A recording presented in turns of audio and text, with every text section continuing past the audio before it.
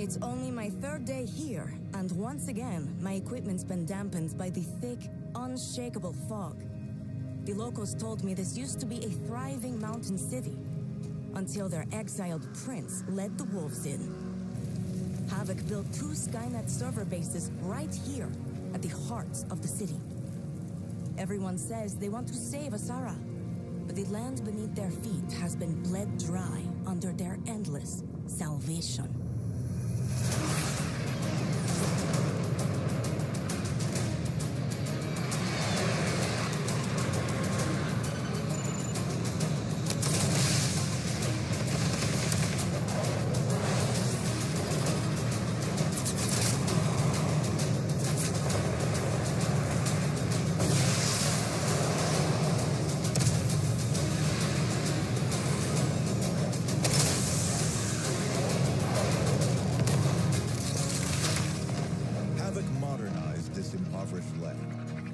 So forced a number of locals out. Today, this uplift has deepened into a rift, one that seems impossible to bridge. Large-scale climate control technology, once envisioned as a tool to end droughts and wildfires across the globe, has now been weaponized into an instrument of destruction. It's as if, in our pursuit of energy from the atom, we have forged a Damascus blade.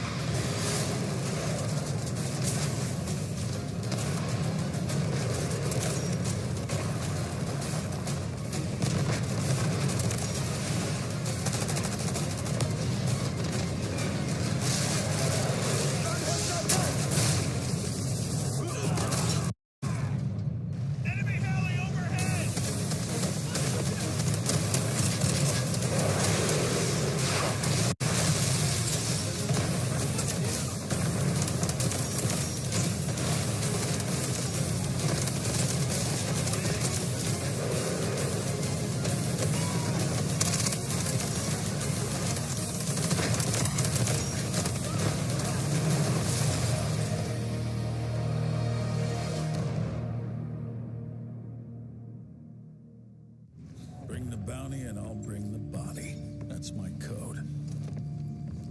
Enjoy your meal. Time to get to work. Landon Harris, codename Raptor, role Recon. Former GTI operator, Raptor was the head of intelligence for GTI North America before leaving to pursue a career as a bounty hunter. As an operator, Raptor has an in-depth understanding of information warfare and intel acquisition, specializing in his use of drones, with his Silverwing drone capable of marking and tracking the location of all hostiles in its field of view.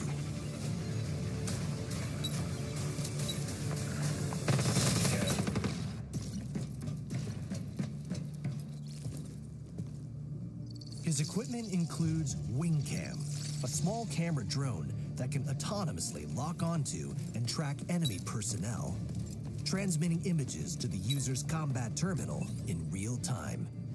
Its small size provides it with excellent stealth, making it particularly suitable for surveillance missions, missions indoors, or urban environments. Enemy mark!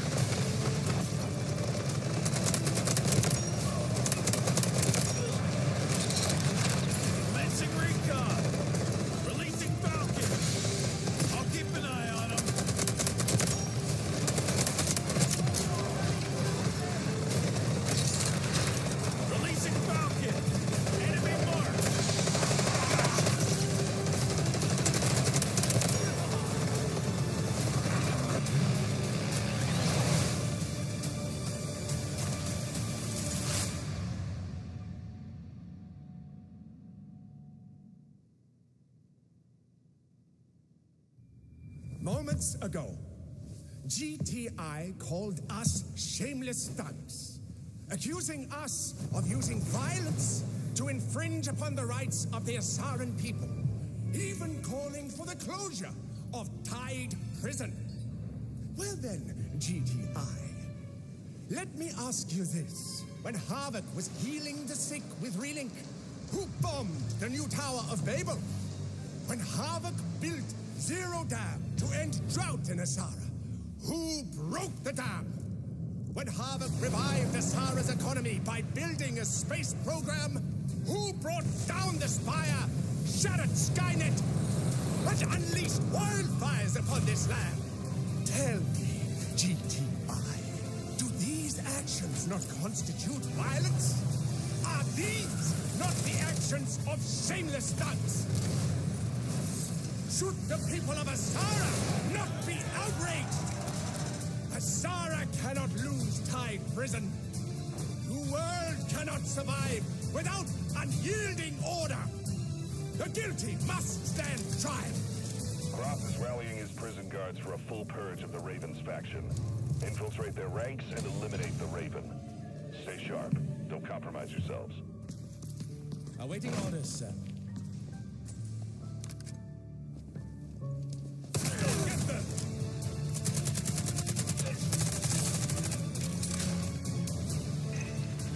Let the fun begin!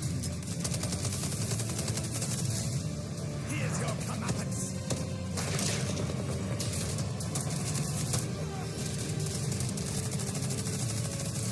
The Raven's down. Good job, team. The Warden's weakened. Move in and take him out. There is salvation in death.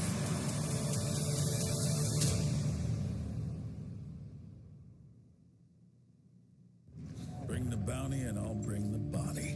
That's my code. Enjoy your meal. Time to get to work. Landon Harris, codename Raptor, role Recon. Former GTI operator, Raptor was the head of intelligence for GTI North America before leaving to pursue a career as a bounty hunter. As an operator, Raptor has an in-depth understanding of information warfare and intel acquisition, specializing in his use of drones, with his Silverwing drone capable of marking and tracking the location of all hostiles in its field of view.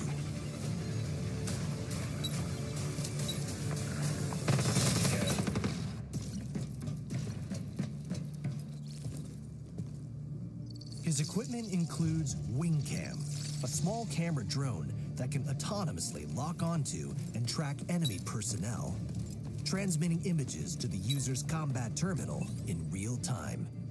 Its small size provides it with excellent stealth, making it particularly suitable for surveillance missions indoors, or urban environments. Enemy mark!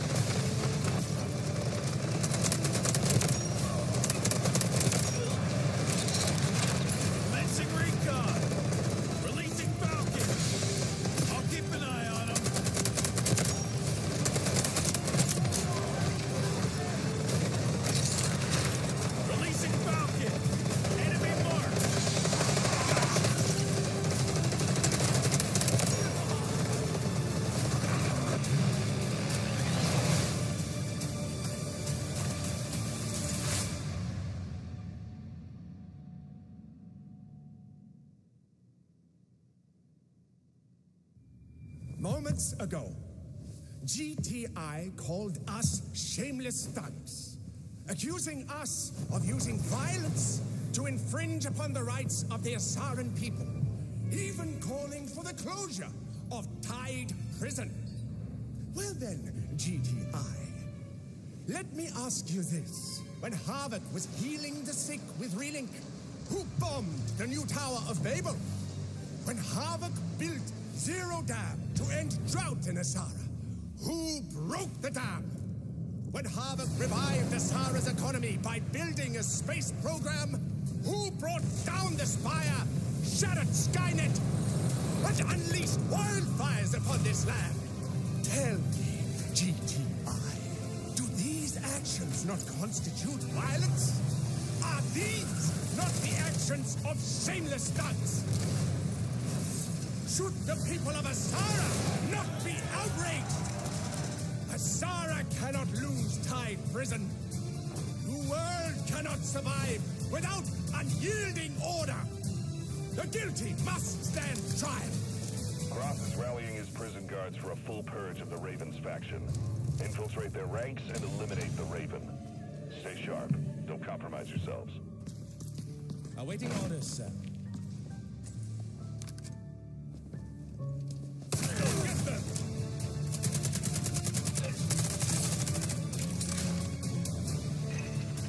Let the fun begin! Here's your comeuppance!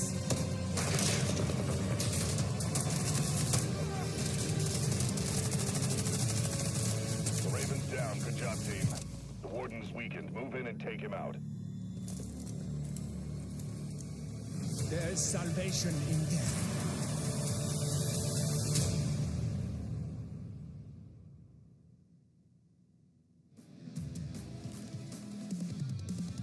You're gonna have to fight regardless. 60 MG in a decent spot. Articuno picks up 2, equal and nowhere, both down and out. Oh my god. It's AKA. They've made it. You've done it. Congratulations, gentlemen. You're going to be representing North America in China. I'm 60MG. My team is AKA, and we are from the North American region. Our team name is AKA. The origin of our team name is also known as. It was just a very quick representation of our names. I would say none of us are very happy with playing slow, so playing slow is definitely a new pace for us as an entire group, so that's something we're working on. So we're definitely a fast group. We like to play quick. On this mantle brick, no one's making a move for it. Mango's late. You're too late, ladies and gentlemen. Yeah, so I would definitely say Jan is going to be our IGL. He's definitely the loudest voice in the group over us. He definitely makes the final decision on shot calls. We all are very vocal, though. We're all talking.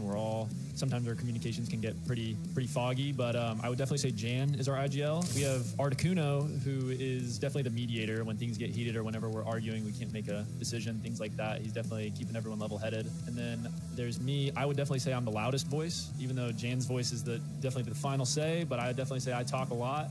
I want to shout out Grim. Grimmy, they got 3rd in North America. Shout out Grim. He's a great player. He streams, make YouTube content. He's a GOAT. He's one of our friends. Or he is coming as a sub for Inc. So he will be there. So we're excited to see him. But he's a great player. He had that crazy 1v3 clutch during the regional finals. My name is Articuno. I'm from Team AKA. We're from North America region. My role would definitely be information-based. I'm a Luna main normally. So when it comes to getting information, that's definitely my forte. But don't get it twisted, I could definitely shoot as well. In comparison to any other team, in terms of the people specifically in Group A, so our group, maybe this is really a bad way to look at it, but there's only a few teams I'm really worried about in terms of the China's regional team and an EU. Not really worried about Japan or Korea and even Pan-Pacific, unfortunately.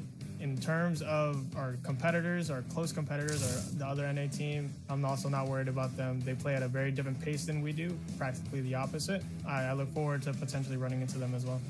My name is January. I'm representing North America on Team AKA. My best operator, I think I'm the most skilled at, would probably be Luna as well, but my favorite is probably a Lulu right now because it's satisfying landing like a really good molly and just, full killing somebody with just one need. I have 2 really good teammates that can shoot, so I don't really have to shoot. I can focus on other things. Delta is different from other esports because of the nature of the game. It's an extraction shooter trying to be competitive, and I like what they've done with the rule set, with the mantle breaks, and factoring loot value that makes it an extraction shooter. It's just a little twist on the rules that make it more fun to watch and to play. One of the things that I hope for Delta to grow in is player retention. I'd like to see more people from NA come back to the game, more people go into the game, and then see the scene actually develop. Right now, it's very fresh and very new, so it'll take time, but I'm excited for Delta Force to grow. I'm excited. I'm just there to have fun. I think we're all ready to have fun. It's been looming over us for a minute. We're definitely really excited to just be there and play. I think we play this game every day, so we're all really dialed. We're really ready. So yeah, I would definitely say we're just really excited. Although we are the youngest team, I can speak as a group. We're not necessarily worried or nervous. It's actually a more thrilling experience. We're actually very excited about going and having the opportunity to compete on land in an entirely different country. It's just something that we look forward to rather than kind of nervous about. I'm excited to represent NA, and I hope all the people that wish us well and want to see us do well, we can live up to their expectations. I don't feel any kind of pressure or like looming like anxiety because of this, but I hope I can do well for the fans, and I appreciate all their support.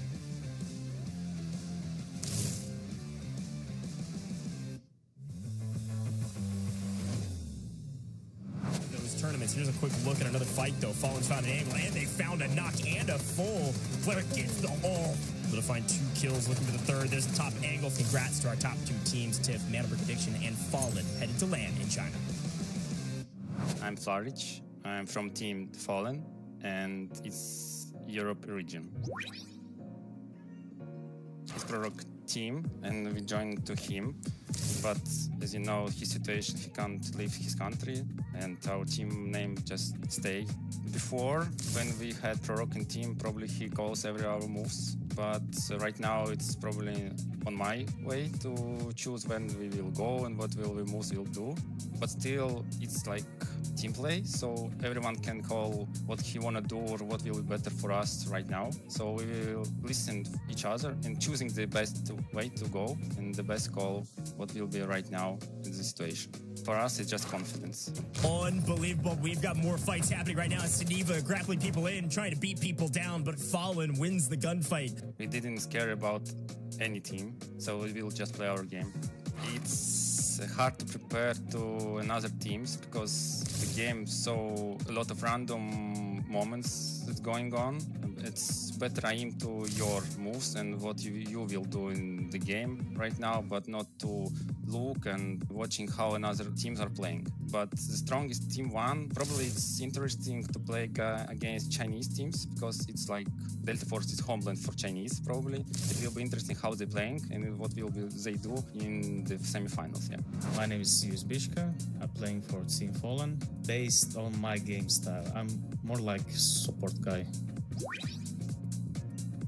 For me, I can say that I have always been a competitive person since childhood. I never like to lose. They know this team is weak. They don't know how weak necessarily. I think they saw at least one down. Like I started my competitive with CS. After I left CS, I discovered myself at Delta Force. I think my most memorable moment is the first tournament ever, Season 0, I think it was, when the game just came and they announced the first tournament and we made into finals and took third place. Mine is the semifinals of the qualifications in China. It was unforgettable and very cool. I was very happy for my mates, for Flaric and for Prorock, and this is so cool for us. I'm HR, I play in Team Fallen. I think I'm a support guy, but I have more kills in the game. Cut! I play Medic, but everyone does the same amount. Everyone is important in this game. Choice to play as a Medic is a team decision. We like this role. I will say for myself, I'm not a fan of playing as a medic because I have good aim and I need to shoot shots all the time. But I train it and did everything I called. I have always killed a lot and will continue to kill. The best things I can do is kill. It's simple, play a huge amount of games, practice every day, play scrims every day. At the moment we play every day for maybe 12 hours and we'll continue to do the same. Play, sleep and again. And about the chemistry, I guess when we will fly to the China and we will meet each other together in the real life, we will try to make some good chemistry. We will have some dinners together or watching movie, watching some demos from another teams. We will just speaking with each other as lot as we can. So I guess chemistry will come more and more better. Probably its main goal is to win the tournament because in other places will be not good at all. We are flying to the China only to win, and we will prepare as we can. We will do our best probably.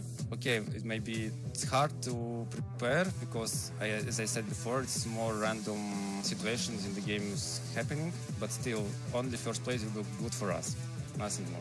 think the main goal is a victory on tournament. Yeah. We need a victory, that's all. My guys are the best and I believe in them and we can win, I think.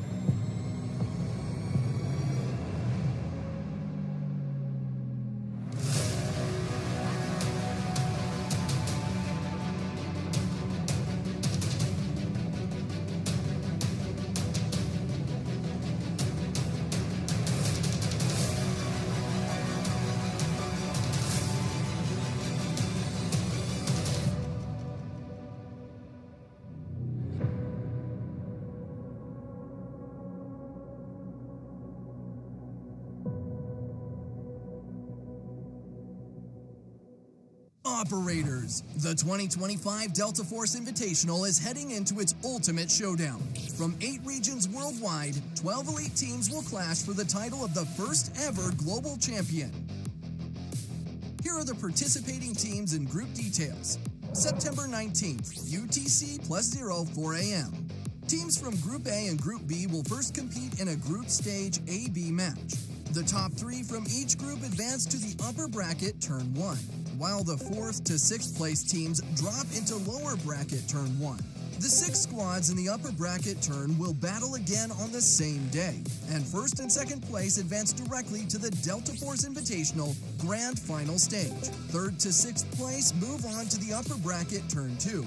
September 20th, UTC +0 4 a.m., the lower bracket turn 1 kicks off, and 1st and 2nd place advance to the upper bracket turn 2. 3rd and 4th place enter the lower bracket turn 2. 5th and 6th place are eliminated from the tournament. In the upper bracket turn 2, the 1st and 2nd place advance to the grand finals on September 21st, while 3rd to 6th place drop into the lower bracket turn 2. The 6 squads in the lower bracket turn 2 will fight for the last chance. 1st and 2nd place will claim the final 2 tickets to the grand final September 21st. The 2025 Delta Force Invitational Grand Final arrives. The 6 squads that make it to the grand final stage will face off in a round 6 double brick match point rule set battle. The winner will lift the World Championship trophy, claiming their place in history. This tournament will use the double brick match point rule set from start to finish and updated to the Season Breaks tournament version.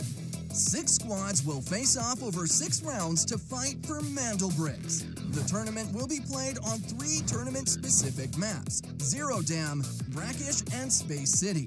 The 1st and 3rd rounds will feature airdrops, while other rounds will have Mandel bricks spawn on the map. Over the 6 rounds, the first squad to decode 1 brick enters match point, while decoding a 2nd brick wins the entire match. If no squad manages to decode 2 Mandel bricks within the 6 rounds, the ranking will be based on the number of bricks decoded. In the event of a tie, the squad's total assets will determine their final ranking. The tournament version of the game introduces some unique Mandel brick mechanics. If a Mandel brick is picked up but not placed at a decoding station in time, or if it's moved somewhere unreachable by operators, it will respawn back at its original location.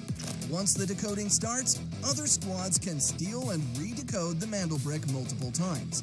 Each time a new squad redecodes the brick, the timer resets, but the total decoding time is shortened. This speeds up the pace and makes the combat even more intense. Before the match, every player will receive a starting supply of 1 million technique alloys, along with a 3x3 ultimate safe box and a 12-slot card holder. After each round, every player will also get a technique alloy supply. Players can earn extra technique alloys by eliminating an enemy operator, successfully decoding a Mandel brick, or copying it.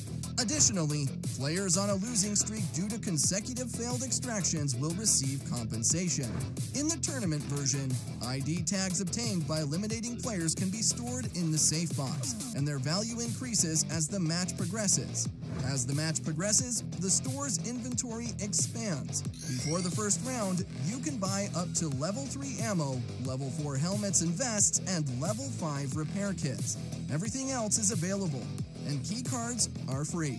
Once the second round begins, level 4 ammo, level 5 helmet, and vest selection packs. Level 6 repair kits will also be available.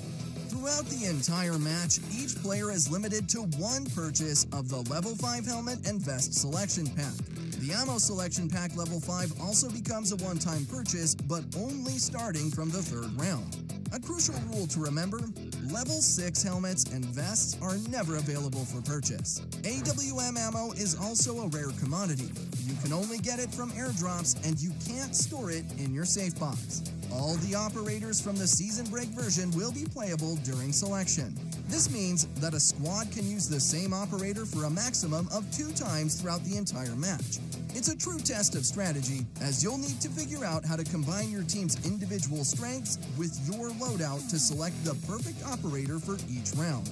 In the tournament, when it comes to spawning, each map has specially configured fixed spawn points. There are 6 spawn points in total, divided into 3 priority levels. A squad will not spawn consecutive at the same priority level spawn point. For example, if your team spawns at a red point in the first round, you will be randomly placed at one of the other 4 points in the second round. That's everything you need to know about the rules for the Delta Force Invitational. It's not just about sharpshooting, it's a comprehensive test of your strategy and teamwork. Who will rule the first Delta Force Invitational? All or nothing. Operators, see you in Hangzhou.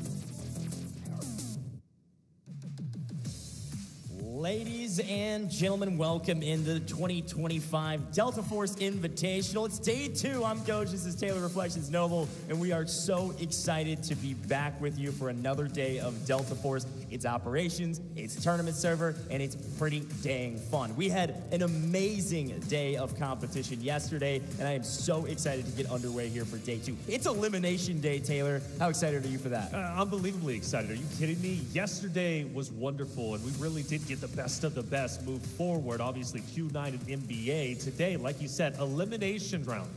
Everything goes, okay? You want to be playing full speed ahead. If you're not, you are going to have your tournament life ended short before you even get to that sold-out stadium. That's what the goal is, plus $500,000. Come on. Yeah, that's exactly right. We've got a lot to talk about today. We got to talk about the format and, of course, how it all works. But you're right.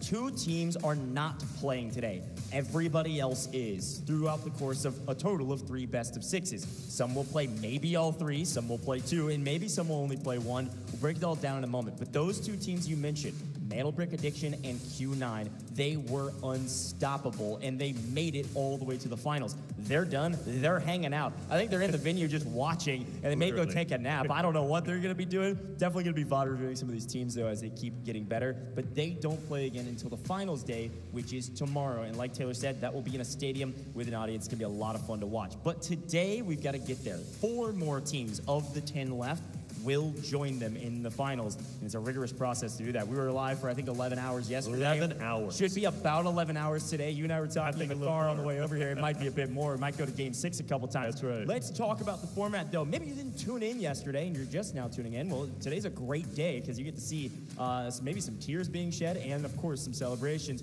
We're going to be playing up to a total of 6 rounds. The way this works is that we are double match point format with our bricks, okay? It is all about the Mandel bricks. Starting in Zero Dam, working our way to Space City with Brackish in the middle. If a team is able to get 2 Mandel bricks, they win the match, all right? If the team gets it in the same team gets it in round 2 and round 4, we're done in 4, which happened yesterday. Now, each of the players start with 1 million Technic alloy to start off their kits. This is gonna feel a little bit like pubs. If you die, you lose the gear that you brought in. So you are starting with a little bit of money, and you're actually able to earn money along the way. There's kind of a fixed supply per round based on round compensation, but the big hit is 400,000 Technic alloy per elimination, per kill that you get on enemy operators. So if you full wipe a team, that is 1.2 million that is auto added to your stash and auto added to your inventory, so you can use that to buy whatever you want. And I say whatever you want, not quite. Here are the limitations. So to start, before round 1, you can only buy level 3 and below ammo, level 4 and below helmet and armor,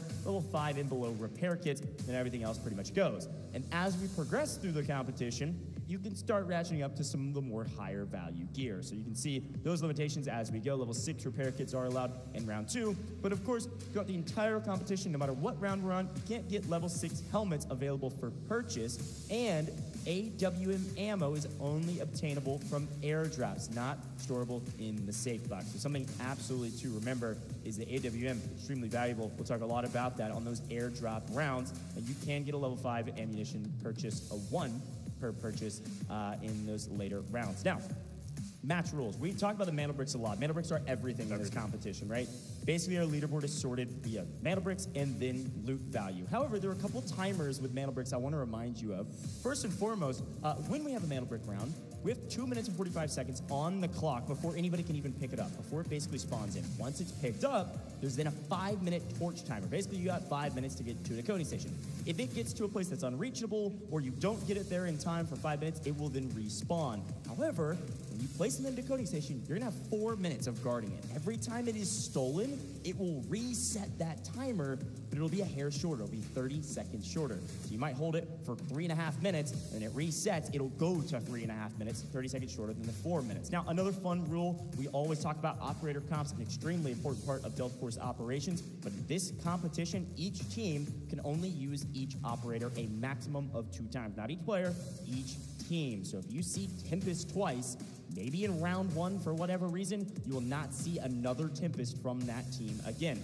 We also have fixed spawn points, super important stuff we'll highlight a little bit later. Let's talk about the schedule. We had 3 best of 6s yesterday. We had Group Stage A, Group Stage B, and of course upper bracket round 1, where we saw Q9 and Metal Brick Addiction move straight to the finals. You can see them there at the top of this. And I would even screenshot this if you want to pay attention to what's going on. But today, we are starting with lower bracket round 1. This one, the most easy to understand, Taylor. These are the bottom 3 teams from Group A and the bottom 3 teams from Group B. That's right. So it's going to make 6 of them. And the goal in this group is to be top 2. So you can move directly into the upper bracket, turn 2, and have a chance to obviously go into finals, which a lot earlier than the others who end up placing 3rd and 4th, which will then have to go to lower bracket turn 2 to compete once again. Doing so then obviously extends your day, makes things a little bit harder. We start off with lower bracket turn 1. It will be an elimination game. The bottom 2 teams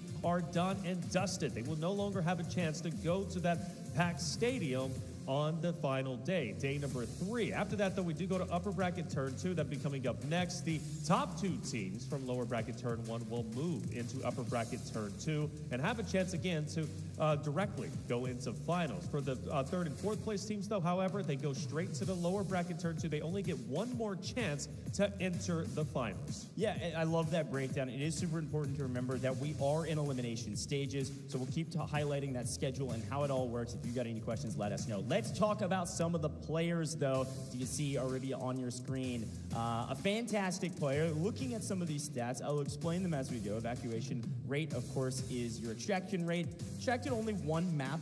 This is, again, decently standard. I'd say 50% is maybe a little bit more standard. So we're not seeing a lot of value in that category, but everything else looks really strong across the board. Rush rate, insane numbers, 3.33. That's way above average. Obviously, number 1 overall in the competition for the folks playing today. So watch out for this player getting pretty aggressive with some of those fights and making sure that they're drawing some of those first blood. Yeah, Arabia, he's got a big task ahead of him, and the reason why he's got to keep up with Hazmat from Finnell, who's just out of this world. Now, AKA, we're talking 60 MG. This guy always has a smile on his face. He's always bringing his A Except game. for this image, I guess. Except for this image. Now he's trying to bring his like fierce look, right? But he still looks friendly as can be. We had a chance to speak with 60 MG before, and he's clearly feeling confident today. As far as loot rate goes, this man is a loot goblin. He's number 5 when it comes to all the players competing. He's getting out there. But there is one thing about him, though. His rush rate is literally 0, which means he's not getting and traversing into those sites that matter at all. Yeah, he's not a first blood guy.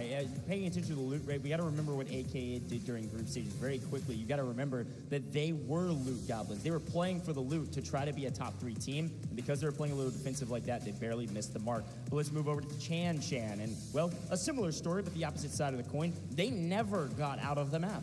Chan never made it out. Did not extract one single time during group stages. This is Team STS. They were technically bottom of the list in terms of their group, but that group was insanely close. It wasn't like the scores were complete disparity between AKA, for instance, and Team STS. It was pretty close. Chan just couldn't quite get everything going that he wanted to, but decent EDC rate, which again, that EDC rate is earnings damage rate essentially. So, or basically, what type of loot are you bringing in, and how much damage are you doing with that loot? So a really good number here, which, hey, Marino, which we had a chance to meet just a moment ago. Yes, we did. Actually has a pretty good EDC rate. Basically, that number is either very high because you're putting up crazy damage, which, look at his rush rate, it's friggin' off the chart. Or you're bringing in really cheap gear and doing solid damage with it. That's how that rate works. Rush rate here for Marino, number 3 overall in this category for this lobby. Nice numbers there. And then I was calling him Enix yesterday.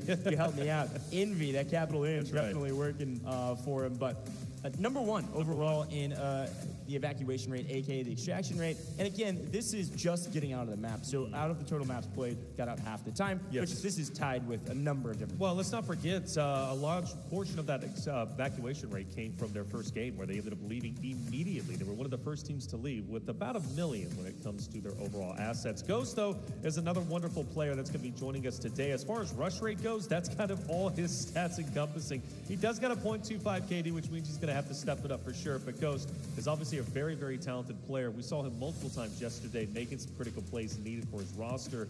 Obviously, again, elimination day. Today is a big one. You do not want to be cut short, especially in your first potentially 6 games, right? You want to make sure you extend yourself at least into the lower round 3 matchups. It's going to be an action-packed day for sure. It's going to be incredible, and I can't wait to see who ends up ahead. And you did mention a good point.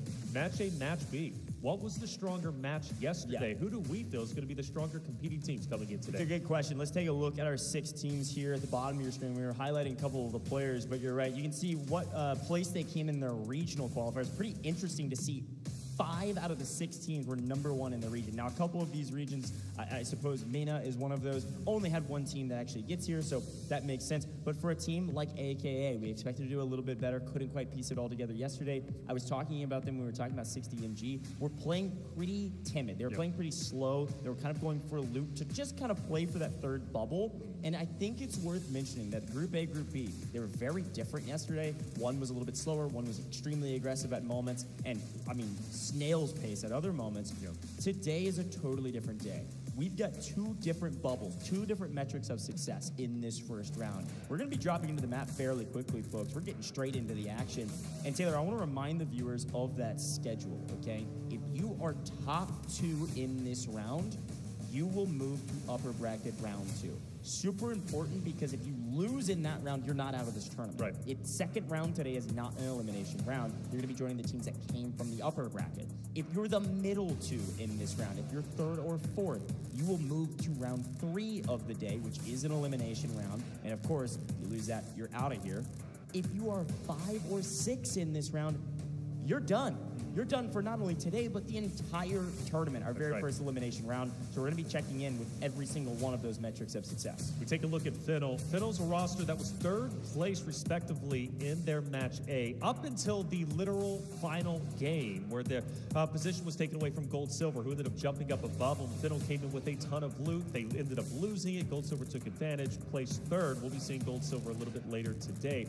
But I have a lot of expectations for Fiddle, and I think could be one of our top teams competing out of the 6, obviously, in our losers round 2. We now go forward and we look at our LATAM team, the only LATAM team competing, LEG. Now, LEG is a roster that yesterday was pretty aggressive, I would say. It definitely knew how to slay out when needed. In fact, we were complimenting them and saying, from the LATAM region, this LEG team looked a lot stronger than we were expecting. Yeah, I mean, I think when you talk about some of the metrics that they hit, they were playing extremely aggressive, which I wasn't necessarily expecting from this region, frankly. You know, legit Brazil, a fantastic org over there. But you're right, they were getting first bloods across the board against some of the best competition out there.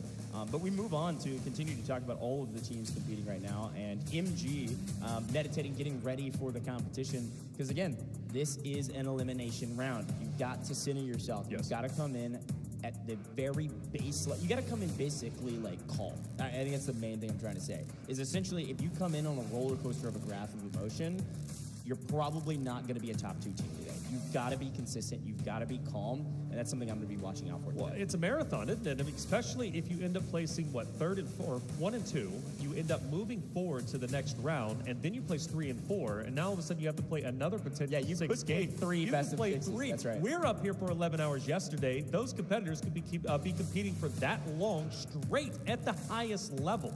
Okay? Yeah. It's not going to be easy. You want to qualify as quickly as you can, but you're right, though. It is important, though, to note that if you do, in fact, continue to place well and you don't necessarily qualify for finals, you still have another chance. Now, AKA, excited to watch them play today. Articuno on your screen. He specifically came up to us and said, look, my bad for yesterday. We're bringing our A game once again today. We're going to come back even stronger. I really do believe in this roster. Now, I definitely don't feel that they're the strongest roster in this lobby today, personally. Okay. But I do feel that they have a high skill ceiling.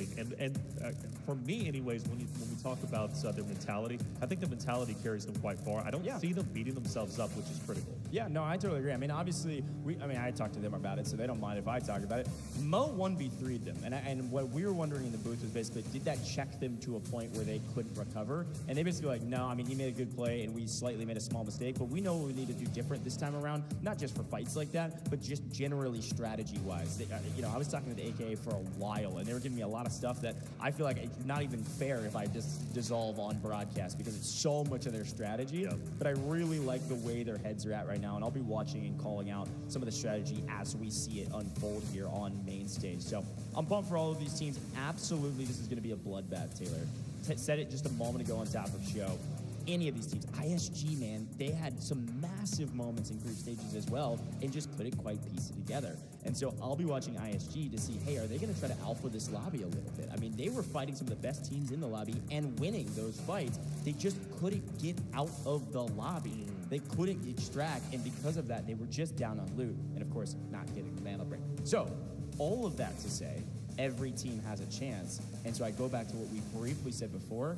I think we're going to be in for an even longer day than yesterday. I think we're going to game 6s every single round, bro. I think 5-6, definitely is most realistic. It would be impressive if someone was able to lock it in, obviously, in 4 games. Kind of like NBA was able to do yesterday, the only team to lock in a series, right, after 4 games. Everybody else was 5, right? That's right. Fennel, though, again, one of the top-level rosters, I think, today. Hazmat was so impressive yesterday. Hazmat was clutching up when needed. There were times where he would make heroic plays, he would eventually fall, but make no mistake, he was in the fight until the very end. He's going to be the star-studded player I'm looking out for. And again, just to reiterate, Fennel was in the 3rd place spot. They were top 3. They had a chance to go to the upper bracket to secure a top 2 finish in order to already qualify and skip today entirely. But it was Gold Silver who ended up dethroning them. So Fennel, for me, looking like the top level team out of the 6 in this group. Yeah, and I want to be very clear about kind of seeding, right? 4, 5, and 6 in both of the groups were frankly pretty dang close when it came to their score line. This seeding doesn't matter all that much, but on paper, Fennel was the team that got 4th in Group A, and legit Brazil was the team that got 4th in Group B. So technically on paper, those are the seeded top 2 teams in this lobby. Those are the 2 teams that I expect to potentially make it to that upper bracket round 2. Again, metrics of success, top 2, then the middle 2, bottom 2 are out of here. Now, here's a quick look at some of the stats of the teams as we just kind of scroll through here. Obviously, average kills looking fairly even across the board, except for Fennel. Fennel was frying. I'm just thinking this is maybe more closer to total. 13 kills as a team is a ton, so looked pretty good there. But I think most of the teams, we saw it in the player stats too. Again, when an average extraction rate is below 50% across the board in the entire competition, and the top extraction rates were 50%, one, that's namely because the mana brick is everything, right? You just get the mana brick, you don't care about extracting.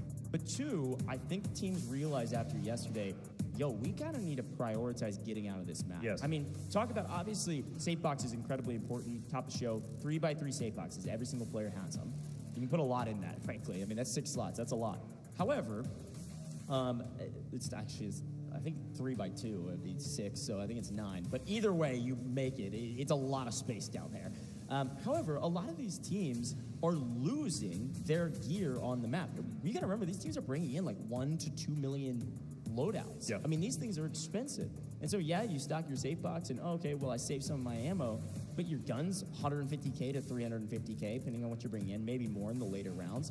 Your gear is extremely expensive, too, another 300, 400K. I mean, this is a lot of money you're losing out on, and our margins were way closer than 2 mil, even, between these places. So a bit of interesting strategy is, could we prioritize extracting and potentially make it to the next round? Well, go back to yesterday's competition, Q9. They ended up qualifying, right? But there was a real conversation me and you were both having about Q9 potentially not being able to qualify. And the reason why is because they were so low on the standings. A little bit more on that in just a second. Map rotation is going to stay the same. It's going to start off with 0 down, and that is going to be an airdrop match. Brockish, round 3 is also going to be another airdrop match. What we really pay attention to is going to be the Mandel Bricks 2, 3, 4, 5, or 2, 4, 5, and 6. Round 1, 0 down.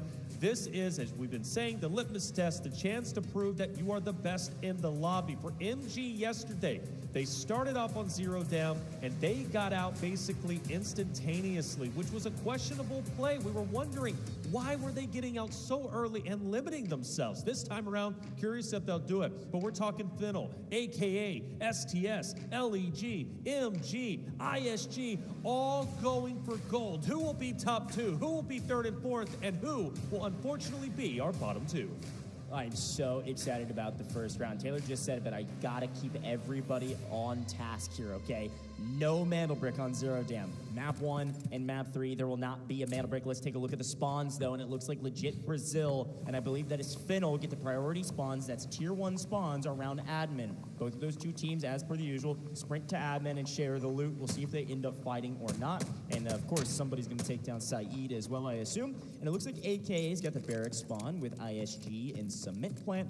Visitor Center, which I think on paper, everybody agrees, is probably the worst spawn that you can get on 0 down. MG's down there with STS in the middle on Substation. So there's your spread. We'll keep giving you an update on where players are at if it's not shown on main, but also take a look on the left-hand side and the colors on your screen. Those will stay the same throughout our entire best of 6. So Saeed, unfortunately, oh my gosh, Saeed got a kill yesterday. Our security director in Space City got a kill yesterday, and Saeed is relentless, all right? Sometimes we're trying to save ammo, and the guy gets a knock and a full. Good grief. Not often do you have to see them double team Saeed, but the AIs have been nuts. Yesterday, we saw plenty of top-level players, much like this, end up falling to the AI. That's just how admin goes. Nice. But luckily for them, right, Fennel will get back up, and LEG did not decide to push. Naturally, they're going to try and keep their distance as much as possible. Plenty of loot already going their way. In fact, you look at ISG, they have profited quite a bit. Granted, they're going to be a roster off in a different location, but for them, though, they are going to be on top. Now, the question is for Damn the Wall Breaker, who decides to go and do that? Yesterday, Gold Silver was a team that loved to head up to Wall Breaker. And they would do it actually where AKA is currently at, off to the left of admin. So when we see maybe Fennel, LEG head on up there, what are you thinking? Yeah, I mean, it's an interesting conversation. The Wall Breaker mission is a fan favorite. It is one of my favorites for sure, but it absolutely alerts the entire lobby where you are and what you're doing. Nobody really punished it yesterday. We'll see if they do today, but let's look at our operator selections on the left-hand side. As per the usual, just about every single team is electing to use a Hat Claw early. Everybody loves Hat Claw. They're probably the first operator that gets burnt early, so there's maybe a conversation to say, hey, Hat Claw's more valuable early than late. I don't know. You can be the judge of that. But a lot of Noxes as well. You see 3 Noxes already from Fennel, MG, and STS. This is traditionally more of, hey, instead of loving Nox, we don't like Nox all that much, and we don't want to have to worry about having to use Nox if we do hit round 6. Because again, each team can only use each of these operators twice. Looking at the weapon choices early, again, you got to remember that they don't have a crazy amount of cash. We do see a PKM on the side of legit Brazil. LMG meta, absolutely the case in this tournament. We'll see probably more of that as we go. The M249 has been a kind of fan favorite, if you will, or frankly a competitor favorite, namely because it's honestly fairly cheap and hits like a truck and has a giant mag size, so a ton of value there. But we'll continue to watch out for operator selections and more meta stuff. The AUG also showing its ugly face over and over again on all of these metas. Ugly? I think it's quite cute. AUG is nasty looking.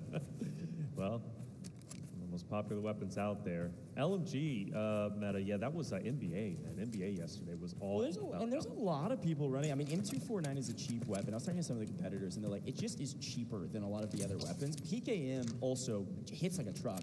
But most of the competitors we're talking, like, they're prioritizing A, not spending a crazy amount of cash, B, having a weapon that has a large mag size, because they've got to win encounters that are extended, and you've got to be able to at least pick up 2 or if not 3 in a single mag, and that can be very difficult if you're electing to go for a weapon that has 20 to 30 bullets, for instance. Right. Even putting extended mags in some of the weapons, regardless of the quote-unquote negative stats that it adds. But more on that later. We'll focus on what's happening on main, as the 2 teams that got to admin early, as per the usual, have kind of split this POI in half and are electing to very slowly take a look at each other and then probably run away. This is pretty traditional for rounds 1 and rounds 3. Without mana bricks on the map, they are oftentimes very slow to start. And I think this is appropriate. When you look at Finnell, you look at LEG, both of them have the most technicalities so far, and that's going to come into play without question, whether it's going for the number 1, number 2 spot or 3rd and 4th spot. You do not want to be bottom 2. So if I'm LEG, if I'm Finnell, I don't want to cannibalize each other just yet, but then again, it might naturally happen, and HF is going for Saniva in hand, and he's getting aggro. Okay, legit Brazil.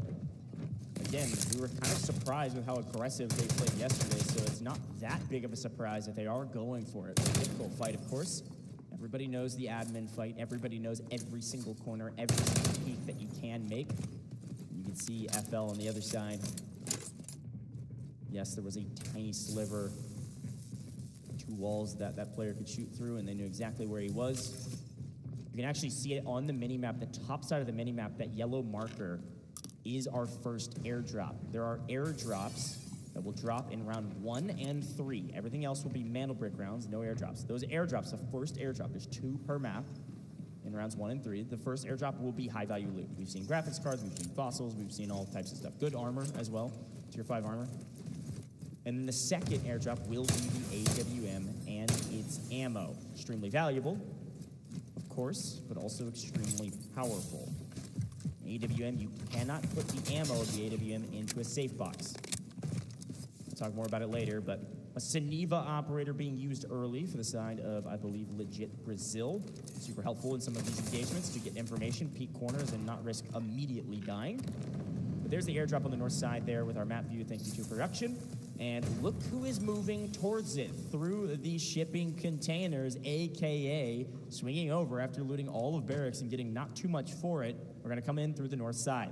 A traditional fight, obviously admin, sure, but the main fight we'll watch out for, Taylor, is, of course, the damn extraction. And unbeknownst to AKA, they could have taken priority over the airdrop. LEG was just a little bit further behind, but now that they've been spotted, things get a little bit dicey. And LEG, again, with that aggressive play style, might decide to push up, take the airdrop for themselves, but even then, it's going to be sketchy. So what they're going to do, then it's Saniva, but Arabia is going to manage to spot out one from LEG with the Saniva. Luckily, that player manages to stay alive, but only just. Yeah, I mean, we knew that they were above us, and that was just a slight misplay because they were so focused on AKA. Here's the Allura missile. Obviously got some information, but also the player on the top wasn't able to heal up enough. The Allura connects in the face. Nice drive in Tex. Good grief. That's a Saniva down. FL able to take down a Saniva operator and now a potential 3v2, but they know that AKA is likely around the corner over the top of the shipping containers. They do not have a Luna, but I can only imagine they suspect there is a team on the other side. You have to question AKA where they're currently at. It's going to make LEG feel very, very uncomfortable. Your Saniva dropping is tough, and the reason why is because that was your information gather. That was the one who was able to poke the bear relatively unscathed and get away. That one dropping puts LEG in a tough spot. AKA very aware that 2 teams are just in front of them.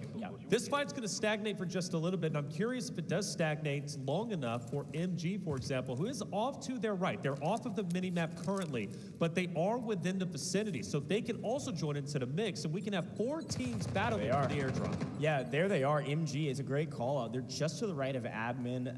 However, what production's showing us is the second, we're taking so long on this fight, The second airdrop is going to be dropping in 60 seconds. That second airdrop is the one with the AWM and its ammo. Of course, valuable in some of these fights, but even more valuable on Mandelbrick rounds. So we'll see how this all plays out. The rest of this map is almost silent. STS is chilling with just about whatever they want on the south side of the map, and they may just elect to get the heck out of here. They got 1.2 mil. They keep the loot that they brought in. We'll see what they decide to do, but regardless, they're going to keep roaming down the south side. ISG somewhere in there as well, but all eyes on the top of the map. And folks, it is Zero Dam, so it's a faster and smaller map. Our timer is even shorter, 16 minutes, and it's already down to 7 as we do a quick replay. Nice. Well-guided missile. Luru coming in. Ribia curves it. Looks like a roller coaster. Good connection on the Suniva of LEG.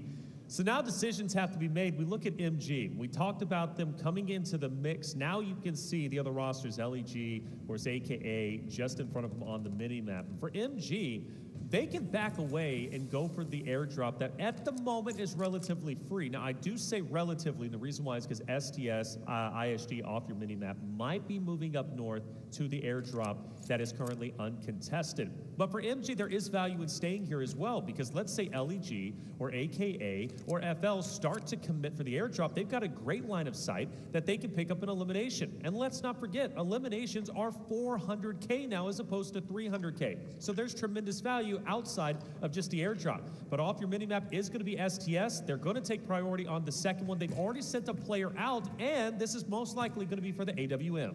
Yeah, there it is. We can see it in the picture on the right-hand side. Able to pick up AWM and plenty of ammo to use as well. Now, the dam extraction, of course, having been pulled, which means we're going to have a fight over that extraction, and we'll see who gets there first. 3.5 minutes on that dam extraction with a 6-minute game timer means it will only be pulled once in this competition. Usually, it gets pulled twice on the map, but everybody was playing it slow, got stagnated, and there will only be one ticket out of the dam extraction that, frankly, maybe a couple teams will try to utilize. MG absolutely spotted, of course. Fennel has rotated his direct, and there's the first fight. Onigiri has found one and cleans him up with no problem at all. Plenty of health to be able to play a trap on the rest of Fennel. It looks like they are actually split between both sides of Onigiri. So now Fennel on their heels, trying to figure out, how do I restabilize? Where do I go? Uni by himself on the right, his teammates on the left, and it actually works out for him. Hazmat with the pinch. They had no idea Hazmat was here. He runs through the Suniva tripwire, so they'll know he's in the area, especially after he got the knock. And Mojo's getting a piece of the action. ISG is in the mix. They're that gray color on your minimap. They're here as well, and Hazmat goes in, but gets blinded and goes down. MG win the fight, and Fennel are out of this map. Yeah, Fennel's gone. That's going to be a tough break for them, arguably for me anyways. One of the strongest teams coming into the 6 games we're going to see. They were third place for the longest time. Gold Silver dethroned them, and now they could be on a run for bottom 2, therefore being one of our first 2 teams to get eliminated. But even still, we focus on the attention at hand. Onigiri, who opened up the eliminations just a little bit earlier for MG, is continuing to send bullets down range. MG, they rotated up very, very late to this fight for the first original airdrop. LEG were stagnated against AKA and Fennel. But once MG gets involved, it's chaos. And unfortunately for Fennel, it ended up not going their way. Now what's Onigiri up to? This guy's moving and grooving, much like Mo was doing from Q9.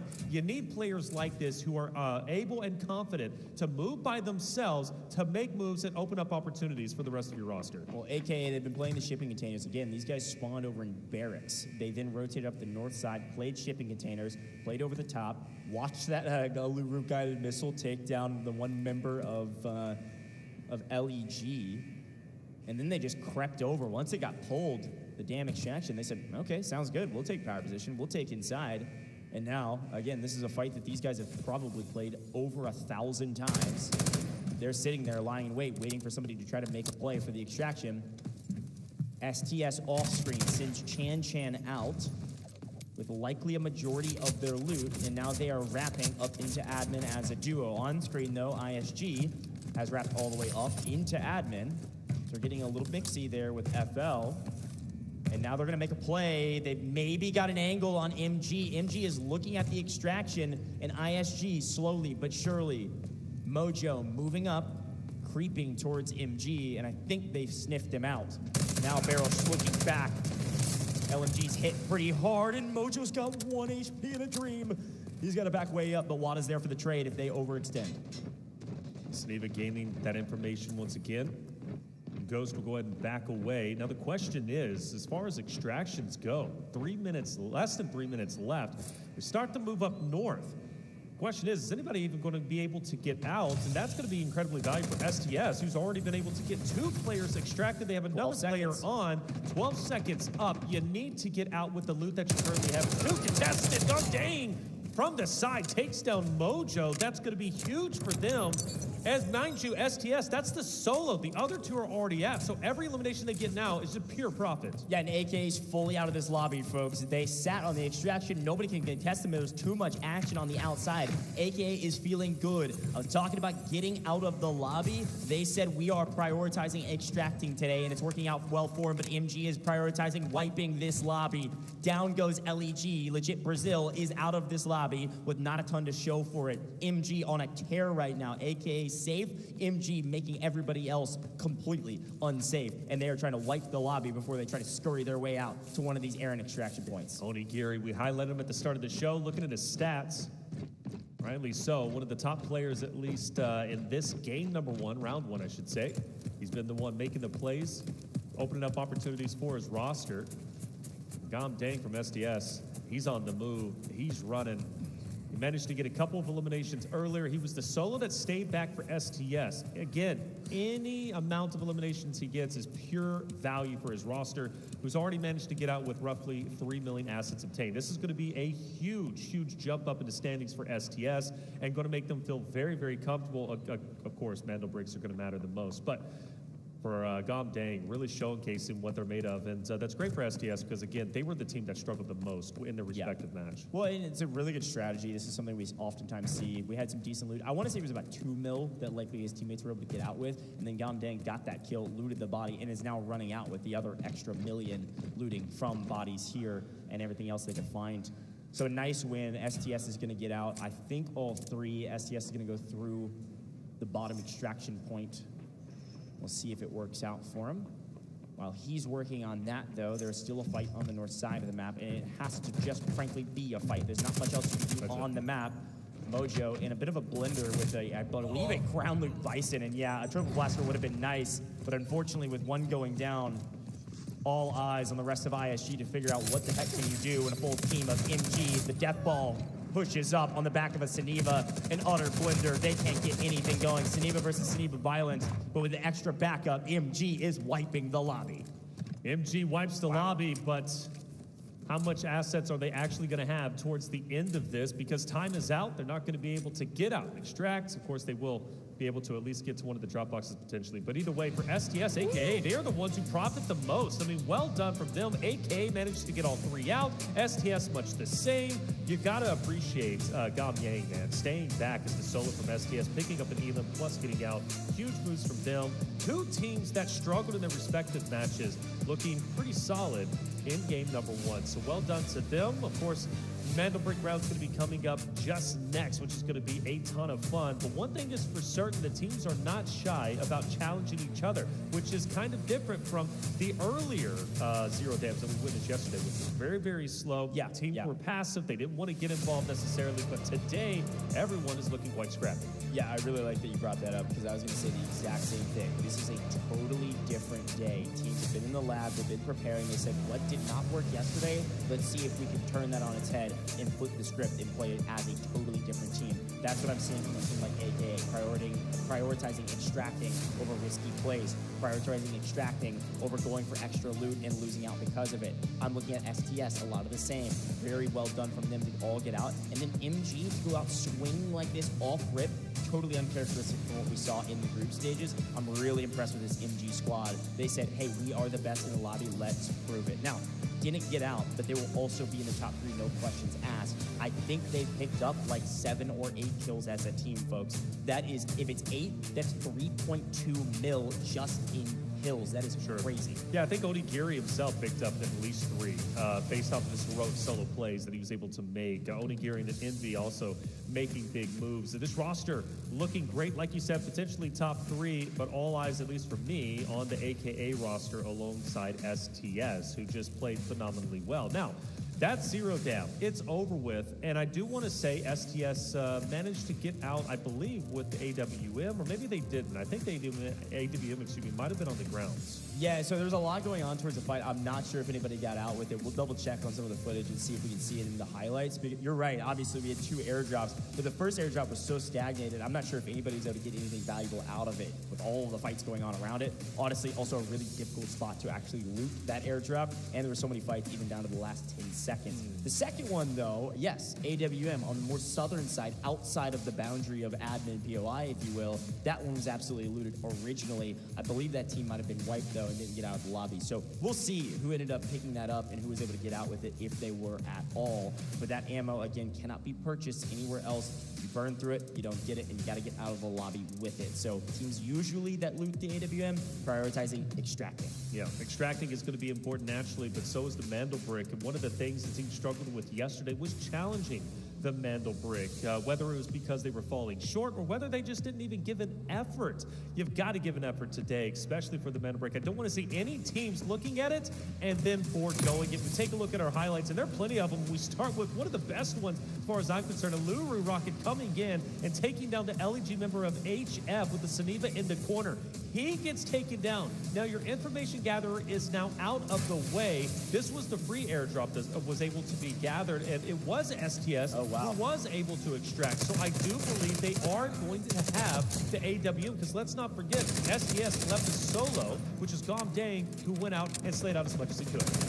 Yeah, no, that's a really good call out from you. I didn't see that. I saw somebody looting it, but I was so focused on these fights right here. It was utter chaos. MG end up wiping 2/3 of FL, with a little help with ISG. And then here it is, you're right. 2 members of STS had gotten out, likely with the AWM and its ammo. Dang stayed, punished 1 member of ISG, and then because they're on their heels and they only have 2, all of a sudden it was just field day for MG. They come in, wipe the rest of ISG, wipe the rest of the lobby, and they're feeling fantastic about all of the kills they were able to pick up. Yeah, they're feeling fantastic, so are we, man. That was a great game number 1, and it really comes to show you that the teams, even though it's an elimination round, they're not too worried. They're committing everything. Again, for AKA, appreciate them. They came and told us, look, we're going to give it our all today. We're going to look a lot better. Yeah. And they already are. I'm excited. But now, again, we go into our first Mandelbrick round. It's going to be on Brockish, which is going to be pretty testy as far as I'm concerned, Coach, because again, teams just were not getting active on it. Now, I do think, though, my spidey senses are telling me, also known as AKA, I think they are going to be one of the first teams to touch it, of course, if they get priority spot. Look, I agree with you. I think they're a good team. I think they're looking good in terms of playing slow. The but is they didn't really do anything in that map. Let me be very clear. All they did was they looted up, got about 2.8 mil, looked at a couple people, and then extracted. Like, what's wrong with that? No, there's nothing wrong with it, but they haven't proved that they're a different team from yesterday yet. The only thing that's different is that they extracted. Nice. They got some decent loot value. We're just getting started. I'm asking a lot more from them to say, hey, they're a top team today. We'll see, though. This lobby looks strong. We've got 3 teams at the top, 3 teams at the bottom after that map. MG, aka STS, easily the most profitable teams on this list. However, again, today, our metrics of success, top 2 first. Those are the 2 teams that will move on to the next round. And then the middle 2 will move on to that 3rd round, whereas the bottom 2 are out of this lobby. So we have to be way more consistent than yesterday. It's insanely important that you do get out of the map and you do get kills along the way. And you can't say that about the 3 teams at the bottom. Legit Brazil, they had some decent moments, but they couldn't get any kills, and they all get out. It's been brutal, unfortunately, for them in the first round, but we still got plenty of games to play. Yeah, we definitely do. Some notable solos, though. Again, Gom Dang, I'll continue to say his name, played very, very well from STS. The fact that he stayed back as a solo and he was able to slay out and get the extraction means he's going to be incredibly valuable for the Mandelbrick race. But then you also look on the opposite side for MG from the APAC region. Onigiri was stellar. The way he was playing was out of this world. And quite truthfully, I think going into Brockish, he might be one of the most instrumental solo players out of every single one from the 6 respective teams. But AKA, you're right, they didn't show too much necessarily in the slaying category, but they did manage to play a little bit more intelligent, but it's a bit more, right, when it comes to Mandelbrick rounds than just playing intelligent. you also have to be able to slay out and hold your ground, which is something NBA did in the best possible fashion you could. You go back to their match B, their game number 2 on Brockish. The way they held them with 9 eliminations was special. Can anyone replicate it? Yeah, I mean, let's talk about Brockish a little bit as we're waiting on this game to get started, right? I mean, when you think about this map in general, we usually break it down to basically Tower of Babel and everything else, right? That's how the map is split. The Tower of Babel, insanely important. There's a ton of really high loot there. I mean, we've seen teams just sit in the Tower of Babel, earn like 10 million, and then leave and just extract. Definitely something you could do. But in our first Mana Brick round, we know for a fact now, with our top 4 teams still playing and our bottom 2 teams today being eliminated, if you get a Mana Brick in this best of 6, you are not done. There is no chance you're getting eliminated if you get a Mana Brick. There's only 4 Mana Brick rounds. If 4 different teams get them and we play 6 games, they're all still moving on. And so this is the key. All of the teams know this. This is easy math. You've got to play for a Mana Brick. If you get a Mana Brick, you're good to go. Whether you're top 2 or the middle 2, it doesn't matter. You're still playing. And I think that's the thing. We're going to see these Mana Brick fights be everybody. Nobody's going to sit back and say, well, we'll be okay with loot value. Well, say that, but we'll see, man, because yesterday was a little bit too passive. Let's listen into the comms from the winning team. 왼쪽 사운드. 핑 넘어 사운드 있다. 넘기자. 핑에 있어. 아깝다. 내가 잡을게. 미안 말이 더 있어. 미안. 못 잡았어. 이거 알 거야. 적재거했을 수도 있겠다. 이거 테라스 라인 조심하고. 뭐 빠르게 테라스 라인 보인다 거기 있으면. 내 앞라인 사운드 난다. 앞쪽 컨테이너. 삥 하나 날려줘. 아 근데 다 잡았으면 굳이 뛸 필요는 없긴 한데 상대. 맞긴 하네. 그래도 살아나가는 게 낫지 않나? 킬보다? 배낭탈로 오는 거를 잡아봐 여기 있다가. 지금 탈출 몇 분인데? 탈출 1분 15초. 봐봐 지금 싸우네. 근데 이거 킬 40만 원 버는 거보다 나가는 게 나을 수도 있긴 해. 나가면 50이잖아. 근데 상대 탈출 못하게 하는 게 제일 오케이. Sounds pretty clean to me, man. Just saying, it sounds pretty clean to me. I'm not going to say all the same C's that I was saying yesterday. All right. Clean, calm, cool, collected. There it is, There's all 4. Yeah, that's what it sounded like. Now, again, all of these teams are well-oiled machines at this point, right? You got to remember that. So totally makes sense. Chemistry sounds good. Everything's looking pretty solid. Excited to hear more from some of our teams, and especially if our North American teams can step up, listening to some of the words they're using and seeing what they're talking about. But again, Taylor, we got to get on the Rosetta Stone, bro. We got to start learning all these languages because there's a lot going on in these comps. And again, I want to continue to focus on, hey, who's the IGL? Who's the one making calls? And how clean are those calls? So far, so good. So far, so good indeed. Brockish, fun stuff. Yesterday, were the only, at least at that time, Map 2 was the only team to eliminate Q9. They did so in wonderful fashion. Bring that same energy. If you can eliminate Q9, you can also eliminate every other roster that is currently in this lobby. Finnell needs to step it up a little bit, right? Finnell is a team that finished towards the bottom. They were one of the first teams to get fully eliminated. Granted, they were in that tug-of-war fight for the first airdrop against LEG, a.k.a. ultimately MG ended up moving up also to get involved. So it wasn't an easy fight. So eventually, one team was going to drop off. But for Finnell, though, again, to be so close to moving to the upper bracket, not necessarily the finals, but at least the upper bracket yesterday, to fall as short as they did, I really hope it's not getting into their mental. I have no idea if it is. I haven't spoke to them, but I do know to be that close yet so far away can drag you down in the mental regain. Which worries me a little bit, but that's all speculation. Yeah, and of course, I don't think we should put too much stock in the Zero Dam map. It really does feel like kind of this is the testing map. There's not too much going on. Even the teams that succeeded aren't going to be so far up the leaderboard that it's like, oh, this is going to be a huge problem. Zero Dam is kind of just the testing grounds. How aggressive are some of the teams going to play, and can you find some value? Now, going into round 2, this is where it gets real dicey because yes, it's the first Mana Brick round, but it also is different in terms of the loot that you can bring in. You got to remember, round 2 is a very crucial one for some of these teams. If you've got money, which AKA prioritize, you can now buy a gold vest. However, gold ammo is still not allowed. So the TTK for some of these teams that have gold vests is going to be very long, and they can actually prioritize bodying up and kind of alphaing up the lobby. You got to be able to afford it, though, or be able to risk that amount of value. Right. Because, hey, if you lost that first round and you brought in $500,000 kit, you're poor right now. Right. And so it's going to be pretty difficult to say, oh, I need to buy that or I want to buy that when you're now in a blender and you lose that lobby too. Oh, yeah. Most people don't make it out of round 2. So you got to bring in something you're willing to lose. But if you do bring in something valuable, you might have an advantage. Oh, and it's not just your valuable items that you have, right? Obviously lowering your asset economy, but it is in fact also the operator that you might be burning. Maybe you do prefer an operator on your Mandelbrick rounds. Is it worth it to fully commit for round 2? And I think the answer is undeniably yes. Round 2, Mandelbrick is arguably more important than quite a few of the others, and the reason why is because you get that first Mandelbrick, it puts you that much closer to moving forward. In this case, moving forward to compete for one of the coveted 4 spots for the finals, for the remaining final spots.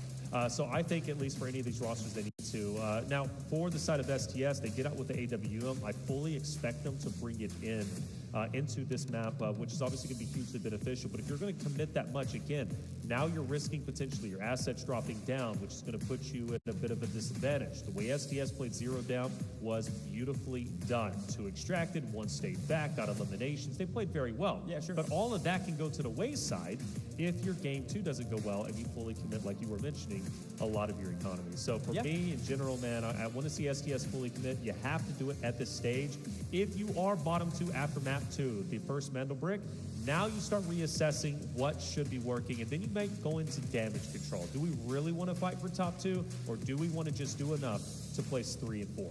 Yeah, I love the breakdown, Taylor. You can tell, everybody at home can tell, we casted 11 hours yesterday. We have so many things that we want to talk about and just spam like word vomit at everybody because we saw so much. Let's move our attention while we're waiting on this lobby to get started. I think it's almost ready from what I can tell. Let's move our attention to some of those operator decisions. What did we see in round 2 that was extremely impactful yesterday that we may see today, in this round? And I think, namely, I'm thinking of Mandelbrick Addiction and their use of Tempest. Folks at home, if you watch any of our regional finals, you watched some of the competitions in the past, they were on last patch, the patch before this one. Tempest wasn't even in our tournament server until a couple weeks ago. Some of these teams, some of these players really like it, and it was Skydie and Mandelbrick Addiction that made a huge move with Tempest on this map. Tempest has a lot of value in many different ways. Obviously, dive rolling, some movement abilities, great, but the retraction, the go back 3 seconds, if you will, is essentially how it works.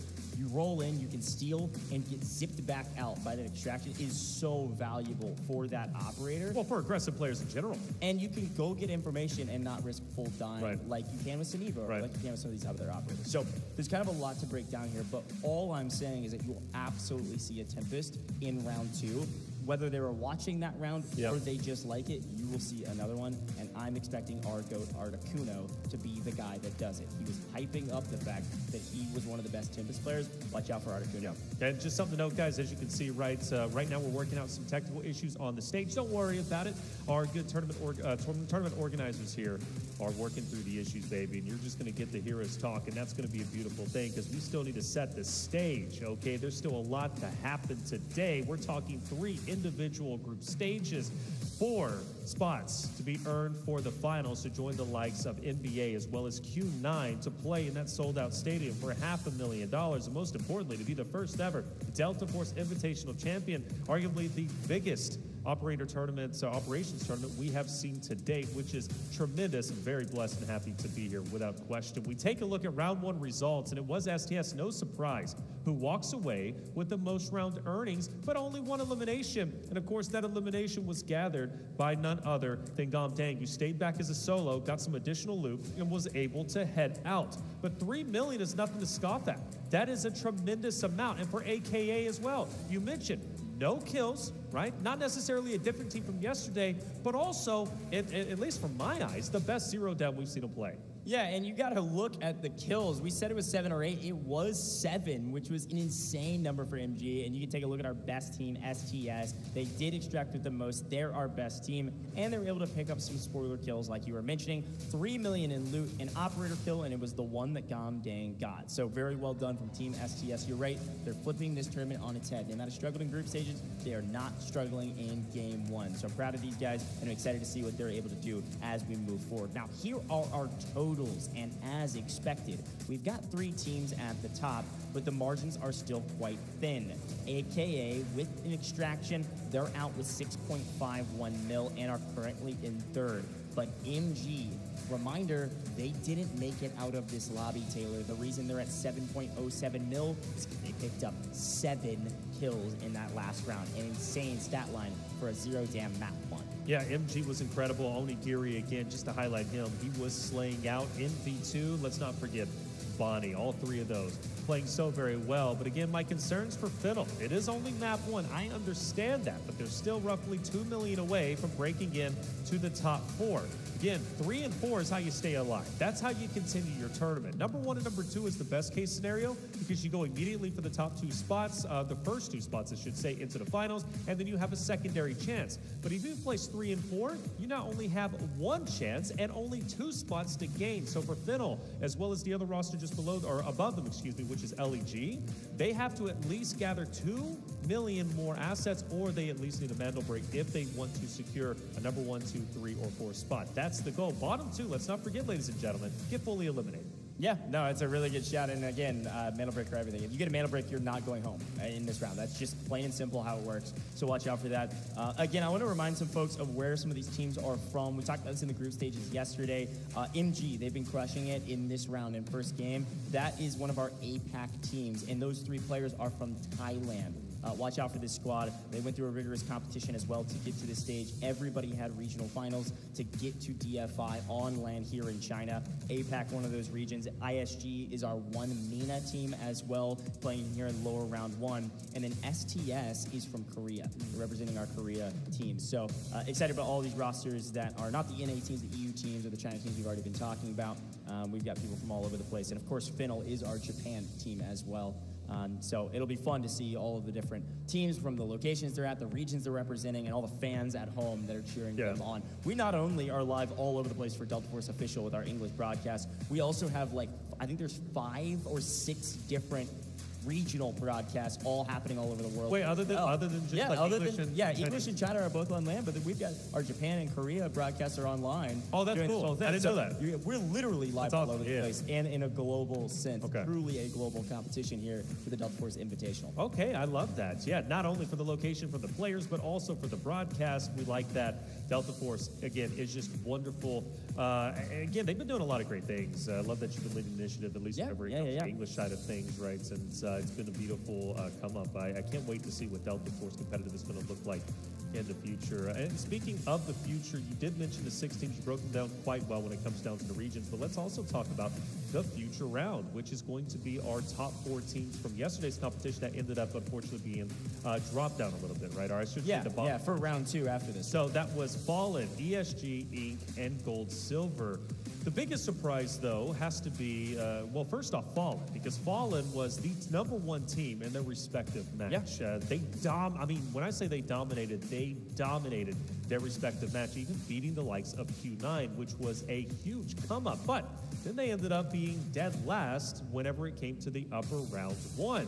Another big surprise was ESG, the number 1 seed from China, playing on land, beating that even of Q9, but they weren't able to beat them once again. Now, I will say a heroic effort towards the end. We only did 5 maps throughout, but ESG, we'll be seeing them a little bit later. Now, Envy, though, we're going to be seeing them very, very soon, and rightly so. A tremendous player coming out, of course, from the side of MG, the APAC region. Big fan of what Envy is, man. You were highlighting yesterday because of the fact that he was slaying out, he was rotating appropriately. This man knows how to play Delta Force, and MG is so happy for him. And like you said, 4 eliminations, nothing to scoff at. Yeah, I mean, the MG picked up 7. He got 4 of them. Absolutely our round MVP. Very well done from that player. I'm really excited to see more from MG, what they're capable of, how they're playing. Is a totally different team than we saw yesterday. We've been saying this over and over again, Taylor, and I love talking about it, is watching these teams evolve. Whether it's them evolving from the regional finals, all of their qualification series, to today being different teams. We said that a ton yesterday, but even just in this competition already, it's classic Delta Force, man. When you put 6 different teams into the same lobby, even if it's 3 of the same, like it is right now, it's a totally different lobby. It plays different, and it even comes down to what spawns do you get. So while we've got a second, we're getting our players ready to go. Thank you for your patience on the technical pause. We, I think, got everything figured out. It looks like the systems are all online. I want to talk about this map again. We're headed to Brackish.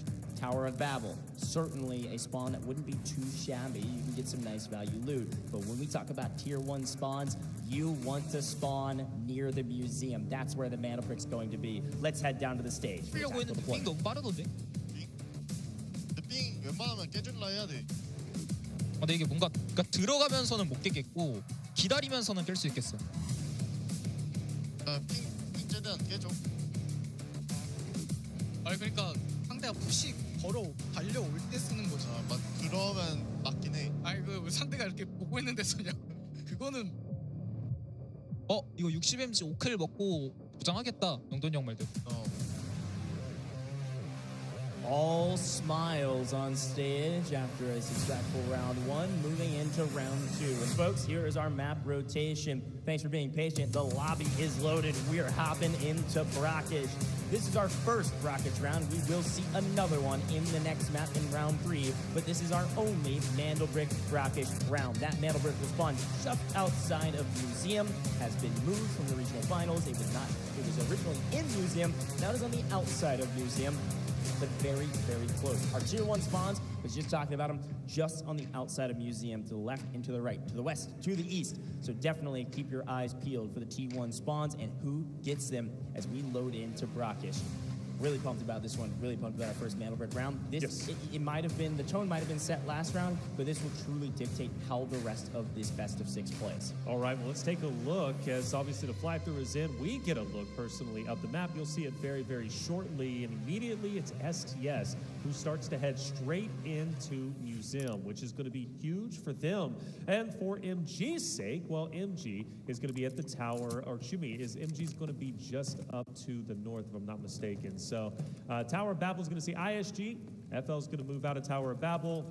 And STS, all eyes on them because they are going, of course, for the Mandelbrick, setting up early in Museum. Yeah, very key factor. STS and MG get the priority spawns. MG pushed up to Hotel. This is what ESG did yesterday. They spawn, they swing up to the Hotel immediately, and are going to go play for this fight that they know is up at Cherrytown. Now, AKA, we were talking a little bit before this, and they said, please don't give us Cherrytown again. We don't like the spawn. And unfortunately, they got it this time again, and they know they're about to be in a fight, and they're getting held by likely MG or one of these other teams. With that look at the map, though, there was one more crucial piece of information. Yes, STS is playing around the Mandelbrick. Again, 2 minutes and 45 seconds before that brick can be picked up. But the spawns down at the Tower of Babel were ISG and FL. Fennel has completely abdicated. You can see them now on your mini-map. Pink, or that salmon color, whatever color that is, they have abdicated Tower of Babel. They don't care about it at all. They have swung all the way up to Museum in a blink of an eye, and they're going to not only play for this brick, but they're going to pinch MG immediately. This is going to be a wild start to round 2. Definitely is, and MG is instantly running into FL, and FL are setting the trap. They're ready. Envy might be the first victim. Ribia is looking directly at him. He knows exactly where he's at, but the trap has been sprung. Some shots are missed, but Arabia holds it down and he's out. I mean, they just had no idea that Fiddle would make this play. Such an ego play to say, we don't care about the Tower of Babel, we want to win this fight. They're able to take down 2. MG down to 1 player. They made an aggressive push, and they get punished for it. 3 up, 3 down. They went to go fight AKA, and Fiddle swings from the Tower of Babel and wipes MG before they could even blink. Yeah. What a play from Fiddle. MG, one of our top teams from round 1, having to sit on the sidelines for our first Mandelbrick round. They wiped just about the entire lobby, and they're first out in round 2. And that was Arabia opened it up wide. He was an instrumental player, obviously on 0 down for the side of Fiddle. And this time around, he's going to be just the same, but against MG. Big loss, given MG had priority spawns, but now Fiddle arguably are in the power spots. Yeah, and AKA, by the way, are probably thanking that team. Fiddle just opened up the map for them. AKA and likely FL will be engaging here shortly, but on screen, STS, they've been lying in wait. The Mandelbrick spawns, and they grab it immediately and go sprinting actually south they might be heading to a decoding station on the southern side of the map. And were we thinking maybe Reservoir potentially? That could be the location, which is going to be opposite of ISG over at the Tower of Babel, but for now it's free and clear. Now you mentioned AKA, they're happy. They can get out of Cherrytown, but it doesn't mean that they're going to be unscathed. They've got to go against Fennel, who has once again taken priority to gatekeep. Yeah, I mean, this is such a better 3v3 than what they wanted before. When MG pushed up the hotel, AKA was basically trapped where they would head to the north side up to Grand Hammam. That's their only exit strategy. Now they can push all the way up and actually play for middle of the map. They know FL is here. It's just a matter of who strikes first. A true 3v3 that I don't think will be touched for a very long time. You will not see a third party for a very long while. And like you mentioned, yes, STS, they have planted in Reservoir. Makes a lot of sense in it.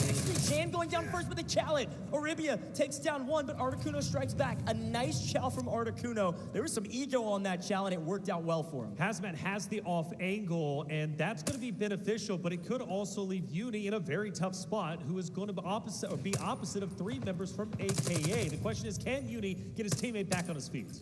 A huge play from the Alluru missile, got some information, might have spotted Hazmat on the other side. He's already throwing some shots, but you hear the res timer going off, which means we're going to see a push. Still the off angle, though, pestering them from distance, getting them weak, is allowing this remaining player from Fennel that's in the blender to back up a little bit, and that body has not been cleaned. They can still crawl, and if he's able to get to cover, there could be a res stick here that is definitely probable with Hazmat holding the off angle. Yeah, if Uni's by himself, the off angle from Hazmat is only so beneficial, but if Hazmat can hold this down long enough for Uni to get his teammate back into play, Onigiri, this is going to be huge. Now, in the meantime, STS is also decoding, but AKA, they're backing away. They're going north and disengaging, but this route is going to be a long one if they even want a chance at the Mandelbrick. Yeah, and they backed up out of here. I think they just didn't like to fight anymore. Now that Hazmat was on the off angle, and he was just, I mean, you'd have to hit the top of his, just the tippy top of his head to do anything about him over there. It was going to be very difficult. So they back up, AKA now out of the picture all the way up in Hotel.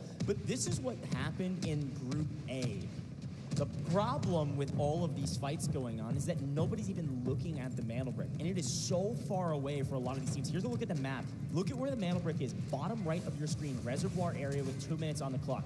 Look at AKA and LEG. I don't know that AKA has spotted LEG yet. LEG's actually hunted them from behind and almost backs them up. Actually almost takes down two, tags both, gets them both weak.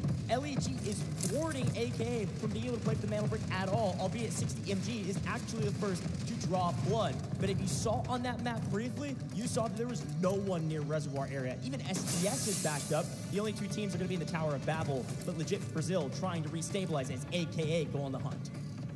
HF holding down the angle so they can get Tommaso back onto his feet. AKA off in the distance from 60 MG. He's going to try and maybe hold down what he's got. But you bring up a great point for Reservoir. Nobody is challenged. Nobody at all, and that was one of the issues that I brought up, right, was the fact that nobody was able to challenge the Mandelbricks yesterday. The encoding stations were quite free. FL sneaking around, and they are going to enter the Tower of Babel, which is the opposite of ISG. They might be making a late attempt to STS on the Mandelbrick. The ISG, FL hunting them from behind. ISG will be creeping up finally to Reservoir. But again, there's only 60 seconds left. AKA, LEG, they both know, man, hey, they chose the only southern decoding station, by the way, in Reservoir. Take a look at this map. AK and LEG say, well, okay, we can't play for the Mandelbrick, so let's just fight each other. These kills are a lot, and again, I think they're going to prioritize extraction. Down at the bottom, we've got to keep our eyes on that Mandelbrick. ISG will be making a play for it within the last 30 seconds of the decode. They're getting flanked, though. And Fennel is going to come up from behind. This is best case scenario for STS on this decoding station.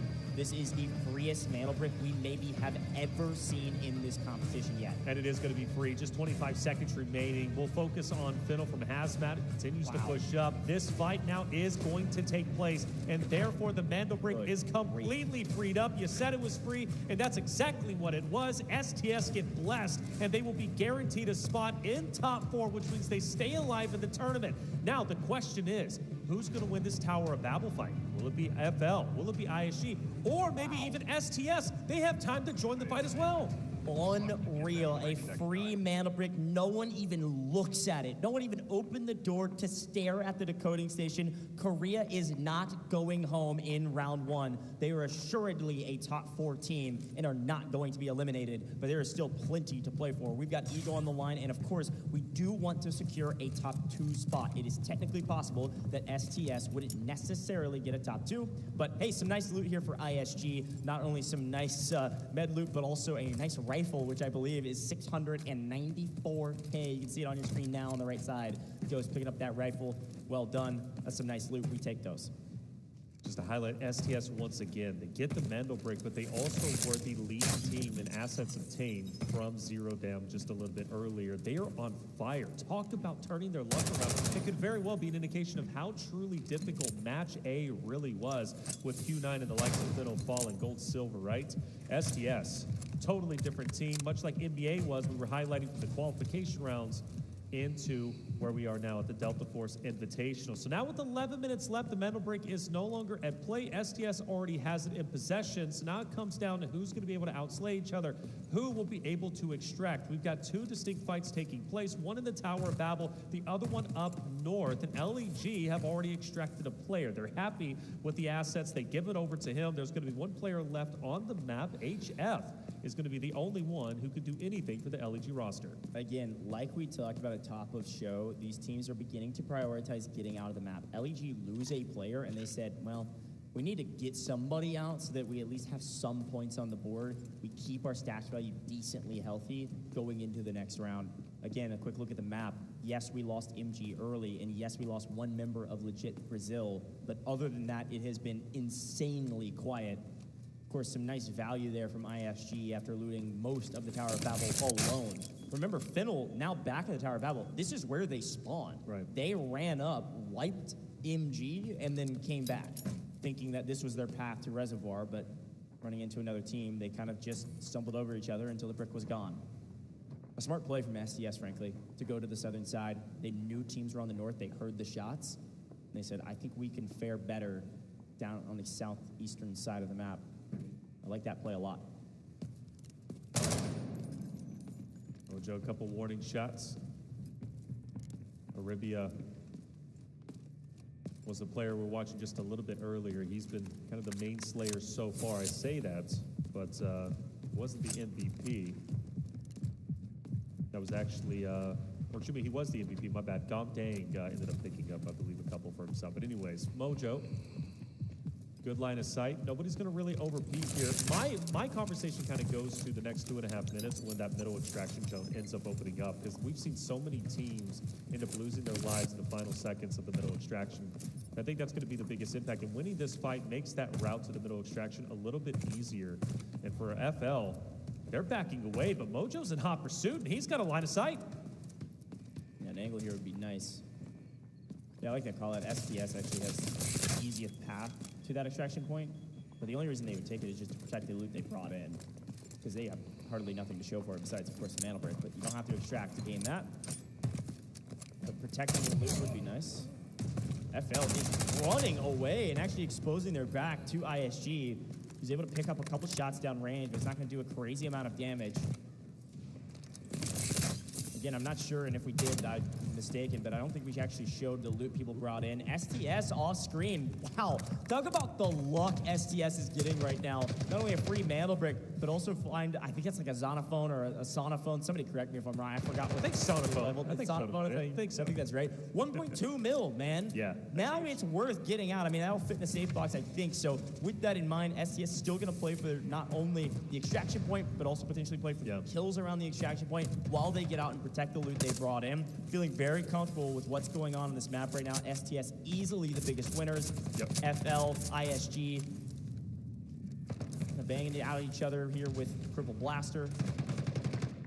Pushing people back, zoning fights off, but nothing's really connecting right now. These two teams are kind of just staring at each other for the last like 6 minutes or so. Yeah, I mean, but they've been in hot pursuit. I mean, Mojo was just unrelenting in the way that he was chasing down FL. STS off screen will take priority over the middle extraction, which will open up in 40 seconds. That's the ultimate go for FL and ISG. But ISG opens it up. Wada's going to take down Arabia. That's going to be one of the top slayers. You take him out, now you're in good company. But Hazmat needs to be very careful about overexposing himself because of reasons like that. He's going to get dropped. Mojo will capitalize. And just like that, FL is in deep trouble with one player up. Yeah, and a perfect setup and a perfect trade there. They lose one, but you're right. They have one below, they have one on the right-hand side. It was a slight mistake, and Mojo capitalized on it. Very well played from ISG. Finnell's got to be shaking their head saying, where did we go wrong? And again, everyone's fighting, and STS gets it for free. Good grief, STS, they do it again. Not only do they get the mana brick, but they get 2 players out, and they leave the route man to go get paid by getting some kills. Gamdang gonna stay on the map and go spoil some people's map too. You got a couple of solos. You've got HF from LEG, then you have Gamdang from STS. Outside of that, it's gonna be full 3-man units, ISG and AKA. Currently on your screen is going to be Articuno. We've been following AKA for quite some time this game.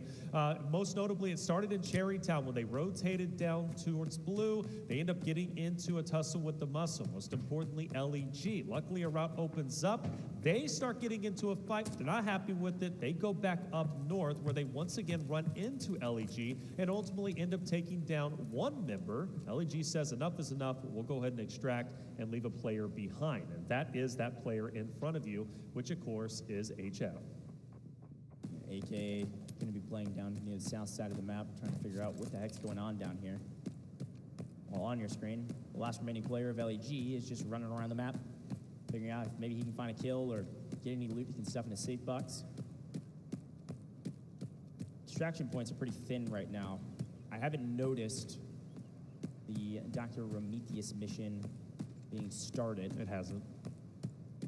So right now, I mean, ID tags, ISG will have the ID tags to send some folks out theoretically through the Tower of Babel. Here's a look at the map, by the way, and where everybody's moving to. AKA going to be moving towards the Tower of Babel as well. ISG will be there waiting. This will be the next fight on our screen here shortly, while that last remaining player of LEG just kind of rambles around. Okay, so it was AKA starting the mission in order to get out of the map. I saw them completing a mission. Wasn't able to see which one they were doing. So this is the Dr. Prometheus mission. This should open up the extraction point for them. And as they come running forward, ISG will absolutely know what the heck's going on.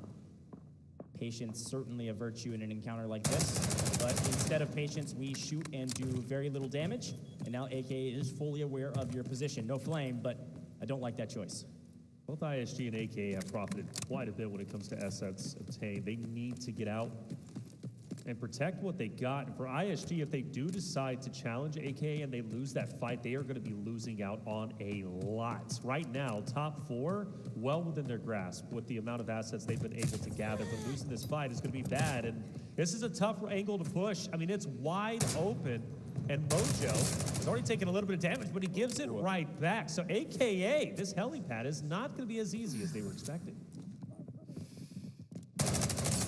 Nice angle over the top. Oh my goodness, Articuno insanely weak there. They are tanking so many bullets. I'm not sure we actually showed it this round, but the gear that was brought in, I want to say AKA brought in some gold gear since they were decently rich after round 1. We'll give them that advantage we talked about during the fill. ISG, a couple more headshots, and AKA would have been in a blender during this fight. What I thought was a mistake, ISG is turning into an advantage, apparently, pushing this team back, pushing them to a position where they have nowhere left to run. These two teams fighting, and look what's happening on your mini-map here. Take a look at that green dot and that purple dot. A couple solos about to play spoiler, and that's best-case scenario yet again for AKA. This team of 3 is about to get flanked by a bunch of solos that are just out for blood. Yeah, they're unintentionally working together. HF has one angle, Gamdang has the other. They might have spotted each other, but Gamdang is the one that I'm looking out for. He's slinking in. AKA has no idea. I mean, how would you know that a solo is lurking around? And for HF, on the opposite side, he's going to be on ISG. So HF on ISG, who will spot him, and actually, that's going to be very, very bittersweet. He gets taken down super quick by January from AKA's side. But, of course, You still have that solo, Gomdang from STS, who, to my knowledge, has not been spotted. AK has no idea. Yeah, I will say Jan is sniffing out the rats. But off screen, what we didn't see, ISG, we thought they were a team of 3. I didn't quite see it on the mini-map. That gray kind of flips in. So they actually pick one out. Now Gomdang has found the angle in Articuno. One solo punished by AK. The other solo punishes them.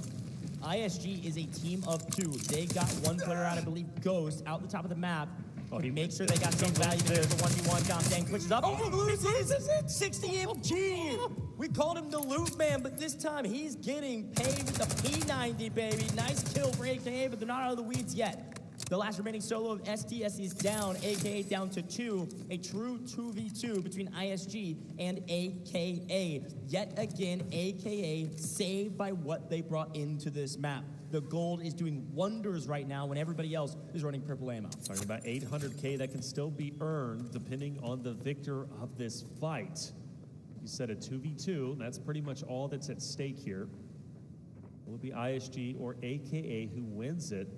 Just to re-highlight that 60 MG beaming down Gomdang as he did. I thought Gomdang for sure had won that fight with the heady. 60 MG's just nasty, but you got to get active. I mean, there's literally no reason in staying behind, and they're going to go ahead and try and bully out January. But there is going to be an off angle from 60 MG, but the incendiary does slow them down a bit. But January, is he safe? Well, not so much. Big shots on Jan, extremely weak, and you can see he's calling 60 MG to play backup here. 60 MG again with a P90. This is going to be a bread and butter spot for him. We know the LMG hit like a dang truck, and a 45 mag is going to be plenty to take down both of these players. But Wada is not full health either. Both of these players trying to figure out, hey, when and how can I heal up before we re-engage? They see each other in the window there. A lot of information. Just a matter of when can we fight. They now have spotted both players. Be a pinch. Wada gets punished for it. AKA in a weird situation. They've got to make a decision here. It's just an exchanging of blows. Resource for resource. A fight with 15 seconds on the clock, folks. Nobody's getting out, and Mojo is actually able to get the first blood. It's going to be a 1v2, 60 MG. You've got to go for a fight here. You're not going to get out of the map. No, actually, he's just going to run away. 60 MG is prioritizing not giving his opponent 400K. None of these players are getting out with anything besides their safe box, but 60 MG runs away, tail between his legs, unfortunately losing the fight, and only 400K instead of 800K going to ISG with the kills they were able to secure. Well, the big winner was STS. Not only from 0 down, but then they capitalized where it matters most on Brockish, taking the Mandelbrick uncontested. Literally, nobody went over to Reservoir and tried to take the Mandelbrick for themselves. Everybody was too caught up in their own engagements, their own fights. They not only walk out with the most assets, I do believe, but they also walk out with the Mandelbrick. For everybody else, they've got to be on high alert, Coach, because again, you do not want to be one of the bottom 2 teams, and for some, they are on the struggle bus. For example, I want to say, Fennel, right? Fennel has not been able to get anything started. That's 2 games down. Now, still, plenty more games to go. I say that. It could end in 4. I don't think it will, but with the way STS is playing, potentially. But I do appreciate the way AK has been playing. I think they've been playing much better than we expected. Top 4 is well within their wheelhouse, at least if they continue to play that the way they currently are. ISG is on fire. But the big story is STS, Gomdang as well, even as a solo. Like, that guy's been nasty. Yeah, no, I totally agree. I mean, Gomdang almost made a big play against a person that he technically had a loot disadvantage against. Almost won the fight, but didn't. AKA, they still got something out of that map. It was a weird one for them. They get a, frankly, quote-unquote bad spawn. Again, the spawns are randomized, but you can't get T1 over and over again, so it's an even spread. They just got a little unlucky in round 2. That does mean that we'll have to look and see if they get a prio spawn in round 3, which sounds like a good thing. Unfortunately, it's not, because there's no Mandelbrick. We'll get into that in a little bit, but it is worth mentioning AK do pick up several kills along the way. They picked up some solos. They pick up Gomdang. They're not going home broke from that one. They do have a couple kills that they can write home about, and whatever they found in their safe box, which I don't think was all that much. But you're right, the story is STS. Folks, that is the freest man. I've tested, I don't know, 30 of these. I think I've maybe 35. I've never seen a Mandelbrick that free in my entire life. Not even close. Yeah. Nobody looked at it. Nobody even sniffed it. They said, fine, yeah, you can go straight. But I brought that up at the beginning of the day, didn't I? I was like, why? Yesterday, people weren't challenging the Mandelbricks. Are they going to challenge today? And you said, yeah, and I fully agree. Yeah, why would they not challenge, right? I mean, that's the goal because you want one of the potential 4 Mandel bricks, but quite literally nobody went for it. I'm blown away. We started off in the beginning with our highlights with Mojo, and rightly so. Mojo was on fire. He was very aggressive, but this was the fight that we were focused on for the longest time. FL opposite of AK just up ahead. Yeah, and MG was pinched there, and it's just a brutal spot for MG to be in. They were playing super aggressive. They decided to go chow hotel, go chow AK, and as much as we were kind of ragging on Finnell, they made a genius play to completely abscond and go all the way up to the north side of the map. But a lot of fights going on, and this is what I was going to say. I think it's a little bit less of, hey, the teams chose to just give this a Mandel brick away, and it was just the way the map played out. STS got a free Mandel brick because of all of these fights. Everybody was fighting all over the map, and none of those fights were anywhere near Reservoir. So because of the choice to go south, STS actually secure a free Mandel brick, and they get out with all 3, well, all 2, I suppose, leaving Dom Dang to make a play like this, pick up 1 member of Articuno, and almost pick up 2. But AKA said, we will not be 1v3, not again. And 60MG barely wins that fight. But even still, STS absolutely the best team, and absolutely are loving the way that map went down. Yeah, totally night and day difference from the yesterday's performance to today. STS did their homework. They got some sleep, whatever it was. It is working. Incredibly done, boys. The question is now, as we have, well, at least almost 4 games left. We could have at least 2 games left. We now go back into another airdrop rounds, which is once again going to be on Brockish, which was highly competitive. And for MG's sake, I'm hoping they have a little bit of a better game, right? MG, a team that is very, very talented. And obviously, we've talked a lot about Onigiri. Onigiri is a talented player in his own right. He's got to come back even stronger this next one. The question is, the AWM for STS, do they keep a hold of it? Because they did extract 2 other players as well. Yeah, I mean, I don't even know if they used it in that round. I mean, they've got it still somewhere. I don't even, like, they didn't do anything with it, and if they brought it in, they still have it. So they've got the AWM in the pocket if they want to use it in round 4. Maybe they'll get a second one. I think round 4, yeah, not round 3.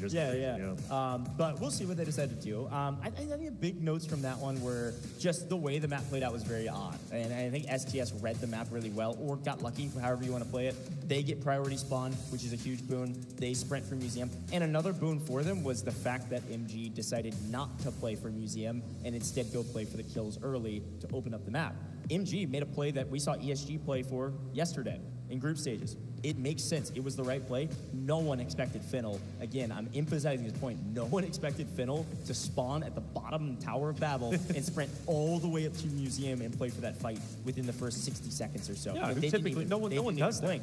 It's not often that players will do that. And I think Finnell was trying to play for the Mandel break, and it just got weird. They were fighting, and then all of a sudden, AK is pushing up, and now we can't figure out how to take this fight. AK backs up. Do we want to go for Museum? Oh no, STS already has the brick. They run to Reservoir. Now we got to rack all the way back around to where now ISG is at, and then they're just stumbling over each other before anybody can get to it. And that's a great point. The Tower of Babel fight was instrumental because ISG did want to challenge STS for the Mandel break. They could not do so because Finnell did rotate in the Tower of Babel. Once they're spotted, they knew they couldn't proceed forward to go for the Mandel break themselves. Without that fight, ISG does challenge for the Mandel break. STS doesn't have a free one. For sure. Most likely we're still going to get it. I would have to think just based off of the time alone, but that was a big rotate from Finnell. A lot of moving pieces. Everybody was really getting it going on the rotations. It was very exciting, much like Zero Down. Nobody is shy at all, and I'm really enjoying each and every moment. Let's listen to the team cons from map 2. 캠프 사운드. 넘어왔어, 나 넘어왔어. 10초. 아사라 캠프 사운드야.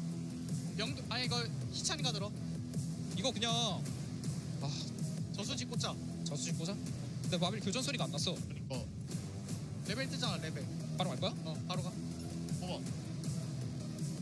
이거 왼쪽 라인 먹는 게 낫지 않아? 바벨 안 싸워도 팀이잖아. 그럼 우리 왼쪽 라인 먹자. 왼쪽 라인. 했던 거. 저번에 생각했던 거 거기가 맞는 거 같아. 그 자리 있을 거야? 바벨 교전 없었어. 꽂을 때까지 0이었어. 위에 스케브. 그 컨테이너 방 있지. 창고방. 10초. 버틸 수 있어. 우리 포지션 좋아. 창고방에. 이거 잡고 이제 생각해야 되는 거 탈출이야, 탈출. 오케이? 잡고 탈출할 거야? 그냥 탈출할 거야? 잡고 해야 될 것 같은데? 잡고 벨 누르고 나가면 될 것 같아. 잡을 거지? 됐어. 나 복제 못했어. 나도 못했어.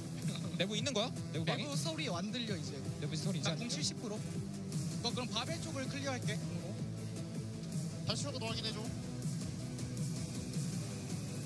레이스 지금기. 나이스. 근데 이거 건우한테 욕먹을 것 같긴 해. 왜 탈출할 수 있었는데 왜 안 하냐고. 왜 똥 뿌리는 게 나아? 맞아. 쟤네 똥 뿌리는 게 나아. 똥 뿌리는 게 나아. 쟤네 잡으면 펌프해야 돼. 잠글 수 있으면 똥 뿌리는 게 훨씬 좋아. 너 지하에 있지? 지하야. 지하야. 좋았다잉. 너무 좋았는데?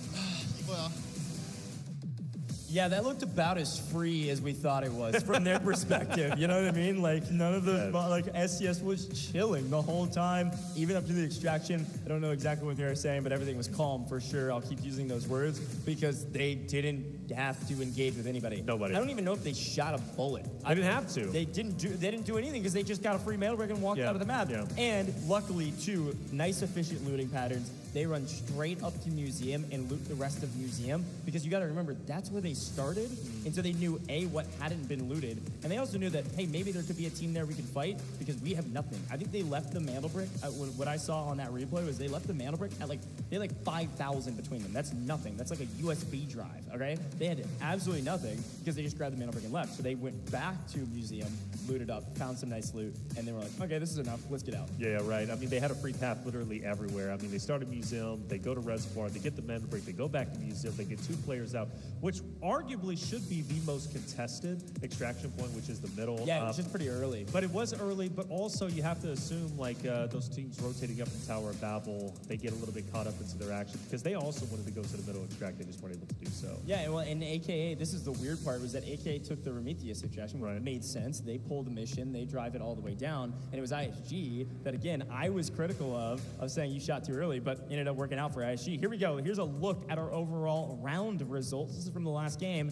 STS, almost the most loot and a Mando brick, but it is ISG at 3.5 million? Right. Holy cow, that was way more than I thought they got. And 4. Yeah, 4 kills is big. FL, by the way, as much as we were ragging them, they pick up 4 kills. That is 1.6 mil added to their total. They're technically third from that round. Yeah, and AK will get 1.2 million, but they could have had a lot more if they don't get wiped at the very end. Best team, though, of course, has to be STS. They walk out with the Mando break. Gomdang stayed behind. He picks up 1 elimination. He kind of disrupted the ebb and flow between ISG and AKA fight, but Chan E-Hit have also been instrumental in the success of this roster. STS, once again, I'll continue to say it, from yesterday to today, just such a big difference in their mentality and the way that they are playing. And while they're well on their way to potentially being one of the top 2 teams, as of now, they are the #1 team so far. But it was Mojo who stole the show for the MVP race. 3 eliminations, 631 damage. Mojo has been on our feed the longest amount of time from the side of ISG. This guy is scary. Anytime we pan over to his setup, right, with the, of course, the player cams, he looks serious, he looks poised, he looks ready. This man means business. Yeah, this is a pretty impressive stat line. 3 kills, 631 damage. Very well done from Mojo. And I've seen Mojo do this in multiple different esports. This guy's played a bunch of different games fairly competitively, so it's good to see him out here representing Delta Force and representing his team. Looking out for the MENA region, of course, and Mojo. Here's a look at our overall rankings, though. 10.4 mil overall for STS. They don't need all that money to be at the top because they're the only team with a mantle brick, but it sure feels nice. Definitely making sure that if somebody else gets a mantle brick, they're going to stay on top. Again, our metric for success, top 2, move on to the upper round 2. The middle 2 go to lower round 2, and the bottom 2 are out. Right now, Fennel and LEG are technically on that relegation, on that see ya later, go back to the airport position on our leaderboard. But it is very thin margins. I mean, 5.8 mil even with 3rd place versus even 3.8 mil. 2 mil is basically nothing in this competition. I say basically nothing. That's a decent amount. It's 5 kills. But with the amount of loot you're able to find on the map, even just wiping a player and taking their loot, that basically takes you over 2 mil. Yeah, LEG, they've showed great glimmers of hope, but right now they need to get serious. Airdrop map coming up.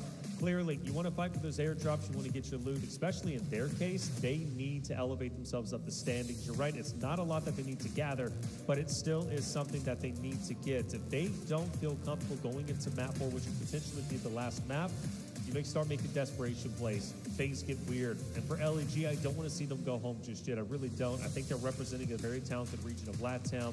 They've got a lot of pressure on their shoulders, but they also have a lot of pride backing them up. Everybody from the LATAM region wants to see this roster goes far. Right now, they're in dead last, and they've got a heavy burden on their shoulders. And the same thing for Fiddle. Fiddle, a team that was very talented yesterday throughout their Match A run, or Match B run, excuse me. Played very well. Third place for the longest time, only to drop at the very end. Let's take a look at our round 2 and round 3 spawns. And, well, of course, this is going to be an airdrop match, so which means the spawns necessarily priority don't really matter as much, but they do matter going into round 4. Yeah, and I think the important thing to remember is what you just said at the very end there. If you get a tier 1 spawn are going to be those red spawns in the middle of the map. If you get a tier 1 spawn on this map, sure, it's a little bit nicer in the middle of the map. You can do whatever you want, I guess. I really like the Tower of Babel spawns for round 3 because there's a lot of loot down there, which is a nice boon when there's no mantle brick. If you get a tier 1 spawn in this map, you will not have a tier 1 spawn in the next match, which of course will be Space City, but even still, you know those spots are extremely valuable. First to the mantle brick is very crucial in terms of finding some success on the map. It's not everything, but it is very, very nice. So some of these teams are thinking, I hope I don't get tier 1 spawn here in round number 3. Our last brackish map of this best of 6, Taylor. I'm pumped about it. It's time to get your money up, all right? Maybe get an AWM as well, but we've got to get our loot value up. We are playing for top 2, sure, but we've got to at least be top 4 if we want to keep playing some Delta Force. And top 4 currently is AK, MG, ISG, and STS, who are in a league of their own, all the way at the top. I love this LEG roster. They're always fun every time we have a chance to look in on their setup. Of course, looking to bring the best action. And, well, there's your man on your screen that I was saying. Every time we look at him, man, he just looks serious and poised and ready to go. Marino, a talented player in his own right. Fennel, a lot on their shoulders. They're not far behind from catching up to AKA.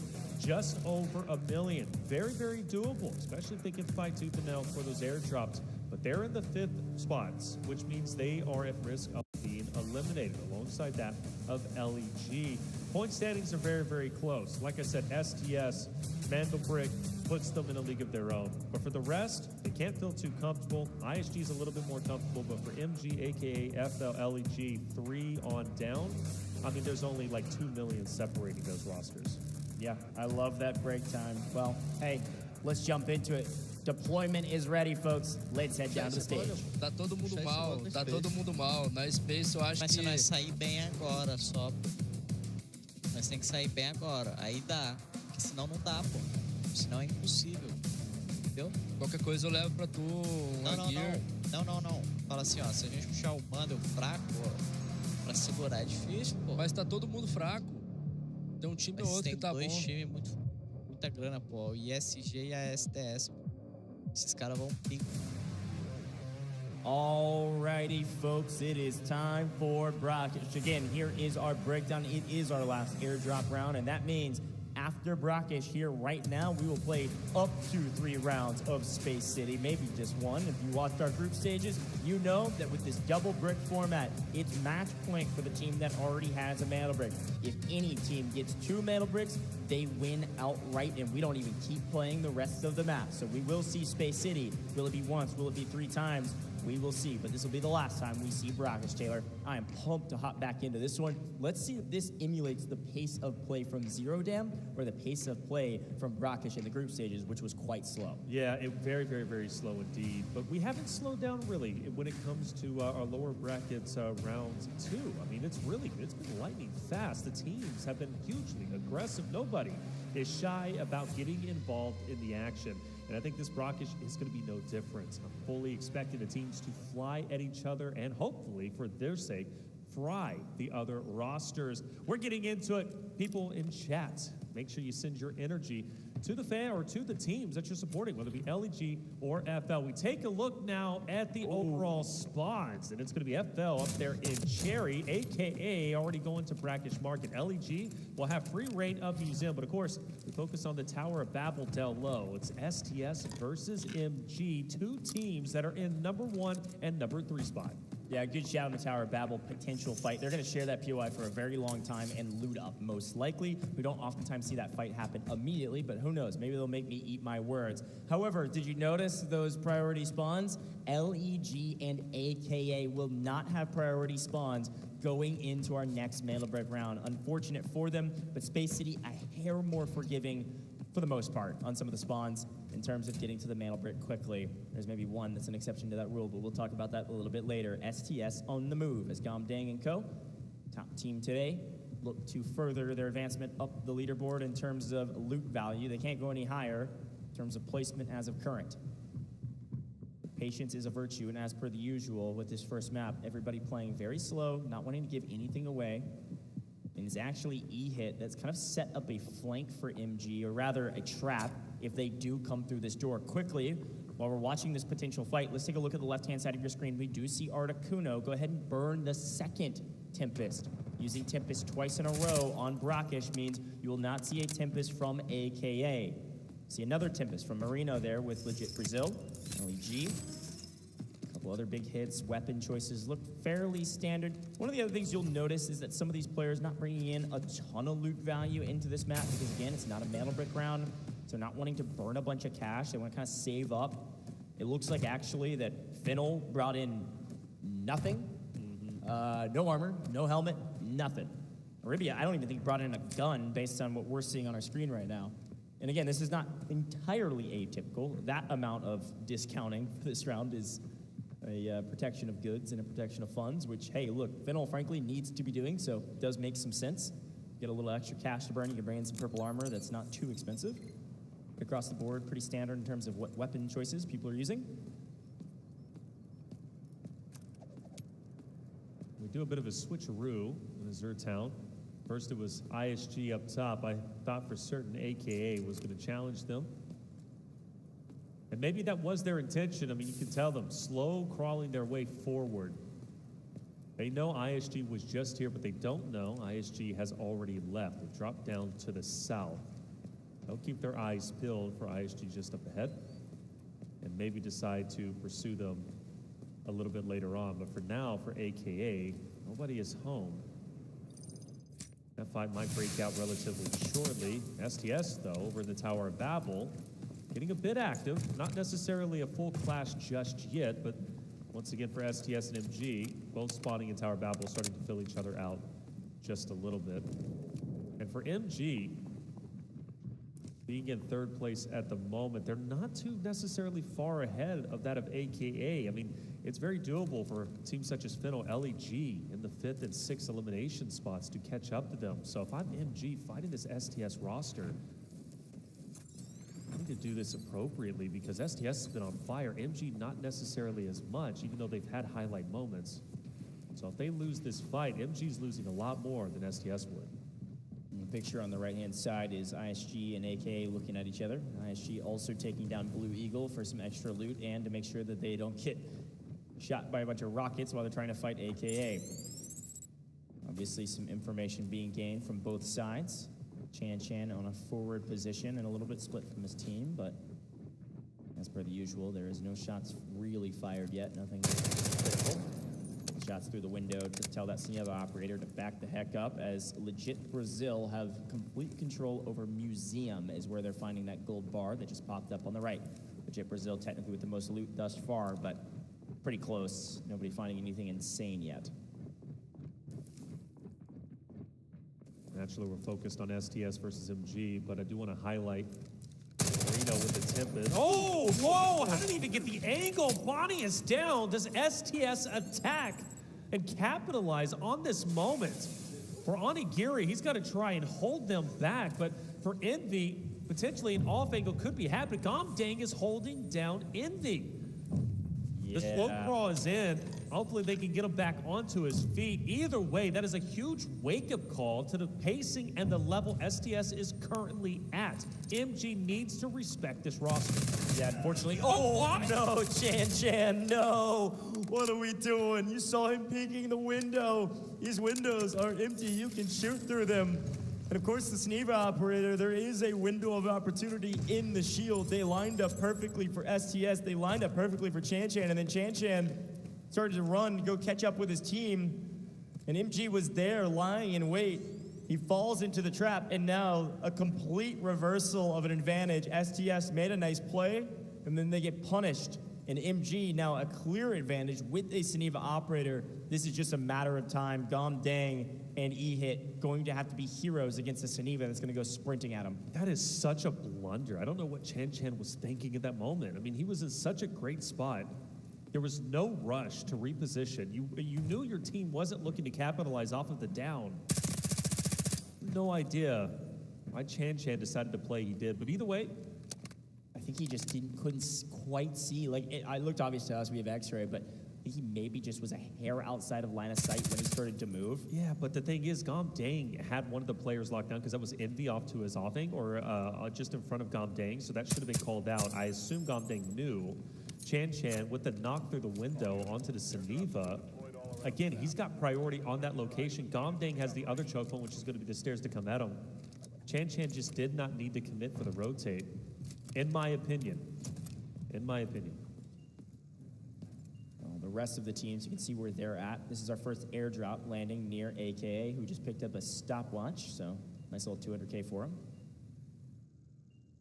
Can't take those shots. Reminder that railing there is obviously bulletproof, but easy read on where he's at. But yes, an airdrop on the north up by Grand Hammam and all 4 other teams on the north side of the map. These are the only 2 teams on the south side of the map at all, and they're right next to each other, and there's the flash comes through. He knows he can win this fight. It was just a matter of time, and Onigiri is him right now. Finds one, is going to get chowed by a second. Can he win this as well? This will be an Onigiri 3-piece. A slow one, but a 3-piece nonetheless. He's going to go for the reload. He's out of ammo. He had to reload on the mantle. Gomdang gets the full trade. Will die, no, most likely, and goes down, but did get a trade for it. STS, they didn't get nothing out of it, but they didn't get a whole lot. You go back to Chan Chan. If he doesn't try to go down the hallway and get mowed down, would things have been different? Maybe so, but even still, MG makes a wonderful play, and Onigiri, despite dropping nearly 1v3s the entirety of the STS roster. Well done to MG, setting up that fight over in Tower Babel. I said it goes. MG had a lot more to lose than STS, who already has a Mandel break and already has plenty of loot. Now focus our attention on AKA, who's going to manage to get the first airdrop. A team that is towards the bottom, needing a big come up in this moment. Going to go ahead and find a fossil along with many other items. This is going to be valuable for them, and for them, I'm hoping they prioritize the next extraction. Yeah, pretty solid loot. Obviously, fuel cell is fine. It's very big for how much value it is, but the rest, stopwatch and a couple fossils is nice, and of course the gold armor. So we take those. Obviously some good loot, but they are getting pushed by ISG pretty aggressively here. So you see MG playing the second floor with the P90. This has been his favorite weapon. I talked to him a little bit about it. A couple folks. We saw Mo even from group stages also running the P9. It's all about the mag size. And frankly, it's just not all that expensive either. So a solid weapon, large mag size, decently cheap, perfect for tournament setting. But a true 3v3, who will get the first blood? Traditionally speaking, a player advantage means you're going to win the fight. Not always, of course. AKA has been on both sides of that coin.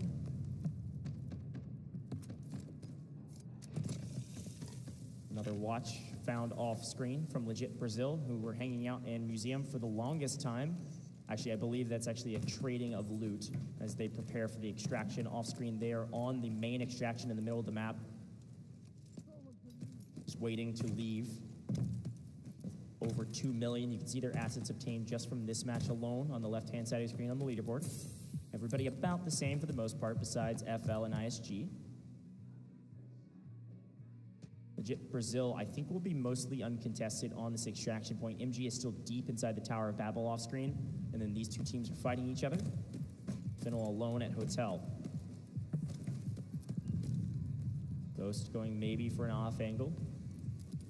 Trying to figure out how do we actually want to breach and clear this building. They're on the all the way on the opposite side. This is, of course, one big building, but almost feels separated into two, and there is nobody on this side of the building. Everybody else from AKA is over there, and now figure out what we can do, whether it's a window peek first and then a push through the door.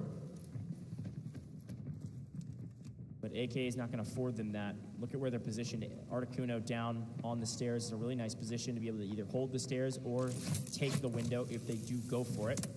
60MG did get some information down below. He's spotted at least two down here, trying to find the third. Oh, he doesn't know about the left. There's the first fights, though. Mojo going to try to open things up. The Byron knockdown could be huge. He doesn't even need it. Articuno full out. A 2v3. That body completely unrecoverable from what we can tell. Articuno full now. Holding the angle. Jan connects with the most damage. Mojo has to back up. Still a 2 versus 3. ISG playing this nice and slow. They don't want to give anything up, and they're able to take them down. 60 MG and Jan out of here. Joining Articuno in the lobby. AKA has been wiped. ISG continued to tear up this map. Well done to ISG. They played very, very well in the previous Brockish. They'll play even better whenever it comes to the airdrop round. Getting some valuable, valuable assets, knocking AKA down a peg.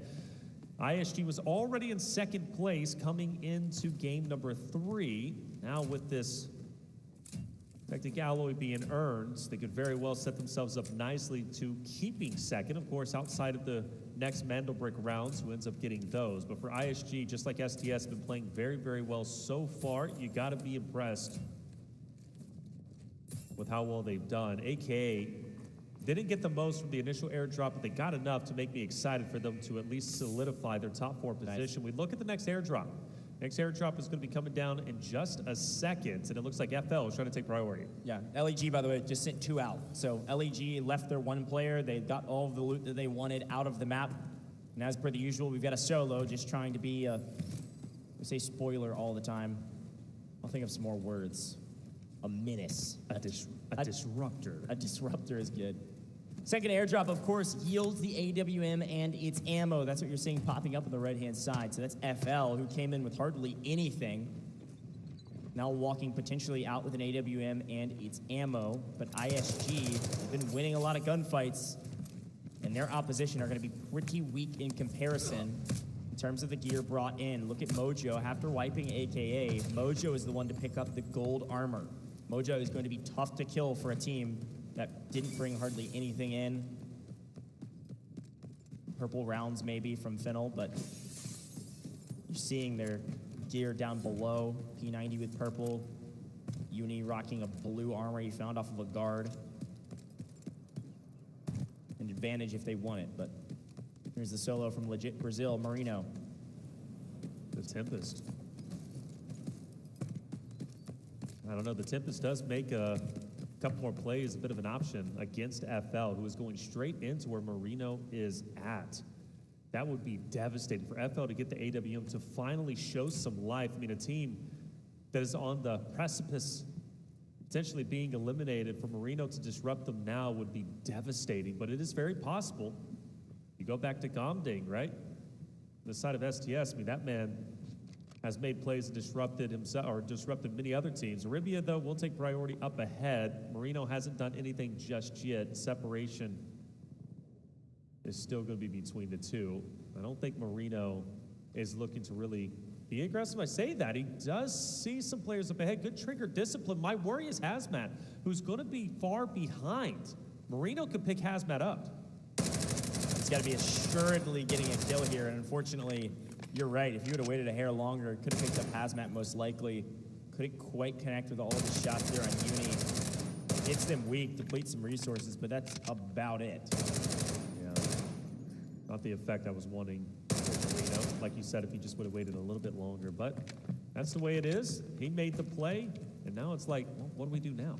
Yeah, well, I mean, the weapon he's got built, too, is just, like, not that stable, especially at that range, so it is what it is.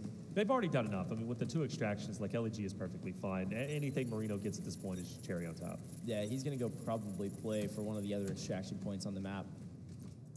He knows that full team of 3 is playing around the helipad with Prometheus, so I would assume he's not going to fight for that. That's going to be a very difficult one. Instead, he wants to try to catch somebody else, but here's a look at that team looting the bottom left-hand side of our map. Booting up the helipad and should get out here. And folks, this is what happens in round 3 and round 1 usually, not in this round, but in this match rather. Oh, look what our production team has spotted. I love this. We've got a nice tank there in the case. This will be some nice loot for ISG if they can find it. That is so funny. I don't think we've seen production do that before, where they spot the loot that people want before they see it. I love that. That tank is a couple mils, so that is definitely worth your while. And ISG already are top looters throughout the course of this map, after, of course, looting their opponents that they wiped, but talk about a boon if they're able to find it. Yeah, and they're also already in second place. That's awesome. Yeah, they're healthy. They're looking great. By the way, Marino, we kind of contemplated, would he be leaving? Going for the extraction. Might actually double back and try to challenge out of ISG. Plenty of loot. 1v3 would be very tough, but again, he's there to play Disruptor with the center extraction point open at 320. There is time still left in the match for a team to hit that. Now, you've got a couple of different options. You've got FL, who's most likely going to keep 2 around. There's going to be 1 who's going to extract, but you do have MG, come from the Tower of Babel, go up north. And you have ISG, who might also attempt to go for it. So there still might be a massive clash of teams in the last like 20 or 30 seconds. Yeah, around that extraction point, absolutely. 3 minutes and counting. Until then, things should stay pretty quiet. I'll say that, but MG does rotate around towards Reservoir all the way up to potentially where ISG is at. They seem to be having the same idea, taking the right-hand side of the center extraction point. Unfortunately, ISG will miss the model tank, which is a bummer for them, but they've got nice loot value. As does MG, who's got a crown and a couple other things in their safe boxes. ISG's already very healthy, even without the tank.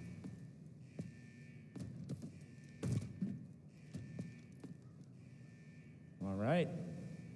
The patience of virtue on this map. Again, a couple nice fights, 2 teams fully eliminated. It's not like nothing's happened, but a very slow middle of brackish. These fights were pretty early, so we are chilling.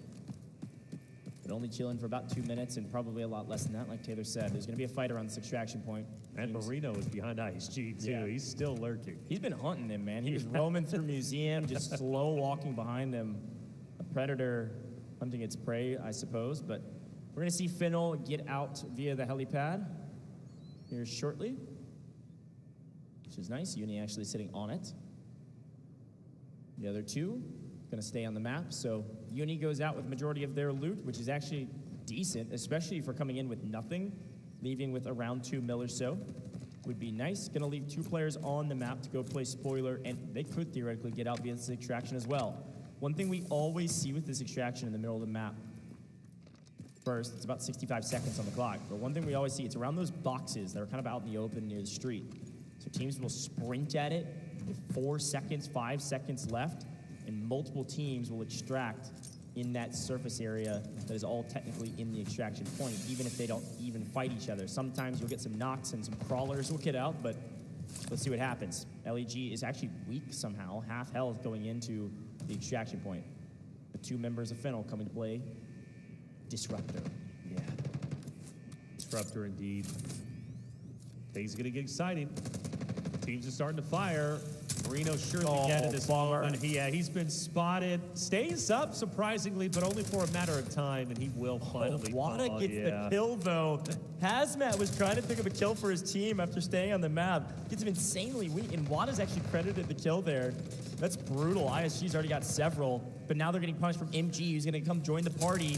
Folks, 8 seconds on the extraction. Game timer's 35, but 5 seconds on extraction. You got to get to the point if you want to get out. FL not worried about getting out. They want the kills. MG take down 2 members. No, 1 member of ISG. The other member of ISG gets out of the map. ISG, they get some kills. 1 member gets out, but MG is reaping the rewards. They're staying on the map, and they're picking up kills themselves. 1 member of MG gets out. 1 member is down, and it is a 1v2 with 11 seconds left.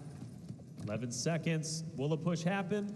I don't think so. And that's going to be AGG. An exciting game, despite it being relatively slow. But it comes down to the very beginning. Speaking of which, hold up. Mojo still manages to get Bonnie down, but that's going to be the end of it. So the big winner coming out of this one, you know, honestly, MG profited quite a bit. MG was already in a very healthy spot naturally on the standings. They were in 3rd place. ISG also has a relatively big game.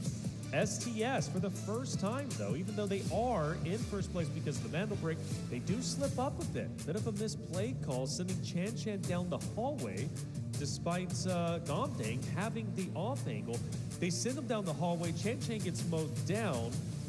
And then a little bit later on, they nearly get 1v3 by Onigiri. Ultimately, it was MG who ends up winning that fight against STS. But not capitalizing on that down in the Saniva, I thought was a big mistake. Either way, again, to reiterate, STS is still perfectly healthy and happy, but little mistakes like that, especially if we start talking about going into later rounds when you're playing for top 2, that could very well be the nail in the coffin. You could finish below and get eliminated.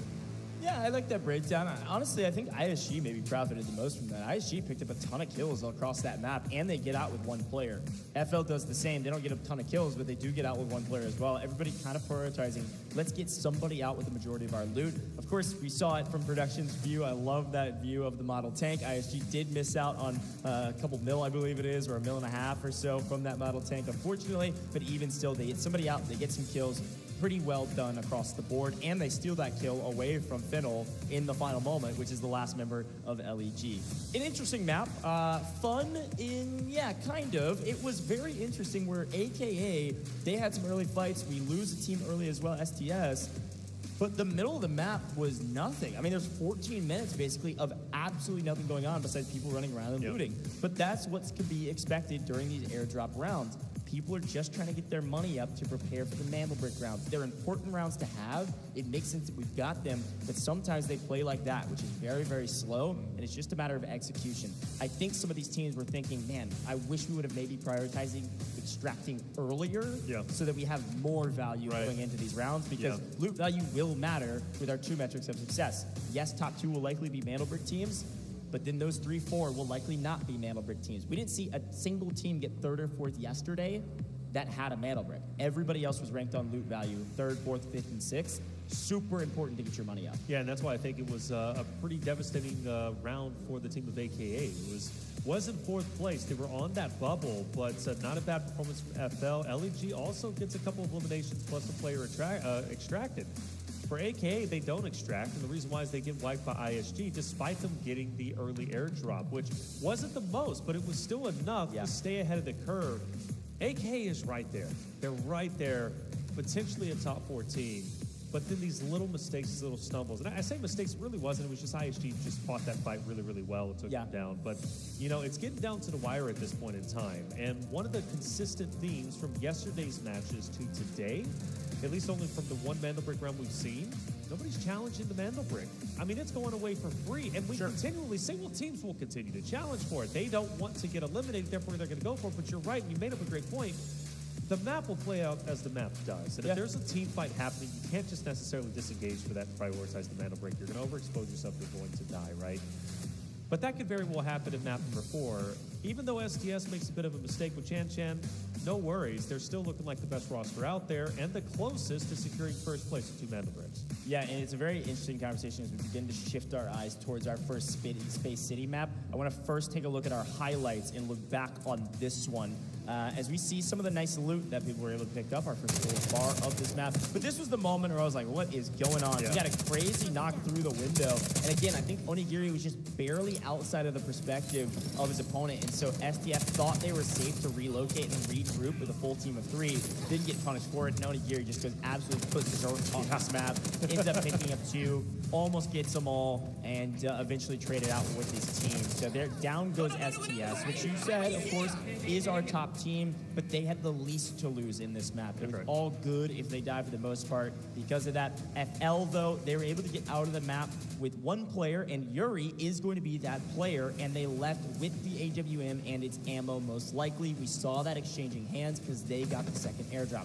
So frankly, I think Finnel also had a really strong map as well and have an advantage going into this next round. And of course, here are some of the final moments. The exchanging of blows with less than 60 seconds, and certainly was an exchanging of blows. Everybody getting a little piece of everybody, and a couple kills exchanging hands. Yeah, and it was a big elimination, or at least a big series of eliminations towards the end, because again, they do add up. We're talking 1.2 million for a full trio wipe. It's now business time. We're going into map 4. We're talking another Mandelbrick round, and we take a look at the round results, and who ended up profiting the most. Naturally, it was MG, not only because of their round earnings, but also 5 eliminations. Yep. That's going to be big for them. A team that was in 3rd place just behind that of ISG, who should stay in second place. I mean, we're talking 1.99 million, 5 eliminations, both of those rosters in the top 3 looking very, very strong. For STS, again, no worries. They're kind of out of the conversation as of now because they still have the mana break. But let's focus in on LEG, FL, and AKA. Yeah, and again, like you said, MG had a fantastic map. They got 5 kills. They have solid earnings across the board.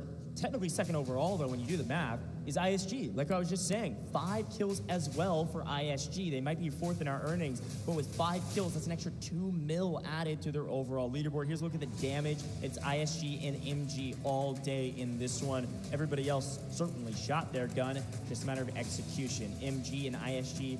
MG actually does breach 1,000. ISG just a hair below it. So I'd assume MG is going to be not only our best team. There they are, 2.92 mil with 5 operators killed. But I want to say, I bet one of these players are going to be our MVP. And I have one in my head. I assume we'll follow it. I think it's probably Onigiri, but the stats may change it up on me. Yeah. We'll see. But still, big congratulations to MG. They've had their ups and downs, certainly, but that was a great map from them. Yeah, great map indeed. I'm with you. I think Onigiri, that 1v3, or that near 1v3 was phenomenal, and he was the reason why, obviously, they were able to fight. Now it's going to be Mojo. Okay, not bad at all. I mean, look, 3 kills, 3.0 KD, 442 damage plus the assist. Mojo has been making plays for what it's worth. He's a talented guy. Yeah, and you got to remember the stats. This team also had 5 kills, and Mojo put up 3 of them and got the assist on both of the other ones. He was involved in every single fight. This team was playing really well together. He put on a solid amount of damage. Totally makes sense that he was able to nab the round MVP away from anybody from MG. But either way, you look at it, still a great map for both ISG and MG as they prepare for our next Mantle Brick round. So now, as we prepare for that round, we get the chance to talk about Space City, our first Space City map of the day, our first Space City map of this matchup in this round, and I'm really pumped about it. It's one of my favorite maps for a reason, but it is a very different map from the other 2. Yes. It is a map that there's a lot of nuance to it, these wide open sight lines, and where we traditionally see the Mantle Brick planted in these alleyways. Wild moment where you get to see 5, 6, 7, no, not 7, I guess 6 teams all jump into these buildings that all surround the decoding station, and there's plenty of real estate to fight for the decoding station. I think it's going to be an all-out bloodbath, but only time will tell. I hope so. I really do. STS getting away with the first Mantle Break for free was egregious when you're thinking about an elimination round. But again, that's just how it ended up working out. You go back and you rewatch it, it makes sense. But you brought up a great point. Let's hone in on it, especially during the spawn points.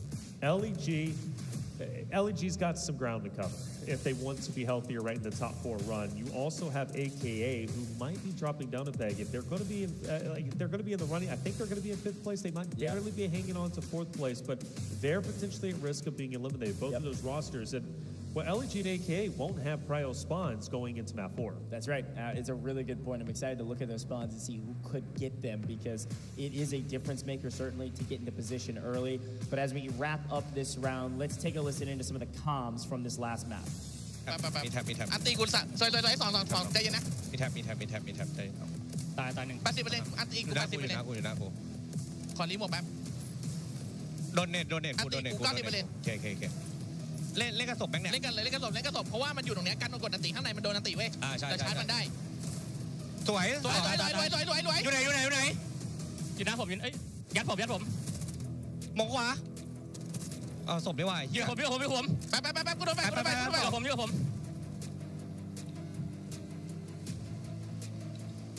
โดนกูดึงใจเย็นอย่าเพิ่งรีฟังเสียงก่อนแป๊บกูดึงลงมาก่อนตายไม่เป็นไรนะเว้ยเฮียกูยิงไม่โดนสวยน้องหนึ่งน้องไหนอ่ะไม่เป็นไรไม่ค่อยตัดเล่นเอาตัดนะสวยแบบเพสวยแล้วสวยเล่นเอาตัดไม่ต้องเล่นไม่เล่นสุดตัวเราแบบกดต้องตีน่ะเอากูว่าไอ้สัตว์เอาดิบัฟเลยบัฟแม่งดิบัฟดิไหวเปล่าเอาอีกเฮ้ยไม่ต้องลงไปสุดตัวกันถอยได้นะอย่าให้มันได้คิววิ่งเลย Let's go baby เบอร์เพ I got that last part. Let's go, baby. Hey, that was a great map for him. A nice celebration. Excited about these guys and what they're able to bring in to this next round. Let's take a look at our overall leaderboard. This is the most important leaderboard. We could be on the last map of this round. We could be on the last map of this lower round one, and it's going to be pretty dang close. Of course, STS is far and above everybody else because of the Mandel brick, but in terms of loot value, MG and ISG are right there at 11 mil. Everybody else a little bit lower, and you were right, AKA does fall to 5th, and LEG there as well. I mean, 0.1 separating them is nothing at all. It's less than a kill. AK and LEG at risk of relegation, down by over 2 mil. They've got to make a move right now. So the key things I'm looking at based on this leaderboard is just like Q9 did in our upper bracket. If you're some of these teams down at the bottom, you've got to get a Mandel brick. It will assuredly keep you in this competition. And speaking of Mandel brick, let's take a look at our spawns. And of course, we know, like you said, AKA and LEG will not get T1 spawns. Those T1 spawns are the red spawns. And frankly, I think the only spawn that is I really don't love is that bottom right blue spawn. That is a difficult spawn, not necessarily because you're going to fight anybody. You're just so far away. Right. The route to get to the Mandel brick is it's a lot of steps, all right? And you're going to be there late, which means these buildings are already going to be occupied. What we talk about with this map all the time is where the Mandel brick spawns. It's dead center of the map around the 4 quadrants, the 4 quad buildings, centrifuge, assembly, everything right in the middle of this map. These buildings get occupied immediately. Everybody holes in one, and they wait and wait and wait for somebody to make the first move, and then it's an all-out bloodbath. It's going to be really fun. And I want to pose the question, do you think we see a different decoding station for the first time here in China with going inside instead of outside? We've gone to the same decoding station on this map every single time thus far. I want to see it changed up. I want to see it changed up too, but I think there's value in having it be outside because it's chaos. And I think chaos is great in a way, especially if you can lock in, like let's say like Q9 was able to do yesterday in conjunction with NBA, like the way that they were able to lock in that hallway. They work together. Granted, that's not going to happen here. That's not going to be a conversation, but I do think there is value in chaos, and for STS, I think they'll be happy with it. But the inside would be nice. Let's change it up. Why not? After all, it's an elimination round. This could potentially be the last game. 2 teams might be on the exit, and for AKA and LEG, not having the prio spawns, also being in 5th and 6th place, I'm sounding the alarm bells. They are in trouble. And they're going to have to get desperate here, quite honestly. I mean, if, let's say we get to the point, the Mandel brick is like, let's say it's about to be decoded in less than a minute. If LEG or AK are in the vicinity, they quite literally have to sacrifice potentially their lives, at least in this game, just to extend the tournament. And if it goes to somebody else, it goes to somebody else. It is what it is. But they need to prioritize, at this point, a 3rd and 4th place. Now, let's say they do get a lot of loot, though. There might be value in extracting and not even playing for the Mandel brick at all. But then you're leaving it up to chance. And I don't want to leave up my chances up to somebody else maybe dropping the ball for me. So it is a funny conversation because as much as we say, all right, well, only one team has a Mandel break. If it's them, you gotta go for it. It's kind of also like, well, if we go for it and sell, we might be done for this entire competition. So if you are a team that's in 3rd or 4th, if you are a team that's already got double-digit total loot value, maybe you're not wanting to scam. Maybe you're not wanting to sell everything out and just say, well, we're going to go for broke. Because if you fail and they decode the brick, and you could easily drop to 5th or 6th. So there is a part of me that's thinking maybe this will be a little bit more slow. And who knows, maybe somebody does get it for free. If it's not a match point team, maybe somebody gets that brick for free. If it is the match point team and their 3rd or 4th place teams are the only ones that can contest them, maybe they do let it go for free to make sure they keep playing. Some interesting points in there. But again, I want to highlight that we could be playing the last map of this matchup, of this best of 6. It could end here, but it has to be STS getting the decode. Our metric for success, if you're just tuning in, top 2 make it to the next round. They go to upper bracket round 2, which is not an elimination round, but it is a chance to go directly to finals. So you could lose out in that round and still play the 3rd round. The middle 2 teams, 3rd and 4th, make it to that 3rd round. And if you're 5th or 6th, the end of this round, you are out of here. You are done for the entire tournament. But I do want to make the caveat, the 3rd and 4th team in this current bracket, well, they do stay alive, but they only get one final chance to secure a top 2. And if they don't get it then, well, they're not getting it ever, and they're going to have to wait until the next year's competition. So you definitely want to be 1 and 2, and STS is already ahead of the curve. Now, for the battle for second place, though, MG, ISG, you mentioned they're so dangerously close when it comes to asset value. What separates you from the other? Well, it's going to be a Mandelbrick. There's real value in MG going for the Mandelbrick. And I believe MG is going to be one of the teams with the Prio spawn. That's going to be wonderful for them. Yeah. Did ISG have also a chance to get the Prio? I don't think they did because it was STS, it was they MG. Could get a Prio spawn, yeah. They could get a Prio spawn? Yeah. So both of those teams, I mean, they're praying that they get the Mandelbrick spawn, or at least the Prio spawn, excuse me. Now, AK, you mentioned that bottom right spawn. They are going to be fuming if they get that bottom right spawn, because they've already got it once, and I believe they were mowed down by Q9 during their Match A matches. And we did talk to them. They were like, man, it's so unfortunate. Our spawn's just been tough, and they have been. So if they get bottom right, AKA, they're going to have to get it together very quickly, literally in game, or else they might go full tilt. Well, hey, while we've got a moment, I think our game's almost ready. I love what-if scenarios. So I'm going to go to the what-if. If you're a team, MG and ISG are in, what, 3rd and 4th respectively, right? So with that in mind... Well, second and third. Second and third, sorry. Yeah. With that in mind, if you are MG and you wipe ISG and STS is decoding, you let that brick go off. 100%. You let that brick go off. You know that you're going to be at Yes. least top 2. Yes. And you got your main competition out of the board. You lit up their bodies and you get out of the map. That's my what-if. We'll see if it comes to behold. I was, minor prophet yesterday. I was making some calls. I'm hoping I'm not right in this instance. I want to see a big fight on the Mandelbrick decoding Minor station. prophet. Got my eyebrows raising. We'll see, man. We'll see. We'll see indeed. Let's get it going. We're hopping in to map number 4, potentially the last map. Chat, do we got any prophets out there in the chat? What do you think? Can you match Goj's energy? Does it end here? Do we continue on? Can STS do it? Did that mistake from Chan in the previous map derail your faith in STS's ability to lock it in 2? Well, for me, not necessarily. I think STS has played very well, but there's a lot at stake here. Bottom 2 teams, they get eliminated. It's time to send it to the stage to get map 4 started. الاول ثاني ثالث رابع بس الاول والثاني بيكون عنده تشانسين اكثر. اول ثاني تشانسين بعد تشانس ثالث رابع ما شاء الله. بس اول ثاني حيكون ضدنا لاعب امبارح عادي. هذا اليوم هذا واضح ولسه عم نلعب احسن نحن.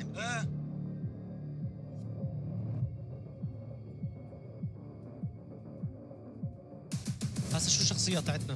أنا ستينجر. ستينجر لونا ودورو. Stinger, Luna, Uluru is what I heard towards the end there. We'll see if that's their actual comp going into this or if they were discussing between a couple options. But either way you look at it, we are excited about Space City, and I know the folks at home are as well. It is time to get onto this crazy map.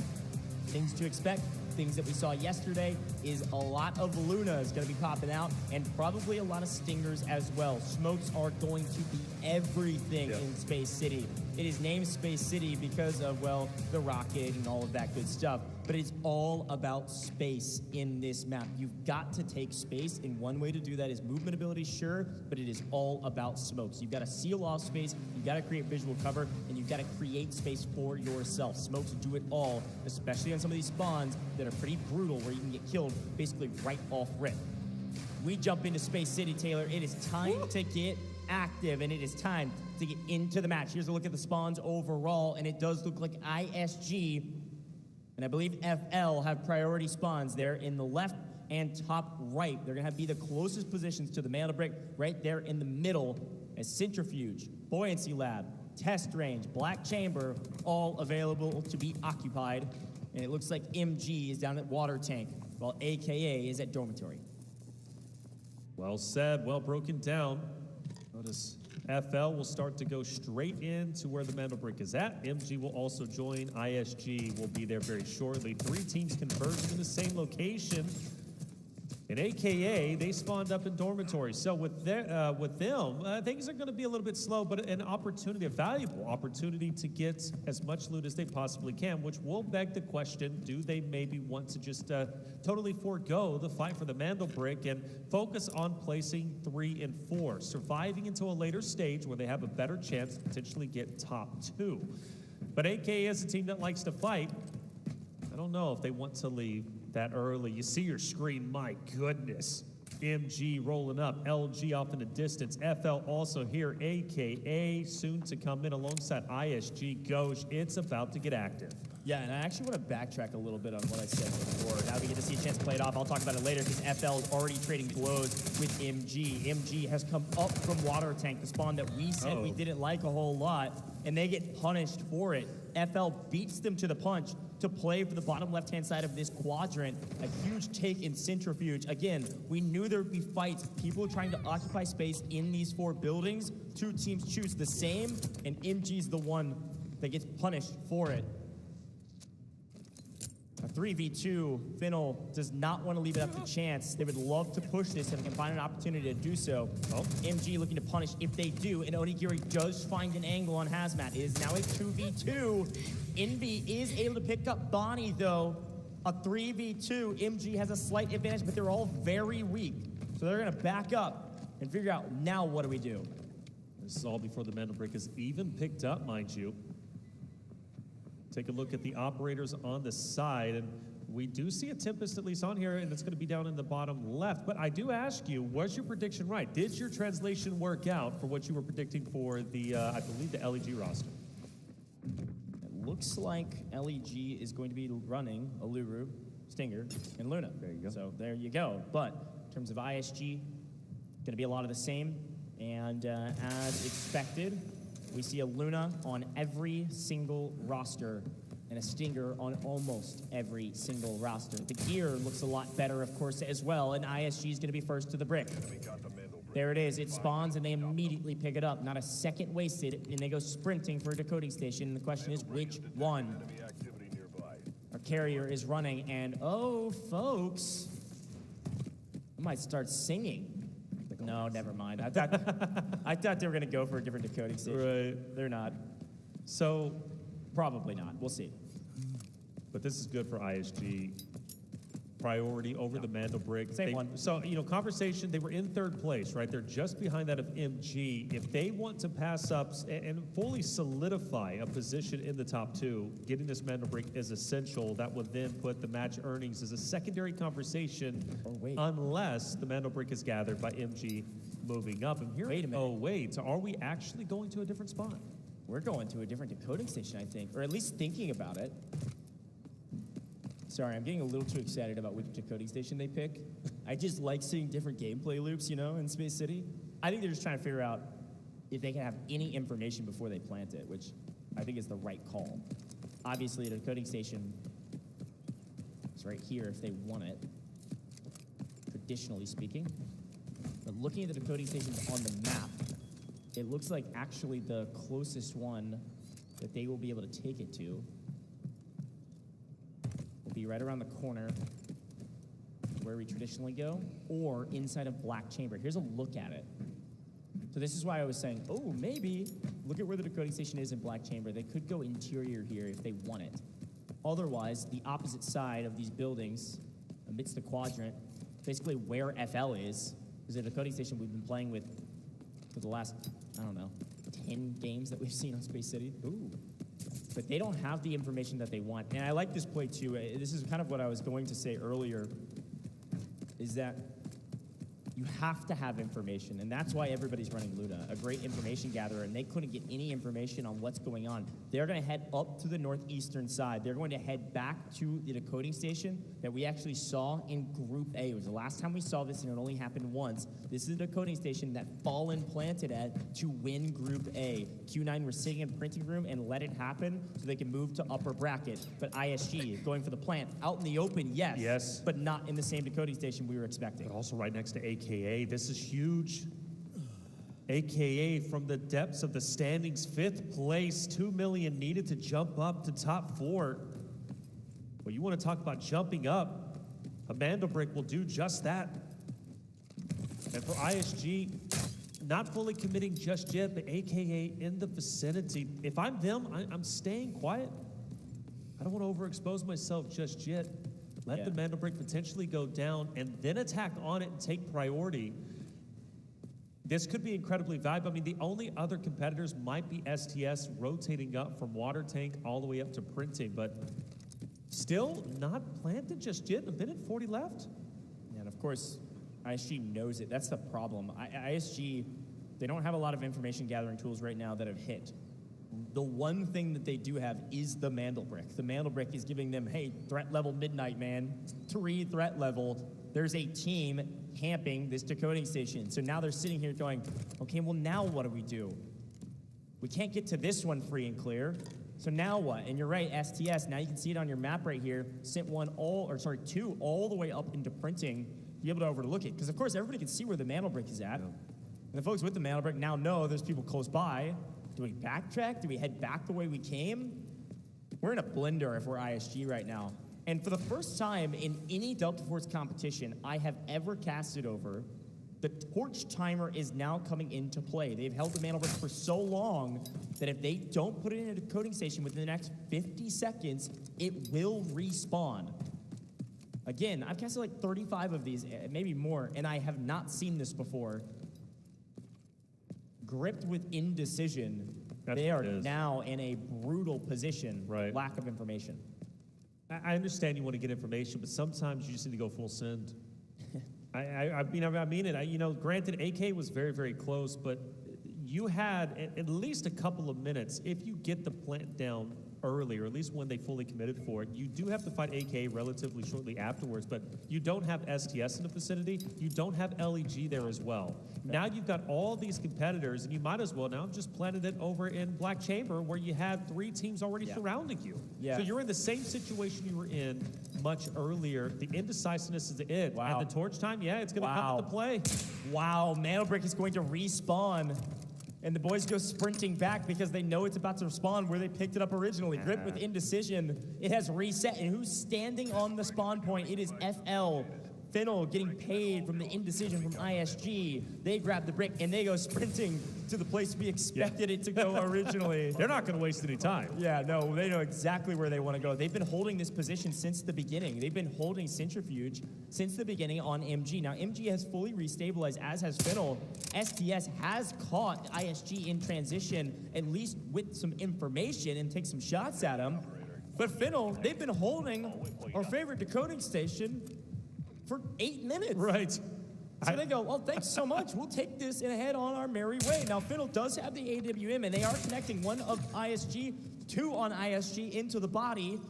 Those armors probably need to be repaired, but no headshots means the bodies are still standing.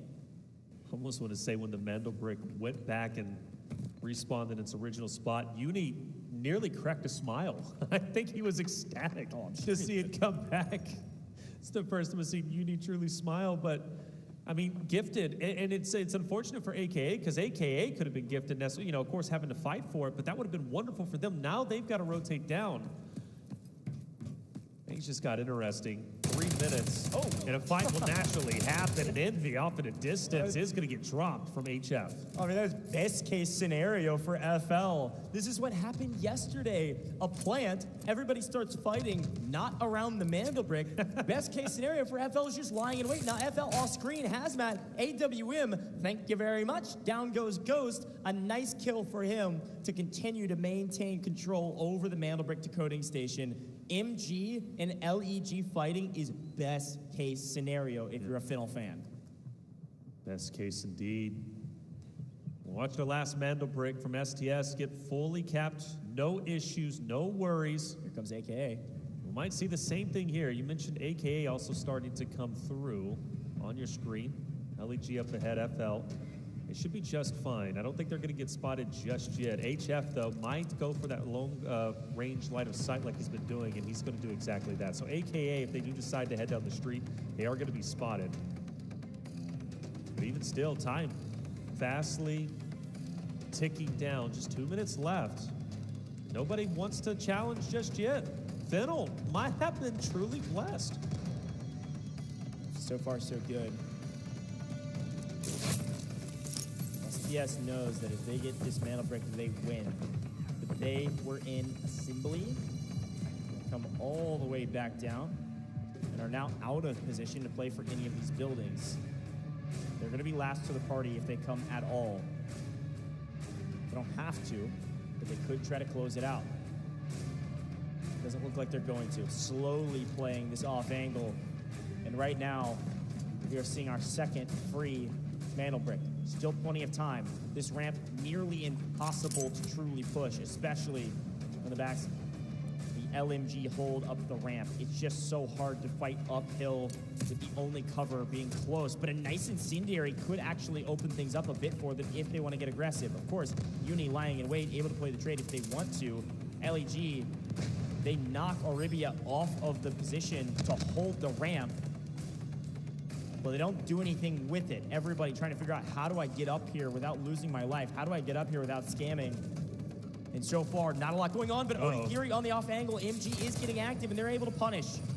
Trade one out. Uni takes down one from Wada from ISG. And now Mojo is able to find the angle with the help of Wada. A little information gain. Mojo plays the flank, and now Finnel completely in trouble right now. And LEG uses the opportunity to say, oh, wait, there's more fights. Wait, more people are playing for the brick finally? Sure, we'll go in and take the steal and reset that timer to 3.5. LEG, big moment for them. Same conversation for AKA now to LEG. They were in 6th place coming in. A Mando break would bump them up to top 2. They won't be able to pass up STS, who's currently in first, but see some activity going in, and we do see in bottom right, STS E-Hit is holding his ground despite a lot of opposition, just being up ahead of him. All right, AKA coming in with a vengeance and unfortunately getting punished for it. Good grief. LEG holding their ground well, yes, but also taking down players that aren't even that close to the Mantle Break. AKA trying to play the low side, and it's not working well for them. This is where LEG came from. ISG has the high ground and all three up, and they find an angle over the top. Marino goes down, but an incendiary takes one out. It is utter bloodbath. ISG loses just about everybody out of nowhere. The incendiary is one thing, the shots are another, and the incendiary cleans them up as well. Unreal job here from LEG at first, but it was ISG that's able to stand tall. A trading of blows goes to ISG. They have a solo. LEG is wiped, and LEG is the team decoding. A bloodbath is ensuing. It was not a slow Mantle Brick round. This is utter chaos. And Taylor, like you said, chaos is a good thing, at least for some of these teams. MG down to 2, ISG down to 1, AKA at 2, STS, the only team of 3 on the map. And with a reset, STS could come in and end this round. Yes, they could. Still 3 strong. They're looking the healthiest at the moment, but taking down AKA, or at least a player from AKA on the streets, opened up the opportunity now to go up north, and they will start making an attempt to get onto the Mantle Break themselves. Plenty of time. No reason to rush this. They're wolf packing together. It's going to be very difficult now for these teams such as MG, ISG, or AKA who have 2 or less than 2. Of course, with just one player being ISG. This is a big moment for STS. Bit of a stumble in the last map, but here they can rise up to the occasion and decode 2. MG Bonnie, a couple players up ahead. He's going to try and lock down this hallway if he can, and he's going to be successful. Only Gary from MG that will take down Mojo. ISG now fully out. ISG gone, Fennel gone, LEG gone. A huge moment. AK and MG at 2, STS at 3. STS slow playing from Water Tank could end lower round 1 right here, right now. And Chan perfect shots over the top, and he's likely gonna get the cleanup here. AKA over peak for a moment, and they are swinging for this fight. They know there's not that many bodies left on the map. And with just enough bullets to get him extremely weak, but a well-placed incendiary is going to stave off the advance. That res is not going to come through, and it is going to have to be a hero play from AKA, and it's got to be Jan. We've seen him do crazy things in the regional qualifiers, but he's got to do crazy things on main. Down goes 60, and here we go. It's going to be a 1v2, maybe a 1v3, and Jan has no chance. They all move together, and with Tempest in hand, STS are going to try to close this thing out. However, they are just getting started. Yes, it's a 3v2, but we still have 40 seconds on the clock for the decode that MG has control of. But it's Onigiri with the off angle, and he makes me nervous from STS's perspective. Bonnie, laying down bullets downrange. We're running out of time, just 28 seconds. Bonnie, Onigiri desperately trying to hold on to what they got. MG needs this to jump ahead of ISG to secure a top 2 position. There they go. To keep it alive, but like you said, here they go. E-Hit's going for it. MG can win it to 13, but STS gets it for themselves, but now they've got to win the fight. E-Hit is down. It's a 2v2. Gonna be a 2v2, make it a 1. Chan by himself, the last remaining player alive. If Chan wins these fights, if Chan can stay alive and wipe the rest of this lobby, which is one single player, Chan will win lower round 1 for STS, and everybody else will come down to loot value. It is going to be hero plays for both of these teams, and if anybody can get a revive, they're gonna have a huge advantage. We now have plenty of time on the clock,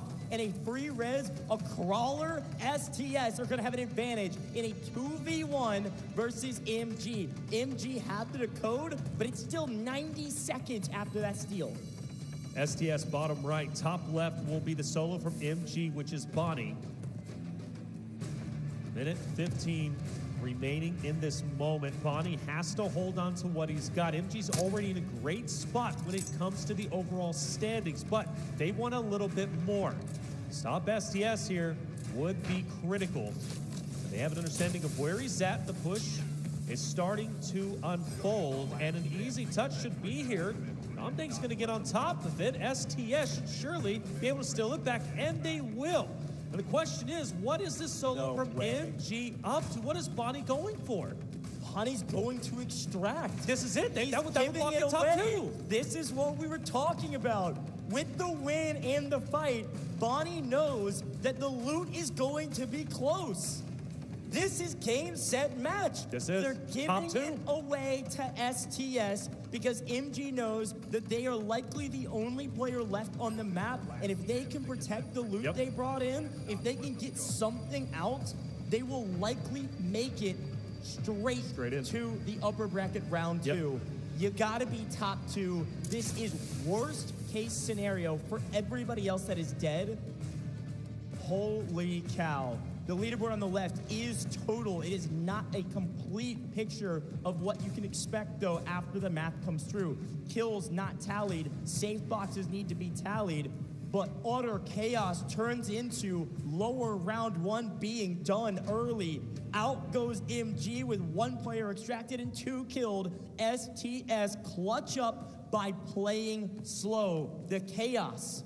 You called it perfectly. The chaos was best case scenario for STS. They played it slow, they let everybody else fight, and they come up and they play cleanup and they get the brick as well. Brick decoded, STS, the winners of lower round 1. They do it in a clean sweep, Taylor. It's all gonna come down to loot for everybody else. Well, I must say, we were not expecting this to end in 4, but it does. STS get 2 Mandel bricks, and MG makes a big brain play going for the extraction to stay ahead of ISG, potentially, unofficially dropping ISG down to 3rd, just below them being maybe potentially, I don't know, MG, so STS, maybe MG, then ISG. So great plays overall, man. The way STS played this is critical, and it gives them so much confidence, or at least it should, going into the next round. Unreal. A great call from MG, certainly. I mean, look how close those numbers are. It's going to be less than 2-0 spread. But STS are the winners of lower round 1. I'm sure that's got to feel good. Unbelievable job. The slow play, the chaos, STS. They win lower round 1. They're assuredly not only staying in this competition, but have essentially 2 chances to make it to the finals going forward. STS, they go to upper bracket round 2 with the vengeance. This is a totally different team than what we saw in the group stages. STS dominate lower round 1. Now the question is, though, even though STS dominates, did AK do enough? Look at 60 MG. He's clapping. I think AK did enough maybe to secure a top 4. It's unbelievably close. And look at MG as well. MG, STS, they're all excited. STS shaking hands, patting each other on the back because they know that they changed their fate in this tournament. Giving them 2 chances to make finals is so important. And the rest of the map, is difficult, sure, and it will be a deciding factor for who goes home. I'm talking sitting in the stands at the stadium after just lower round one. 2 teams will be done.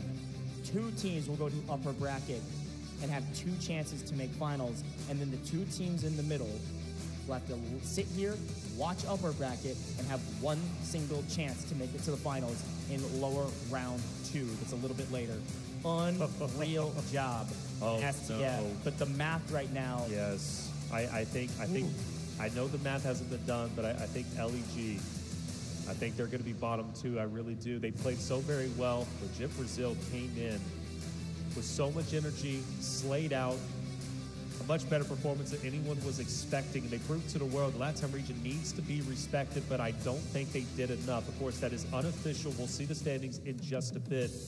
But unofficially, I do believe it's going to be Finnell, and I think it's LEG in the bottom 2 who are going to be eliminated. AKA might have just barely skated by, but we still have to add it up. But what we do know for sure, STS is on top. The double Mandelbrot decoded. They did incredibly well from yesterday's performance to today. I mean, Goj, I'm getting goosebumps. Like, STS is truly the most improved team from day 1 to day 2. Hey, well, I'll eat a shoe because, like I said before, I thought we were going to go to 6 every single time. And we go to 4 again. A full round completed in 4. You know, from the amount of events we've done, it doesn't seem that often. That is truly a clean sweep. Every time there's a Mandelbrot, you're getting it, and you're able to get it both back to back, and then you're done, and you win. That's it. It doesn't happen that often, but it's happened several times in this competition.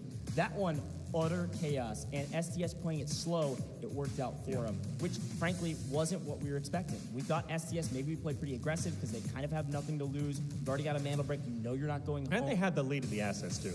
Yeah, and so they could have kind of gone for broke there, but instead, because of the spawn, sure, they got the water tank spawn, but other than that, it was just slow play, get information, and wait. Everybody else was battling for the brick, because if you get it, you know you're not going home. They walk in, clean up, and then MG, again, I don't know how much it would have mattered. It would have been really close, and I don't think it's all that close now, because MG decided, you know what, we're just trying to get top 2, and I am the only other person on this map, so why don't I get out, protect some loot value, and make sure I stay on top 2.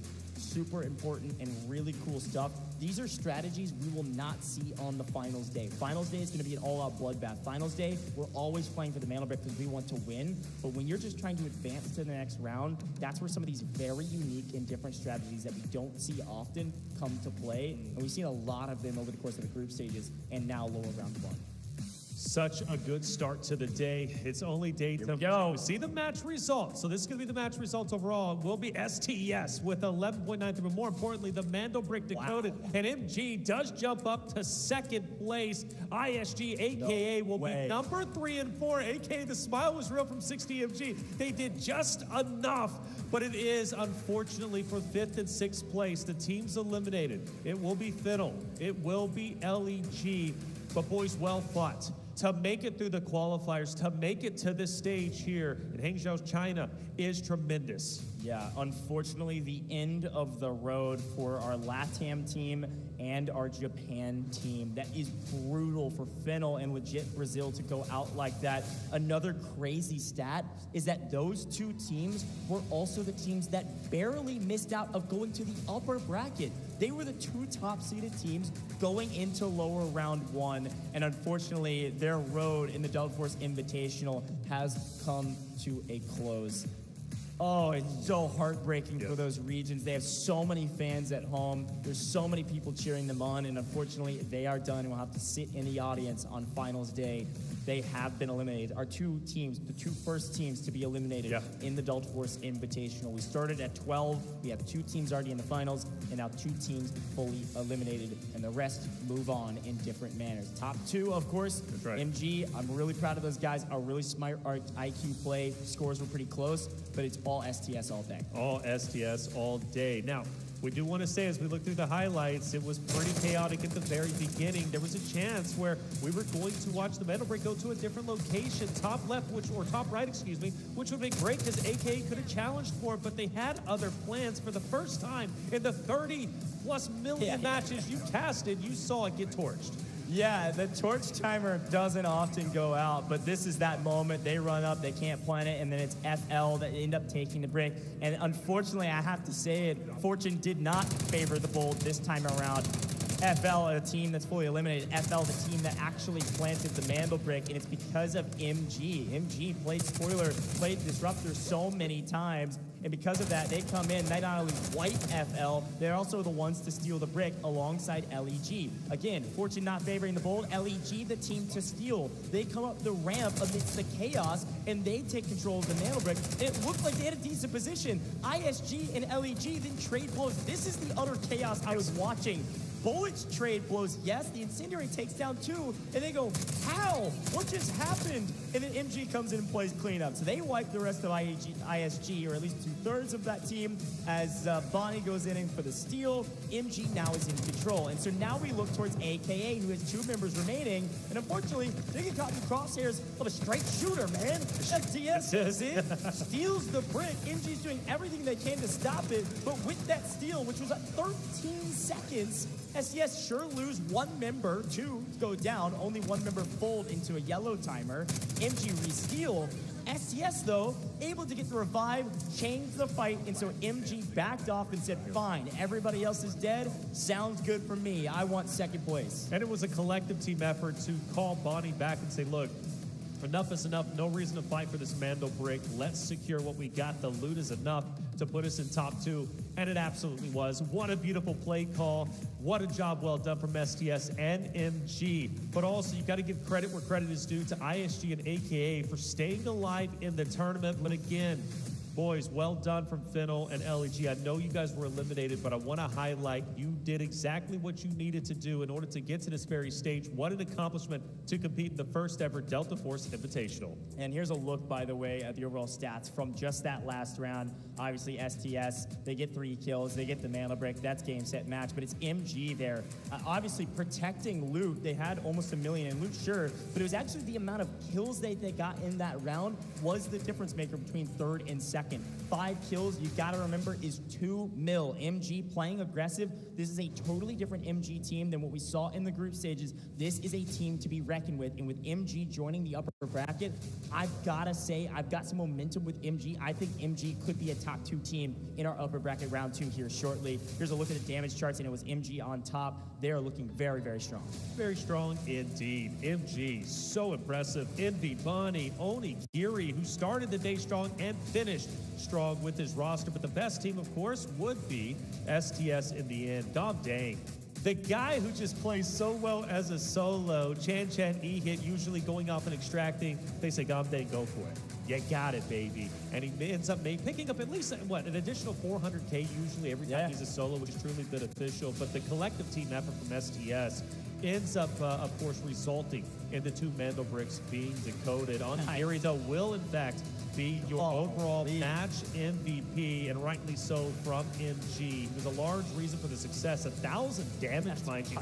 This guy is pulling up massive numbers and therefore giving MG an opportunity to place top 2. Yeah, anybody that doesn't know ball knows you're like, oh, I do 1,000 damage all the time in Fuzz. Yo, this is the sweatiest custom of all time.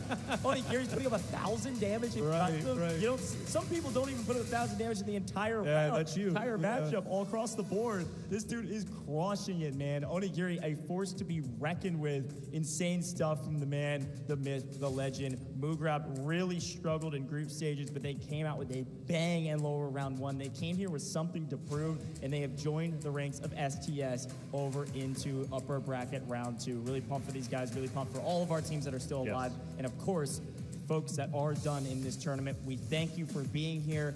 Very well played. You put on a fantastic performance. It was so fun to watch, but unfortunately it just came up a little short when you needed it most. Yeah, unfortunate for them. But hey, even though those 2 were eliminated, it doesn't mean they're going to be the last 2 eliminated. We're still eliminating, what, 4 total teams? We gotta get the 6. Right? We've got to get the 6. So we know the 2 who's already there, who's going to be playing in that packed stadium, of course, Q9 and NBA. But now things start to get really serious. Who wants to punch their ticket to the finals after the next 6 games? We move into our lower bracket stage 3, I believe it is, and it's going to be Fall and ESG, Gold, Silver, STS, and MG to fight for those two coveted spots to try and stay alive and not get eliminated. Yeah, I like the breakdown. There's a lot we can talk about, of course, but of course we've also got to talk to some of our players. And first, let's hear what they had to talk about in that last round. I'm sure they were excited. 싸울 수도 있네. 맞아. 이거 오른쪽 라인 계속 사운드다. 방금 바깥 사운드. 있다. AKA 잡아도 돼? 잡아도 돼? 하나 다운. 나 딸피야. AK 잡자. 이거 밀어야 될 것 같은데 철개로 빠졌어. 철개로. 밀어. 해봐. 자, 나 따라와. 반대로 1분. 이거 빨리 밀고 찍어야 되는데. 다운이야. 찍으면 안 돼. 왼쪽 나왔다. 왼쪽 입구. 뺐어. 뺏은 건 좋은데 걔 아무것도 안 돼. 뒤에 하나 남았다. 현준이 형 늦지 말지.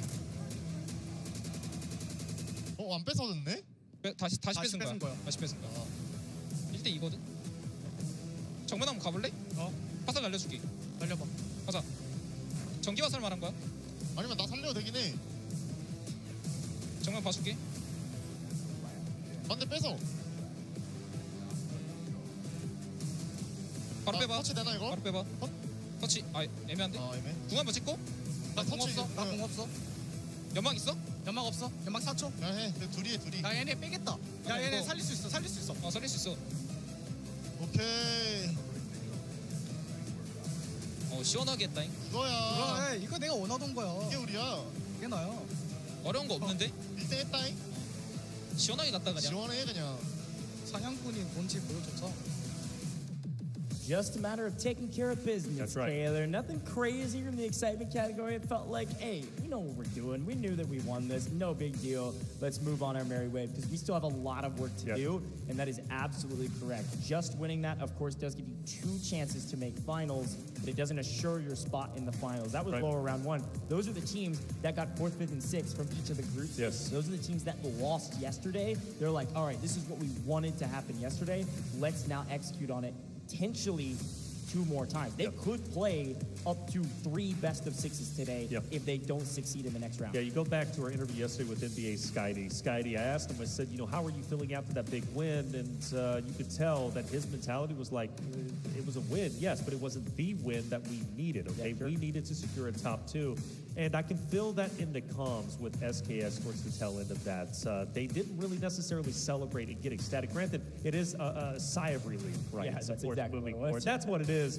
But it's not necessarily a celebration in the sense of we've won, we did it, because they haven't just yet. That's right. They move forward, but they're not gonna. It's not gonna be acceptable in their minds as competitors to get to this very stage and then to end here in the studio. No, they want to go to the stadium, but in order to get to the stadium, you've got to once again replicate what you just did with the 2 Mando bricks, and I believe STS can do it again. The most improved team by far from yesterday into today's competition. But let's face it, now they are joined by the top 4 teams from yesterday's results from our matches, right? We're talking Fallen, ESG, Inking, Gold, Silver. All 4 of those rosters play incredibly well, taking the fight to Q9, taking the fight to NBA, and at times potentially being in the running for also securing a top 2 finish in yesterday's competition. So now the competition only gets harder in the next stage. Yeah, let me be very clear about something. ESG and Fallen were technically seeded 1 and 2 going into this competition based on, well, I guess technically not Fallen. Everybody thought Fallen was seeded number 2, technically below Mantle Brick Addiction, which they proved to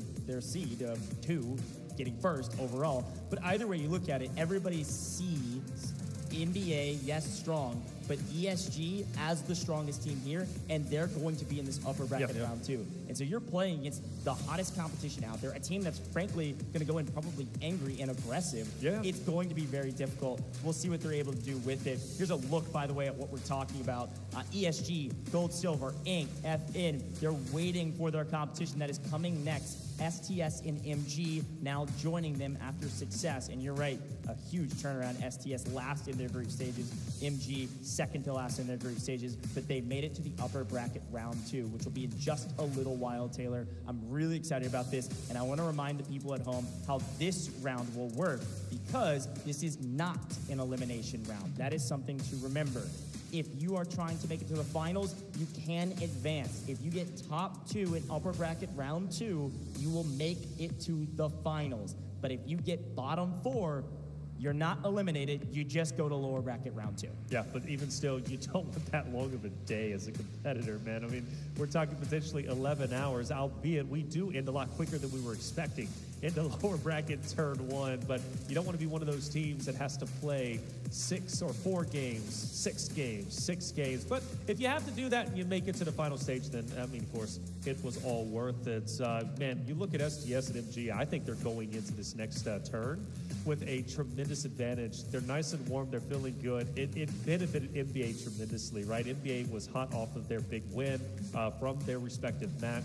They go in well warm because there's only like a 20, 30-minute time difference between when you were just playing to when you're playing once again. So for me, I think STS and MG are going to be going in hot. But I do want to bring it back because you mentioned ESG, the number 1 seed coming out of China. Let's not forget, even though they are competing today, they were just a hair behind that of Q9 as well as NBA. They have 25 million Technic Alloy. They were in 3rd place in the overall standings, just shy of top 2. The only thing that stopped them from going into the finals directly was not having a Mandel brick. Yeah, they were the top team going into this competition, and they're the top team going into this next round. On paper, they're the best squad, so watch out for that team, absolutely. But any of the teams that came from upper bracket round 1 could be a team that won. Fallen won their group stages. Fallen is one of the best teams here. Everybody's been scouting them, been watching them, and they just struggled in upper bracket. They crushed it in the group stages. They are forced to be reckoned with, but I am really excited to see STS and MG as well step up and say, hey, I don't care what happened in groups. We know our game now. We've got momentum. Let's execute on it. And hopefully they don't have to play 3 best of 6s. We'll see how it all goes down. Well, you have 3 teams from Match A. You have 3 teams from Match B. There's some history, but there's also some new matches, some new blood. And we're about to see go against each other. What a thing. What a really, again, a blessing, man, to just watch the best of the best when it comes to Delta Force operations go head-to-head, toe-to-toe. This is only the beginning. I can't wait to see what the future holds, not only in our tournament, but also in the entirety of esports. Let's take a look at our match MVP. Mojo takes it. Now, Mojo was just such a tremendous talking point throughout each and every round. Mojo, of course, being from the side of ISG, they will be playing once again in the lower bracket turn 3. But Mojo, he's waiting, frothing at the mouth, wanting to take down the competition. Dude, Mojo had almost 2,000 damage, which is crazy to say. 2.25 KD is solid, 9 kills and 3 assists. This guy was frying. And again, I've had a chance to cast over this gameplay actually a ton, whether it's in Delta Force events or other titles as well. This dude is a fry and a fragger, and he's showcasing what he can do on main stage, which is actually kind of crazy to say that our match MVP based on stats wasn't of a team that got top 2 on our leaderboard, because it's that Mandel break format, man. That dude slayed, got good scores, does keep their team alive, but not down. Let's head down to the stage, though, and hear what everybody's got to say if they just won. 好的，欢迎来到赛后采访环节，我是卡卡。现在站在我身边的呢是 MG， 也是恭喜他们进入到下一轮的比赛。我们来和大家打个招呼吧。โอเคทักทายแนะนำตัวเองก่อนค่ะ วันนี้ครับวันนี้กิริครับผม NVA ครับ大家好，他们是来自MG 战队的 Bonnie MV Onigiri， 然后 MV。3位选手今天在第1局大霸图当中，直接是势如破竹，连踹3队啊，然后拿下了非常高的一个击杀分。这是咱们今天定下的一个战略风格吗？就是说我今天就是要猛，就是要干。โอเคในรอบแรกเราได้ฆ่าไป3ทีมใช่ไหมคะแล้วคือการเล่นกลยุทธ์ของเราคือเดือนขนาดนี้เหรอคะก็แผนวันแรกมันออกมาไม่ค่อยดีก็เลยแบบว่าเปลี่ยนเป็นว่าเน้นยิงไปเลยครับ就是第一次的时候因为我们一开始很含蓄然后后面我们就说那我们就放开打吧就是通过昨天的比赛1个晚上时间已经做出了非常大的调整，所以说今天才有这样的表现。但是我们可以看到第1局打得很顺，但是第2局巴克式的专局开局直接被偷了个背身，然后很快的离开了比赛。那么这个结果会对后面的比赛有一些心态上的影响吗？แล้วรอบที่2เราตายก่อนแรกๆใช่ไหมคะแล้วขวัญเสียไหมคะก็มีนิดเดียวครับแต่คือแผนเราคิดมาแล้วว่าสมมติถ้าเราตายไวเราจะทำยังไงต่อไปก็ถือว่าก็เรามีแผนสำรองอยู่แล้วครับ是会有一点点影响，但是我们队已经在就是战略部署过了。如果我们这一轮输的话，我们有考虑到后面我们要怎么做，而且调整也得非常快。而且包括我们可以看到，不管是第2局还是第3局巴克什 ，MG 和 STS 都是对位，而且最后在第4局的决战当中，也正是这两个队可以说非常有缘分了。那觉得今天3局和 STS 交手下来，感觉如何呢 ？OK， แล้วในรอบ3เลขเราได้ต่อสู้กับทีม STS รู้สึกทีมเขายังไงบ้างคะก็เป็นทีมที่แข็งแกร่งครับก็จะไม่ประมาทครับแต่ก็ถือว่าเราก็ทำได้ดีเหมือนกันก็ไม่ใช่ว่าสู้ไม่ได้ครับ觉得他们队很棒，然后不可小觑，但是我们队也很棒。也期待2支很棒的队伍在下一轮比赛当中会有怎样的碰撞，好不好？那在第4局最后的一波决策当中，也是和 STS 非常激烈的交手啊。最后1v1之后选择不战了，就是我这个时候选择避让，是因为考虑到经济的优势，我决定用经济优势挺入到下一轮，这是一个决策吗？ในรอบที่4เพราะว่าเราคงที่แล้วถึงปล่อยมันไปใช่ไหมคะใช่ครับเพราะว่าเราดูรายชื่อจากคนที่เรายิงแล้วแบบว่าทีมที่เงินตามหลังเราก็ยิงหมดทุกตีแล้วเราก็เลยปล่อยให้เขาได้เมนเดลบิกไปครับ确实是这样子的，然后当时我们也考虑到我们的经济也是差不多的，所以后面那个曼德尔砖我们也没有去抢夺了。用了一个比较稳妥的方式挺进到了下一轮。那么其实我们也可以看到啊，就是咱们的这个队徽是一只非常可爱的带蝴蝶结的狗狗，而且是我们第4名队友家里面的一个宠物。那我相信我们第4名队友今天也是到了现场，然后他的狗狗一定也在家里面一起祝福我们的 MG。有没有什么话想对我们第4名队友，包括一直支持我们的家人朋友们说的 ？OK， มีอะไรอยากพูดกับแฟนหรือว่าครอบครัวไหมคะขอบคุณคนไทยทุกคนครับที่คอยเชียร์แล้วก็ขอบคุณแฟนคนจีนที่คอยเชียร์เหมือนกันครับ我爱中国人谢谢他说感谢泰国的粉丝和家人为我们祝贺喝彩，为我们祝福，同时也感谢中国的粉丝为我们加油喝彩。哇塞，来到中国之后练了一手好中文啊，说得非常好，我爱中国人，是不是？好的，那么也感谢 MG 3位接受我的采访，希望他们在下一轮当中能有更精彩的表现。我们把时间交还给解说席吧。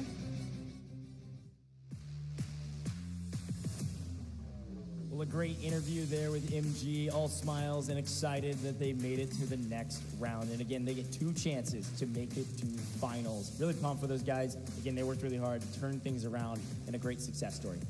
Indeed, yeah, making the right play call, disengaging, going for the extraction. Without that play, most likely we do see ISG move up ahead of them. They were already ahead in the standings. So great play call.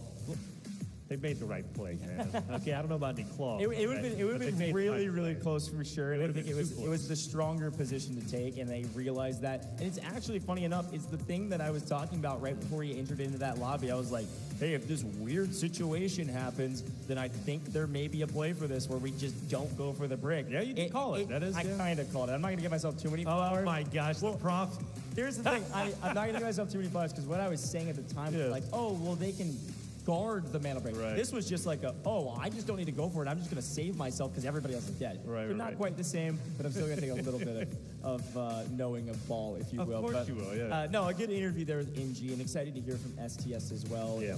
This is a team as well that turned things around. And again, I want to remind everybody at home, like, Delta Force has so much skill around it. There is certainly some RNG with loot and whatever, but it is so much skill. And it comes down to team chemistry above all. Sure, shooting straight is super important, but there's teams, ESG for example, that can shoot super straight, but don't necessarily win because you've got to play for these mana breaks. Every single strategy in Delta Force operations is a viable one. It's just about execution at the right time. So anyways, it's always fun to talk, be the talking heads here for Delta Force and operations in general, because there's so many cool strategies we get to watch and brand new strategies that we weren't necessarily expecting, like saying, peace, you can have the mana break. But let's head back down to the stage and get another interview from our amazing host. 好的，欢迎来到赛后采访环节，我是卡卡。现在站到我身边的呢是刚刚双专结束比赛的第1名 STS， 我们来和大家打个招呼。자기소개 부탁드립니다. 안녕하세요. STS의 이희시라고 합니다. 大家好，我是 STS 的이희。 안녕하세요. STS의 곰댕이라고 합니다. 大家好，我是 STS 的곰댕。 반갑습니다. STS의 찬찬이라고 합니다. 大家好，我是 STS 的灿灿。其实 STS 从昨天比赛的结果来看的话，其实是稍稍有点不尽如人意的。但是一个晚上可以说是天翻地覆啊，士别一日即当刮目相看了。晚上是做出了怎样的调整呢？ 어제 결과는 그렇게 좀 아쉬움이 많았는데 어젯밤에 어떤 조정을 해서 오늘 이렇게 승리를 거두셨나요? 어제 저희 경기를 보고 코치님께서 우리가 무장이 약해서 싸움을 피하자라고 해서 근데 그만큼 안 좋은 결과가 나와가지고 오늘은 동등한 조건에서 한번 싸워보자. 우리가 안 질 것 같다 해가지고 그렇게 했는데 코치님의 말대로 다 잡고 1등을 하게 된 것 같습니다. 昨天我们的教练看了我们的比赛，一开始是觉得我们在对击当中可能薄弱，但是实际上我们昨天的结果不是特别理想。今天选择了那就冲吧，结果我们今天就赢了获得了胜利。 好的，这证明赛群组和选手之间也是非常灵活的做出了调整，所以今天一举拿下了比赛呀。那今天的比赛来看的话，第一局很顺，无伤拿到 A 打，无伤3个人撤离。第二局很顺，无伤拿到了1块砖。那么今天比赛开始之前，有没有想过今天比赛会这么顺利呢？ 첫 번째 라운드에서 아무런 상처도 없이 A다를 획득했고 두 번째 라운드에서도 순조롭게 브릭을 획득했어요. 그럼 시합 경기 전에 이런 상황을 예상했나요? 네. 1라운드는 보급 위주로 굴리고 안전하게 탈출을 하려고 1령 무장을 채택하였고 2라운드 같은 경우에는 저희가 박물관 1티어 스폰이 잡혔는데 반대쪽 1티어 스폰이 블루인 호텔에서 싸워가지고 바로 만델 브릭을 먹고 트라이했던 것 같습니다. 第一局里面我们选择了保守的战略，第二局我们看到了各战队的位置，然后我们选择了一个最合适的位置突击并成功。谢谢。 那我觉得其实第4局也是一个非常合适的时机啊！我们在第4局最关键的决胜局中，前面大家都在焦灼的时候 ，STS 感觉一直在按兵不动啊，但是最后一下子出击就拿下这块砖了。那么当时这个进场时机是怎么把控的？ 네 번째 라운드에서도 각 팀들이 싸움이 심했잖아요. 그럼 우리는 어떻게 타임을 포착하고 이겨셨나요? 우선 램프 아래쪽에서 AK 팀과 한번 교전이 있었는데 그 AK 팀과 교전이 끝난 후에 재정비를 하고 센터로 진입하는 도중 왼쪽에서 싸웠던 AK 팀이 오른쪽 라인에 있는 걸 보고 오른쪽 라인을 먼저 잡고 왼쪽을 가야겠다 판단해서 그렇게 진행했던 것 같습니다. 我们先开始看了各战队的位置，然后发现 AK 在左线，然后我们想着选择从中间突击，结果发现 AK 回到了右线，我们先到右线位置团灭了 AK， 再重新回到左线，是这样去选择的一个时机。谢谢。 确实，在第4局当中也可以看到，在进到离心福利间之前，选择是先把 AK 收掉，然后再去和 MG 进行一个对线。那么在收掉 AK 之后，再和 MG 对线，甚至最后灿灿是1v1。哎，当时1v1感觉确实也是感受到你的紧张了，好像还有朝队友开枪的这个事情。那么当时这个心态是怎样的？ 찬찬씨 마지막 라운드에서 각 팀원이 한 명씩 남겼잖아요. 그래서 많이 긴장한 것 같아요. 실수로 팀원 한 개 성적도 나타났잖아요. 그때는 어떤 심정이었나요? 너무 긴장해가지고 상대편인 줄 알고 아군을 5인 사격해버렸습니다. 是我太紧张了，我以为我的队员是对方战队的，所以做了一个失误。 但是虽然心态很紧张，还是在1v1当中，扶起了队友，然后最后顺利拿下了这块砖，结果是非常好的。那么现在双砖结束比赛，也是士气昂扬嘛，然后进入了下一轮比赛，马上休整之后就要进入到我们下一个比赛当中了。觉得接下来面对的最大的对手是谁？ 지금은 진출하셨잖아요. 그럼 이후에 가장 큰 선수 팀은 누구라고 생각하나요? 네. 저희는 아마 Q9이 가장 위협적이지 않을까 생각합니다. 我们现在是认为秦九是我们最大的对手。哦，直接略过了我们下一场直逼总决赛呀！看来 SDS 和秦九是想在总决赛碰一碰了。好的，那么也是希望他们在接下来比赛当中能够比较顺利的挺入到总决赛。我们把时间交还给解说席吧。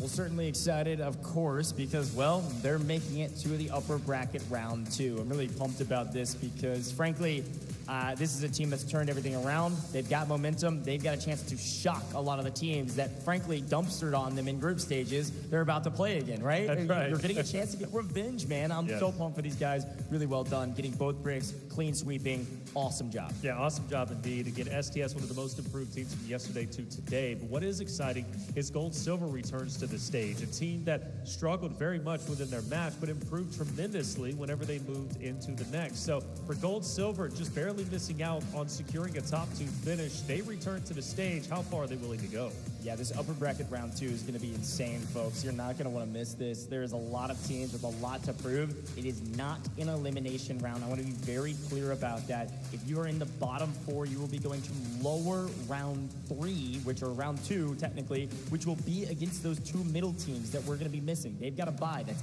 AKA our North American squad. They could potentially meet their North American rivals, Inc., if Inc. doesn't perform like we want them to be a top 2 team in this upper bracket. It is not an elimination round, but it is a chance to go straight to finals. Top 2 from this next round make it to finals to go play against the 2 teams that made it there yesterday. Well, you know, one of the beautiful things, AK and them, they do get a break. They're going to become they're going to come back in well rested. What a day it's already been. We have 2 more rounds to get through, and coming up, we might have 2 more teams securing their spot into the finals. We're going to go for a quick break. When we come back, the tournament will continue.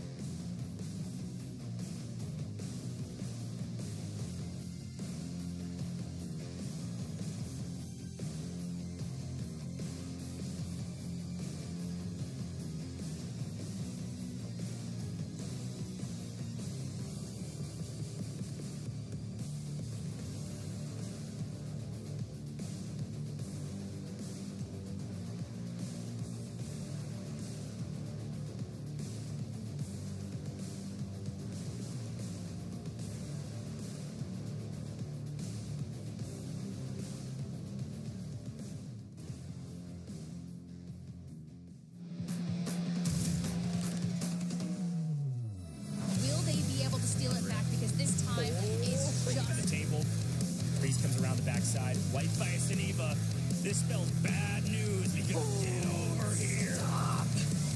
It's Inc. Congratulations, gentlemen. You're going to be representing North America in China. Well, I'm Killzall. I'm from the team Inc. and I'm from North America.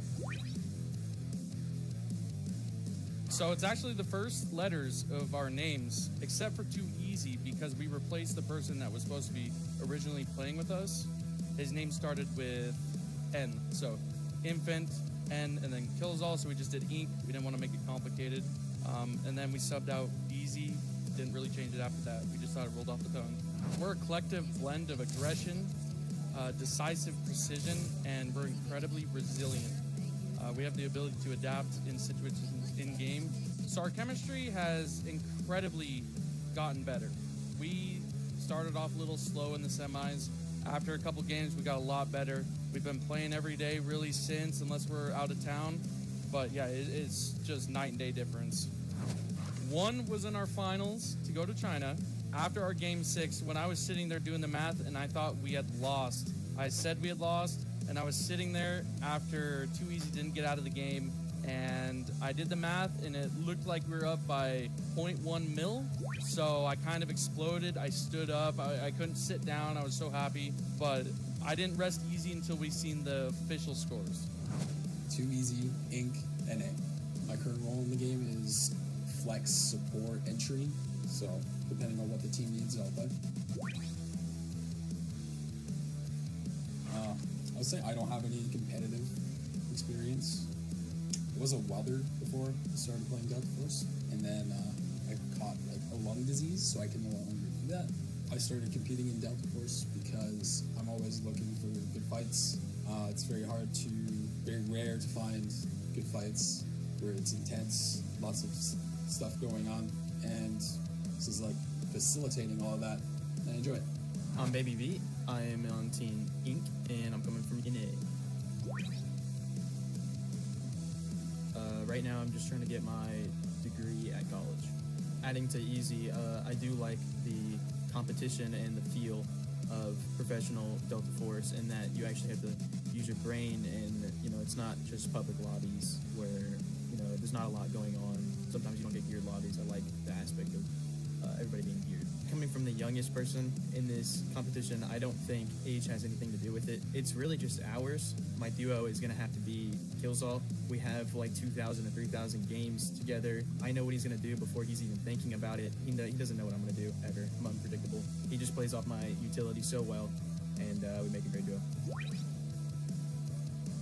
What I think about AKA is I think they are good at shooting. Their team play is not good at all, and they got very lucky in the last game. They killed the two bottom teams while we were fighting a different team, and they didn't have that real fight because they lost the first 5 games before that. So I think we're competitively a lot better than them. So I think the Chinese teams are going to be great competition for us. Both ESG and the second place team were very good. They beat out 30 plus other teams to get there. They played a lot of games. They have good coaches. It's going to be a good game against them anytime you're in it with them. They're going to bring the energy. They're going to bring the skill. You just got to match them and just beat them out. I'd say AKA, individual skill, they're all very good. Very good. I feel like they definitely need to work on playing together because they're basically kill racing each other, I feel like, in a sense. I think AKA puts their entire team just into like the worst positions. I agree with Easy in that every once in a while they do show up in terms of their aim, but for their positioning, their util usage, and almost everything else, that's just the fall off, and that's why they don't necessarily, win everything. Yeah, watch out. We're coming to play.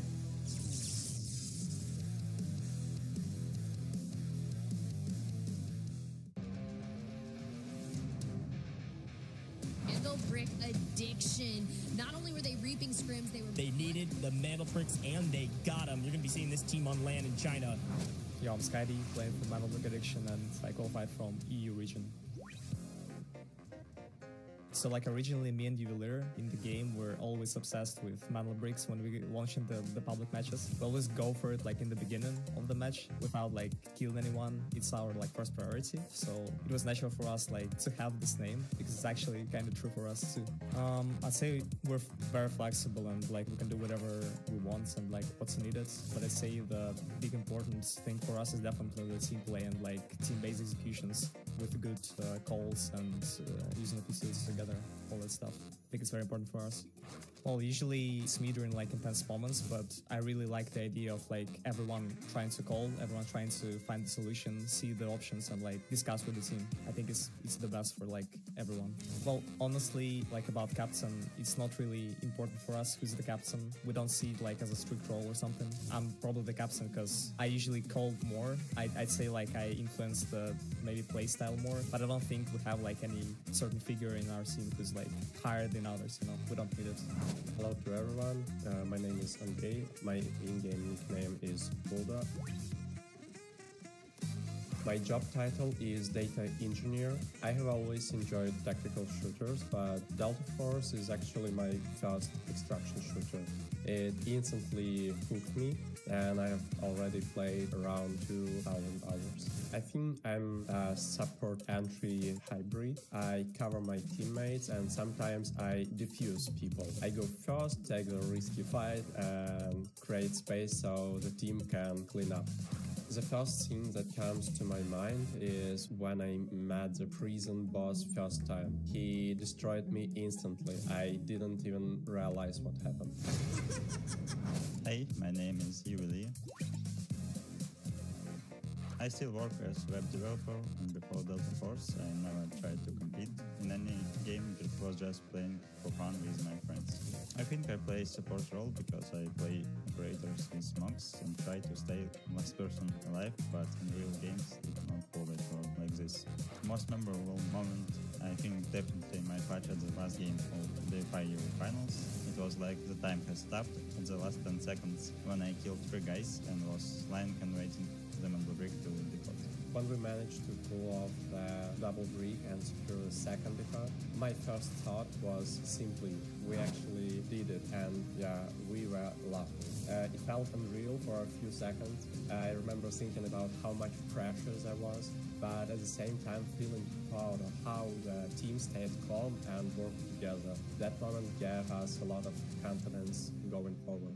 In that last game, there was a chaos going on around, like on last seconds, around the Mandel break on Centrifuge, and I tried to make a move to support like Jugular on last seconds, but then he knocked someone, and I tried to come back to the safe position to like not wipe and create a space for like last seconds. But then I get knocked, and basically someone killed me from, I didn't even understand like where, and at that moment, to be honest, I thought it's over, but then my cam switched from my body to spectator mode to Jugular, and I see him standing next to the Mantle because he won a fight 1 versus 2 with like 1 HP, and there was maybe 15 or 10 seconds left, and he was just standing in that little gap between the Mantle and the wall. For me, it's about experience. Competing in Delta Force is exciting. It brings adrenaline, and it makes every game feel more meaningful. Well, I think like Fallen is a pretty strong team because even though they play with the South, they're going to play with the South. They have pretty good fundamentals, like good skills, individual skills, and if they'll create some good plans during the game, I think they have a good chance to be on top. There's not really much to say, but I really hope we're going to have some good fights, good matches without like Battle of Rats somewhere in the edge of the map, you know?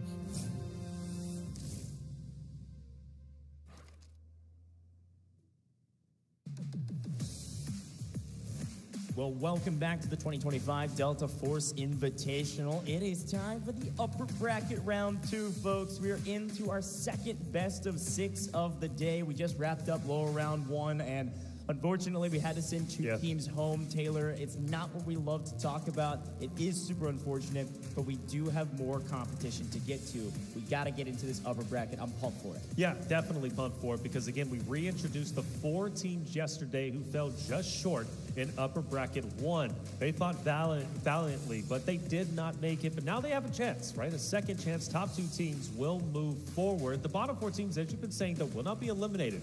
They get a secondary chance. They only get 1 more chance after this one. So I would rather secure it now than later.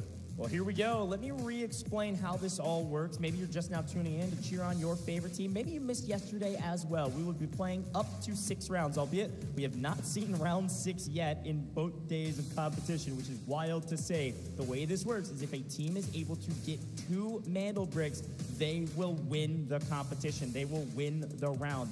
Super important piece is that if you're able to get the first Mandel brick, of course, you've got a huge power position. You'll be on match point. For the second one, we have 4 out of 6 of our rounds that are Mandel brick rounds. Round 1 and round 3 are airdrop rounds. And in those airdrop rounds, there are no Mandel bricks, but there are AWMs. There are some high-value loot coming out of those airdrops. So certainly a key factor. Now, all the players, they start with 1 million technicality. That means basically, instead of zeros to start our leaderboard, they're basically all starting at 3 mil. Going into the very first game, they all have a 3x3 safe box as well and a 12-slot card holder. But every single round, even if you don't extract and even if you don't get any kills, you will get a fixed supply per round. That's a certain amount of money that everybody gets just to make sure nobody is completely broke. But every kill is 400,000 Technic Alloy added to your account. Super important piece. Now, this is the breakdown for what you can buy each round. It's important for many reasons, one of which is that the ammo and the armor does not match, which means in the pre-match phase, you can only buy level 3 and below ammo, level 4 and below helmet and armor, level 5 and below repair kits, and everything else is good to go in the first round. That's before round 1. After round 1 and before round 2, you see that scale up a little bit, but again, the ammo and the armor does not match. And then as we get deeper into the competition, you will then be able to buy a lot more. You will never be able to buy a level 6 helmet, though, across the board, and AWM ammo cannot be bought, nor can it be stowed in your safe box. Now, there's other things to keep in mind. We all know the Mandel brick.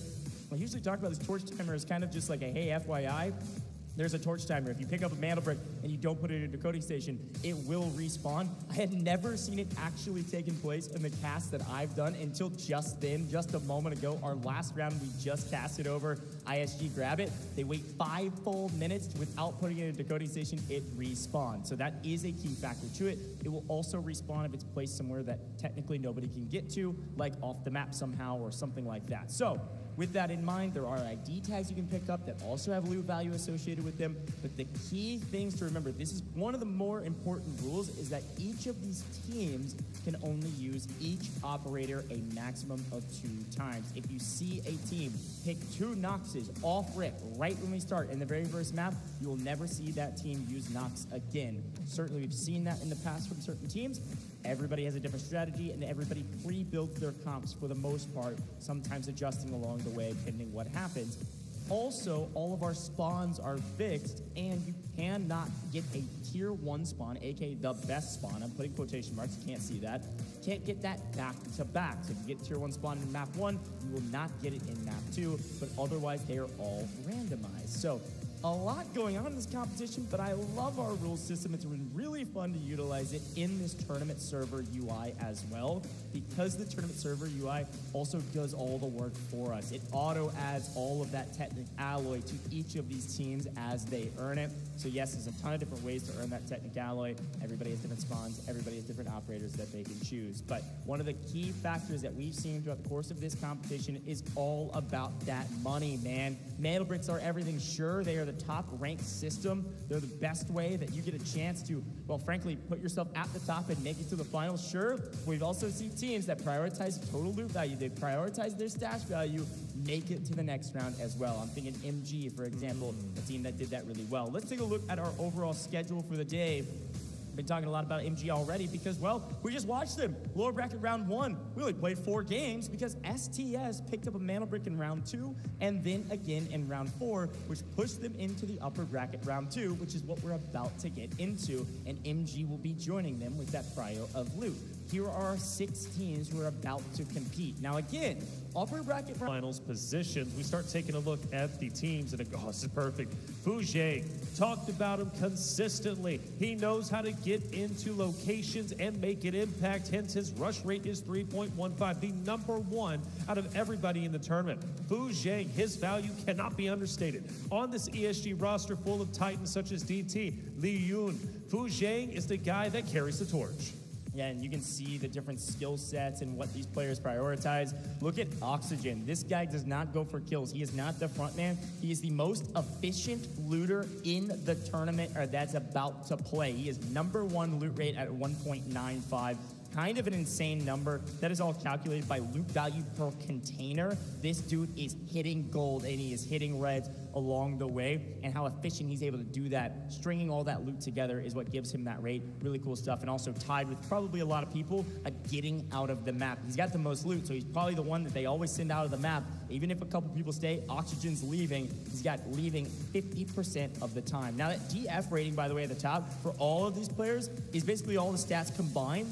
If you just have a 1, that's average. So all of these players a little bit above average in our competition thus far in the DF rated category. But here's a look, rush rate there for Killzall. He has been the Slayer for this Inc. squad. There's a reason we are highlighting him. To be able to be the Slayer, rush rate, pushing fights, getting kills, being entry man, finding flanks that nobody expected him to be in, and also be an efficient looter, Killzall is doing everything right. The only thing that he could step up on is, frankly, not dying as much. Take a look at his KD, and also getting out of the map. Yeah, but even still, he has a 0.57 KD. Like, Killzall made hugely impactful plays yesterday, so he's going to be just fine, along with Flarich, Fallen, right? This roster was exciting to watch, and as far as KD goes, he's got a 2.0 KD, #4 out of everyone, and it makes sense. We're consistently talking about Flarich opening up opportunities for his roster of Fallen to push forward, of course, with HR as well as Yuzbishka.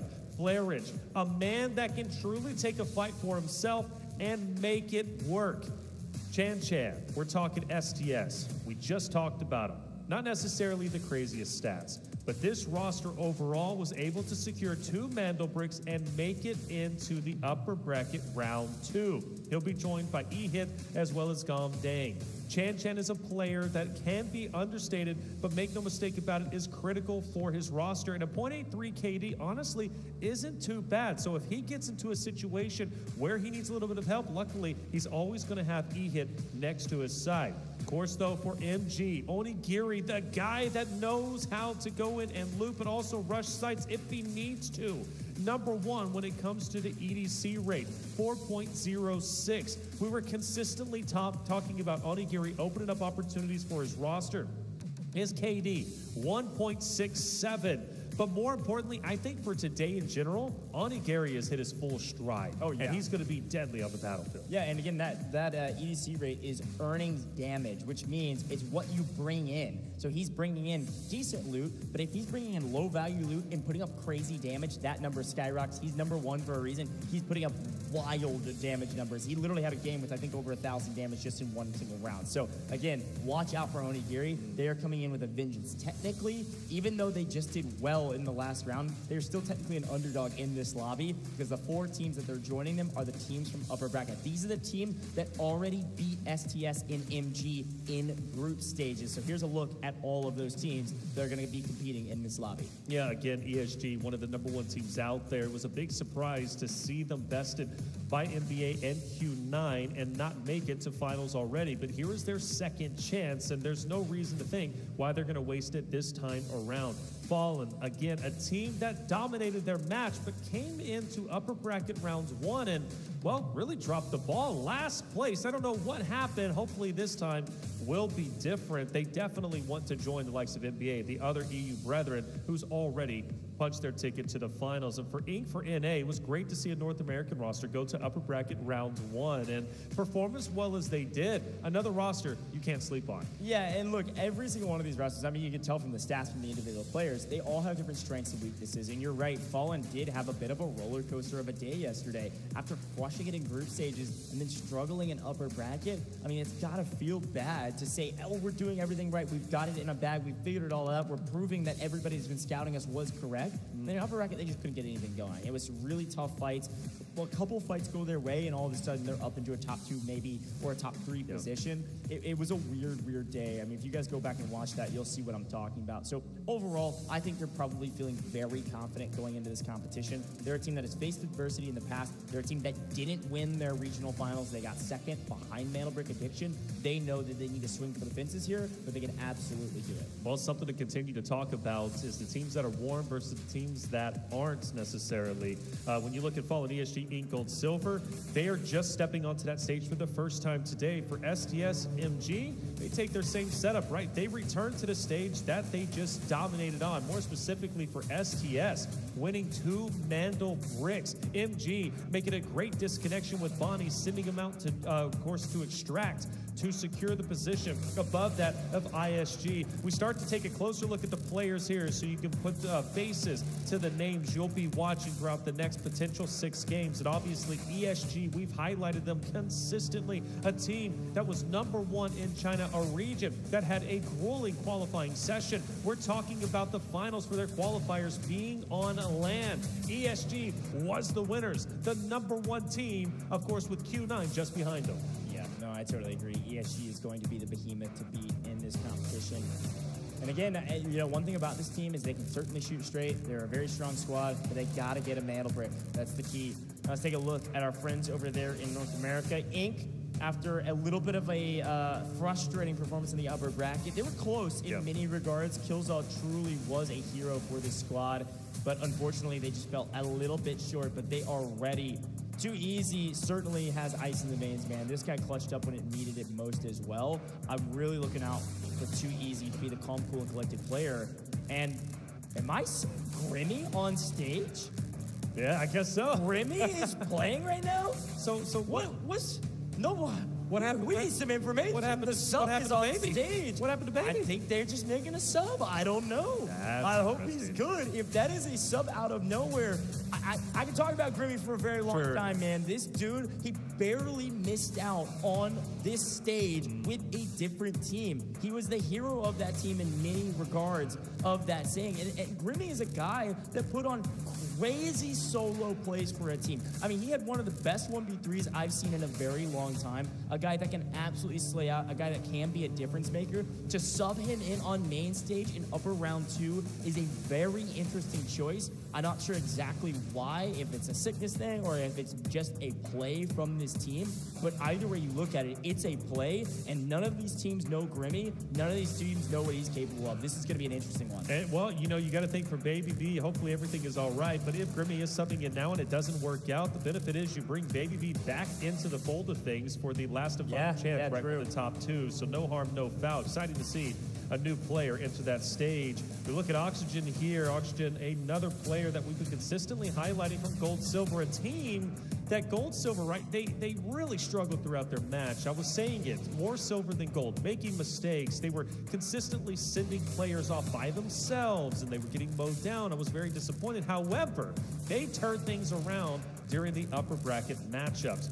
Man, you want to talk about a turning point for them. I really think they're starting to hit their stride. I don't know if that match was just difficult for them based upon who they were playing, which they'll be playing against them again, but Gold Silver looking stronger today as far as I'm concerned. And of course, STS, the team that just dominated your very screen a little bit ago in their lower bracket round one. Well, STS, 2 Mandelbricks to code. Chan making moves alongside that of E-Hit, leaving Gom Dang to go off by himself and pick up an additional casual 400k Technic alloy.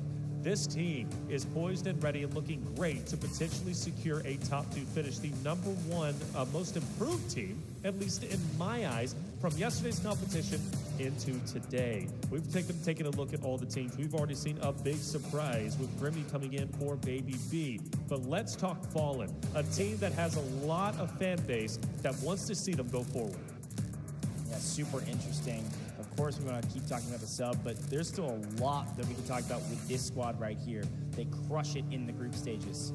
Dominate, pick up 2 mantle bricks, win the groups, and then struggle in upper bracket. And again, like we said, some unfortunate fights that just didn't go their way.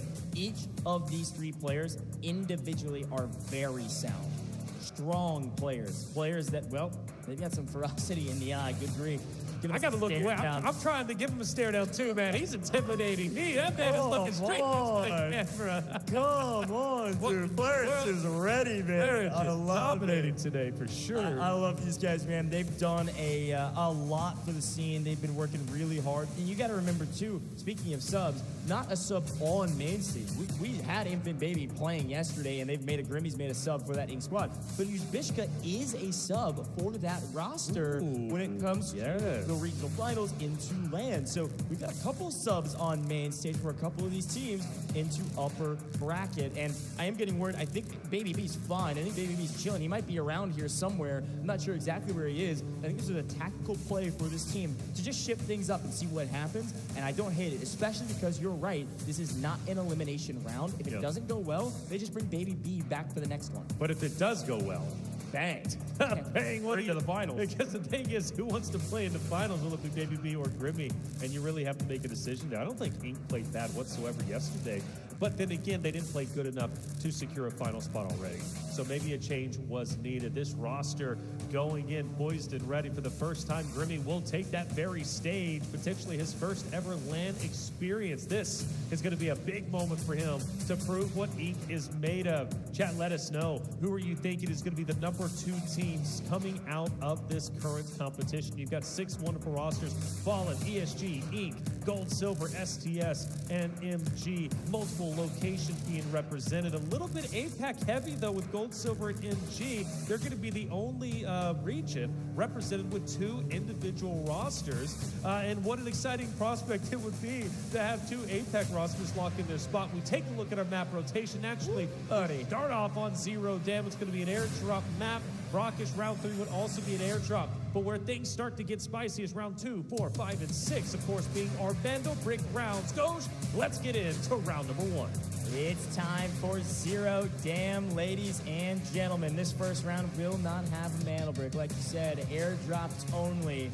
But airdrops super helpful as well. Good grief. We got an AWM in the second one and a ton of great loot in the first one. Certainly can set your team up for success and take a nice early lead if you're able to get some of those. Usually the first fights we will see will absolutely be around those airdrops. But the big question in my mind is who gets the T1 spawns in 0 Dam. The T1 spawns, tier 1, aka the spawns closest to admin, super valuable. But if you get a tier 1 spawn now, you will not have a tier 1 spawn for our first Mando Brick round. So worth paying attention to as we jump into Zero Dam, folks. The first round, the first map of the upper bracket round 2. Not an elimination, but a chance to make it to finals. Here we go. MG and ESG, Taylor, are the teams that get prio spawns as they sprint to admin. That's right. They're going to admin. Typically, we don't see a headbutt necessarily here, but you got the wall breaker that's going to be just up north. This fight normally stagnates until maybe a team such as Inc., for example, up in top left, starts to get involved. But either way, one of the two big rosters we look out for, STS and MG, who was just on that very stage, who made it here, they are well warmed. So for ESG's sake, against MG, hope ESG is ready. Naturally, they should be, but if MG decides to push, I don't know. I'm kind of feeling like they might have the upper edge. Well, Saeed down. Saeed doesn't get any blood this time around, unfortunately for us, because we love watching Saeed succeed. Our NPCs, our AIs have gotten several kills, but a nice find there. Stopwatch for GS to start things off. This is big start. And again, loot value right now is going to be a huge boon for everybody. Oh my, wait, I didn't even see that proc. What are we talking about? We're finding 5 million for ESG? What? We just found a 4.4 mil key card. Totally missed it until production showed it right in my face. You got to extract. No, put it in the safe box. You're good. Oh my Holy cow. What a find to start things off. Talk about some nice RNG. What a way to start. ESG catapults to the top, and they are completely unperturbed. I was going to say that T1 spawns not great for round 1. Apparently they're fantastic, though, if you're finding key cards to start things off. Holy cow, we are starting out hot here, Taylor, yes. And not a bullet has been fired. Not a bullet indeed, man. We start to take a look at the loadouts. Quite a few Senevas being used off the rip. Good to see those, always fun in the right hands. I believe it was 8 who managed to take one of them. We'll double check in just a little bit. Either way, for ESG, all eyes on them against MG. Now, how big would it be, though, if MG can somehow get the wipe on ESG? That would catapult them up the standings. Yeah, I mean, it'd be nice, of course. You got to remember, too, though, I mean, round 1, I mean, I was so distracted by the key card. We didn't get a chance to see most of the operators and loadouts. One of the things, if you did pay attention to the loadouts, is that some of these players aren't even bringing any armor in at all. They're not even bringing a helmet, an armor piece at all. They're just going to loot what they find, because round 1 is not a mana break round. So they're not trying to burn a bunch of cash to start. Here's an example of that. Look, they're not even wearing a helmet. They picked up like a hat from one of these bots they killed. So that is something that a lot of these teams will implement just to save money. And so some of these fights aren't going to actually net you a ton of value in terms of just raw loot value from your opponents. Of course, the weapon's probably like 150K or so, depending what you bring in. But again, an advantage here from Fujiang, not only from getting a key card, but also he's got gold ammo in his weapon right now because he killed Saeed. Yes, playing Nox, but a huge advantage if he can get first blood here. This could be pretty huge. The possibilities there. Fujiang, big fan. How he plays. DT, though, gets a drop onto Onigiri. ESG is an aggressive roster who likes to capitalize off of Nox. In this case, I don't think it's going to be possible due to Seneva's barbed wire being laid down, but maybe stopping some crossways. Body to the left. Fujiang gets a shot, but not enough. Question is, though, this is where you need Impy. Impy, swing that angle. You got the Seneva distracting for you. Fujiang's popping up, and Impy goes for the rotate, but I felt this was a moment to capitalize. You got to take advantage of this. Yeah, they can't. Seneva, he's not hitting those shots, and I'm going to be honest, he just spent so much money in ammo. I mean, they got plenty, but so much money in ammo trying to shoot the Seneva, and the bullets just weren't connecting how they wanted to, but they're going to push the fight regardless. They're going to win it. No questions asked. It's just a matter of when. ESG pushing the equation. They have the best loot. They have won out an admin, and the last remaining player for MG, Bonnie, yet again the solo, is trying to get out of here by himself.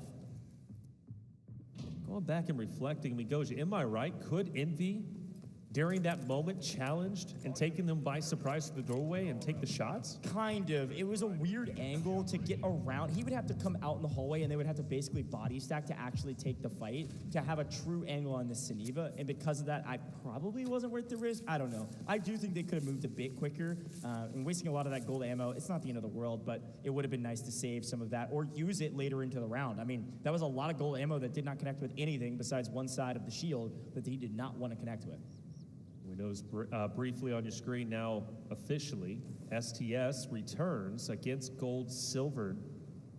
fight for mid-control of the map. Ooh, take a look at the this. airdrop, yeah. So that's going to be FN, who pretty much has free real estate all around the airdrop for themselves. That's big, and no team is anywhere close. That's going to be a free pickup. Yeah, I'm going to be honest. This is an airdrop we don't see that often. It is one of the, obviously, the spots that it can land. Usually the airdrops are landing on the north side of the map. This is a pretty wild airdrop and a huge, huge boon for FN. The luck is running high right now for some of these teams in the very first map of the day.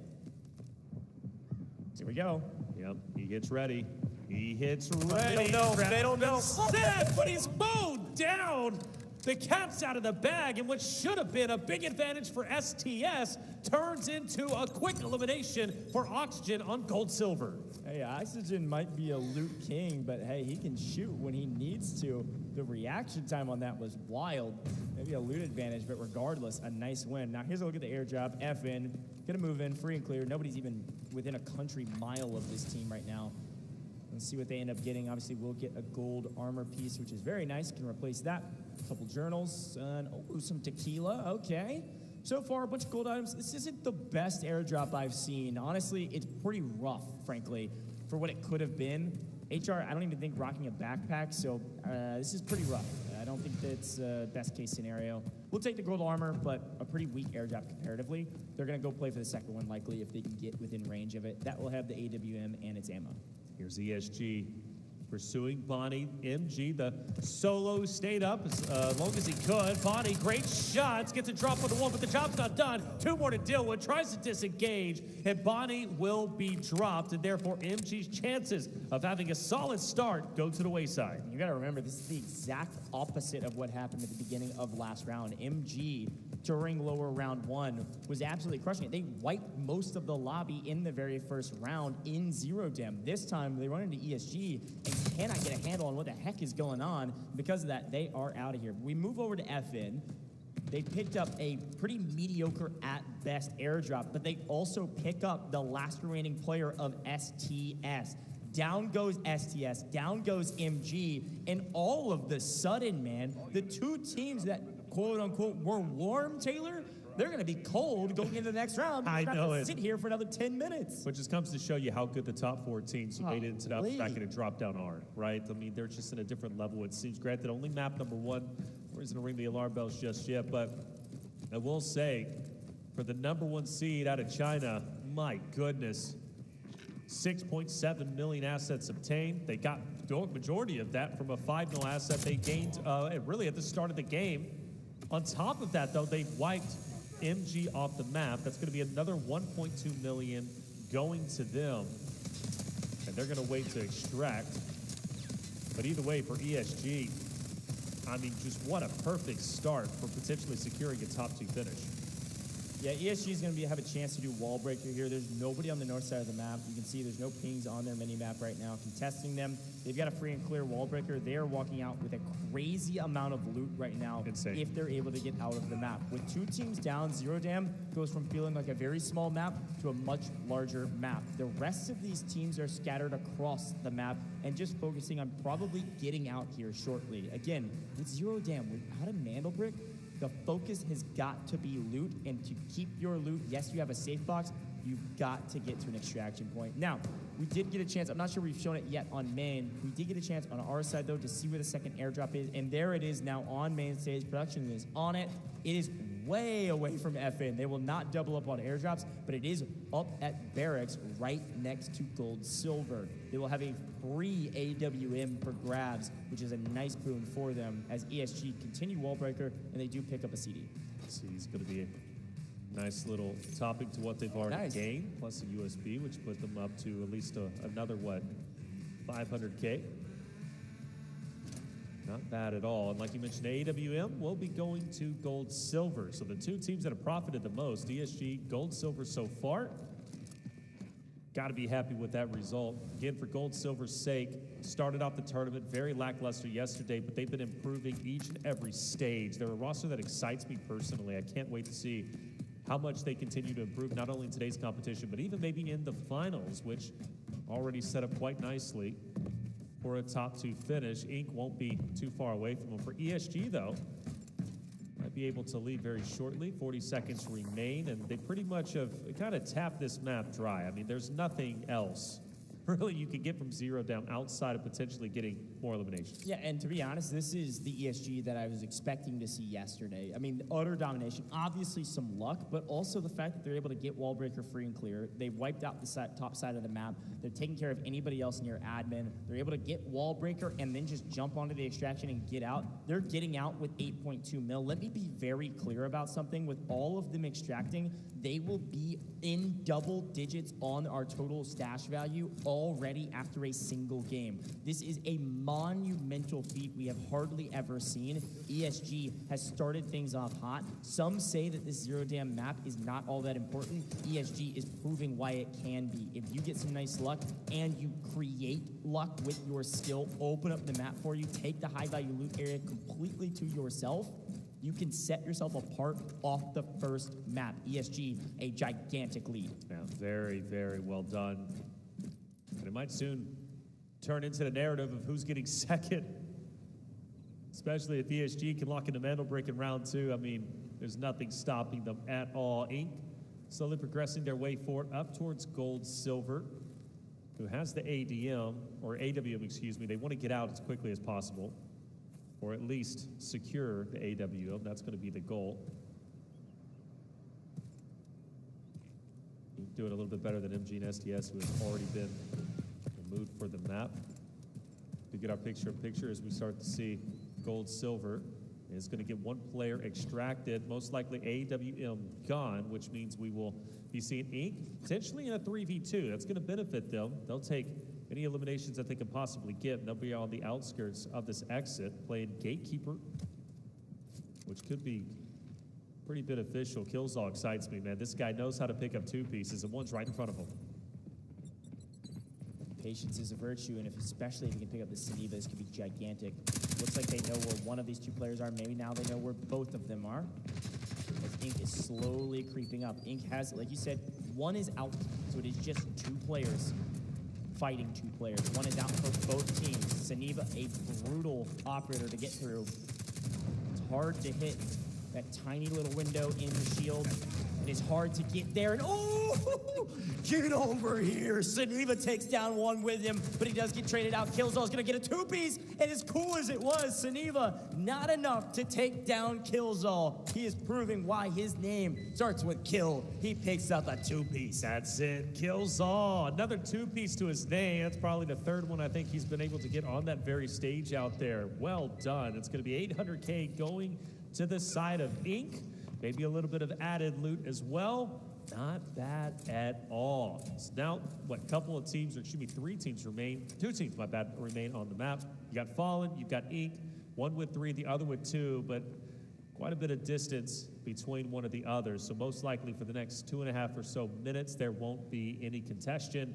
And for Fallen, they're also going to go ahead and potentially extract. Yeah, and barely, by the way. Can I just say that 10 seconds, they are able to pull the lever just in time to reset the dam extraction. We will get 2 dam extractions in this rep. We saw ESG leave a hair ago. We have re-pulled the lever the 2nd time you can do that, of course, but they barely did it in time. A 10-second spread. So right now, the only teams left, of course, FN, like you just mentioned, and Inc. Now, Inc. has a decision to make. How do we want to get out of this map if we can?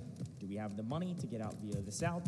Where we want to go? Do we want to go play for the dam extraction? It doesn't look like so. They're going to head through Cement Plant, head to the south side of the map here, Taylor, and we'll see if they can get anything for it. But a minute 55 and counting. FN will get out for free. Inc. are going to run around and maybe just go for a little bit of a safe box play. And again, I will say, with that last fight, I don't think there was...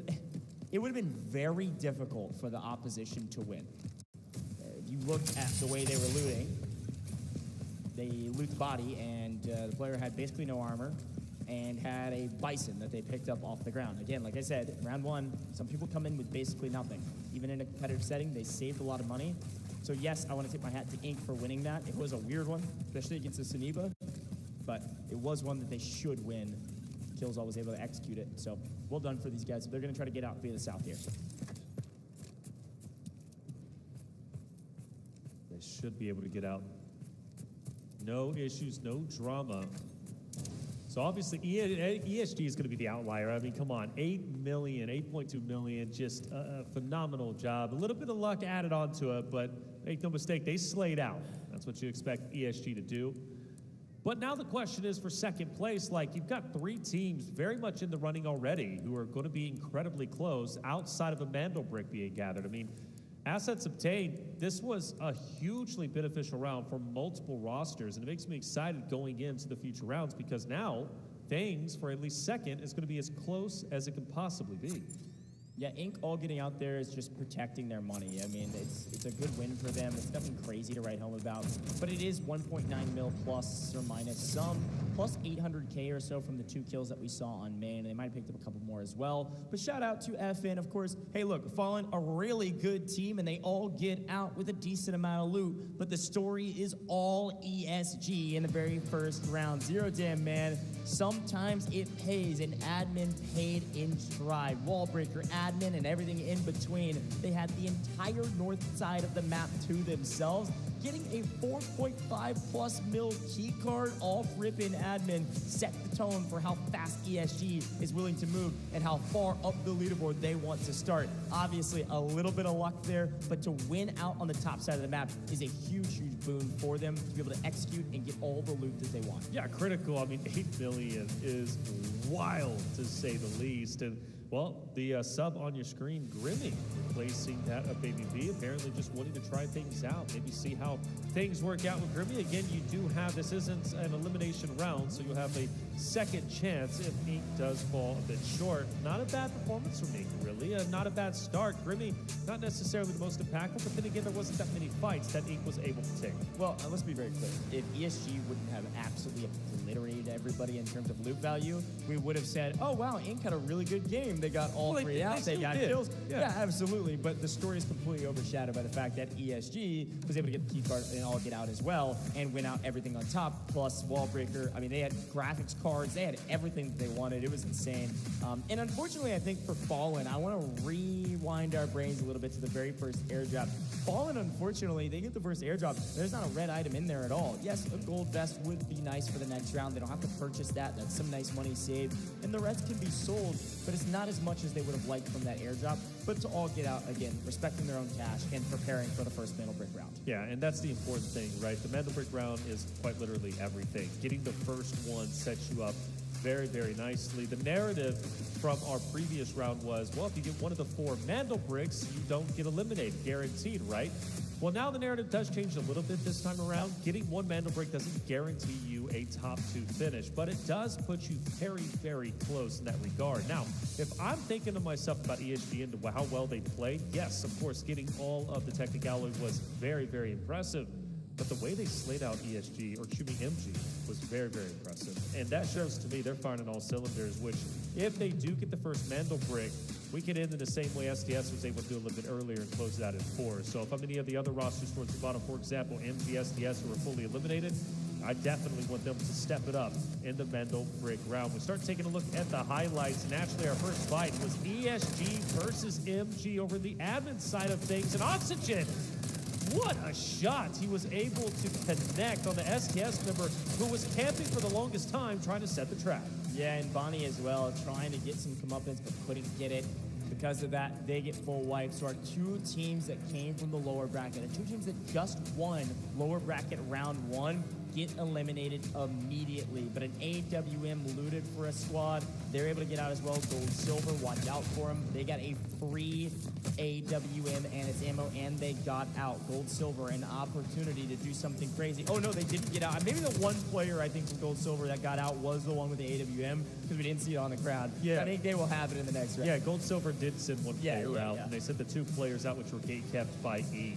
So they will have the AWM, which is going to be big for them, and they're not in a bad spot in terms of their technical alloy. They're actually very comfortable and should be sitting pretty going into the next game. Now, let's start the discussion about Mandelbrick, because Mandelbrick, at least in game number 2 last time, and traditionally even in our other matches, wasn't fought for. They were given away for free. I highly doubt that's going to be the case here, especially with ESG having such a large lead in the overall round earnings. This is just round 1. You got to add the 3 mil if you're a team that fully gets out. You keep your 1 mil starting gear.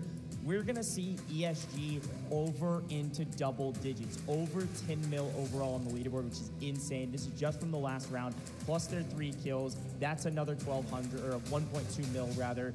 Huge, huge game from ESG, and nobody else is even kind of close. A gigantic gap has formed already on this leaderboard, which is so atypical for a zero dam map. Here's a look at the overall damage. It was actually ESG that also topped that leaderboard as well, with GS and Inc. not too far behind MG there as well. A lot of trading of blows and some good moments from some of these squads, but ESG far and beyond everybody else. Yeah, definitely so. No surprise, given how well they played that fight in Advent against MG. But Inc. looking great. GS, again, a team that has been improving from each and every stage now to where they currently are.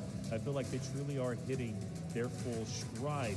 Not a bad game, number one, by any means. ESG clearly profiting the most. You'll have 2 teams that will be at the bottom, but the middle of the pack teams who are going for second are still very, very close. And anything can change, right, moving forward. Mandelbricks is going to be up for grabs. Obviously, Tactic Alloy is going to be highly impactful. ESG can get both Mandelbricks, and then it comes down to who has the most assets. And that's where that race is going to be so, so important. And you obviously want to gather as much as you possibly can. But well done from ESG's side of things. And you're right?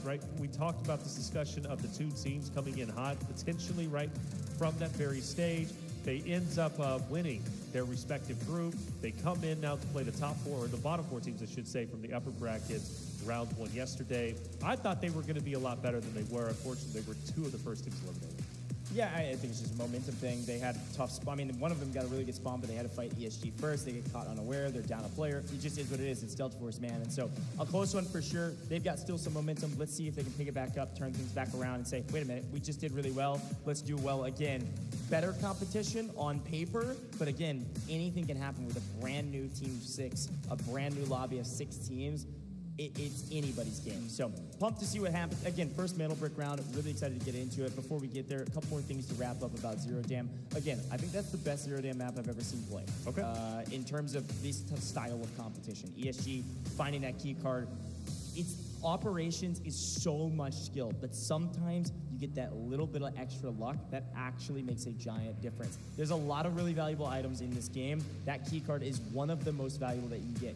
I saw some people in chat ask about this. Heart of Africa, you can't get it in this tournament server, so this got to be one of the best. Let's head down and listen to some of the comms. 谁得打了？我拉闸吗？好，500万，把这边票。你开出卡了吗？对，我500万，我先给他刷出来，我得给他刷出来。我的，啊，把半边收了，别怕了。我没看到后面过人啊，没看到。我拉闸了，我对面没脚步，我拉闸了。别，把半边收完，把半边收完。在那个经理室，第一个在经理室。OK， 别急。我的架，经理室出不来，去打盾。经理室1D，盾1D，盾也1D，别急。我在打药，兄弟。经理室我可以救雷。经理室1D，我大梁上手，我在打药。打，带着，开个盾，打状态。对，又来一队。OK， 先打盾，拉吧，没事。希望想死我一下。我打一只。走吧。我们走左边进去吗？对，左边。可以直接跳，可以直接。开始。我吓我一跳的。我按到换弹了，吓我一跳。下把几套5套？3。直接弄3套。下把不管最强，上飞镜有点那啥。不行，我不来。奇怪。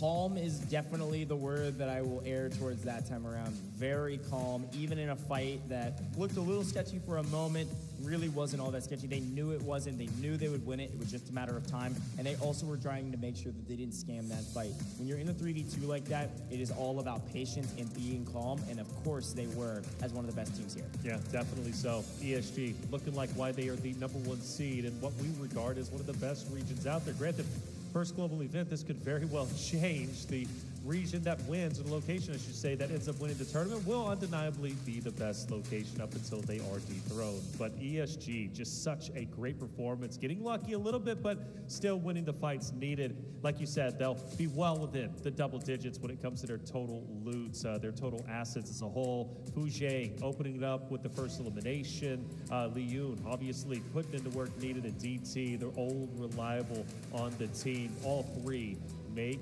magic happen. And surely they have to get the match MVP, if not maybe somebody from Inc. But either way, for ESG, the best team, without a doubt. Yeah, again, crazy loot value numbers from Zero Dam. A big pickup, being able to do Wall Breaker for free was awesome as well. A huge boon for them. They picked up several red items there. Found a graphics card and admin as well. Again, when we watch Zero Dam, we're asking who's going to be the MVP. We talk about stats. Of course, they're the best team, but Killzall is our match MVP because he got 3 full kills. It's a big boon for his squad. That's 1.2 mil added to their overall total, and they were able to get out. That's awesome for this squad to set them up well going into the next round. They can buy their gold chest piece that they want. They can make sure they've got good loot. They can actually play for this mantle break without being scared at being at a disadvantage. So a big win for Inc., albeit they're not the best team in round 1. They're certainly one of the top teams. Not far behind them. Not far behind at all. Like Killzall, still the team to look pretty solid going into the next Mantle Break round. This is the thing. Mantle Breaks, if you can slay out, hey, you can have the best chance of securing it and extracting it, right? And I think for Killzall, he's going to be instrumental in that. I mean, already match MVP. He's been highly consistent from yesterday into today's competition. I'm feeling pretty good about it. Like I said, for Inc., not far behind from being top 2. They are currently in 3rd place. ESG, though, they're in a league of their own. They always have been. They're going to continue to be. But all that is good for the match earnings, but the Mantle Break is what really matters. But at the moment, 2nd place is hotly contested from Gold, Silver, Inc., Fallen, all 3 in the running. Yeah, you're 100% right. Inc. was very, very close to GS. The fact that both of those teams are past 7 mil after Zero Dam is a great feat. Reminder, all of these teams start with 3 mil on the leaderboard. So some of these squads that are barely over 3 mil, there's a reason why. They got wiped early, right? That's why they're only at 4.23, etc. But ESG is in a league of their own, already past double digits. So let's talk about the next round, baby. It's Mantle Break time. So as we look at the spawns quickly, again, the red spawns, ESG, MG, they will not have T1 spawns going into our first Mantle Break round. The T1 spawns will go to any of those 4 teams that could go for the red spawns. The Mantle Break spawns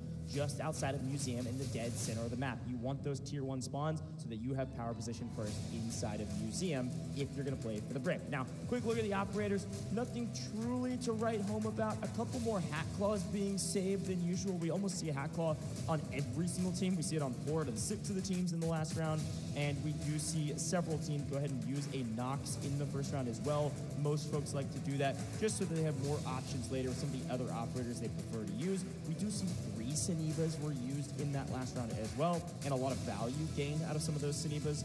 Maybe not as much as they would have liked.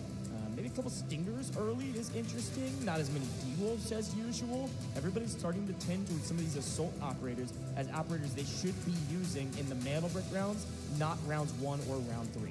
Right. I think Aluru, we're going to see quite a few of them picked. I would have to assume anyways. So instrumental when it came to at least our first rounds of teams that ended up competing today. Aluru making some of the most exciting plays. I think actually Aluru today was more impactful than even day 1. So yeah, I mean, this operator's been updated. And I want to emphasize your point. It was a great call out that you spotted. Not a single Aluru was used in round 1. And so because of that, absolutely, they're saving it for these Mantle Break rounds. Yeah, so they're going to save it for these Mantle Break rounds. They're going to use the Aluru, and that's going to be the play of potentially the day, man. But Mantle Break, that's what it matters, right? Getting it early, getting it off the rip. For ESG, I mean, they would be in such a power position, okay, with their lead that they currently have with their assets. If they were able to get a Mantle Break, nothing is stopping them. But again, we focus our attention to what truly matters at the moment, and that's the top 2. 2nd place is hotly contested. We have 3 teams that are within striking distance of passing each other up. At the top, though, is going to be at least relatively close, is Inc., but it's going to be Gold, Silver, no surprise, walking out with the AWM. They are going to currently be in 2nd place, and having that AWM is going to be truly valuable in our first Mantle Break round. Inc., I'm going to continue to say their names coming out from North America. They really do excite me. I truly think Killzall, just him alone, can lead this team to victory with his slayability. Yeah, I mean, he is going to be the front man in terms of kills, absolutely. That team, in general, is a very interesting one. It's the same story that we always tell with our North American squads. It's a team that kind of came together last second, and they were like, I guess we're going to do this thing called DFI, and then all of a sudden they blink, and they're like, oh, wait a minute. we're there. We're going to China. And that's when they decided we got to get in the lab, man. We got a lot of work to do. We've got to prep for this competition. That's the way North America's scene right now is working. It's in its infant stages. It is brand new. North America, probably one of the smallest regions in terms of just raw competitors. So these teams are like, there's so much roster mania around these squads. They're playing with all the different friends, and they'll play in one tournament with a different roster than the main tournament. It's wild over there. But these teams come together and they say, all right, how do we succeed when some of these other squads, ESG, for example, have been playing together for a very long time? How do we succeed? How do we make it work? How do we build our chemistry? And what's so funny about Inc. is they brought a player that, yes, they've played with, like I was saying, Rostermania, but it's a player they competed against during regional finals. Grimmy was the team on the team that got third, the team that barely missed the mark, and it was a tiny margin. I'm talking like less than a mil, which is a crazy margin. And so getting third place, frustrated, they go, Grimmy, you're a hero, dog. You 1v3'd, had one of the craziest clips we've ever seen. Come with us, and if we need you, we'll call on you. And they've called on him for this round, which is wild. And, you know, that's why I consistently tell players, especially younger players who are competing, like, even if they don't win or qualify for the next stages, they should always play with all their heart. And the reason why, you never know who's watching and who wants to pick you up, right? Who did make it to the stage that you want to be on. In this case, right, for Grimmy, replacing Baby B, at least at the moment, giving him an opportunity to showcase what he can do on that stage. It's a big deal. It really is. Grimmy, like you said, fell just short, but now has an opportunity to still live his dreams and win the first Delta Force Invitational. But winning, that's going to be the long goal, right? Right now, the short goal is just to get the Mandel Brick. That's going to be the ultimate goal for game number 2, round number 2, which is absolutely possible. Now, for the teams that did struggle, the teams that we just praised and highlighted and said were doing incredibly well in their first round of competition. It was STS, it was MG, the two teams that managed to successfully knock out Finnel, as well as LEG, two teams that desperately wanted to be here. STS, MG, a lackluster game 1, but not a disaster necessarily for the future games. Sure. STS, a team that did start off strong alongside MG, but now they go into Mandelbricks. And that's what gets fun, because STS just won their respective group with a double Mandelbrick decode. Well, and I want to be very clear about something. If history is going to repeat itself, this is not the case in every tournament I've ever casted, but here at the DFI LAN, if you get a Mandelbrick, you're a top 2 team. There has not been a single team to get third that has a Mandelbrick. If you have had a Mandelbrick in any of the games we've played, you are a top two team for that round. And so Mandelbricks, yes, they're important. They are everything in this matchup right now. The only stakes of this round, it's not an elimination round, the only stakes are being a top 2 team. If you get a Mandelbrick in this next round, history is saying, paper is saying, you are making it to the finals. You are making it to the stadium. Get the Mandelbrick. It is everything. Protect your loot, whatever, that's fine. Third gets you nothing. You could get third, you could get 6th. It does not change anything. It is only top 2. Now, folks, we are taking a very short pause here in terms of getting into the game. There has been some issues. We're just double checking everybody's got an even playing field. So we're going to do some inspections, make sure it's all good to go, get it all sorted out, and then we'll hop into the game as fast as humanly possible. Yep. So yes, we are the yappers. We are the talking heads. We've been with you all day. Yesterday was an 11-hour broadcast. You got to go back and watch some of those games, man. Group stages were insane. Upper bracket round 1, where some of these games we've ever seen. Some of these teams came from that upper bracket round. Yes. Oh my gosh, it was wild. Huge. You know, I go back to thinking about Mandelbrick addicts. You know, locking in. I believe it was the first in upper bracket, if I'm not mistaken. It was the first Mandelbrick that they were able to successfully encode. 9 eliminations. It was on this round. Yes, bracket. It was on this one, and it was 9 eliminations, and it was, I believe, from ESG side, I think, Fu Yang, who ended up making like this nasty flank. Yeah, after the brick was decoded. But he makes the nasty flank and nearly gets there. Like, I mean, I'm talking, he was within striking distance, but couldn't get the touch. But even before that, it was pure drama. I mean, teams nonstop pushing up. And that was the first time we really got to witness Skydie with the Tempest too, and like what the Tempest was truly made. And it was cool to see the Tempest actually showcase why that operator is so valuable in a competition like this. Because again, I've said this a couple times, but maybe you're just now tuning in. Maybe you just woke up. Who knows? Wherever you are in the world, this is a truly global competition. But yeah, there was a patch update in terms of our tournament server. We played the regional finals, all of the qualification series on the patch before, and Tempest wasn't a part of that equation. And Aluru hadn't been buffed yet. So a lot of differences that people had to kind of adjust to going into the LAN, and we've seen Tempest be a huge factor. That game was one of the ones that stuck out the most, though, because it was the first time that we saw most of a lobby fighting over a decoding station. Right. 5 out of 6 teams were holed up fighting around this decoding station on Brackish. They ended up going northeast side of the map to go for the decode. So anyways, it's a really fun one. I'm excited to get into this map because Brackish Round 2 traditionally has been a fiery map. There was one free brick, I think, on Brackish during group stages, but during everything else, Round 2 has been wild. And then you're right, if you're able to take the brick down south to Reservoir, there was obviously a wide open free brick in the last round that we just watched. So yeah, it'll be cool. But I think let's have that same conversation while we've got a moment, right? We talked about it last game and last round. Is this going to be one that everybody just slugs it out for every single brick, or will people play a little bit more conservative? Last round, we were like, I think they're going to kind of slug it out. And it was not the case at all. It was very, very slow. The freest brick I've ever seen in my life in Reservoir. I think for something like this, where there is no elimination, my guess is it is going to be a slugfest. Everybody's going to play for the mana break because they know the math of what I just talked about, where if you get a mana break, you're a top 2 team. Yeah, it's a great point. I didn't even consider that, truthfully. It's not an elimination round. Nothing to risk. There's nothing to risk, literally. I mean, you can just continue to push full send, and if you do so, what are you risking? Well, really nothing. The only thing you're doing is making it much more difficult for those teams that are truly trying to get top 2, like, for example, ESG, or, for example, Inc., GS. You kind of put them at a bit of a disadvantage. I think that's the play. I really do. That's a great point. Go ahead and full send it. Maybe even experiment a little bit with your operators. Granted, that is a bit riskier. That is. We're experimenting with our rosters, apparently, right? That's why not? crazy. That's great. But if it pays off. And Grimmy, it's like, Grimmy, you flew all the way out here to be our sub. Like, give him an opportunity, man. I like it. It's cool to see Grimmy on the stage. Yeah, this is a wild take, but I will be devil's advocate for myself. Are you ready? Here's the other thing that we don't get to talk about often with these competitions. We have also seen a lot of Game 4, Round 4 endings in these matches, which means second place is determined by loot value. Yes. So there is both sides of the coin based on how strong the teams are. That's right. Based on who gets the first brick. But for this first brick, it's got to be a slugfest. There's no reason not to. Yeah, we haven't had a Game 6 yet, which is pretty wild. Not a single Game 6. We've had respecters, man.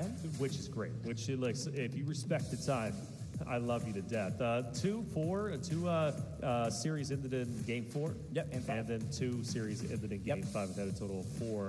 Which one will it be this time? Will it be 4? Respected time. ESG. You're going to make an early prediction now? Oh, geez. I mean, 4, 5, or 6? What do you say? Oh, just number-wise? I think you're full send on the team. Just number. How many games?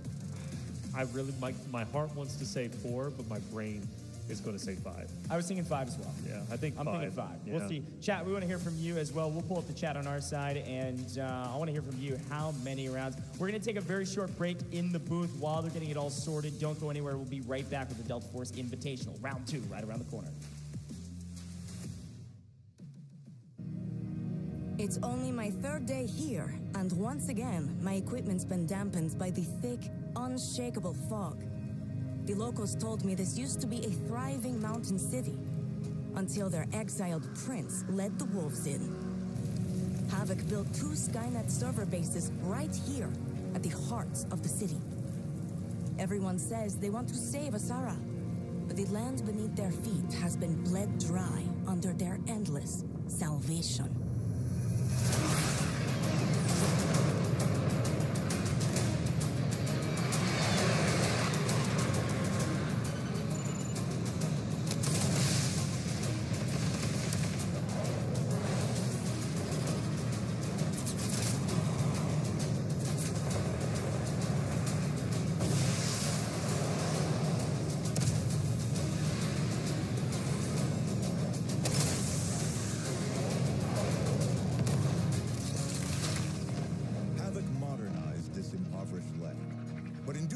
Forced a number of locals out. Today, this uplift has deepened into a rift, one that seems impossible to bridge. Large-scale climate control technology, once envisioned as a tool to end droughts and wildfires across the globe, has now been weaponized into an instrument of destruction. It's as if In our pursuit of energy from the atom, we have forged a Damascus blade.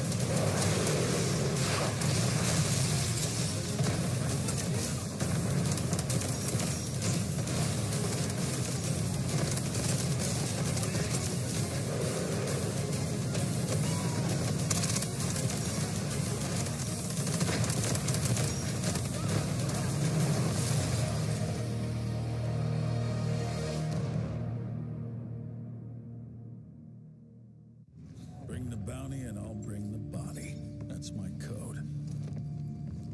Enjoy your meal. Time to get to work. Landon Harris, codename Raptor, role Recon. Former GTI operator, Raptor was the head of intelligence for GTI North America before leaving to pursue a career as a bounty hunter. As an operator, Raptor has an in-depth understanding of information warfare and intel acquisition, specializing in his use of drones, with his Silverwing drone capable of marking and tracking the location of all hostiles in its field of view.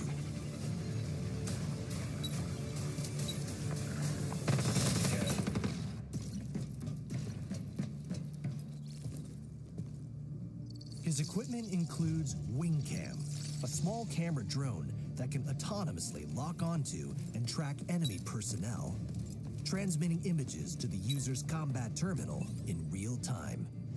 Its small size provides it with excellent stealth, making it particularly suitable for surveillance missions, missions indoors, or urban environments.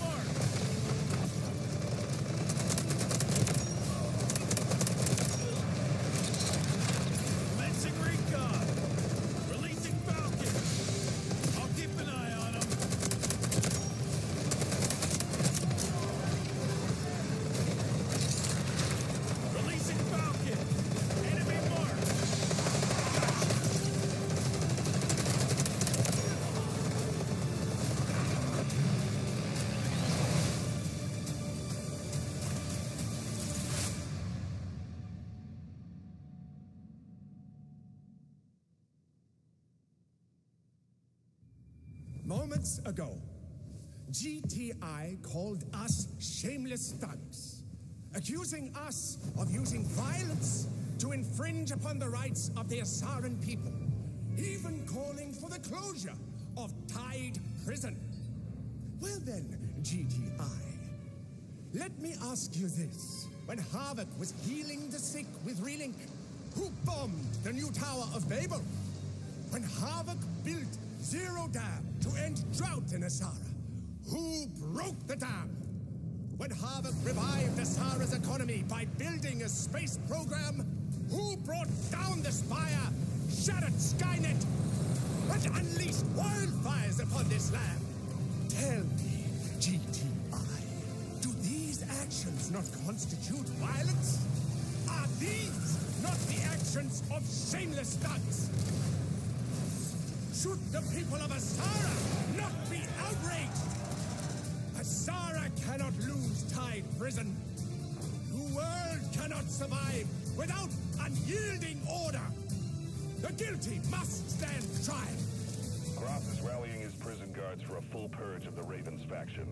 Infiltrate their ranks and eliminate the Raven. Stay sharp. Don't compromise yourselves. Awaiting orders, sir.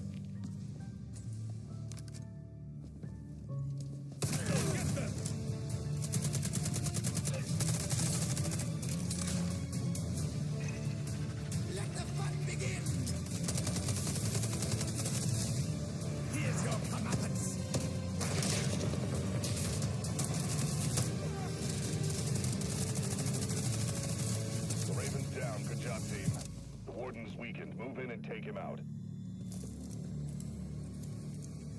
There is salvation in death.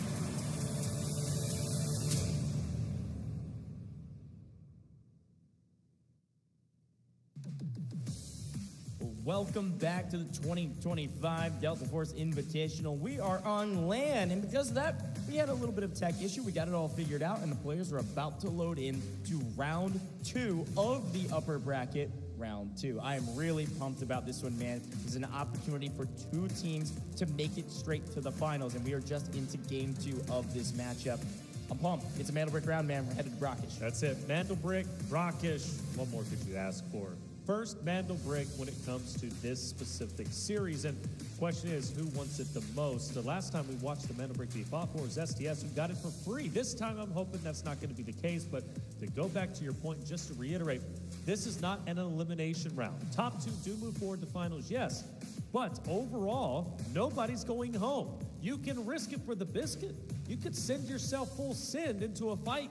And if you lose, okay, no worries. You still have a secondary chance, not only in the future mounts, but also in the future rounds, right? The last and final round. So I like that call. I really do.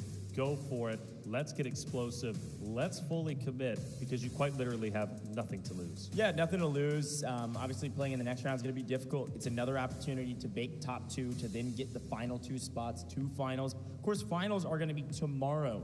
Finals not today. They are tomorrow, and they are in stadium with audience. Holy cow. It is going to be electric out there as we change locations and change it all up. But today, we still got a lot of work to do. We've got the rest of this matchup, the rest of this match, and then the next match, which is that last chance to make it into the finals. I think it's technically called lower round 2. I'm gonna start calling it last chance, right? Because that's what it is. That's what it is. It's the final 2 spots, 2 finals. But let's get there. We're getting into our Mandelbrick round. We're talking about Brockish. We're talking about T1 spawns around Museum. We were talking about that before the break. We're also talking about Tower of Babel. When we start talking about some of those spawns and who can be where, I'd love to pull that back up because when we look at the spawns, T1 spawns ESG. They pull it off rip against MG, and they end up wiping MG. A huge boon. ESG gets that key card, a massive one. But you will not see ESG in a tier 1 spawn going into Brockish. So it'll be really interesting to see what they're able to do here shortly, getting into a round where they're going to have a maybe slight disadvantage. Yeah, a slight disadvantage, but you got to face adversity and get through it. I want to, by the way, point out, ESG yesterday, we were talking about their bad luck. They had terrible luck when it came to the spawns. They had terrible luck. They still managed to finish towards the top of their match and stuff, and then went on. Today they get blessed, right? With the 5 million. I mean, it just makes up for it, and definitely would make up for things if this round 2 Brockish goes their way, which we're about to hop into. Ladies and gentlemen, we got everything fixed, and we are ready to go. Get your predictions in chat. Who's taking the first Mandelbrick? Who will it be? Will it be Fallen, ESG, Inc., Gold, Silver, STS, or MG? All very talented rosters, all rosters aiming for one specific goal, to go to that packed stadium, to go to finals, compete for $500,000 at the first ever Delta Force Invitational, and it starts here and now on round 2 Brockish. Let's get into it, man. I'm so pumped to see if fortune will favor the bold as per the usual, or not as per the usual, pending the way things go. Again, you think back in the history of this competition, round 2, when I say fortune favors the bold, who's going to grab the Mandelbrick first and start the decoding? Day 1, the team that did that usually succeeded. Today, absolutely not the case. We'll see which way it goes in our very first Mandelbrick round of this series. Here we go. Here's our T1 spawns. We've got, looks like STS. Wow, STS and FN pick up the primary spawns. And this is really interesting. When we think back to group stages, FN also got a primary spawn, a T1 spawn, on this very round. And if you remember, they set a trap around the Mandelbrick for, I think it was like 8 minutes. No one ended up grabbing it. They're able to find it and eventually get the brick. So we'll see if they're able to repeat that same success going into this round that they did in the group stages. Gonna be fun for sure. Getting that Mandelbrick out early traditionally leads to the most success. Holding on tight to it traditionally leads to, well, less success. That's it, right? Museum. Whether it be FN, STS to take it for themselves, we'll find out very, very shortly as the teams start to set up. And I do think grabbing it early is not going to be easy. With FN set up and STS also set up defensively, we could have a stagnant fight for quite some time. Yeah, two teams around the mantle break. Let's take a look at our operators. Let's take a look at our gear. Some solid gear across the board. But the teams that are bringing in gold, ESG, because of how much loot value they're able to pull, are coming in all with gold. This is going to be an advantage because remember, in round 2, gold ammo cannot be bought. A key factor that ESG is going to have an advantage in this round that only a couple other solos on other squads will share. Gold, silver on your screen. You notice tiptoeing their way forward. The reason why is because they're going to be making an attempt for the mantle break themselves in just 40 or so seconds. But they've got some good company. Two teams of FN and STS. Again, for Flarich, they do set themselves up. Flarich is going to be deadly if anybody chooses to move in. Yeah, and we can keep talking about these operators, man. I mean, we see 4 Alurus as expected. Aluru, a key operator when it comes to operations, especially with the recent buff. So 4 out of 6 of these teams will be running that. We see a Hat Claw as well. Certainly one of the favorite operators early in these tournament series. A lot of information gathering tools. Overall, weapons looking fairly standard, what we've been watching for the last several series. The mantle brick, it has 2 minutes and 45 seconds before it spawns in, and that timer has elapsed. So the patience from a couple of these teams would be rewarded. But as per the usual, as they did in the group stages, FN has set up a trap. I can't imagine they move for this mantle brick anytime soon. They're gonna sit here with this line of sight and just wait and see if anybody goes into their trap. It's STS closest, but it's gold silver that could play the backside of their building if they're not careful. As you pay attention to that mini-map, gold silver obviously in yellow could come around the back, could come around the low side, and could sneak up to the brick. And it is actually ESG in the pink that's technically on the mini-map as well. A lot of teams waiting and potentially waiting to pick up a team that grabs the mantle brick and tries to run for the hills. And look off in the distance, top right, Inc. from North America, also looking to get into the mix. Oh my gosh. 4 teams wrapped around the mantle brick, wrapped around Museum. ESG not too far behind either. Now the interesting thing about Inc. though is they have been known to be quite an aggressive roster. And I hope nobody from their team makes the play call and says, you know what? Full send to get in there. And just take it and steal it, just run as quickly as you can. You do that, Flarich. He's going to be the tip of the spear here for Fallen to mow him down. ESG picking up the Blue Eagle, should get some loot from that. They're basically playing, hey, if anybody grabs the brick and gets out, we'll shoot them, but they're not getting too close. They're just setting up a trap on the hotel side because of the spawns that they were given. All 5 teams playing around the mantle brick right now, everybody except for MG. MG going back to what they did during group stages, which was loot up as much as they can. They've got the Tower of Babel spawn, so they said, all right, fine, we'll just loot this entire POI. You should see MG be the top of the leaderboard when it comes to loot value if they decide to stay there and let the rest of these teams fight it out for the mantle brick. Inc. has made it into Museum, and they're gonna play on the low side of Museum for now. Let's see if they can get anybody in their crosshairs and potentially start this thing off with a bang.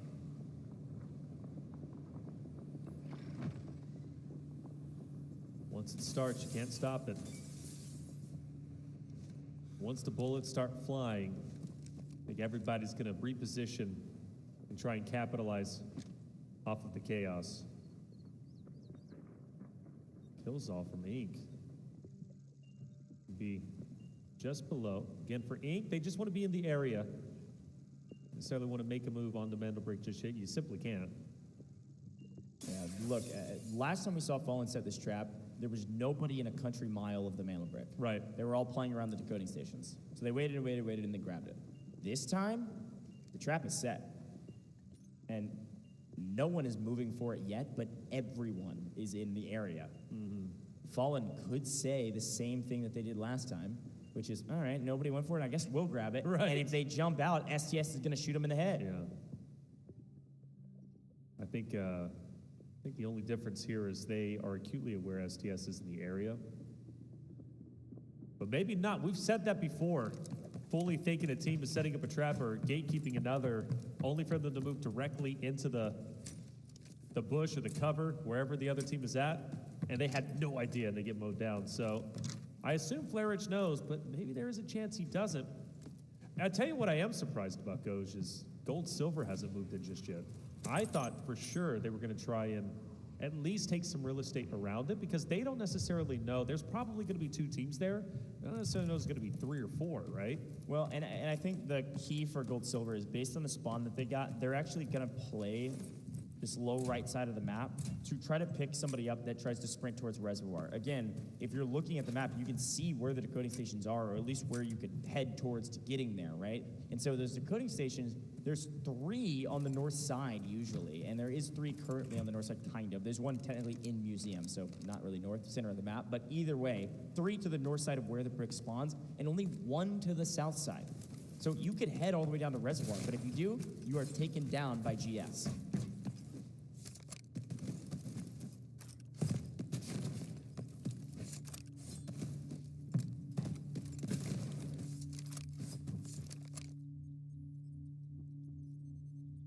There is a bit of a lull, just to reiterate. The reason why we're watching this so intently is the Mandel brick is so important. You decode 1 brick, you reach match point. You are eligible to close out your group. We have 6 total maps. However, or 6 total rounds, I should say. However, it can end in 4 rounds if 2 Mandel bricks are decoded by the same team. And that will guarantee your spot as the #1 team in your respective group, and therefore, in this case, moving on to the finals. We take a look at the overhead. The ESG off in the distance to the left. They've been there for quite some time. Took down the Blue Eagle a little bit earlier. STS still dead center. Ink's been moving around down low. Gold Silver on the outskirts, looking potentially for somebody to extract with the Mandel brick. Easy just got a read on where at least 4 operators are in the area, so he knows everybody's just in a stalemate right now. This is reminiscent of North American regional finals. This is reminiscent of how slow things have been played in the past. We haven't seen it as much here in LAN, but with the stakes extremely high in terms of how valuable this first brick can be, with the stakes being that the top 2 teams make it to the finals, an extremely slow map to start things off. It'll be blown wide open here shortly. But the first 10 minutes almost, the first 9 minutes of this map have been silent. Not a bullet fired. And the only thing firing around are these Aluru missiles. Great timing from production. ESG just trying to get any info they can with any information gathering tools that they have their hands on. And based on their operator choices, the only information gathering tools they have is that Aluru missile. Honestly, Goj? What's up? Only 10 minutes remaining. Nobody still to make a move on the Mandel brick. There is a chance, excuse me, that there's just simply not enough time. Nobody gets it. Also, I don't know what MG's doing right now. I mean, I don't mean this as like super negative. It's just kind of like, they've got to know that they haven't even heard footsteps of the other team that spawns down here. So why not move around and just loot as much as you possibly can in the Tower of Babel? They should be sprinting around the Tower of Babel, getting as much loot as possible. Now, we have all the info. They do not have it, okay? I understand that. But they also know that the mana brick has not been grabbed in 10 minutes. They've got to have a mostly free and clear POI. Even if you're not sprinting, go loot. They have 600K in total assets, and they've had the Tower of Babel to themselves for 10 minutes. That could have been, they could have been well up there, right? It is pretty wild that they have stayed as silent as they have. Good grief. My goodness. Less than 10 minutes remain. And typically the fights for the Mandel bricks, let's say they are fighting and it's not given away for free, upwards of 10 minutes. At this point, we might not even have anybody taking a Mandel brick from this game. Finally, the first shots will ring out. I mean, quite literally, that is the first time someone has been shot at. It was Chan testing the water, seeing who was up in the window, getting some information. He'll back up and join his roster. And I think now the teams start to get a little bit antsy, Goj. I mean, so much time has passed. I want to get active. Bro, I'm getting antsy. As much as from an entertainment standpoint, am thinking, somebody make a move. It's like strategically, with the way the trap has been set up here, if any of these teams have the information that we did, they would know that if you make the first move, you're dead. Yeah. Somebody's got to make the first mistake. It's going to happen eventually. It's just a matter of who. The things that I'm most surprised about is that MG, okay, finally, it looks like they figured it out. They're at 1.8 mil now, 1.9 mil. They were at 600K like a minute and a half ago, okay? This is what I was talking about. When you get Tower of Babel to yourself, you get a ton of value. They're being very strategic. They're playing really slow inside the Babel. They don't know that they are alone, but they should be at the top of our leaderboard at the end of this match if no one gets the mantle brick because of how much time they have. Actually picked up a nice camera there, red item that I didn't see pop up on main, but so they're gonna slowly creep up this leaderboard. Ink did pick up some decent loot as well. We saw a stopwatch or the normal watch popped earlier. It's like a 225K item. But, I mean, good grief, man. This is the slowest round we've had on land yet by a mile. Definitely so. There's nothing that compares. Yeah, I really don't think the mantle brick's going to get picked up, Ghosh. I simply don't. It's almost like this round just didn't even happen. I mean, it's going to impact the standings a little bit when it comes to assets obtained. Maybe some eliminations will come in the final 8 or less minutes, but well, crazy. Somebody's got to make a move. You say that. I mean, somebody's got to make a move. We're at least going to fight around an extraction point, regardless of the mantle brick. I mean, the team's got to move very soon, no matter what. But this is unprecedented. The last time I saw a map this slow, I broke out into a British accent. Don't do it. And started talking about the weird brockish rats in a National Geographic voice. Oh Lord! So I'm not gonna emulate David Attenborough right now, but hard to do. Yeah, nobody can, but I certainly. I just don't want you to do it. And the reason why I don't want you to do it, Ghosh, you don't have to break it down. It's okay. No, listen, brother, because me and I try to do a British accent, it just goes everywhere. Gotcha. Okay. Get some Australian in there. Get some country. I really, as much as you don't want me to do it, I don't want you to do it either. So. Well. Okay. Well, 6.5. Okay. By the way, there's 20 minutes on the clock when we start rounds like this. What have we had? 3 bullets fired. Literally. In 14 minutes. 3 bullets fired at enemies. At a player, yeah. At a real player. MG, unfortunately, not a great payday from Tower of Babel. I think they were a little too timid, a little too scared, and maybe a hair unlucky. 1.9 mil coming out of the Tower of Babel to go join the stalemate. Okay, STS is leaving. They said, well, we can't make a play for the mantle brick, so we're going to head to the north and probably either play for the extraction up there or just try to loot on their way. I mean, the only thing that they're protecting is the gear they brought in. They have hardly any loot to speak of. Okay, let's be very clear about something, too. You said the mantle brick wouldn't be picked up, and I think that's not a bad call because it is a 4-minute timer to decode a mantle brick. If somebody's going to pick it up, they have to plant the mantle. They have to start the decode of this mantle brick in the next 75 seconds starting now. Right now. They have 75 seconds to start the decode. You know, funny enough, though, MG, who's currently in last place based off the standings, just based off of the loot they were able to get uncontested New Tower of Babel, might jump up to top 4 and close the gap between themselves and honestly get even pretty close to maybe even breaking into top 2. They won't based off of their current amount.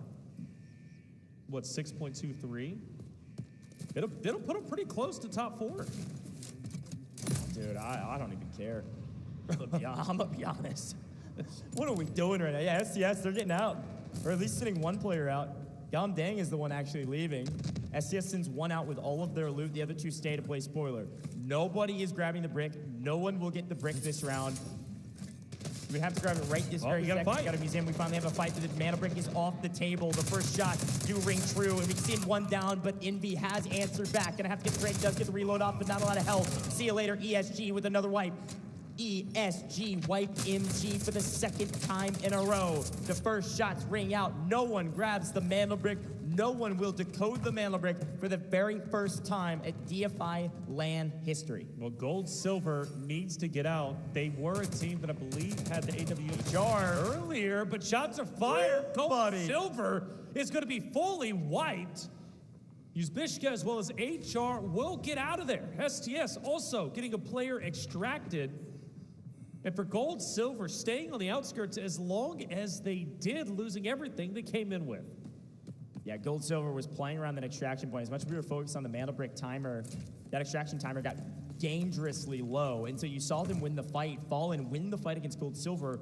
And in the fight, they're in the extraction zone. 2 of them get out as well. Now, they have no loot. There's nothing that they've earned, and they leave Flourish behind to potentially loot those bodies. But here's another angle. STS finds it against Ink. That's Killzall down and Killzall cleaned up. Ink, a quiet round for them as well at around 1 million, and they lose a player. It is a 2v2. STS sent one out the north, and 2 stayed. And now it's a 2v2 against North America's finest. He hit. On your screen. Too easy. Nice shots. Beams. E hit from the head glitch. Can we get another onto Chan Chan? We'll decide to go ahead and evacuate the premises. Too easy peaks. A little bit too late. Chan Chan just wants to maintain his life. But just like game number 1, over on Zero Down, it's ESG leading the charge. Yeah, nice find, by the way. ESG finding a fossil down at the helipad. I'm telling you, all that luck that they've been building up from the group stages is finally coming to a head. Big pickup for them. Continue to add to their loot total, picking up all of MG. Anything that was not stuffed in a safe box from the Tower of Babel is theirs, and they find that fossil. Maybe that fossil, I didn't see a fossil get picked up from the Tower of Babel. I was gonna say maybe that fossil is just an exchanging of hands. No, I thought I saw their assets obtained actually go up. Yeah, for sure. Yeah, good call. So I think it was. But both of these 2 teams that were fighting each other do get the revives on their own teammates. So back to a full team of 3 for Ink. Flarich is into the Tower of Babel to potentially try to get out of here. There were 2 ID tags on the ground. He could go through the Tower of Babel extraction, actually. Now that I think about it. Hold up. Chan Chan's back for revenge. Too easy. Took down 2 members from STS a little bit earlier.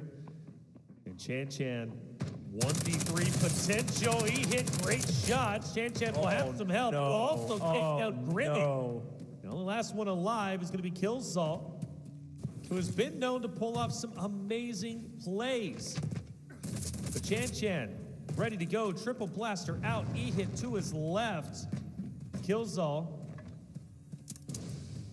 trying to make a miracle happen. Flarich is going to pick up an item for 383K. That's going to be beneficial, of course. Chan Chan up close, pushing up. Flames are in. But Killzall is gone. E-hit gets the wipe.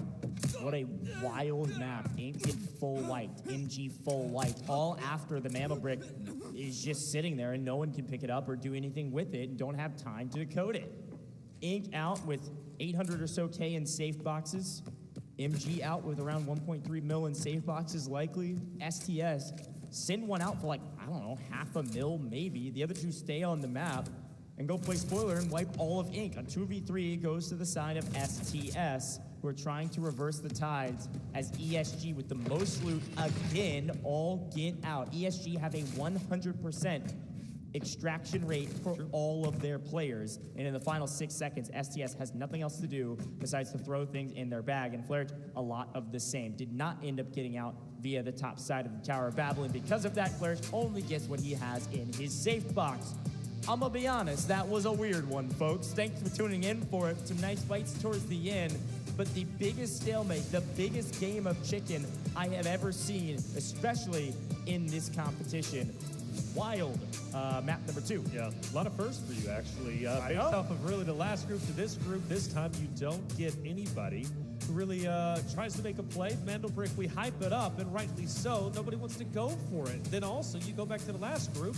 Well, the Mandelbrick was taken, but nobody was able to put it down for extraction, and it gets burned and gets goals for the reset. So, I don't know. Today is just one of those days, but it is an elimination day. It is an elimination day, so maybe today is the opportunity to get everything out of the way, right? Get everything out of the way. I love it. Look, I'm also at a loss for words, Franklin, because I just wish we had more. That was, well, the problem is, this is the thing. When we talk about these maps and the way they play out, traditionally speaking, we always say, well, they could have done this, they should have done that. Or why did nobody contest the mantle brick when it was put at Reservoir? And the answer was the way the map played out. There were isolated fights all over the map, and because of that, nobody could get there.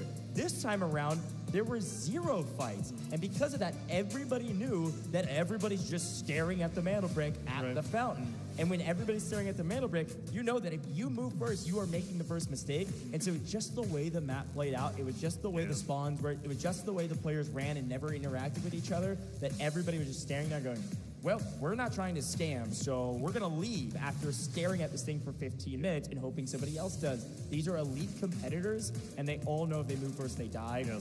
So they all wait, and then with nobody moving, they said, well, nobody can get the mantle brick. Let's now try to leave, and then finally there are fights around those extraction points. It's like nobody wants to be the martyr. Like, who wants to push up and then like, oh, there they are, finally, but you're giving information to the other team. You go out there, flare rich. That was the main one we continue to look at. He had a direct line of sight directly onto the mantle brick. You go for the, let's say maybe he misses his shot somehow, some way. You go to leave, well, there's going to be another team looking at you. And then let's say you do get out of Museum. Now you've got, Gold Silver, who's also waiting for you to leave and go south. Like, there just wasn't a win condition. There wasn't a win standard for going up early and getting the mantle brick. Like you said, that's just sometimes the way it plays out. They are elite competitors, and they want to maximize their chances for a top 2 spot. Yeah, and here's the thing, too. Funny enough, this is best case scenario for ESG. They already had a 5 mil lead going into this round. They then also win the round, not only getting a wipe, but also getting a ton of loot from that. I mean, they ended up almost 4 mil out of kind of nowhere because they were able to get that wipe and get the extra loot that they got towards the end. That fossil helps, of course, too.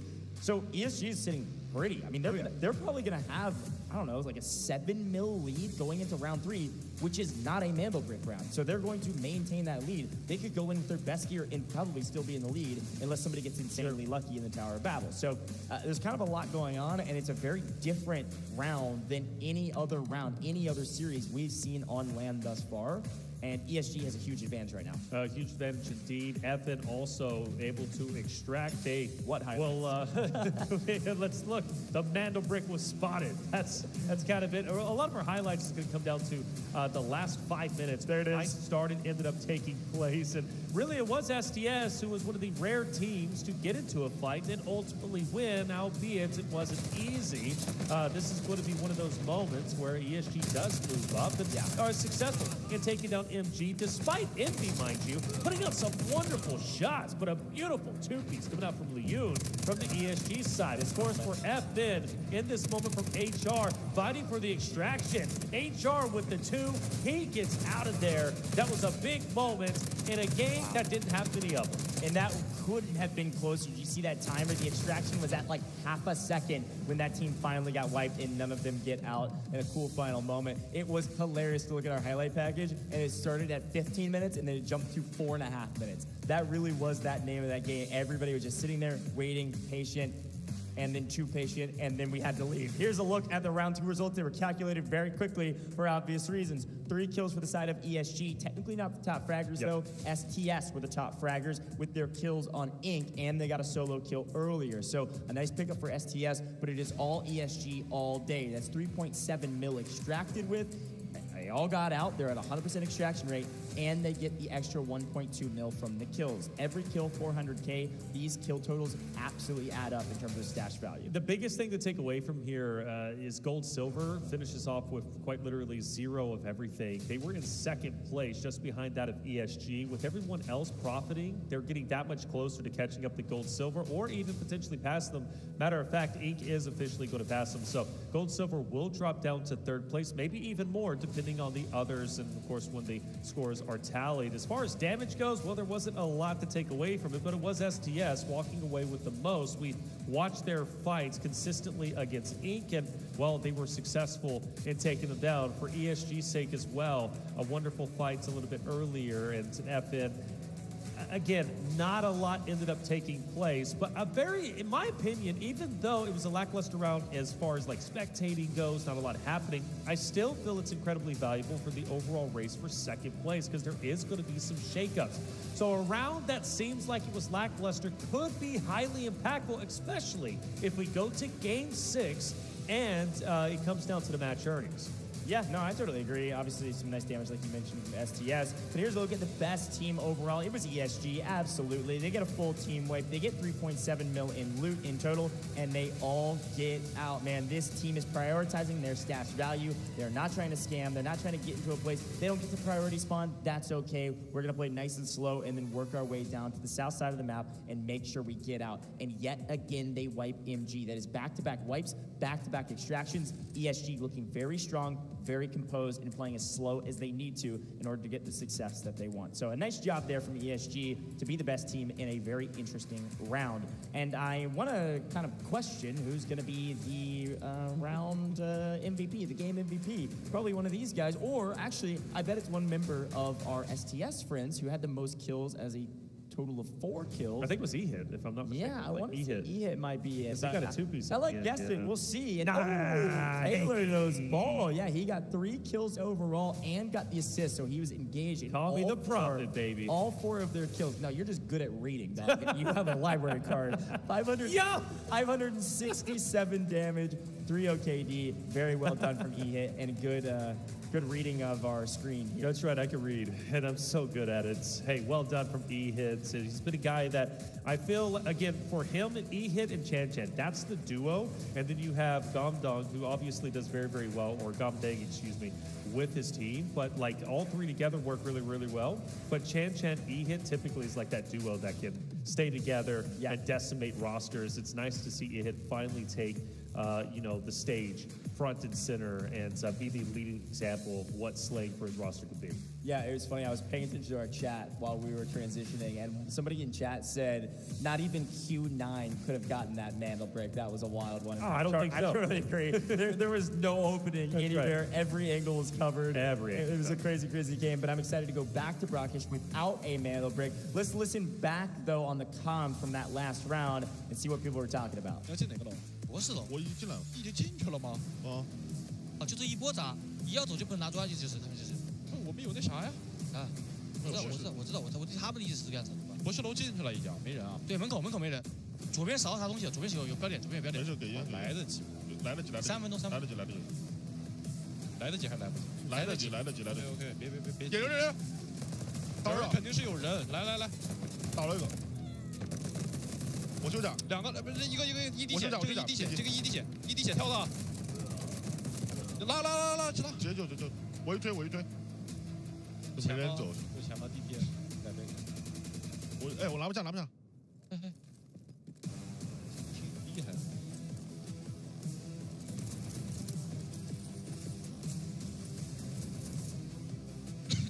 我已经好久没有见过第2把专局流专。 Well, a nice job from ESG. And again, frankly, really good comms, especially with the aggressiveness of making sure to convey, likely, he's one shot. That's what it sounded like to me. At least that's what I would be saying. Even MG, all next to each other on the leaderboard for the most part. So we turn our eyes to the next round, Taylor. Next round, indeed. It's going to be an airdrop round, an opportunity to get your loot up, maybe AWM. More importantly, rise yourself up the ranks, which is incredibly close at the top for second place anyways. Look at ESG, Inc, Gold, Silver, as well as MG. Now, these are going to be the teams who are having a chance at priority spawn. But why is that a big deal? Well, now they're not going to have that opportunity going into the next Mando Brick round when we go into Space City. Something to take note of in the future. But for the Tower of Babel down low, it's going to be ESG, STS Fallen, or Inc potentially having those spawns, which could be big. Now, if ESG is down there, the rich is only going to get richer. Yeah, I think it's a really good call out. ESG could get one of those Tower of Babel spawns, which would be huge. Again, getting a T1 spawn right now is pretty much bad news. Museum, pretty solid loot, of course. It being in the middle of the map, usually a decent boon. But when a map has a Tower of Babel, which is easily the most high value loot, it's where we've seen all of the high value loot come from for the most part on this map. We'd rather be there to be able to play for it. Traditionally speaking, too, we actually don't see that fight in the Tower of Babel break out that often because that POI is so dang big. But let's look at our operators. Any big call outs from you, Taylor? Yep. I think obviously everybody's used a Hat Claw at least. Yeah, Hat Claw, but also Luru. Remember, going into game number 2, we were mentioning how nobody had used a Luru. Now 4 have been used. I'm expecting a Luru to come back into play in our map number 3. I think they might save him for map 4. This is not a Mandalorian. Or sorry, my apologies. Map 4, well, yeah, because Mandalorian, you want your Allure there for information gathering. Yeah, I'd be interested to see probably a couple of Noxes this next round. People kind of want to not get him out of the way. He's actually pretty good for some of these team fights where there's less of an objective to fight around. I mean, airdrop, sure, but the rest of the fights are not going to happen around a Mandalorian, for instance. Pretty solid for running flanks, not a bad option. Obviously, a ton of Virans still available, which is really interesting. More people favoring the D-Wolf because he has great zoning capabilities. That triple blaster, extremely useful for zoning off a specific area of the map, obviously. If they're behind cover, you can blow them up to pieces. Byron, a lot of the same, just can't quite throw it as far. That magnetic bomb is strong, but it can't go as far as this triple blaster, obviously. Yep. So that's my expectation. Assault operators with smokes, and then, of course, Oluru, who has a ton of value in his kit. But I want to see more Senivas, too. I think we'll see him here. There's been some fun moments with Senivas to help the team make a play. I've always said this, and the players mostly agree, not everybody, but a lot of players agree.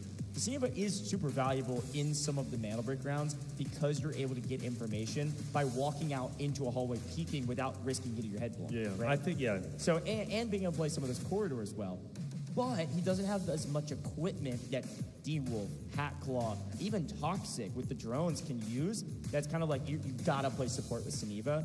So anyways, interesting comp, interesting strategy. We'll see what they do in round 3 where there's not a Mantle Break. I think Seneva's going to be burned here in round 3. That's what I'm personally thinking. You go back to Zero Dam witness to Seneva. I think it's going to be the same thing here as well. We look at our team rankings, and I mentioned Gold, Silver, potentially dropping down to 3rd. Well, no, all the way down to 5th. My goodness.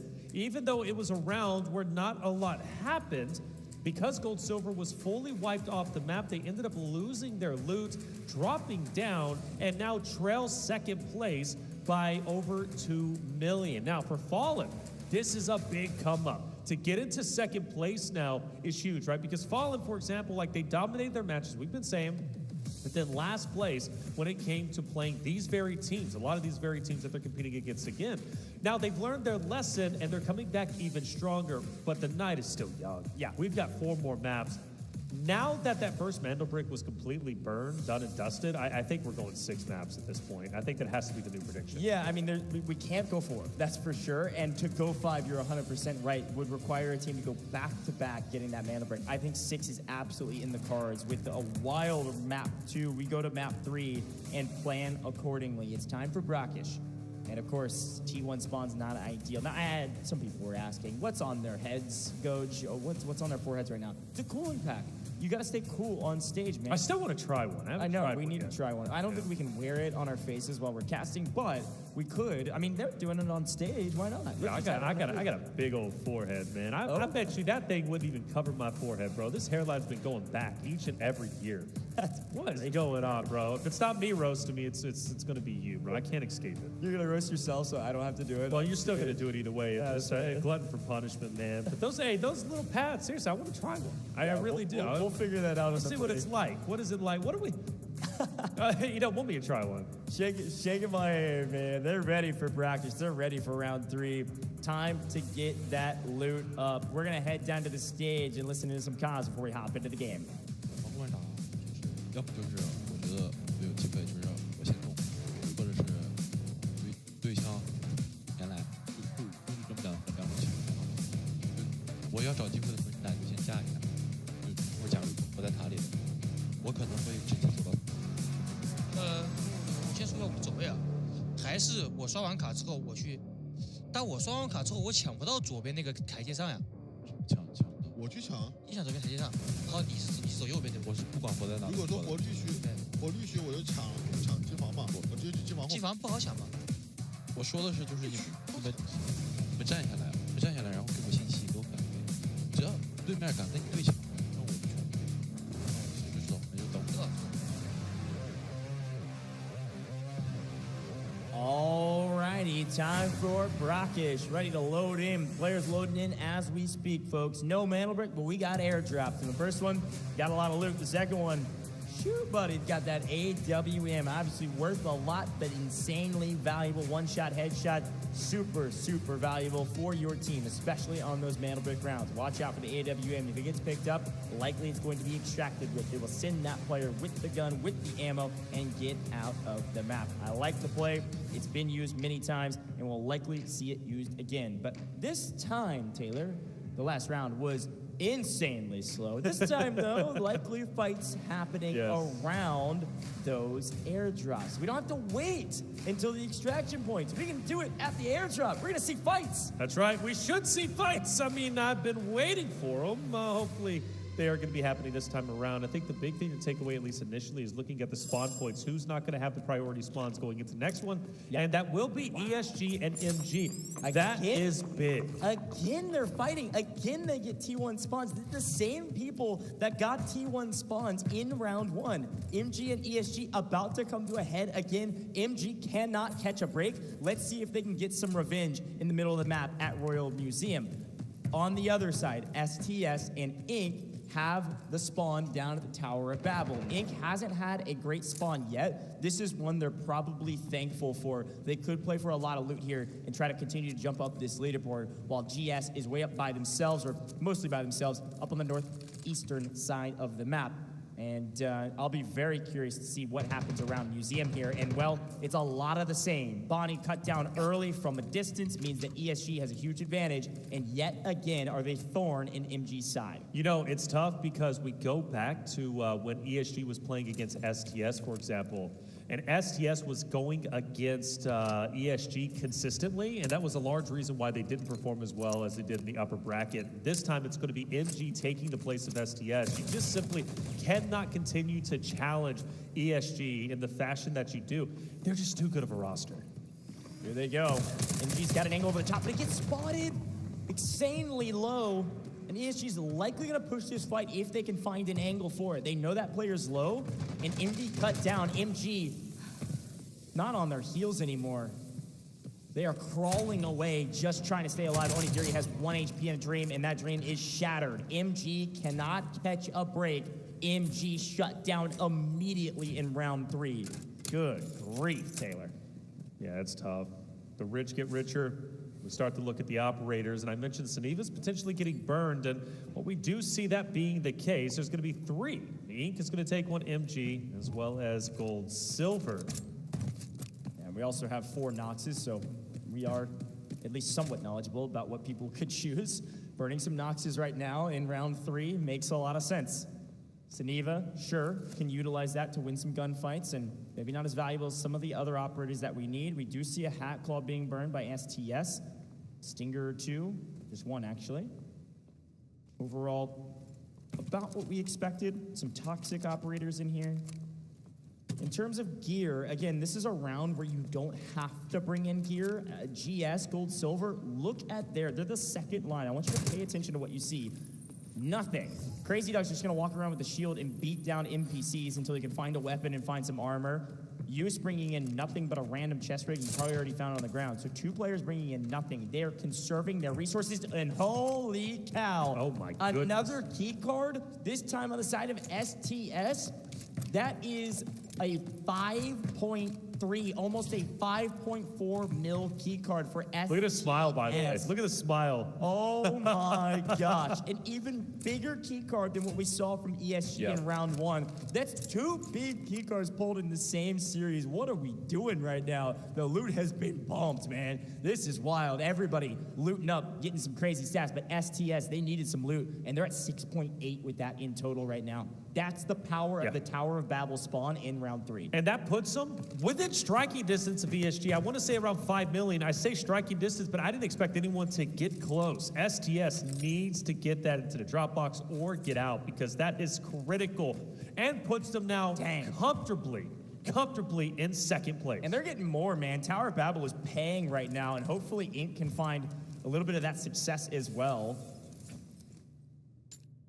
So far, I haven't seen Ink pop up on the right yet.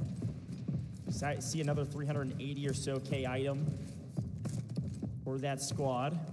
STS, finally, their luck turning back around, mimicking the success that they had in the round that we saw just an hour or two ago.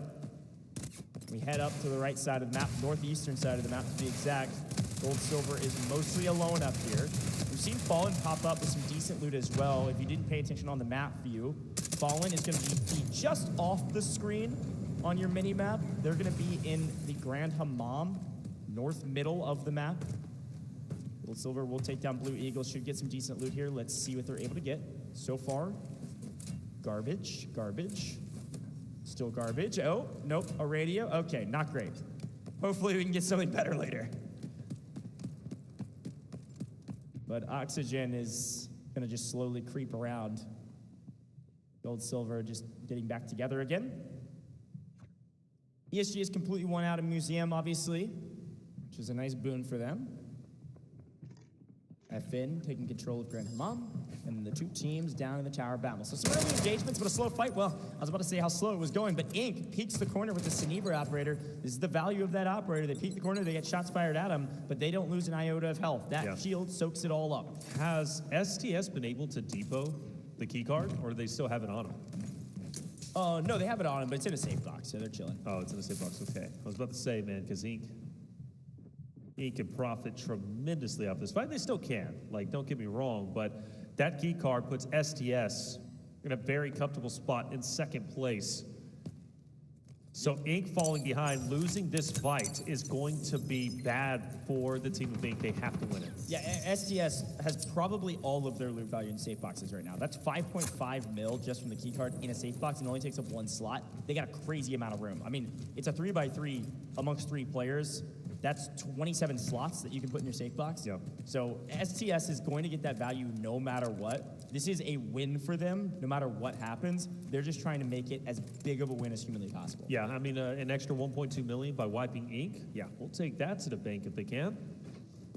And you know, it's crazy because Ink was in third place. They were just trailing behind that of Fallen for second.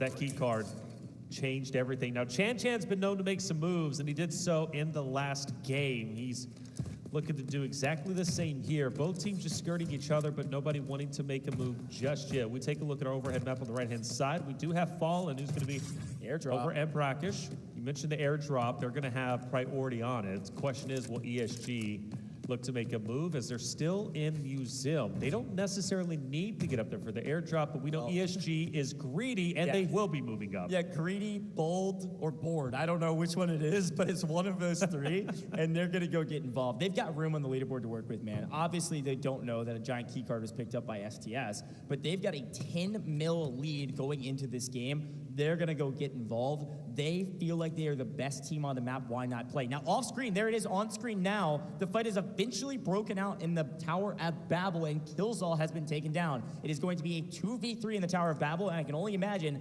STS is going to push the equation. They have nothing to lose in this game. They already have a crazy amount of loot. And when we talk about on main screen, you have Fallen, ESG fighting for the first airdrop. That'll be dropping in about 10 seconds. A big hold from Fallen is needed. They started this game in second place. They won't be there. Shots fired. Ink stays up. Chan can't get the shots connected that was needed, but it doesn't mean the fight's over with yet. They're going to be going for it, and I do notice Fallen is going to go for a quick pickup on the airdrop right in front of ESG's face. The smoke offering concealment. We focus back on to STS versus Ink. HR the one looting, but they found the angle. Easy goes down. It's going to come down to Grimmy, who's running Cenever. Little to no use as a solo. They're just going to hunt their prey. He's going to block whatever he can, but it's not going to matter. A little bit of a knockdown. He's just love tapping them and trying to run for his life. Grimmy in a world of hurt. The sub comes in and unfortunately gets punished for it. Ink in a bit of a blender, but again, this is a non-metal brick round. They didn't come in with a crazy amount of loot. They were trying something in the Tower of Babel. They get a little unlucky with the amount of loot they find. STS gets all the luck. They also get the first blood, and they also get the team wipe. Perfect scenario, isn't it? Perfect scenario. STS such a tremendous round already, and who knows how far they can continue to go. We've lost 2 teams. ESG eliminated MG off the rip at Museum. Inc. just taken down in front of your eyes over at the Tower of Babel at STS. Now let's focus on the next airdrop, which will be coming in, you would have to think, relatively soon. The question is where? The first airdrop was gathered a little bit earlier from the team of Fallen, right in front of ESG, who is now broken free and went over towards Cherrytown down low. Flarage still maybe disseminating a couple of the items that they had a little bit earlier, but that's 400K.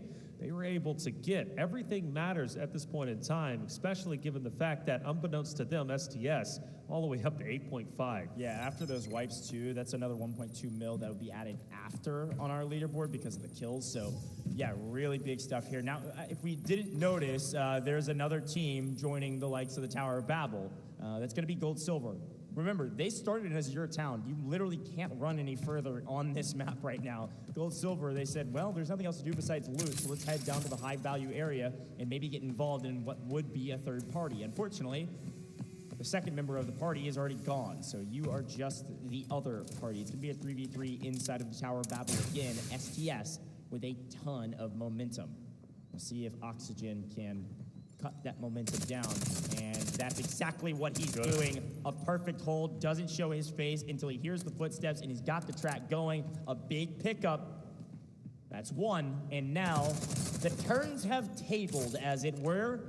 Tables turned on the side of Gold Silver. They wipe one, and now STS in a bit of a blender for the strike back. Yeah, that's bad. Continues to hit his shots, and he gets one down. It's going to be a 2v2. Instead of an advantage, now it is even.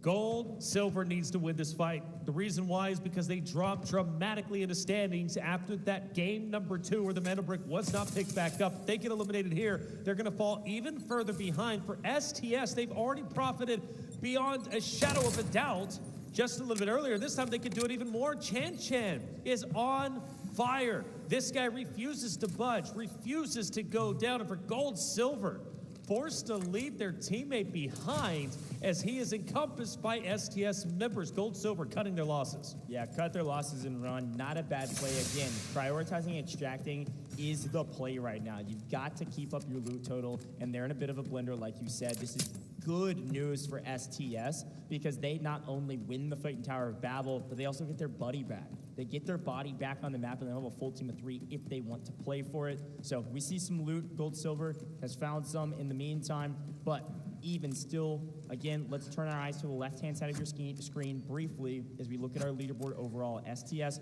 will get some extra funds added back to that total once they get to revive, and they have a gigantic lead. But ESG, unbeknownst to us, has been slowly creeping up the leaderboard in this map alone. Again, ESG up by over 10 mil. They've also got a 5.8 mil game going right now. This is crazy. And they're about to get an AWM. And it's on the back of that supercomputer. I didn't even see that get picked up, or if I did, I'm blind because the supercomputer is worth a ton and they get the AWM with all of that ammo. They don't have the key card that STS has, and they've almost caught them looting on this map. Yeah, that's a great point. It's pretty insane to say the least. ESG catching all the way up to STS nearly anyways, and the thing is for ESG, stays even further ahead of STS's opportunity at least to come back. The important note, though, is top 2 is what moves forward into finals. STS alone this game is going to separate themselves from the other 4 teams that are looking to break into top 2. So you have 2 very clear leaders, STS and ESG. It took 3 maps to get here, but here we are. And remember, we're playing 6 most likely. 5 minimum now. We cannot end in 4. So all of this loot value is going to be gigantic. With that first mantle break, nobody getting it. Loot value is absolutely king and could be the difference maker, like you're right, for that second place position. Somebody will get a mana brick eventually, I can only imagine, but second easily could come down to loot. So we need these numbers, and we need to get out of the map if we are a team like ESG, who's filled up safe boxes and now have valuable stuff in their bags. Is Fallen wanting to challenge ESG? They should, man. I think they absolutely should as well. I don't know if that was disseminated. No, they just gathered that. Are you serious? Okay, in the meantime, though, hold up. ESG is going to be challenged. HR is going to get a long shot from a distance and get the first knock. Leon wants to get the pickup, but Fallen wants to push up. There's blood in the water, and they want to feast. STS is looting. Fallen is pushing and going for kills. Unbelievable round from STS, and ESG was following in suit, but great team shots. It was Fleric and HR credited with the kill from distance, but team shots from behind knock one member of ESG, and now two members of ESG lie in wait, setting a trap, baiting out their dead teammate. Say, yeah, you want to come check this body out? You want to come try to play for us? Too bad. There's no way Fallen can push through this open doorway without getting tagged up if they come all the way through. Tell you what, night and day difference from last game to this game, brother, in terms of action, value, fights. So much fun. Only 5 minutes remain. Gold Silver's going to be all the way up north, so they're most likely going to get out. That's big for them. They needed a bit of a come up even still. They are dwarfed by STS and ESG, but for Fallen, this fight against ESG could be crazy, as Crazy Dog does get out, by the way. I do want to say, the AWM is going to be incredibly valuable, and that's going to be obviously a ton whenever it comes to their assets as a whole. For Fallen, taking down ESG in this moment would be huge. Yeah, you get the AWM, too. That's right. Like, that's exactly. yeah, AWM exactly. is going to be massive, yeah. Yeah, and it's a great shot. It's just a matter of, I didn't notice who actually picked up the weapon. If it's on that dead body there, that might be the reason ESG isn't cutting their losses and leaving. Actually, that's a good point. I didn't even think about that, yeah. I mean, I'm not sure. I know, but that's good speculation, though, for sure. But again, we got to turn kind of our eyes toward the top of your screen. There's only 4.5 minutes left, guys and gals, but in between. This is very low in terms of our game time, which means teams got to start prioritizing getting out. Now, we've got the extraction point in the middle of the map now active, just in the nick of time, by the way. It's STS. You send one player out in the Tower of Babel and a nice shot across the board. I think you're spot on, Ghosh. I think so, too. Yeah, I think that L9 is right there on the body. Smokes are going to be out, and he might have just been able to gather it as he does full send it over towards the helipad area. There's going to be a minute left. A little bit of time. Fallen knows they're disengaging, and they've got to push up. The cat's out of the bag for ESG. Helipad is in their line of sight. Fallen knows that's the area they're going to be going to, and I think for Fallen, understanding this isn't an elimination round, why not full send it and go for gold? Yeah, I mean, you basically have two options. You either go play for ESG and try to get the wipe, and I think you're right. I think he did actually end up picking up either AWM, some of the ammo, if that's actually what happened for ESG. But FBIN has a choice. They either go push ESG at the helipad, or they play for the middle extraction point where they know they're going to be contested by somebody. They don't know who. We know it'll probably be the two of the members of STS that are still on the map. Now, Gold Silver, we were talking about them extracting via the north side. While that was all going on, Gold Silver sent one player out and kept the other. And some nice value here, obviously, on your screen. HR looting the body is a boon, but they also had Ash on them, so that's nice. Yep. Overall, looks really good. It's a great game for Fallen. Only dwarfed by STS, but like great game. ESG manages to double extract. Yep, nice. DT, Leon are going to be gone. They did get the AWM too because it wasn't on the body. Yeah, also ESG, 2 out of 3 of their players have 100% extraction rate still through 3 games. That is crazy. Yes, you're right. Over to 3 games. That is nuts. Right. That's exactly right. They're almost perfect, but... So you can tell, or at least we can anyways, GS is going to rotate down for the middle extraction point. This typically happens on the airdrop round for Rockish. Fallen is already setting up to also be on the middle extraction point, and STS has been on the road for quite some time. They also want to utilize it, so it's going to be a bit of a headbutt for the middle extraction at the last second. Yeah, it's something pretty critical here, too, with 1 minute and 30 seconds until you can extract at this middle extraction point, is... Oh, what? Everybody's getting lucky in this round. A little fossil on main. Gold Silver leaves 1. And that safe box is looking nice for use. That's awesome. See if we can get anything else from it. Nope, nothing great here, but Anyways, the thing I was going to say, Fallen has set up early. Fallen's the only team that has something to lose, is what I was going to say on this extraction point. 60 seconds on the point. STS sent out their most valuable player already. He's gone, and their safe boxes are likely full, but these two players are not carrying that much value. GS, the exact same story as a solo. They already sent somebody out with the majority of their loot. This guy's here to play spoiler. That safe box is looking nice. The rest of his body is weak. So these three players, two from one from the other, are going to contest this team of three right here on your screen. FN have power position, but if they make a mistake here, this is bad news for FM, who have had a pretty solid game. Yeah, if they want even an iota of a chance to catch up to STS, they need to extract, and they all three need to get out. If STS wipes them, it is only going to create even more of a separation between themselves and everybody else from third on down. STS has had a phenomenal game based upon luck, but here we go. The push is in. 14 seconds remain. The shots are going to be fired. HR is going to be dead center. He's going to rotate up as Chan starts to push the off angle, and he is going to have the off angle. He's going to have some nice opportunities, but he gets taken down. Spishka clutches up alongside HR, and it will be Fallen, all three getting out.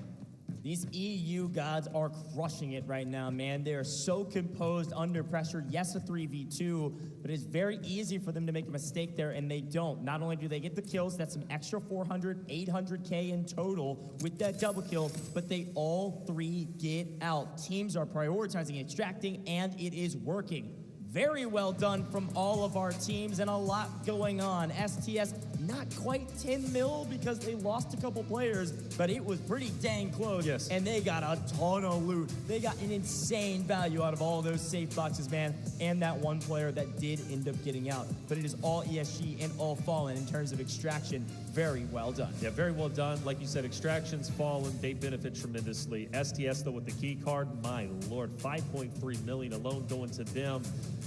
It's a close race at the top three. It should be a lot, or should have been more of a distance between third and seconds, but Fallen managed to come back quite a bit. You also got to give credit to Gold Silver.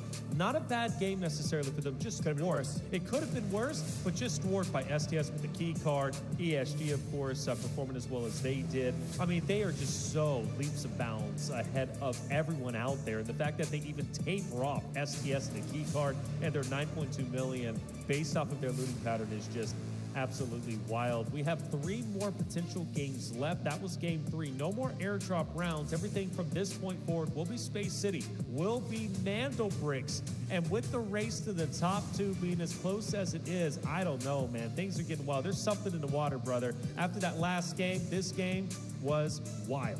Yeah, something in the water, and I think the name is just trying to get to the finals, man. The fact that the name of it. Yeah, the fact that there's tickets to the finals up for grabs, these teams are stressing, and they are stressing for that spot, because getting to play in a stadium of that caliber with the audience that we'll have on main stage for $500,000, man, this is big, big tickets. And yes, they'll have a second chance if they don't make it here in the next round that we'll be doing here in a couple hours. But you want to take your chance right now. Let's swing for the fences. Let's see what we can do. ESG is going to be on top, but a couple more teams starting to kind of close the gap. ESG, they lost 1 player. They still got a crazy amount of loot, and they still got 2 players out. They're at 100% extraction rate for 2 out of 3 of their players. Crazy stat line for the team at the top. But STS, with a crazy game, the most loot value extracted with, and they only extracted with 1 player, is something to write home about for sure. Well, for MG, unfortunately, another goose egg. They get a goose egg in the last map, they get a goose egg here. MG is like just infinitely far away in terms of the assets category. However, could they turn things around with the Mandelbrick? Yes, but that is going to be their Hail Mary attempt, kind of akin if you're watching the online qualifiers with NBA, how they ended up qualifying for this stage. So it's still very possible as you continue to harp, and I love that you continue to say this when it comes to Delta Force operations. There's multiple ways to win. It's not just necessarily based off of assets. Yes, you could be so far away. In this case, literally 10, maybe even close to 20 million behind that of ESG in first, and who knows, SDS. Getting the 2 metal bricks would be nice. We take a look at the highlights, and this was hugely impactful off the rip. It was MG, the team I was just talking about, ESG, taking them down to Museum. That's 3 games in a row that ESG has wiped MG off rip. That's how unlucky MG and ESG have been in fighting each other. Of course, only unlucky for MG. But then we look towards some of our airdrops. The first one goes to the side of HR, and well, they don't get a whole lot from it. I thought they got a lot more than that. Finding a purple armor in that is a brutal pick, but they did get a couple small red items. This fight was a tough one to watch, I gotta be honest. First, the fight against Inc., they get wiped immediately, don't really have a chance at all. And then the fight with STS and Gold Silver, they trade some blows, and then GS gets the heck out of there. But it was, in fact, GS getting out, as you said. They needed 1.8 million. Yeah. Insane. I mean, all around, the key card plus walking out, like, with the 1.2 million even in this play, you see STS getting, I mean, just crazy, crazy numbers. You know, I think in any other normal game, STS, based off that key card alone, would have had a tremendous lead. The fact that ESG even closed that gap is just wild. And the very end of Fossil, plus we had the extraction fight that so traditionally happens. And, well, Fallen won the fight they needed. Losing that to STS would have been devastating. STS already had a tremendous lead, and they will in second place. But Fallen puts themselves within at least striking distance of catching up in the assets category. Yeah, and again, Fallen was the only team that had something to lose on that fight. That's the thing you got to remember, right? GS was not really in the equation. They got their fossil in, they're doing whatever. STS, Sin 2 in, and it was kind of like, hey, we already got all of our safe box packed full of a crazy amount of loot, and we Sin 1 out with probably the rest of our loot. These two guys were going for kills. Yeah. And Fallen's success there was not only winning the gunfight and getting 800K from the kills, but all three getting out. They could have easily lost one player if they weren't careful,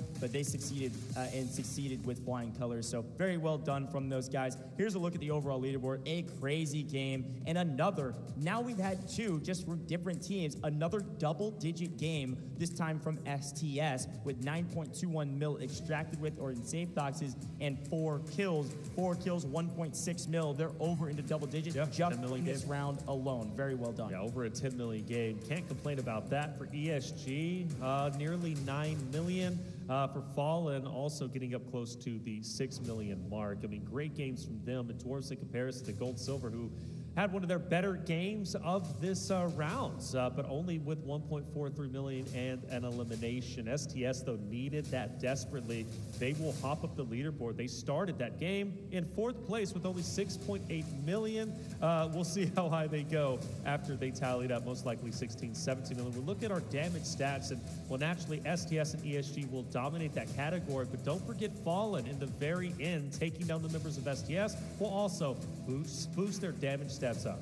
Yeah, no, totally agree. I mean, this is a fun graph to look at because you can see the spread of damage across the board. Basically, the people that won the fights and moved on their merry way are the teams with the most damage. You can see Inc., MG, GS didn't end up putting up much of a fight. Inc. just got caught unaware when they were down in player numbers, and they had a player on Saniba with hardly any loot to work with, any weapons to work with. Remy, it was just, the writing was on the wall that they were going to get wiped. And that's the problem with rounds like this. If you take the risk of trying to conserve resources by not going in with a lot, you can get caught unaware, and it's just a totally wasted round. It's like, oh, I saved some money. It's like, well, maybe you could have earned 10+ mil. Well, our best team, as expected, STS, Chan, E-Hit, and of course, Gom Dang went crazy and picked up 9.21 mil and got 4 kills. A double-digit game was gigantic for him. Excited to see, like you said, where they land on the leaderboard, because they were struggling after the first 2, and now they're going to leapfrog just about everybody except for ESG. Yeah, ESG is going to be the only one above them. They're undeniably going to be in second place, even with Fallen going away with 4.5 million. We look at our MVP, and it was from ESG, Liu, now taking the standard with a 2.0 KD, total of 2 kills, 2 assists, and 166 damage dealt.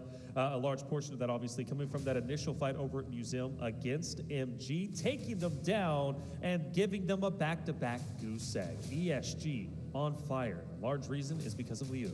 Yeah, big numbers from him, of course. 2 kills is nice. Nothing insane from the damage category, but a very well-balanced player. So I like the breakdown. Now, as we prepare for the next round, I don't want to jump ahead too much, but we're headed to Space City, and I want to remind folks of what happened on the first brackish map.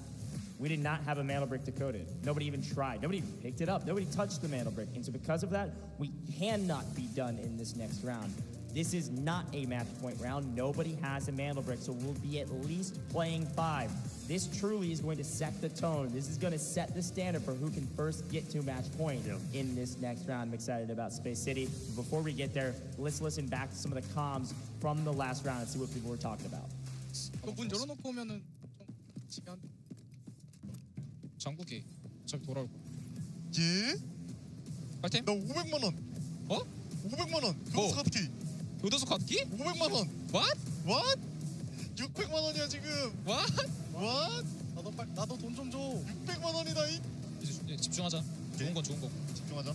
해양 1층. 둘. 두 명 하나 다운. 밀어. 같이 모여서 하자. 모여서 하자. 나 현준이랑 같이 있어. 나 급하게 안 할 거야. 모여서 하자. 눌러놓 놔봐. 내가 볼게. 먹어봐. 거의 다이아를 먹었는데? 다이아? 아 거의 다이아? 아 이러면 우리 되게 여유 있어지는데? 그러니까 우리 그냥 오고 있는데 현준이 형 보내고 나 아래 잠고 있을 것 같지 않아 이거? 현준이 형 궁 한 번만 찍어주고 찍었는데 안 떴어. 안 떴어? 내려가자. 눌렀네. 아, 마지막에 한 번 떴나 방금. 나 까빠만 감고 이거 왼 오른쪽으로 찍자. 오른쪽으로. 오케이? 10, 9, 8, 됐어. 16이야 16. 내부에 있어 내부에. 3. 빗바라. 0. 땡. 7. 아 하나 필. A genuine reaction to that key card, man. What? I'm the same way, man. When I pull something like that, are you kidding me? Yeah, right. A great pull from them, excitement, and then also an execution of the kills. Very well done from those guys. Yeah, very well done. And if you take a look at the rankings, yeah, ESG we already knew was going to be in the stratosphere. Now, what is surprising to me is how close Fallen is to STS. I expected that to be at least a 4 million gap. Not the case. A little bit over 2 million. That could be cleared for sure. So STS's spot, not a guarantee by any means. Yeah, I really like that spot. It is a little bit closer than I thought for second and third. In the race for second, it's not only those two teams. Again, Mandelbrick totally flips this leaderboard on its head. I don't care how much loot ESG has. If they don't have a Mandelbrick, they will not be first place unless a Mandelbrick is never grabbed. So it's a good shout. You've got to remember, though, third place is just the first loser in this competition today in upper bracket round 2. You get third, it doesn't do anything for you. You get third, you get 6, it's the exact same. You gotta be top 2. The bottom 4 move to next round and have to play again. If you're top 2, you make it to the finals. So FN, yes, you're close. You're within striking distance, but you haven't done it yet. You gotta be top 2. Nobody has a Mandelbrick, folks. We are headed to Space City, and it's Mandelbricks until the tournament, or rather this round, is over.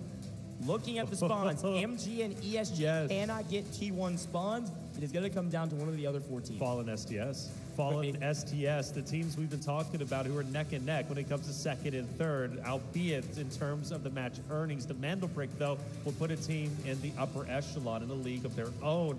But for Eek, right, the team that is highly aggressive, gold, silver, who's also fighting their way up the standings, a Mandelbrick would be big here. Let's face it, Mandelbrick would be big for anyone, but more importantly, focusing on the teams who are towards the bottom, they desperately need this. I think if you're MG or you're Inc., the only thing you're paying attention to is a Mandelbrick. Now, and again, I've been saying this all day. The only teams that have ever had a Mandelbrick are teams that end up top 2. No third place team has ever had a Mandelbrick. If you get a Mandelbrick, you're going to be top 2. And in this competition with the first Mandelbrick skip, if you get a Mandelbrick, you're 100% top 3 and very, very likely top 2 with 3 maps to go, all Mandelbrick rounds. So the map is mathing for teams at the bottom to say, well, we better play for that brick, man. All right, let's take a look at the operators. A couple obvious call-outs. The grayed out hat claw is pretty standard. Everybody used all of their hat claws except for ESG. They have one more.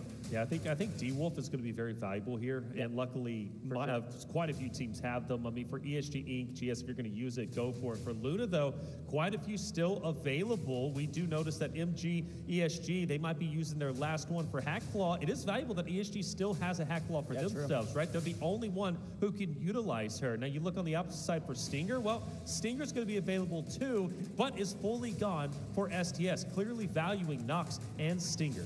Yeah, and I think they were kind of maybe trying to burn Nox. I think most people usually do that. But Stinger early is an interesting one. When you know you're going to Space City, Stinger is actually insanely valuable on this map because of the amount of smokes that that character has. I mean, the heals, the therapeutic gun, really, really nice. But that UAV smoke line you can throw out is so valuable for crossing some of these very long sight lines. So oftentimes we'll see a Stinger and a Luna going into this round. And you're right, ESG technically have 2 recon operators still up, or rather 3 technically. But on paper, the 2 main ones, which are going to be Hatclaw and Luna, and they can theoretically use both, which means they can have a Luna, then a Hatclaw, or vice versa. They've got a lot of options, but we'll see what teams go for. Saniva, maybe if you're trying to air towards that interior fun.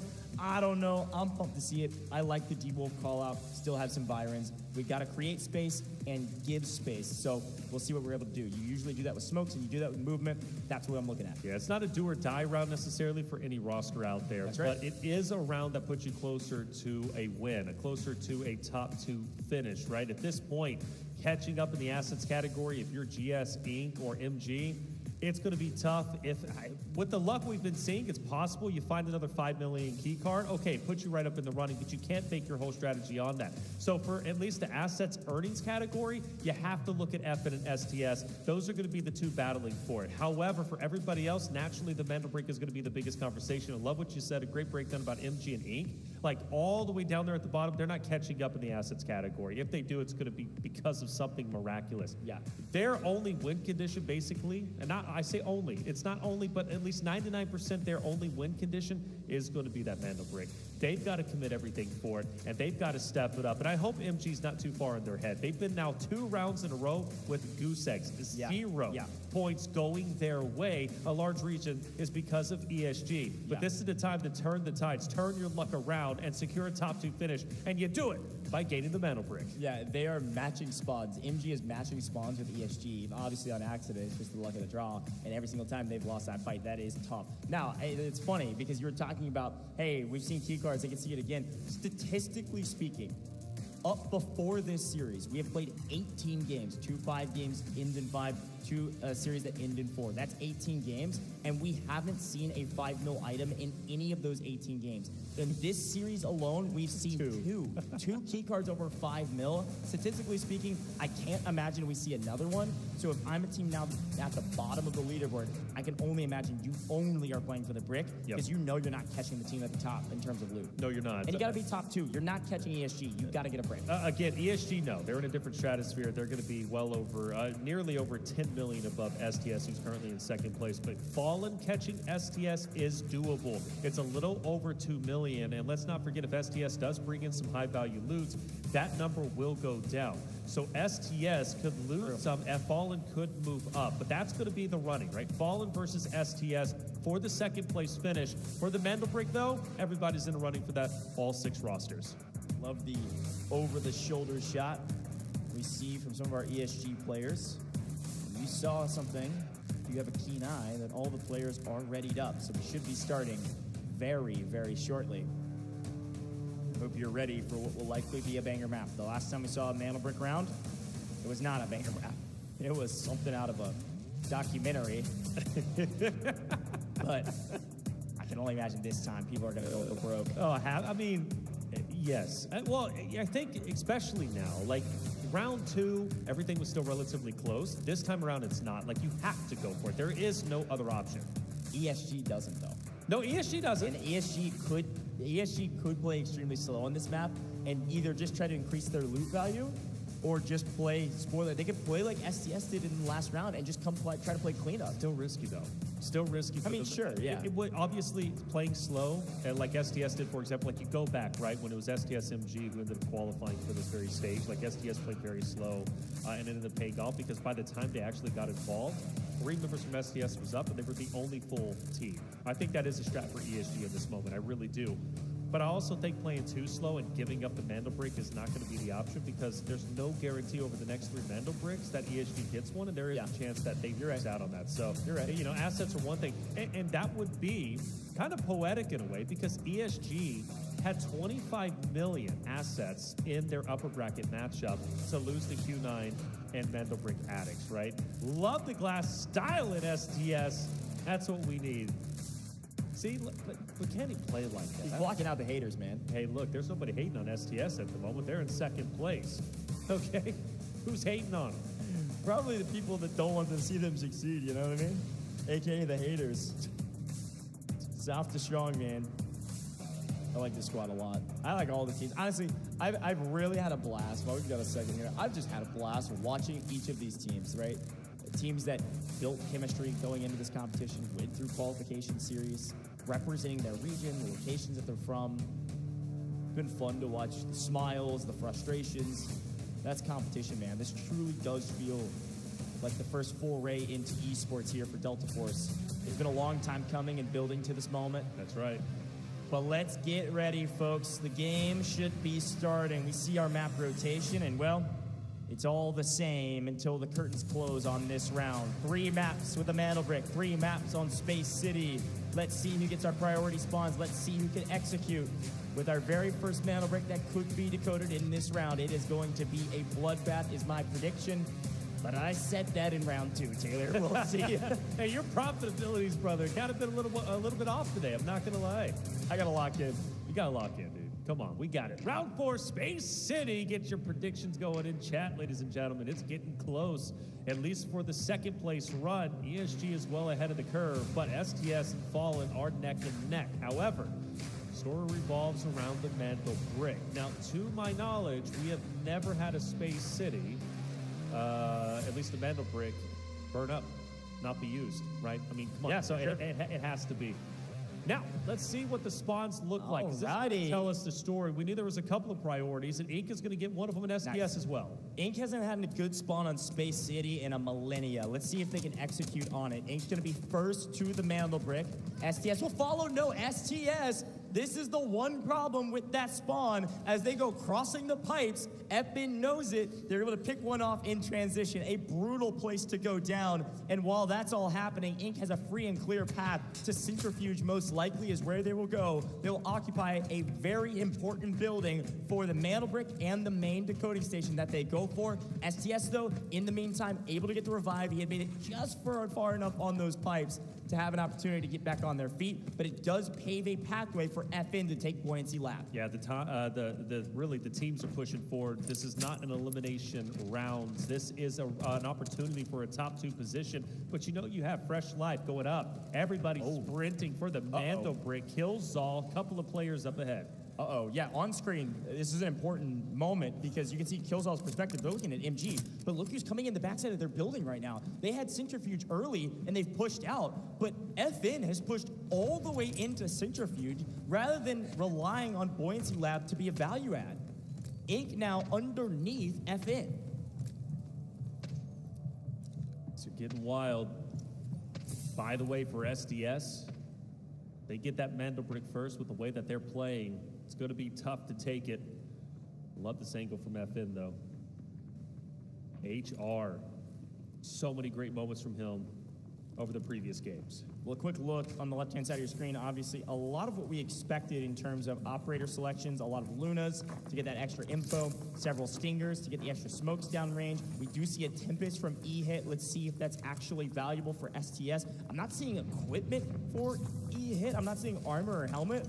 I don't know if that's on purpose or not. I assume it is. Maybe he's just saving some resources here, hoping to find something on Space City. We'll see. Potentially STS lost it somewhere. I'm not sure. Maybe it needs to be repaired still, and therefore is netting as 0, because I believe one of those players did get knocked down on transition. But regardless, look at it, they have, STS has taken a position around the mantle brick, and they do take down, of course, our security director. Got my tongue twisted there, but STS are not getting it twisted right now. They have taken one of the 4 main buildings around the mantle brick. Let's say Gold Silver found a satellite dish a little bit earlier. That puts them up to 10 million now. Currently leading the charge when it comes to assets obtained. That will be a story. Oh, Flairage finding a bust. Yeah, that's big. Yeah, that's huge, right? Puts them up to 1.4 million in total. We focus on Ubishka, though, from Fallen, taking a couple of shots, putting a couple of shots out there downrange onto SDS, a team that had the value of a good spawn. Mantle brick is up. SDS picks it up. They're getting aggro. Yeah, great play from E-Hit. This is a very fast move from E-Hit with Tempest, this new operator with the patch on the update. You're able to retract about 3 seconds or so from your last position. He gets down to the mantle brick, grabs it fast enough to retract back upstairs, and is able to move on his merry way. This is cool. Now, you can see the green dots. That's going to be Ink. They elected to go underneath Centrifuge and over to Buoyancy for now to trade positions. I think FN is going to stay on top. And finally, Taylor, finally, we've got the interior decoding station. Talk about chaos. Instead of an alleyway amongst multiple buildings and some open air, this is a single hallway. This is a wild decoding station and a very interesting choice as STS finally puts it indoors. Yeah, this puts STS in such a great spot. The fact that they started decoding as early as they did traditionally owes to success, right? The quicker you get it down and start decoding it, traditionally uses, or leads to, I should say, a successful exit. This is going to be big for STS. I'm super excited to see how this is going to end up unfolding for them. And of course, they have to get challenged, but who's close enough to do so? Well, you got a couple of options. But I want one of those options to be ESG. I want to see them kind of headbutt. Not that ESG needs to, I just want to see them get involved. But if you look at the ones down the list, Inc., MG, GS, FN, they are the ones who have to try and commit everything. They need this. They're too far behind in the assets. They need to decode. Yeah, and speaking of assets, Inc. did pick up some nice value add. There was a small key card, not quite worth some of the other values that we've seen from key cards, but even still, we take those. Got a rifle as well. So they're at 2.3 mil, but Taylor, you broke it down perfectly. They don't need the assets right now. I mean, it's nice, but they need the mantle brick. Now, with the mantle brick planted indoors, this is one of those positions where Senevas are extremely valuable, and then other operators like the assault operators to be able to use either D-Wolf's triple blaster, the magnetic bombs from Viren, anything to blow a hole in your opponents down a hallway. They try to push for the decoding station. You just bounce those triple blaster shots off the walls. You're gonna hit them. It's not a difficult one to hold in terms of equipment. It's a difficult one to hold because to peek the decoding station means you're going to get fried. You are basically just peeking a normal hallway. So we'll see who decides to go first here, but STS, a bold strategy, and so far it's working as they planted in that black chamber position. And nobody's been able to even get close, mind you. STS might be free and clear. They were already leading the category, but we talked about how close it was between themselves and Fallen in the race for number 2. This mantle brick will undeniably separate those rosters. We've got an AWM here from Gold Silver, Crazy Dog, sniper in hand. This could be a difference maker, but they got to go get involved around the mantle brick, folks. A minute and a half on that decode. It's going to be that top middle timer that you see on your screen next to the game timer. Keep your eyes on that as we watch the action unfold on our screen. Every team trying to slowly but surely creep towards this decoding station. ESG, we thought maybe they might play slow. Maybe they'd say, hey, we got a lot of loot, but they want to get involved, and they're going to be first here. Yeah, I don't think ESG wants to leave the chance. There it is. They did right in the upper bracket. They go for it. ESG gets the touch. Ian sees this, but he can't push it. He cannot. 3.5 minutes now for the decoding. Yeah, you see E-Hit with Tempest goes back upstairs after it gets stolen. Again, this is going to be a cat and mouse game. With this decoding station, I was just saying it before, it is insanely difficult to hold because you basically have to fully expose your body to even take shots down range on it. So things like triple blaster, magnetic bombs, and of course Seneva operators, maybe some value there. But this is a decoding station that may exchange hands multiple times. Right. For SDS, got to make the move again. For ESG, they reflect back to yesterday's competition. 25 million in asset, but one thing was missing, a mantle brick. This time leading the charge with 28.7 million assets. They're feeling good, they're feeling great, but they understand the win condition truly is going to be the mantle brick for them. If they can lock that in, that's going to guarantee them success. So they get aggressive, they get the touch, and they start decoding themselves. But eventually, other teams should start joining in. And I think this is a wasted opportunity for the likes of MG, right? MG can transition in and start the challenge. Inc. as well. So dangerously close, but both teams have refused to make a move. Yeah, you don't have to go too early, though. There's so much time on the clock right now. You'd like to have shots raining out. Somebody maybe goes for the steal and you come in and clean up. Again, this is traditionally a decoding station that exchanges hands a lot, but ESG is actually going for a protect basically right on top of it. So they're trying to get as much info as possible, obviously. I think they spotted Inc. coming through the top floor. STS, of course, on the second floor, if you will, with ESG around the decoding station. We're sub 2 minutes, which is a lifetime on these mantle break rounds. And you can see Inc., because they have the ultimate high, they can peek through these windows that you can't shoot through. They've got information as well. They should have, I think, spotted both of these two teams. A truly layer cake action with Inc. at the top, STS in the middle, ESG at the bottom, but ESG has the decode going, so they have an advantage. Nasty peek and too easy. Was able to get some damage onto Fujang down low. Nearly a minute left for the decoding on ESG spot. Inc. getting very, very active, starting to move forward. STS also an opportunity maybe to kind of try and steal it back. You mentioned ESG, set up for the defense. Next minute is going to determine whether ESG is going to undeniably be in first place or if another team is going to try and steal it from their fingertips. If ESG gets this mantle break, ESG will likely be a top 2 team. Having this amount of loot value, they will win any tiebreakers. ESG is trying to book their tickets to the finals. They said we should have been there already. Let's get there now, but easy. With the shock arrow on top of the incendiary. A great connection from Easy to take one out for STS, but ESG also takes one out from MG. MG trying to get involved. There's a lot of teams around the decoding station, but only 15 seconds left. Everybody's taking a little bit of damage, but somebody's got to jump at the point. Is anybody going to go for it? ESG standing on top of it. They say, please, chow me. Come get it. It's too late. ESG is going to get the mantle break. ESG is likely going to the finals just on this map alone and all that loot value they had from before. They took a stumble yesterday in their competition. They took a stumble, but they picked themselves back up.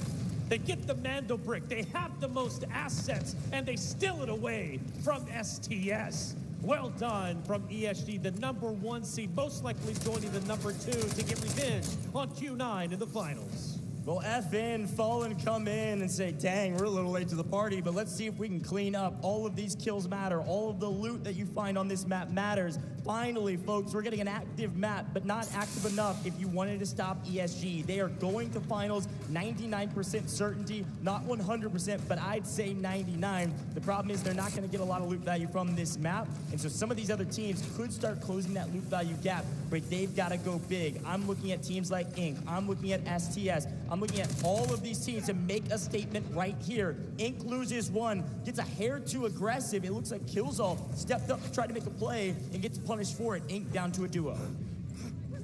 And for Fallen, they've just narrowly been able to pass that of STS. ESG, by the way, fully gone as Grim is going to manage to take down Fouché. So the job is done. ESG still undeniably the best team. For STS, though, they are going to lose a couple. Oxygen, Crazy Dog is also going to fall from the side of GS. STS with just one, and it's going to be huge jumping in for GS, getting the final finish, and STS is now gone, and the door is wide open for Fallen to take second. What a ego chow from GS. That was a huge move. All of these kills, 400K. This is going to be nice to bring back your loot value after losing so much in this round. People bringing in high-value kits and losing them getting wiped. ESG, they don't care. They got plenty of room. They got the mantle break. But for everybody else, this round still matters a ton. Inc. down to still 2. Grimmy in the corner. Too easy with the trap. This is going to be a 2v3. But I'm not sure Fallen knows exactly that Grimmy's here. Grimmy with the flank. If he hits two on the backside, can't quite connect. He needed to get that knock, but they do get the trade. That's 1, 2, down. It's a 1v1, but there's a solo behind him. See you later. MG, they had 3 players, and they come in the backside in third party at Inc. They needed a good game, and they don't get it. Fallen may be able to recover in this moment. Any additional assets they're able to gain is going to be massive. Staying ahead of STS is going to be critical. We're now down to just 3 teams on the map. Fallen with 2, maybe soon to get back up to 3. GS with 3 themselves. MG also towards the bottom, looking to make their way up top. Start to get critical and serious. Obviously, just to reiterate, ESG managed to get the Mando brick, but for the rest, fighting for total assets. As we head into game 5, you never know what's going to happen. Maybe another Mando brick will get burned. Now, start to slow things down a little bit. We take a breath as everybody loots up, separates themselves just a bit. MG, GS will be still relatively close to each other. That's going to be most likely the closest fight. MG's Onigiri, though, will most likely look to maybe get out with, well, they don't have anything to get out with. So Onigiri is just desperately trying to separate himself so he can find any amount of loot that's still available. Ooh, buddy. That was chaos for a moment. But now with 3 full teams still in this lobby, this is a very important game. You know, you've got 2 more rounds potential after this unless ESG just sweeps the next one as well. Loot value will come into play. If in all 3 of these rounds, 3 different teams get a mantle brick, then it will come down to loot value, and we know ESG is at the top of the category for right now. However, look at the left-hand side of your screen right now. That is our total assets, not this round. ESG lost a lot of value in this round in order to secure the mana brick. Certainly worth it, as we see 471K going to Oxygen. FN right now are only about a mil behind ESG. FN need a good game, and they're having it thus far. They've got some kills, and they're all three alive. If Fallen get out of this map, you could see Fallen with the highest loot value total, and would be poised and ready to take a top 2 position if they can get a mana brick. And oh my goodness, Gold Silver is getting paid right now, man. 2.27 mil on that panel. Oxygen, remember the stats before we got started in this round. Oxygen has the highest loot rate out of anybody, and he continues to prove that that is not a fluke, man. And you know what makes that scary? They get closer to STS, and STS, who started in second place, we highlighted them as comfortably in second, right now have fallen behind Fallen and could very well get passed up by Gold Silver as well. From second down to fourth, and also the first team to touch the Mando brick and not get it decoded. STS might be in the blender in terms of their mentality with only 2 more maps remaining, but Ubishka also finding a little bit more. Fallen having a wonderful game. In fact, they managed to pass ESG in overall total assets, something we didn't think would ever happen. Yeah, I mean, they've got 7.3 mil in this game, plus the kills they picked up. I mean, they're doing fantastic, man. A great game from, again, you got to get out, though. 4 minutes on the clock. 2.5 minutes on the main extraction point that most everybody will use. That's dead center, and we've got 1 member of MG looking over top of it from the bridge. MG is basically fully split up at this point. And Envy in a position to overlook as well. They've set up a full trap over the top of this extraction point. They're looking for kills here, Taylor. They have to. MG's a little bit too far down the standings. Getting a full elimination, Gold Silver FN could be huge in dropping their overall total assets, something they desperately need to do. But like you said, the extraction needs to happen, and everybody who has profited, Fallen, Gold Silver, they desperately want to get out. For MG, they've got a power spot. Maybe hold off on that extraction point. And pretty much an infinite line of sight on Gold Silver when they decide to push up, including that of Fallen. And the one from Fallen on the opposite side is for MG, who's going to be able to keep them in check. It's going to be Envy, who might be able to see them come out of Black Chamber, depending if Fallen does decide to go for that extraction point up ahead. So all eyes on Envy. Shots are fired, and great shots indeed, and a full finish.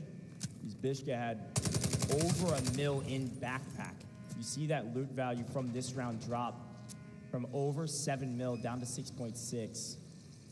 They're immediately sticking the res on the smoke, and Crazy Dog actually finds a snipe. Reminder, Crazy Dog's got the AWM, I believe, sniping and picking up 1 member of MG. MG, we thought they had a power position over this extraction, and they lose 1. All of a sudden, could see Gold Silver with a strong game right now. FN back on their feet. Because of this disturbance, they go from 6.6 back to 8.5. A big pickup. FN have to get out of this map with the amount of loot that they have. They have to. It's critical. They've managed to pass STS, something they were looking forward to doing in 3rd place. They were just 2 million behind, and now they could be upwards of, what, 7 million ahead? Or excuse me, 8 million ahead. 20 seconds. And they're moving. MG, GS, FN, all trying to collapse in on the extraction point.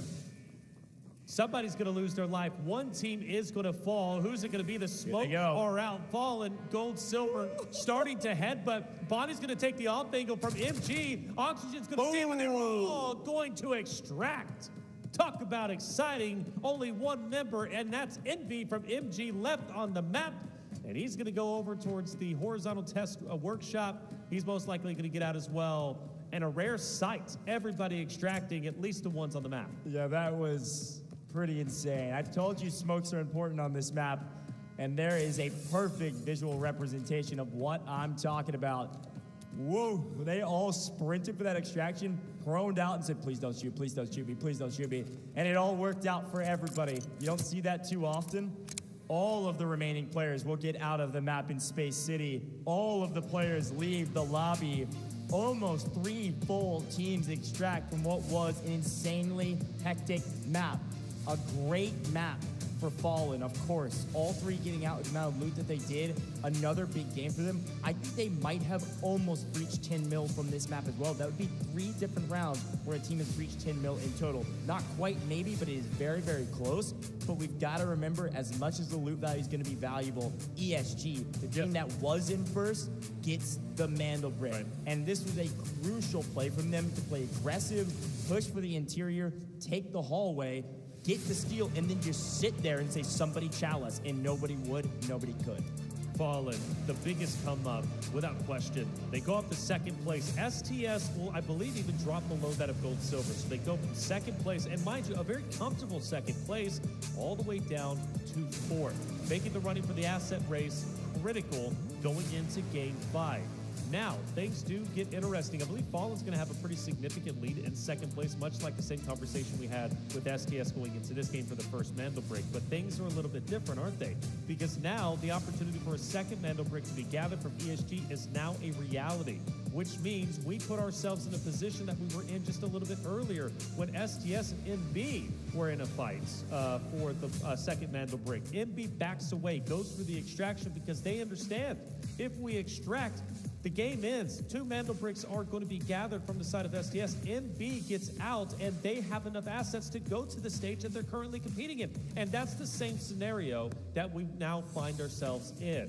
If ESG finds themselves on the decoding station getting the Mandel Brick for themselves, they secure 2, and Fallen is still alive, and they're able to extract and get out, well, they know they'll have enough assets, and therefore a second place finish, and they have a direct ticket to the finals. A lot of what ifs going into this next round. We'll see if it all pays out for them, but you're right. Fallen definitely put up great numbers in that round and is certainly going to help them going into what could be the penultimate map or it could be the final map, folks. We will be moving into a match point round. There is a team with the Mandel Brick, and they could end it in 5. Will we see the elusive 6 games, or will we continue the trend of 5 or 4? It will require an ESG sweep. But let's look at the highlights. And of course, there were some early ones. FN did get a first blood, or almost a first blood, but he was just on the edge of those pipes. He was able to be picked up and carried off. But here is the Mandel Brick. It gets spawned in, and this is a really cool moment from STS, using Tempest to grab it and go, whoop, I'm back upstairs. You can't get me. They plant, but immediately ESG sprint for it, go for the steal, and then it was all ESG all day, man. Nobody could chow them because everybody else started fighting, and that hallway is so difficult to get to, and ESG also hit their shot. Yeah, it was Fujang who ended up taking it for ESG. I mean, he's been so instrumental in the success for this ESG roster. You've got to shout him out anytime that you possibly can. Now, for Fallen, a big come-up. Plenty of eliminations going their way, but on top of that, taking down some big names, such as, of course, Rahim, who ended up falling a little bit later on. STS also dropping the team that they were desperately trying to pass. This was a tremendous game. Crazy. And it was, because at that point, Gold Silver also, with those eliminations, was able to surpass STS and drop the gun. Yeah, they needed to win that gunfight, and they were able to because of the ego chow. Once it was a 1v1, he was going to chow that no matter what. But some fantastic looting from our goat Oxygen, as per the usual, finding that panel for 2.2 mil, and some shots down range. I thought were going to be the ruin of Fallen, but then this extraction, they were able to get the revive with the fight going on, and they are pumped about it. You saw HR smack his hand and be like, yes, finally, we got out with all of that loot. Because you saw, with one player just getting dropped, I'm not talking safe boxes, man. He gets dropped, and they lose almost 2 mil in backpack. Right. Crazy stuff from Fallen to be able to get out and jump up this leaderboard. But ESG will be at the top. Here's a look at it. ESG get wiped. They get nothing, not even anything in their safe box. They get 1 single kill, which will be 400K, but they get the Mandel Brick, which is a giant boon for them. And FN, an 8.42 mil extraction. All 3 out. They don't lose anything either. And it's 4 kills. That is 1.6 on top of it. It is exactly at 10 mil, or I guess 10.02 mil. Another double-digit round. We've seen 3 double-digit rounds in our 4 games, all from different teams. Insane stuff. Yeah, ever since round 2, where literally nothing happened, everything's been happening. And even for Gold Silver, this is tremendous for them. They've elevated themselves up to 3rd place. Fallen, Gold, silver, now in that asset race. And it is going to be important because with ESG now having that Mando break, it isn't uncommon to see a team at their caliber lock in 2 Mando breaks. Now, doing it back-to-back would be something special. But now they've got a reason to do so because, of course, Fallen, they want it to happen, especially if they have a great Game 5. They're still alive, and they're getting the team wipes. We look at the damage chart, and Fallen, just a tremendous game. 4 eliminations. Inc. as well also starting to join into the mix, but it was really Fallen who walked away with the best damage stats, and rightly so, because they're now in second. Yeah, Inc. great damage, obviously, but unfortunately not a great game, man. I think they got 700K or so in their safe boxes, and they got a couple of kills, but it's just not enough to get them any sort of in the conversation. If you want to see Inc. straight into the finals, they have to get a Mando break now. There was kind of already that burden of responsibility, and now it is absolutely necessary. There are only 2 rounds left, but the best team right now, no questions asked, ESG. They're crushing the competition, and picking up that Mando break there almost assuredly puts them into the finals. So let's see if they can close things out either in this next game and sweep, or maybe in the following in round 6. So best team, and unfortunately they did get wiped with only a kill, but even still, a Mando break is all they needed to top the leaderboard. Yep, that's it, right? We talked about their assets and how much of a lead that they had. They don't have the lead in the assets category anymore, but they got the lead with the Mando brick, and that's what truly matters.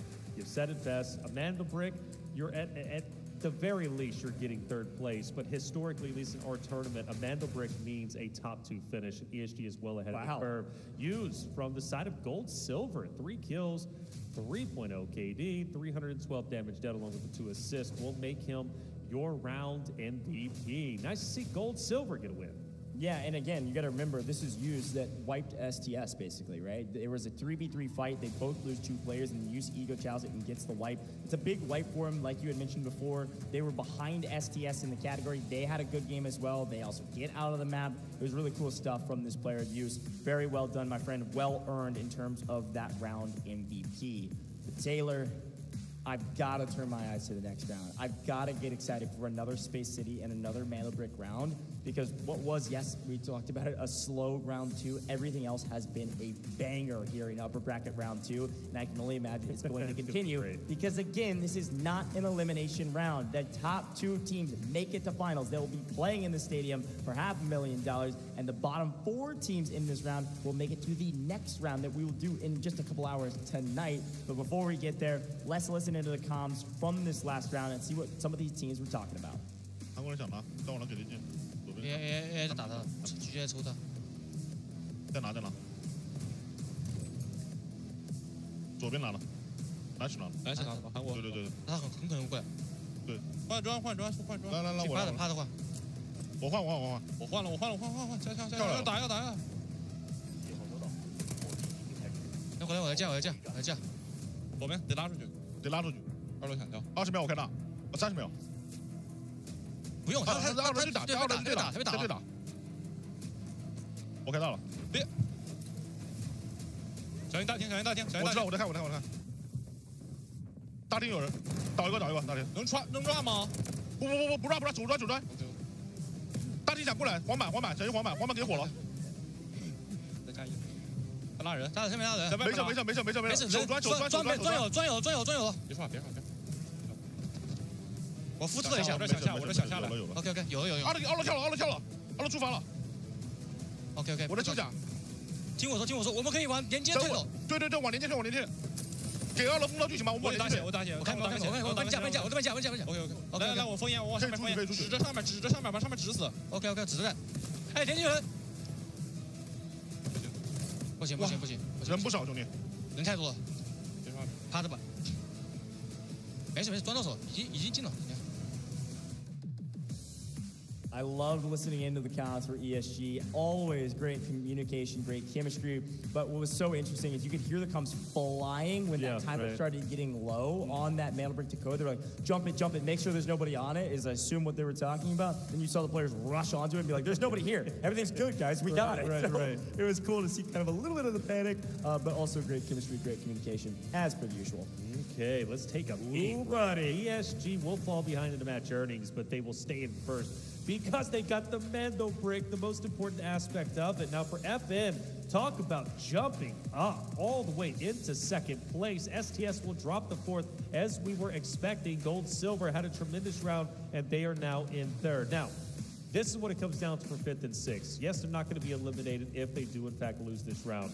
Inc. and MG have no choice at this point in time but to go for a Mandel break. That is the only option. Totally agree. And unfortunately, Inc. had a prio spawn last round. You will not see Inc. or STS playing in the priority spawn on Space City. Now, it's not everything on this map, but it is certainly helpful. So as we look at those prio spawns, you could see ESG there, who could go for the closeout. You see Gold Silver potentially there, Fallen potentially there to join the likes of the other top looter of ESG. But looking at our operators that are left, well, frankly, we got as many Tempests as you would like. We've got 2 rounds left, and just about everybody could run Tempest both times if they wanted to. STS saw a little bit of value from it in the last round. Could see it again from them. See 2 Cenevas from STS, ESG, and FN. All having Ceneva operators could be valuable in this next round. We are running out of some of these operators with utility that they want. We still got some T-Wolves, though. I wouldn't mind seeing STS actually run a Ceneva and then also run a Tempest and kind of steal away the Mandel break as they did before, take it to the closed location,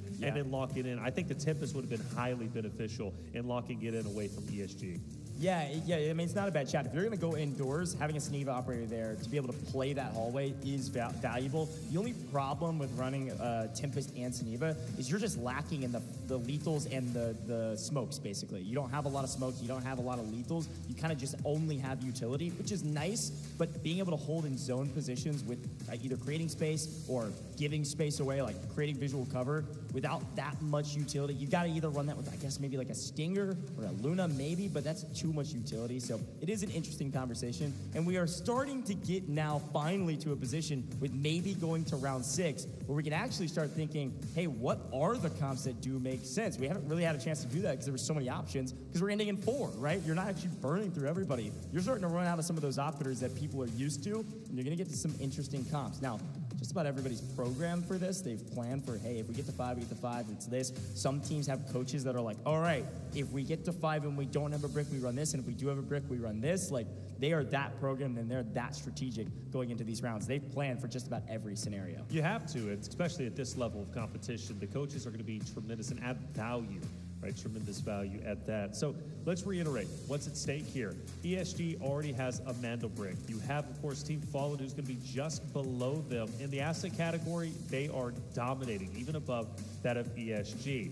There is a real opportunity for them to protect or even, in a way, assist the side of ESG to get the secondary Mandel break so they can end it here and now, so the assets go to the way of Team Fallen. Now, granted, they're not going to know what assets are picked up, so it is a risky play because Gold Silver is still relatively far behind. We're talking 7 million. But then again, 5.3 million keycards have already been picked up. So the opportunity is still there. And you don't know the loot that Fallen is going to be bringing in, because that knocked STS down quite a few pegs. They brought in a lot of loots. They ended up losing out. Granted, they made an attempt on the metal brick, but we know how it ended up turning out. ESG stole it away from them, and then STS fell shortly after. Well, it is an interesting point. Like, I was talking about statistics. Like, oh, are you going to find another 5.5 mil keycard? Whatever. We've played 4 rounds. We're going into 5th round, right? And we've had 3 rounds where teams had double digits in terms of their score lines. We looked at that leaderboard, and obviously there's a clear lead in loot value, but it's less than 10 mil. Like, we could easily see 10 mil again. And so I'm looking at a team like Inc. at the bottom of the leaderboard in terms of loot value. What's your play? If Inc. doesn't get the Mandel break and they get a 10 mil round, that puts them to 17 mil. That's solid. That puts them within striking distance, but they have to do it again to even have a chance on the loot value category. It's all going to come down to Mandel bricks, man. They got to play for it. It is. It's going to come down to Mandel bricks. And, you know, I look at Mandel brick addicts throughout the qualification sessions. You know, managed to take the 2. Let's see if they can get it done. But let's head down to the stage and get Game 5 started. Я самому, блядь, ставить. То есть тоже видишь, типа? Не, ну ты понимаешь, что ты помогаешь, не помогаешь, ты вырываешь, нахуй, дерешься. Ты просто помогаешь скиллами и сидишь аккуратно. Ну да. Все, и сидишь втроем, убиваешь чего. Ну, типа деньгам это ГС и СТС, да? Ну, это на одно космо, блядь, сколько мы вынесли сейчас, пиздец. Сейчас скажу. 3, 7, 9, 10 примерно. При этом еще без наш голдовый гир. Alrighty, folks, it's Space City until we are done. Mandelbricks galore, and it's time to see who can join the ranks of Mandelbrick owners. ESG, the only team with the Mandelbrick, and ESG, the only team with a chance to close it out in 5. Will we see the all-too-elusive round 6, at least in this stage of the competition? I don't know. ESG looking like they might want to just close things out, and it will come down to that loot value to determine the other team to make it to finals. No team eliminated, but the top 2 teams going to finals and not having to play another best of 6 here in just about an hour or so. Ooh, I know it. That's going to be a long one, too. You think of STS and MB. They end up, MG, excuse me, they end up winning their respective group. They now are playing here. We're now 9 games deep, by the way, for today, and potential now that they have to play once again in another 6 games. Let's take a look at our spots. Boom. ESG will get priority. That is huge. On the opposite side, you've got MG and then STS going straight forward. STS not slowing down. This team barely had it stolen away from them earlier by ESG. They want it back. Yeah, priority spawns my butt. STS might be first to the Mandelbrick if they want to be. Good grief.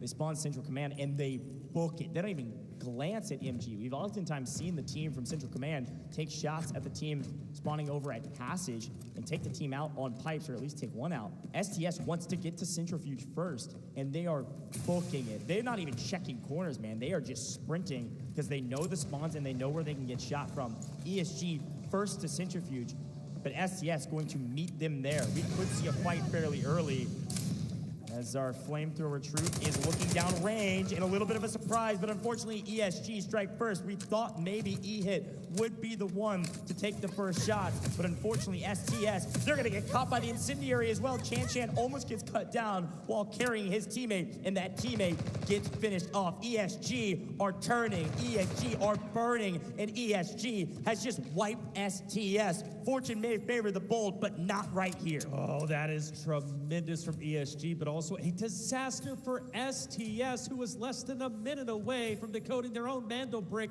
in the last game, only to have ESG take it away, and this time they take away their opportunity to fight in game number 5, which could put STS out of the running for top 2.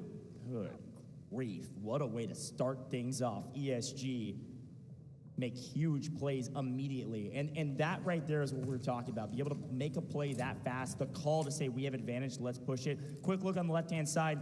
Again, STS, I was gonna call them out because I saw that Tempest operator, they were running it back. Unfortunately, didn't get a chance to really use it at all, but MG has followed suit, a Tempest operator for them as well. The rest are looking at pretty standard Stingers, Lunas, Byrons, the operators you expect for the most part. Fallen running a very traditional, this is kind of the most staple meta comp that you can run on Space City right now. Stinger, Luna, and Uluru. Fallen want to join the ranks of ESG with the Mandelbrick. They need to make sure that they make it to finals. Don't want to leave it up to chance. You don't. But depending on who gets eliminated and how many, let's say Gold, Silver, STS has already gone, for example. If Gold, Silver gets eliminated relatively shortly, there is an opportunity for Fallen to say, okay, ESG, you take it, and ESG is going to take it. Fujang is going to be the first one to grab the Mandelbrick, run away. So now that opens up the conversation we've been setting. For Fallen, how far do they want to go in order to assist this Mandelbrick to be fully decoded? Yeah, everybody's going to know that ESG has the brick. They're going to plant this immediately because they already have eyes on it. Lyun's been holding that ramp the entire single time that they went to go get the Mandelbrick. They sprint, they immediately plant it. This is a decoding station that everybody knows, some people love. We love it here in the booth for sure. We got a chance to see the hallway a moment ago, so why not go back to what we're used to as we head to the decoding station just outside of Buoyancy Lab. ESG have the perfect trap set up. The question is, who makes the move? And you're right, Taylor. Every single team, because of the way UI works, it has just informed them that the match point team has started the decode. Everybody knows that it is ESG with the brick, which means if you're Inc., you have to play for it. Have to. You lose if you do not play for this brick. MG as well, right? MG has to go for it. Gold, Silver, arguably, has to go for it. I mean, they're down just a bit too much. 7 million, they're most likely not going to be able to get that. I would be very surprised if they break away and then try and gain some assets. Maybe they do. They are going quite south. I would be surprised, honestly, if they disengage fully, but Doja, I actually think they are. I think at least for now, they know they can play slow. I'm not sure they're completely saying, well, let's just let them have it and hope we can loot up enough to make a play for total loot value, all right? Because here's the thing. Everybody knows that some of these teams are completely out of the conversation if they don't make a play for it. So they're going to just be patient. There's so much time on the clock. But maybe, you're right, maybe they're going to go for loot. We'll see. All right. Ink starts to move up. They have to. I mean, this is a desperation play. They've got no choice. They haven't really made an attempt on the Mandelbricks before. This is going to be the first chance we see them on our screen go full send into a team. But Fu Zhang, he's been locking down the angles. He's been locking down the lanes. He's a scary prospect to have to go against. It's not going to be easy for Ink to push up. Yeah, and they got noticed that there was a crazy angle there, so Ink's gonna actually back up and play the low side. What you see on your mini-map is blue team, that's MG, also an onus of responsibility to make a move. What you don't see on your screen is FN, who are not moving an inch. They will not move towards this Mandelbrick until a different team is in possession of it. That is the logical strategy. That's the strategy that they're doing. There's no reason to make a move towards this at all if ESG is in charge. The only caveat to that, of course, is if GS was able to stay alive and loot up like a lunatic and get almost 10 mil to surpass FN. Right now, FN is going to play the patient game, whereas MG and Ink have to get aggressive, and that timer is slowly ticking down. We've got 90 seconds before ESG wins this round. I'm going to be completely honest with you. I think the only X factor is going to be gold-silver. I don't see Ink able to penetrate past Fujay. I just don't. ESG is cruising their way to decoding for their second. Fallen is going to be very, very happy with this result. MG is going to start rolling in, but again, the same angle that is being held down by Fujang. Finally, an attempt is going to be made, but it's not much of an attempt, really. Fujang still locking it down. Nobody can get past him, and we are now at officially at a minute for the decoding. 60 seconds and counting. Ink has wrapped all the way around to the backside underneath.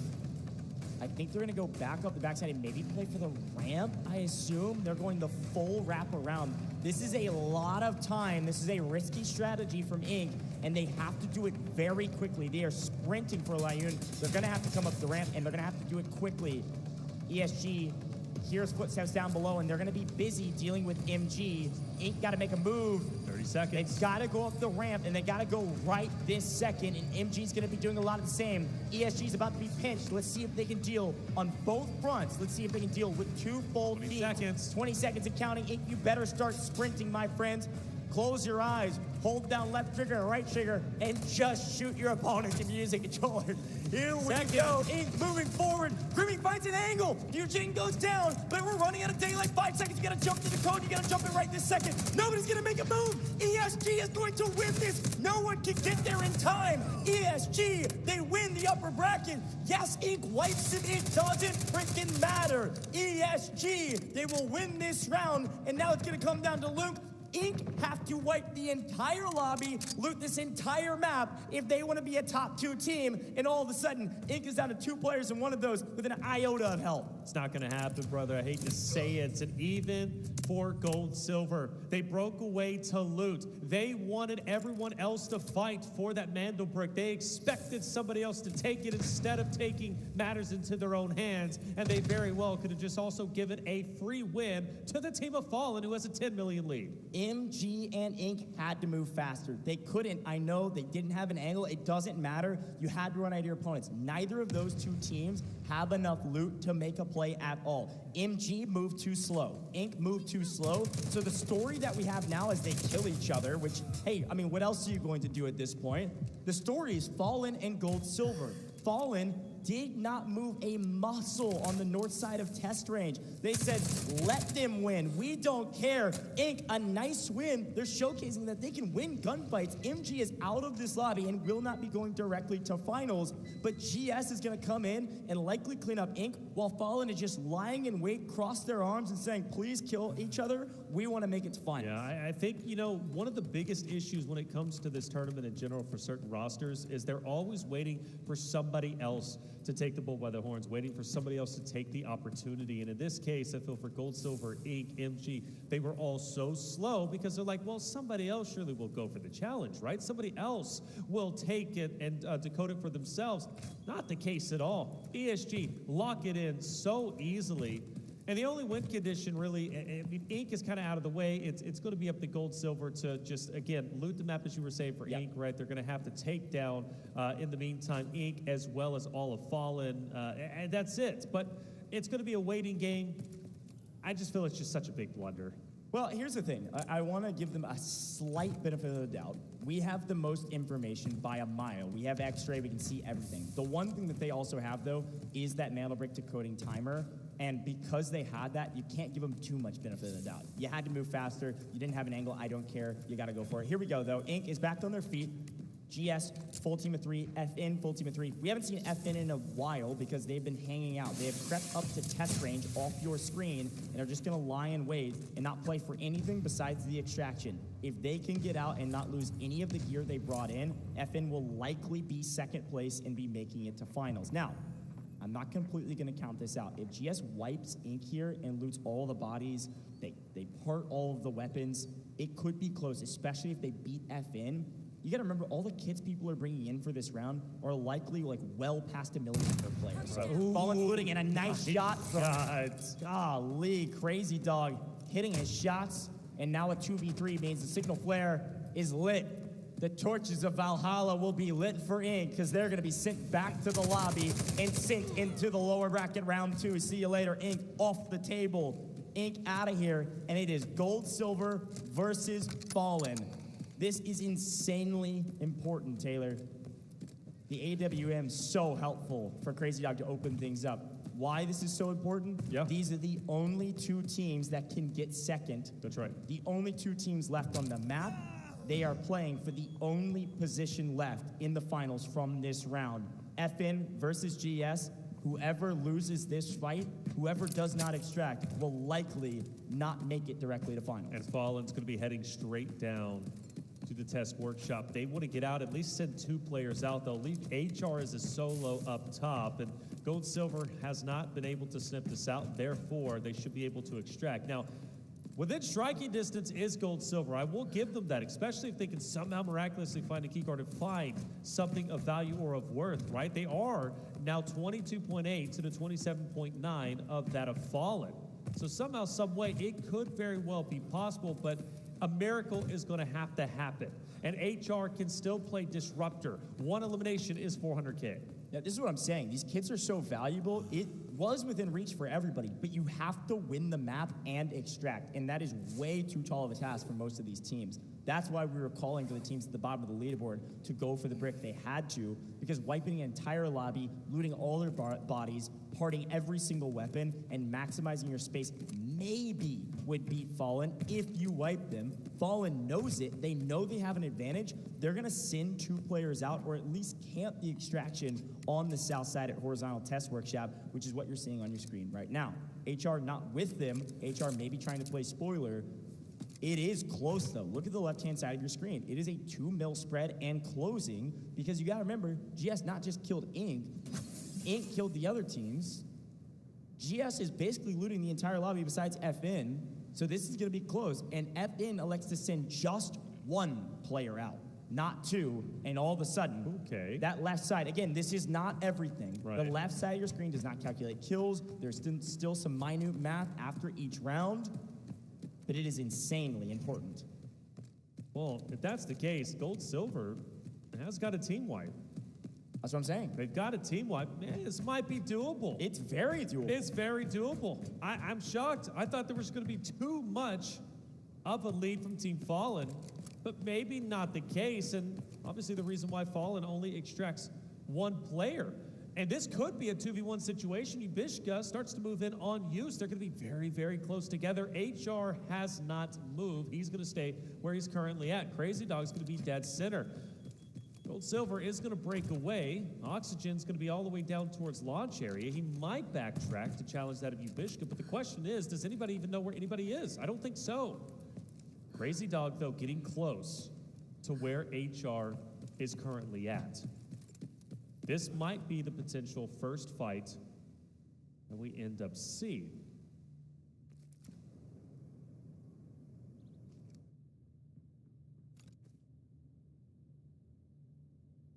Yeah, I mean, patience obviously a virtue in these moments. right now, maybe GS thinking the same. They've got Oxygen by themselves, down back towards the bridge. Bishka and Oxygen could get in a 1v1, while HR would be in a 1v2 over near test range. Folks, this is critical.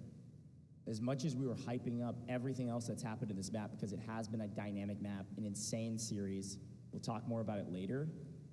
This moment right here is a spot to finals. This is what we've been playing for this entire time. ESG booked their ticket. They're in the finals as expected, but it comes down to these fights. It comes down to who extracts and who doesn't. One player from either of these teams do not extract, even if these two teams don't fight, that team will lose. They don't know how close it is. Fallen thought they had such a lead. I thought so too. That they could do it. GS came in, won fights, got kills. That's another mill that will be added, but also loot all of the bodies on the map. If one of these players does not extract, that will likely be the difference. Here we go. 2v2. Uzbishka has moved all the way back to HR. HR likely hearing footsteps. This is going to be a 2v2 with Oxygen way away, not even in the conversation. Down by launch area. So now a 2v2 to make it to finals. Okay. The fight for the finals, as you said. HR still hugging that corner. He has literally not moved probably the past 5 minutes, but he's been spotted through the smoke and concealment. He will choose to dip away. Fallen will also separate themselves. They are now going down to the south. Now, the one thing is Oxygen for Gold Silver is all the way towards launch site. He might be able to pincer the guys from Fallen from getting to that extraction point. Mind you, that extraction point literally only has about 6 or 7 seconds of leeway for them to get into. Now, I thought Fallen was going to fully commit down, but they've actually backtracked a little bit to try and gatekeep Crazy Dog and Use.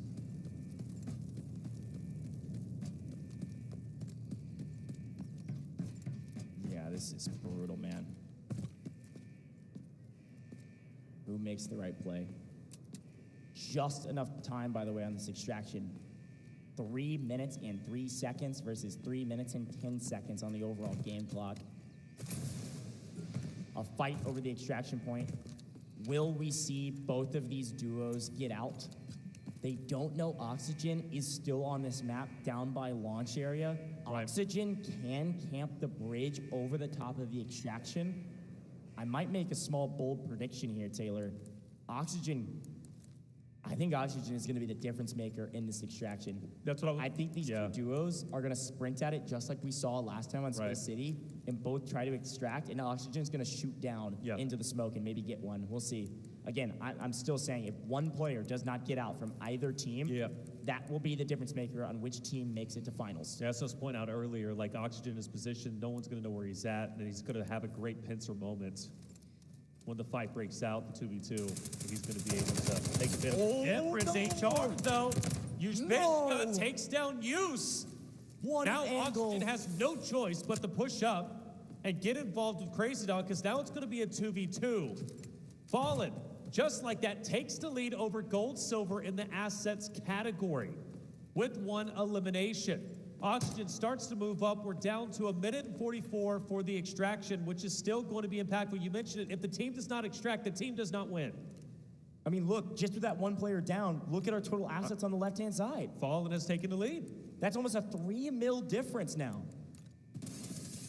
Holy cow. Tagging him up.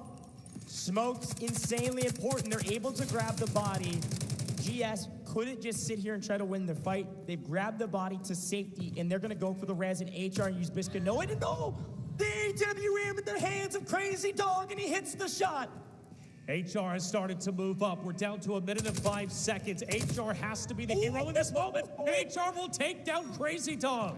HR will take down Crazy Dog. Both Gold Silver starts to move up.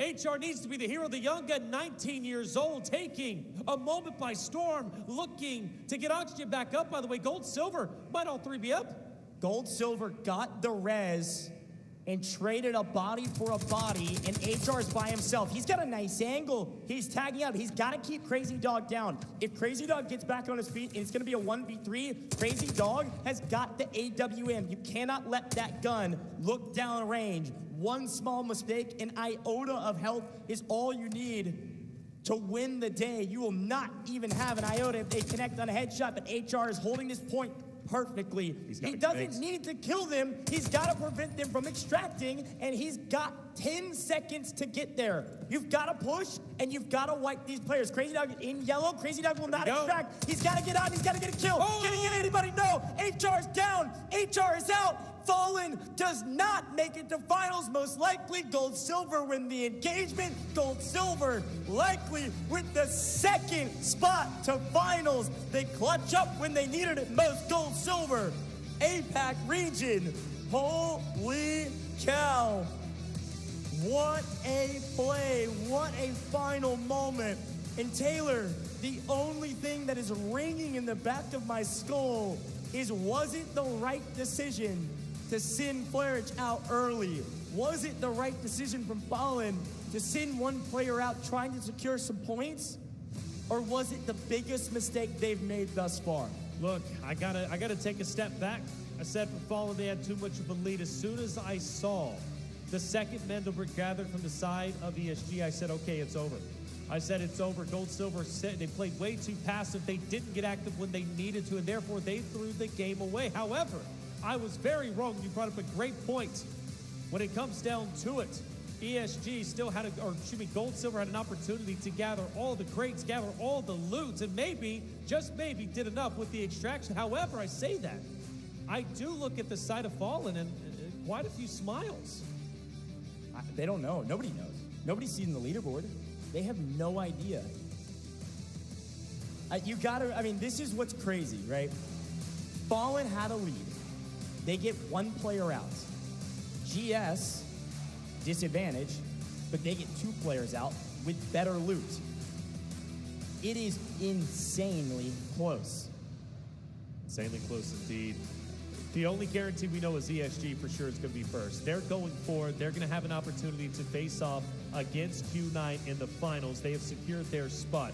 Everybody else we know outside of Gold Silver, as well as the side of Fallen, they're going to be having to play in the next lower bracket round 3, the final matches of the day. Okay, 4 teams will be eliminated, 2 teams will move forward. And the question is, did Gold Silver do enough? Was the extraction enough for them to take the lead, lock in the second place over the team of Fallen? You're right, it is so close. We won't know until the official standings are up. But what a play that was from HR, though. Regardless of what happens, HR with the wonderful shots, but then you go to the other side for Crazy Dog hitting the AWM shot. Might as well solidify the second place. It could have been the difference maker, and that could be the reason why they're going to the finals. And you got to remember, too, like, obviously those kills are 400K apiece, man. This spread could be less than 400K, and kills exchange hands both ways. Obviously, Crazy Dog gets full after getting a full on Uzbishka. Uzbishka did not make it out. That is another kill added to their tally. But GS got a full wipe on Ink. Like, those are massive points. That's 1.2 mil, plus another kill on Uzbishka. That's 1.6 at least. Right. There's huge value there. I think the big question, though, is what was the final total? Flarich, what did he actually get out with? That was the other thing. That leaderboard on the left is pretty much right. The difference is it's not calculating kills, and there's a couple other minute different end-of-round bonuses that teams can get. Yeah. We don't know the final score, and we won't know until it is shown on this screen in front of us, and we get to show it to you at home. I think Gold Silver had enough eliminations. I really do. I can't call it officially. I can't call it officially, but you got to remember Gold Silver wiped essentially 2 teams. 2 teams. Well, Ink was one of them a lot earlier, right? Whenever they pushed up, when it was Ink versus MG, they get into a bit of a scuffle, and then Gold Silver came up and cleaned up Ink. Okay, so that's at 1.2 million going their way. And these are razor-thin margins, so that 1.2 million could have very well been enough. And then, of course, taking down HR in the end, taking down really all, 2 members, on the side of Fallen. It's another 800K going their way. That's 2 million now that they were able to. Crazy. And here's the thing, too, like, as much as I want to highlight that fight for a second because it was insane, let's turn our eyes back to the team that's behind us on the screens right now. ESG dominated this round, dominated this overall series, man. question. ESG was unstoppable overall. And I'm hearing a lot of groans, a lot of sighs, and a lot of excitement in this studio, which means I think our leaderboard is about to be shown here shortly. We will wait for it. But this studio, there's no audience here, folks. These are the other competitors. These are coaches. This is production. This audience will come tomorrow. Here we go. Here are the match results. Top two teams. Holy cow! 0.54. 0.54. 540K set rate. Fallen. My and gosh. gold, silver. Razor thin margins, but Fallen. EU is making it to the finals. No way, Goosebump. My hair is standing on end, brother. We've got two teams from China, both the teams that got to this stage in the finals already. We've got both of the EU teams in the finals already, and now the only question left for this next round, Taylor, is what other region will join our top two regions without a shadow of doubt in the finals tomorrow. What a series. Let's go back in time. STS was in second place. Fallen was all the way down in was in third place. They had to gather a ton of assets in order to overtake that of STS, but Gold Silver also elevated themselves up the leaderboard. It was a race of assets. It was a race for the Mandelbricks, but once ESG got it, well, we knew that at that point in time, it's going to come down to the match earnings. Razor thin margins. Elimination, every elimination ended up mattering. 100%. And of course, for Gold Silver, I mean, they were so very close to the point. We didn't even know. Fallen, barely getting by, but they got by. They're going to finals, and that's what matters. I asked the question right before we saw the results. Was it the right call to send Flerich out? And the answer is resounding yes. A perfect call from whoever made that. I assume the IGL, I assume it's Flerich, who is the IGL for that team. That is 100% confirmed. He said, guys, I've got the loot. Give me the loot. I am getting out. And that decision put them into the finals. They do not have to play another best of 6 today. Wow, what a finish. I will tip my hat to Gold Silver, man. They played it very, very well. They said, we don't have to play for the Mandelbrick. We're going to play the bridge. We're going to play for the end. We're going to try to play the trash compactor. And they were the trash people, man. They came in, they cleaned up, and they got out. At least 2 of the 3 members. And I said it, and I was not 100% correct, but I basically said, if you don't get one of your members out, you're going to lose. And for Gold Silver, that was absolutely the case. Losing Crazy Dog there with the AWM and its ammo, that was the difference maker. Here's a quick look. Obviously, a big congratulations to the 4 teams that have already made it to finals: Q9, NBA, ESG, and FN, with only 2 more spots to go, which of course we will get to very shortly. Very shortly indeed. You know what else is insane? Let me be very clear about that. Crazy Dog dying, Crazy Dog being the one that lost his life there and not extracting, actually was the difference maker. Yes, it was. Any other member of Gold Silver, I believe, I'm not 100% sure, but because of the value of the AWM and its ammo, any other player of Gold Silver goes down, I think Gold Silver might actually be falling. Absolutely the case. Absolutely the case. And now, Gold Silver, to be so close to victory yet infinitely far away, forced to play another 6. I hope short-term memory, it's like it never even happened. They've got to go in fresh for the next one. We take a look at the highlights, and at the very start, the question was for ESG, would they strike while the iron is hot? Would they go straight in and start decoding the Mandelbrick? And, well, the answer was yes. They also get a team wipe to boot at the very beginning. Heartbreak on teams' faces because it was STS, the first team eliminated. That's right, and you can see the heartbreak on their face as, of course, ESG, they grab the Mandelbrick, they put the decoding station immediately, and they hold it down. FN, right here, you saw a couple kills from FN. That actually was the difference maker there as well. Every single moment, every kill that they got throughout the course of it was the difference maker, and this is the moment where you're like, what happened? Why are these 2 teams fighting? Why didn't they pinch earlier? Ink and MG, the 2 teams that needed to make a move to the brick, just couldn't move fast enough, and then GS came in and wiped the rest of them. Frustrated, didn't know what to do or how to get there without giving their lives away. They just moved too slow. And in this moment right here, Crazy Dog throws a huge AWM shot, connects on Vishka off the table. It comes down to the young gun HR, and that kill right there, a difference maker as well. Oxygen cleans them up, and they extract, but HR did just enough.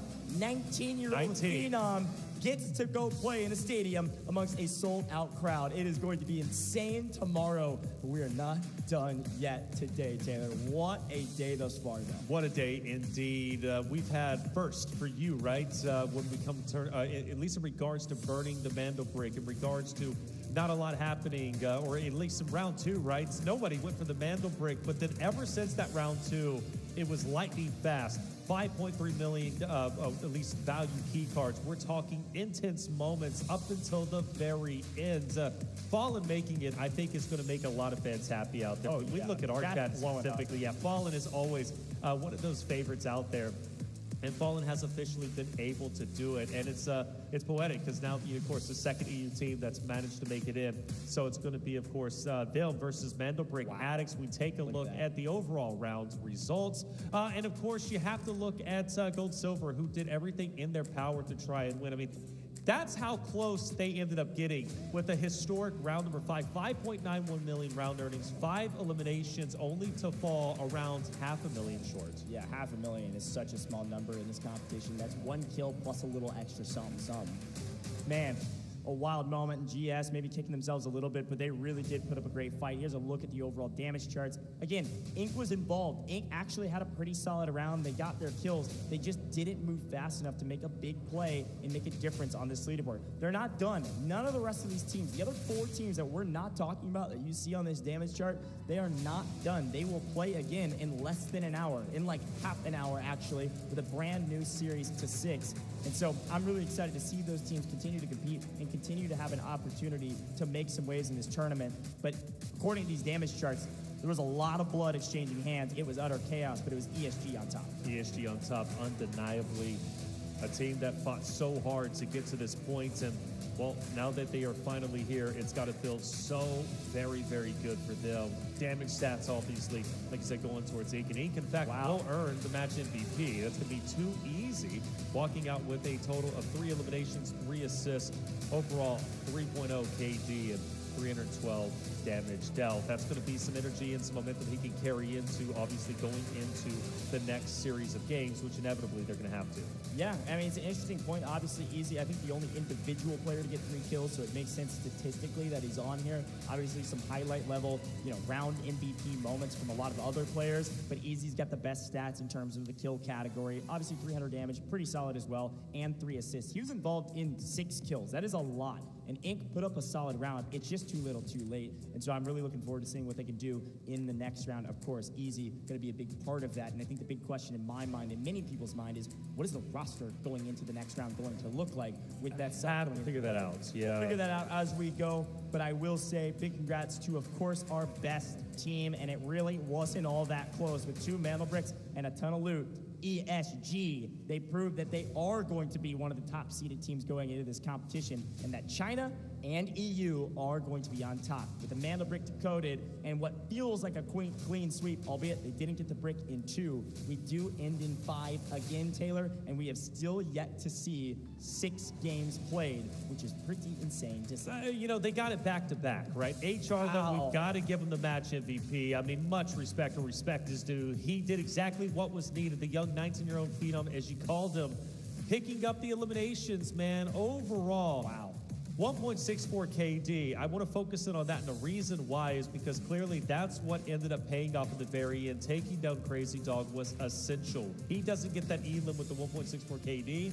They do not move forward, and they're forced to play once again. Yeah, and there was maybe some questions during group stages of like how valuable the player he is, how much impact he was making, rush rate, and all of our stats there, very well balanced. And this is the HR I saw online. This is the HR that a lot of people are talking about at home. This kid is different, and he is a big difference maker for this team. All 3 of those players, Uzbishka, a sub for this LAN competition, all 3 of those players are crushing it. HR, though, is leading the pack in the kill category, and he is absolutely a difference maker, a well-earned match MVP. Very, very proud of him, and excited to see what he can do at a stadium with a live audience. Going to be fun to see. That's right. Now we have to focus our attention on what's to come, right? We're talking 4 teams are about to be eliminated. But first, before that, let's listen into the comms with the winning team. 偷应该。别急，我一滴血，我打血。我要架。我得休假还得。OK， 没事，我帮你架。还背人啊。别急，小心地梯被控制，小心被地梯被烧到一个，敲出去，地梯敲出去，敲出去。我来了，出去一个残血，可以去抓，可以去抓。倒了，里面你左手，打头，来是。干嘛来了？不知道。开了，给的，对的呀。确实没人。回来，把那个狙的子弹给我。哦，丢地下了。2星，我一直挂1成半了。2星能是哪儿？3星，我插砖放下的时候是3星。哦，就我一直挂1成半了。然后你俩一个前面一个后门，对吗？我要洗破。哦，行，都行。感觉是小白门，到小白门了。他可能先到白门。对，小白门就是小白门，敢出小白门。让我给火吗？别急，不给，等我开枪再给。他来不及，就是铁地经不够，开大突然，铁地经不被我打残了。来，超哥来我这儿，来。他如果铁地场上直接推到35秒，我给个烟脱了，我脱了。OK， 准备封烟。我捏护盾，我在这边，我在捏护盾。后面有车啊，后面有车。OK， 10秒，回来脱技能，丢技能，没技能，10秒钟。一滴血，翻上来这个一滴血，不行。我走了，兄弟，我不死就赢了。4秒，3秒。我来这里。I didn't hear crazy excitement that time around. It was just business as usual. They knew what they were doing. They were able to execute on it, and then they were just playing their game. Again, this is a team that everybody expected to be in the finals. This is a team that everybody expected to be the top team here. They were kind of playing like, hey, we shouldn't be here right now. Let's prove that. And frankly, they were able to do that. Getting both mantle bricks, having a ton of loot, frankly, dominating just about every team fight they were in that actually mattered.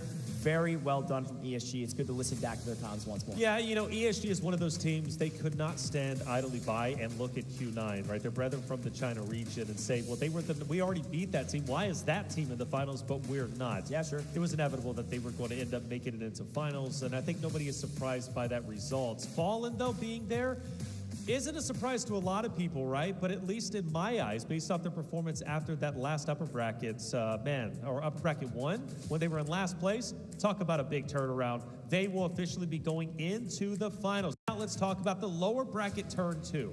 We've got ISG versus AKA, GS, STS, Inc., MG. The job gets even more difficult. 2 spots will be available once again, but 4 spots of elimination. Who's it going to be? That's more than half the lobby. That's going to be absolutely insane. But that's the way this tournament works. Our final stage when it comes to the qualification spots into the finals goes. Brother, we've been live for 7 hours, and we have an entire best of 6 to go with 2 more spots. I love the breakdown, and our scene is set. Look at our 6 teams that are going to be playing for just the final 2 spots. You're right. We got 2 North America teams down there that are trying to earn one of those final spots, and the only teams in the finals are China and EU right now. Let's see what other regions are going to join them here shortly, man. This has been an amazing competition thus far. We are just wrapping up the day in theory. Several hours still to go, but 1 more best of 6. And then tomorrow we head to the stadium for 1 single best of 6 to determine the victor of the Delta Force Invitational. Now, folks, we have a very special interview here in the booth yet again. We have brought in the coach of Inc. This is Zapok, a competitor in your own right. But at this competition right now, you are a coach, my friend. How are you feeling right now? Your team has had glimpses of greatness, but right now, a little bit on the struggle bus. Yeah, we are struggling about try to play with actually with more aggression because they are a little bit scared. You know, NA, I'm from EU. NA players are a little bit slower, they play different actually, they love to play slow, they love to take their time, try to flank people. But right now we need to play for the bricks. That's all matter actually. And I'm very surprised. What do you think about the last game actually? Well, I want to talk about that because you mentioned aggression, you mentioned playing for the bricks, and that goes perfectly into the question I want to ask you. The Mandel brick, that's everything at this point in time. Yeah. ESG, they get 2, it ends, and that's exactly what ended up happening. And I look at your team, and your team starts to flank with a minute left. There's just simply not enough time. Yeah, they were out of timing actually. Because they were scared actually because there is team on tops, and they were a little bit scared, so they decided to go run, but it was already too late. I tried to push them to play more aggressive, like I told you before, but the fact is they have game style we cannot change because on EU we are very much aggressive player. We go for the bricks no matter what. We take some risk because we find it's more like I reward, and like NA team are more slower actually. They take a lot of time. But I'm very surprised actually, like even on upper brackets, teams are like going like for expecting like a team like have two model decode.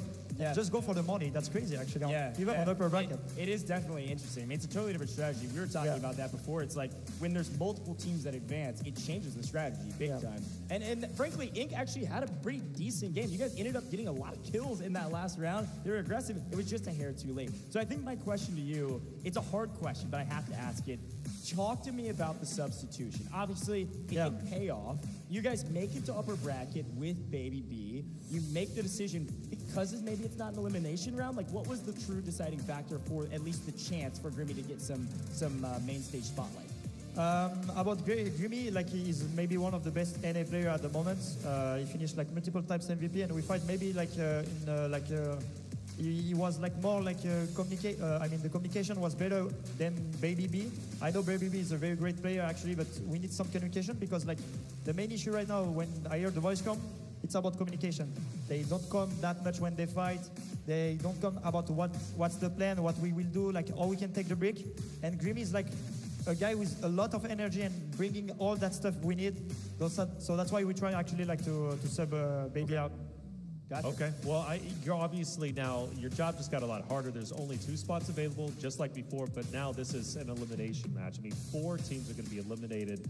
You mentioned your team struggles with aggression. Your team struggles with getting in there and just getting active. Now, how do you fix that in such a short amount of time? And because you've been trying as the coach, right? Yeah. But now you're out of time, basically. Well, first and foremost, let me ask you, are you going to stay with this roster or is Baby coming back? Baby will coming back like for Okay, so now that he comes back into play, what is the biggest adjustment for this roster that is needed to secure one of the final 2 spots? Actually, I think like right now it's take positioning. Because if you're so late on positioning, like you will be late on mother breaks, so the main issue is positioning because they are so late every time they try to retake. There is like 10 seconds, 30 seconds left on the break. That's so late actually, so it's about positioning. Move quicker, set up earlier, better positioning. I like it. Thank you for the breakdown. It's good to know the full roster going into this next round. Zapok, the coach of Inc., a great interview. Folks, we're going to head to a very short break here in the booth. While we do, we will set up for the last best of 6 for the day. The top 2 teams will join the final 4 that have made it to finals, and we will have our scene set for the stadium in finals tomorrow. You're not going to want to miss it, folks. We'll be right back in just a moment.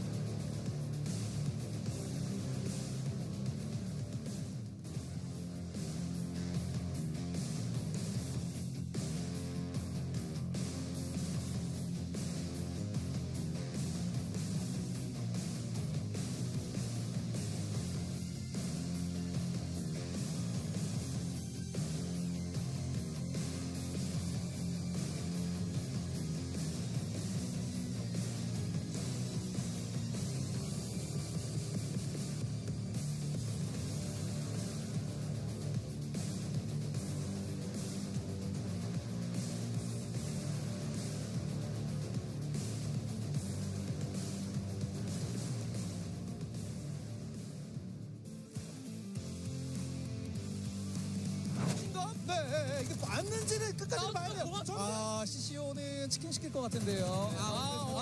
결국 한국 대표는 윤흥재강 화이팅!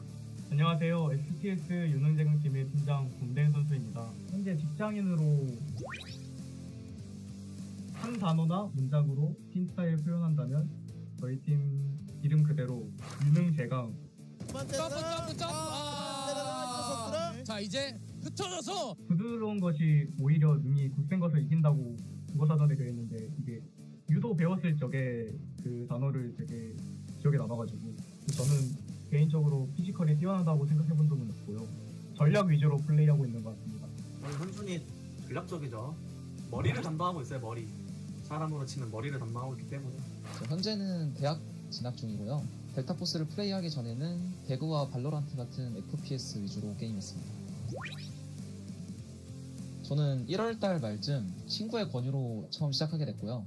그때부터 열심히 해서 지금 7개월 정도 플레이를 했고 현재 플레이 타임은 800시간 조금 넘습니다. 일단 총소리랑 교전 소리로 인포를 취합해주고요. 또 교전 시에 오더나 일선으로 들어가는 돌격 포지션을 맡고 있습니다. 저는 솔직히 머리가 막 좋지 않아가지고 전략 위주는 전혀 아닌 것 같고 그냥 에임 기반으로 한 피지컬 위주 플레이를 주로 합니다. 네, 뭔가 되게 현실적이고 그 무장을 가지고 들어가서 서로 뺏기면서 만약에 모든 팀을 다 잡았으면은 이제 다른 상대 팀의 무장을 다 빨고 나오는 그 쾌감 때문에 계속했던 것 같네요. 지찬 선수는 인포를 잘 따주고 곰댕 선수는 약간 어떻게 하자 이런 플레이를 많이 해주는데 저는 중간에서 뭔가 아닌 것 같은데 이러면 제가 그거에 또 정정해주는 그런 포지션인 것 같습니다. 원래 글로벌 서버 하다가 사람들이 막 그렇게 잘하는 것 같지 않은데 라고 생각을 하면서 좀 대회니까 어쩌다 보면 잘하는 사람들이 있어서 좀 실력도 키우고 경험도 쌓고 싶어서 한번 나오고 싶었습니다. 저는 결승전 6라운드가 가장 기억에 남습니다. 원래 1라운드부터 5라운드는 진짜 저희 다 망한 것 같아서 거의 포기하고 있었는데 6라운드 때 진짜 다 마음 꽉 붙잡고 어떻게든 해보자 라고 해서 마음다짐하고 들어갔는데 그 플레이가 다 완벽해가지고 그렇게 1등을 한 것 같습니다. 응원하는 치어리더와 그다음에 이제 코치 역할을 하고 있습니다. 몽둥이 많이 힘들죠. 몽둥이를 든 치어리더. 사실적으로 이야기하면 용돈 벌려고 시작했던 건데 어쩌다 보니까 대회 준우승도 하고 해서 프로 생활을 지금 하고 있게 되었습니다. 다른 선수들에 비해서 제가 떨어진다고 생각을 해서 그래서 피지컬적으로 승부를 보는 것보다 안정적이고 운영적으로 우승하려고 저는 플레이 스타일을 잡고 있습니다. 무조건 자신감, 할 수 있다. 오투가 자금으로 자산으로 가져가겠네요. 오투가 올라가죠. 이렇게 되면 상대방 그러니까 대회장 들어가면은 무조건 기선제압. 막 소리도 치고 뭐 자리에 앉아가지고 뭐 킬하거나 하면은 막 일어나가지고 상대방 도발 도중 막 해야 된다 정도? 기선제압을 무조건 해야 됩니다. 저희 팀 되게 최고입니다. 처음 스크림 성적이 되게 안 좋았는데 지금 16번의 스크림을 해본 결과 최근 들어서 이제 만델도 꼽고 상대방 팀을 이길 수 있는 기회가 되게 많이 생기고 있거든요. 결승 그러니까 대회까지의 지금 일주일하고도 반이 남았는데 앞으로의 기간을 통해서 조금 더 갈고 닦으면은 진짜 제가 처음에 말했던 것처럼 저희가 최고가 될 수 있지 않을까 그렇게 생각을 하고 있습니다. 유연한 플레이? 저는 하이에나 같은 플레이라고 생각합니다. 우선 처음에는 부족한 면이 많았는데 최근에 이제 폭발적인 성장력으로 중국 팀과 비해도 그래도 견줄 수 있을 만큼의 실력이 되지 않았나 싶습니다. 일본은 무조건 이기겠다. FL팀은 무조건 꺾고 올라갑니다. 저는 부드럽고 물 흐르듯한 플레이라고 생각합니다. 우승까지 할 수 있는 팀이라고 생각합니다. 저는 약삽하지만 매우 전략적인 플레이라고 생각합니다. 저희 팀 발전하면 끝도 없는 무한한 팀인 것 같습니다. 아니 뭐 이왕 대회 나간 거 처음 3등 안에 들고 두 번째 1, 2등 해가지고 바로 파이널 가겠습니다. 너네가 1등이라 생각할 때 그건 우리 거다. 그래서 못 가면 부킹 비행기 타지 않겠습니다. 중국에서 살아야죠.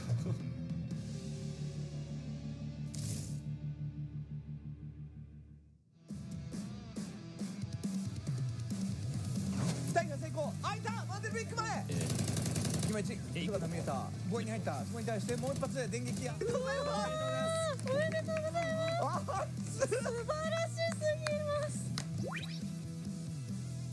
チーム結成したきっかけはグローバルリーグが始まるからっていうのが理由で、僕が一人ずつ集めてチームにしました。最初の印象から今まで別に変わってなくて、みんなチーム作った時と同じ人なんですけど、まあ仲がいいのはやっぱオリビア・ユニですかね。なんかいつも2人でこそこそ話してますね。結成して間もないチームなんですけど、めちゃくちゃ成長段階かなと思ってて、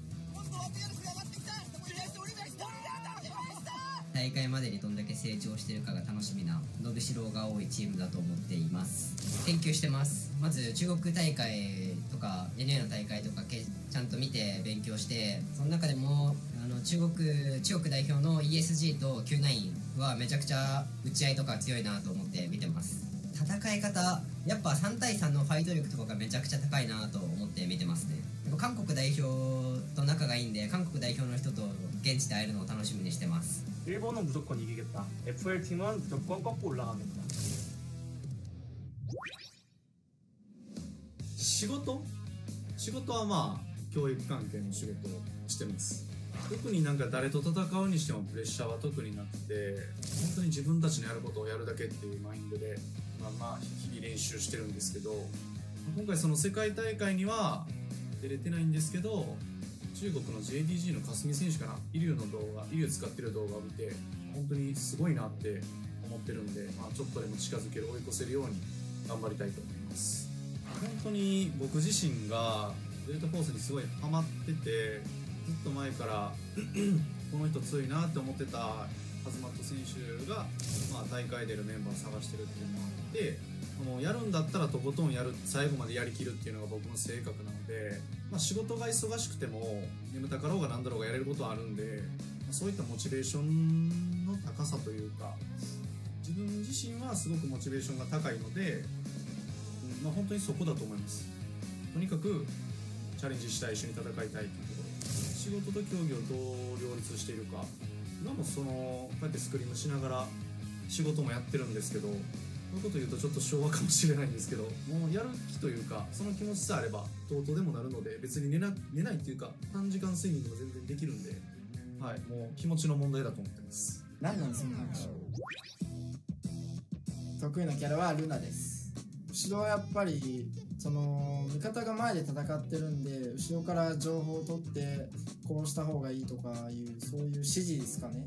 まあ IGL 的な、戦闘の IGL 的な役割だと思います。プレッシャーはまあ感じてますけど、僕自身も普通のそこら辺にいるゲーマーよりはゲームうまいと思ってるんで、そこは自信持って戦いたいなと思ってます。ライバルっていうか、まあ、ボコボコにしたいなって思うのは Q9 ですかね。スクリームではまだ殺せてないんで、大会でボコボコにしたいと思います。まずは僕たちが日本で優勝し、日本勢として世界大会優勝して、日本でデルタフォースもっと盛り上がってもらって、日本のプロリーグとか、ゆくゆくは中国のプロリーグとかにも参入したいなと思ってます。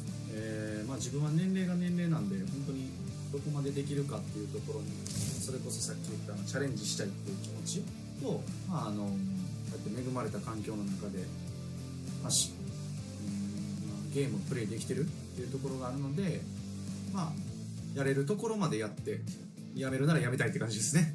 最後まで諦めずに頑張りたいと思ってます。僕はまあ世界大会とりあえず優勝して、まあ、デルタフォースでもう稼げるならもう稼ぎまくって、それで生活していきたいんで、まあ、できる限りやりたいですね。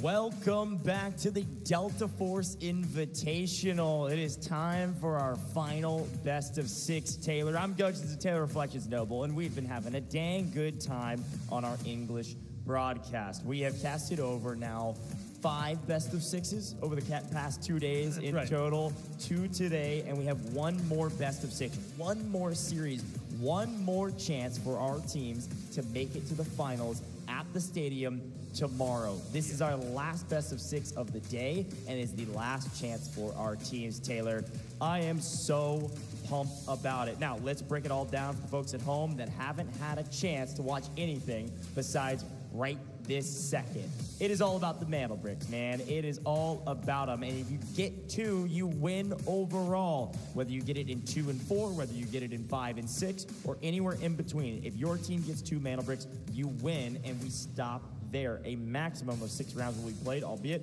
we haven't seen round 6 a single time. However, if you're able to get in 2 and 4, you could close it out in 4. There are no mantle bricks on round 1 and round 3, and instead there are airdrops. And so on those airdrop rounds, you're trying to get your money up, trying to go for those kills, of course, and in those airdrops you can find some nice loot and maybe that AWM.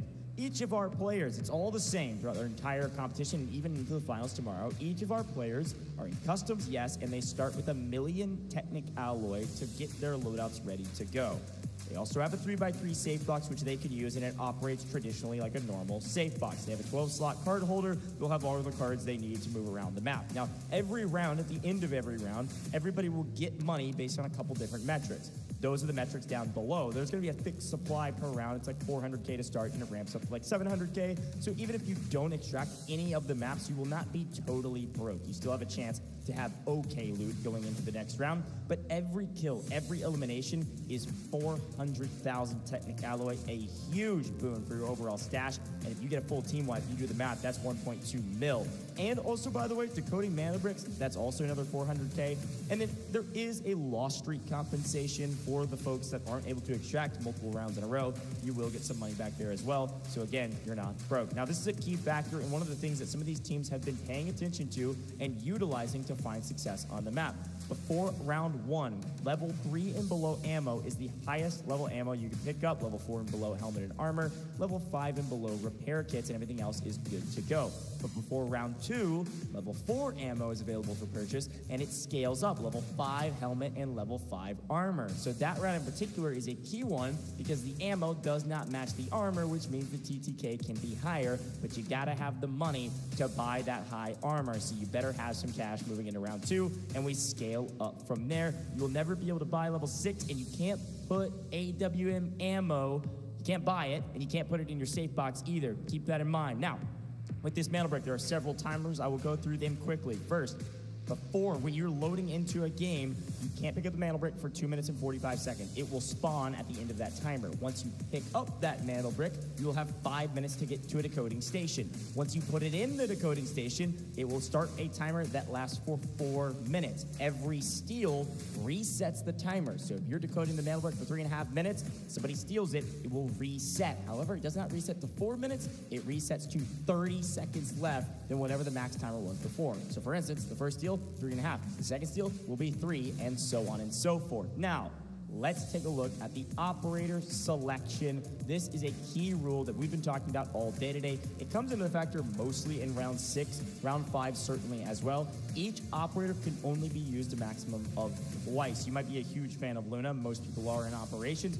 Unfortunately, your team can only use Luna twice in totality, not per player, but per team. So you're seeing a lot of those operators that people don't love playing in operations, maybe burned early. Some of the operators they really like to be safe a little bit, but then burned probably in the mid game. And as we get deep into the late game, you might have to get out of your comfort zone. So fun stuff across the board for all of our rules. Nothing has changed. But Taylor, talk to me about this schedule. We have had a long road to get to this point. Yes, we have. Of course, Group Stage A and B is where we started. The top 3 moved forward to the upper bracket turn 1. The bottom 3 had to go down to the lower bracket turn 1, which is where we started our day. Well, from there, from upper bracket turn 1, Q9 NBA, they ended up qualifying. From lower bracket turn 1, we went to upper bracket turn 2, where we witnessed 2 teams go directly to the finals. That was a little bit earlier today, ESG and then FN. Of course, for 2 teams, though, FL and LEG, they were sadly eliminated. In lower bracket turn 2, it was definitely nutty and crazy, but it gave us a little bit of what we expected, right? You got to be thinking ISG, AKA GS, STS, Inc., MG. These teams being here is like, okay, we understand. Like AK, for example, being in this moment, well, they got here from a little bit earlier, right? And of course, as ISG too. Both of them got to this point and they got a little bit of a rest, which is Yeah, great. you're Okay, right. so I'm super happy with that. But we have 4 teams going to finals already: Q9, NBA, ESG, and FN. Super happy to see them. It's dominated by EU and China. Now it's time to add a different region.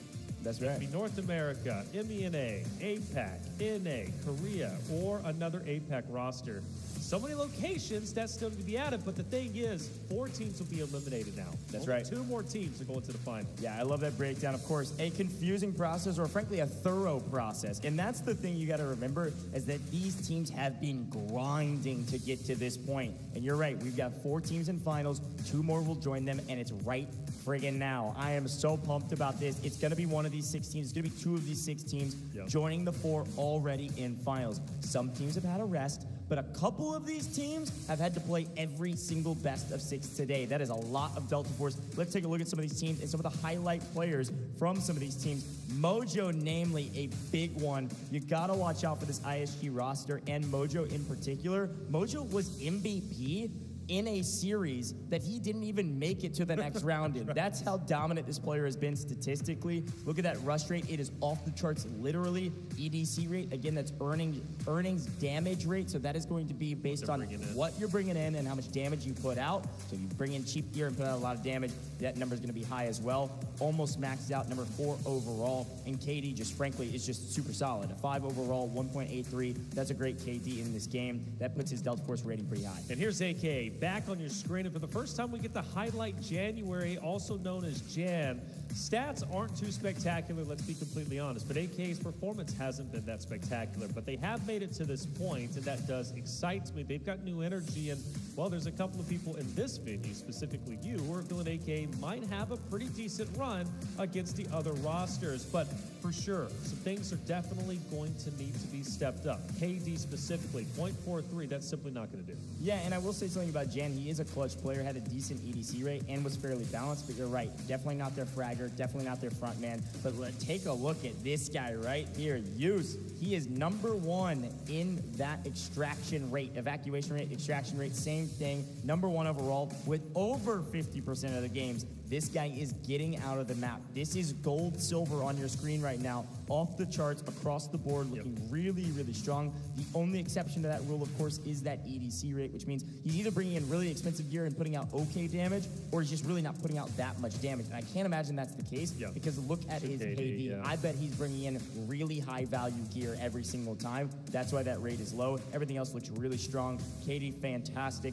His overall rating is number 5 overall in this matchup. And of course, getting out of the map a lot is a huge, huge win for his team. It's not often you see the evacuation rate being so high, and then the KD also matching that energy. Now, Chan, we have said his name so many times for STS's sake.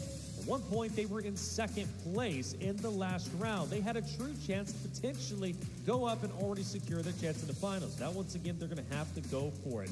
But for Chan's sake, he definitely has that opportunity. He's getting out there with a little, or excuse me, he brings in that loot, and he's able to get the damage in return at 1.25. He also isn't bad whenever it comes to looting up, and he very well could have been the one that was able to find that, $5.3 million key card they discovered, I believe, in Game 3. Well, and we're not getting into predictions yet, but STS is going to be a really fun one to watch because they've had a lot of ups and downs, and it's kind of that part of the roller coaster that we're on right now where they should be trending up. We should see them start out hot. We'll see if that history will continue to repeat itself. Chan, a definite big factor for that squad. That entire team, STS, though, very balanced. And all those stats aren't phenomenal. They're definitely not bad and a decently well-balanced player. Chan is one of those players they leave on the map, which is why, much like Killzall, their extraction rate, the evacuation rate there on the left, is not very high at all. That's the player they leave to go get kills, and they just get out with somebody else. So let's look at Killzall. Obviously, Inc.,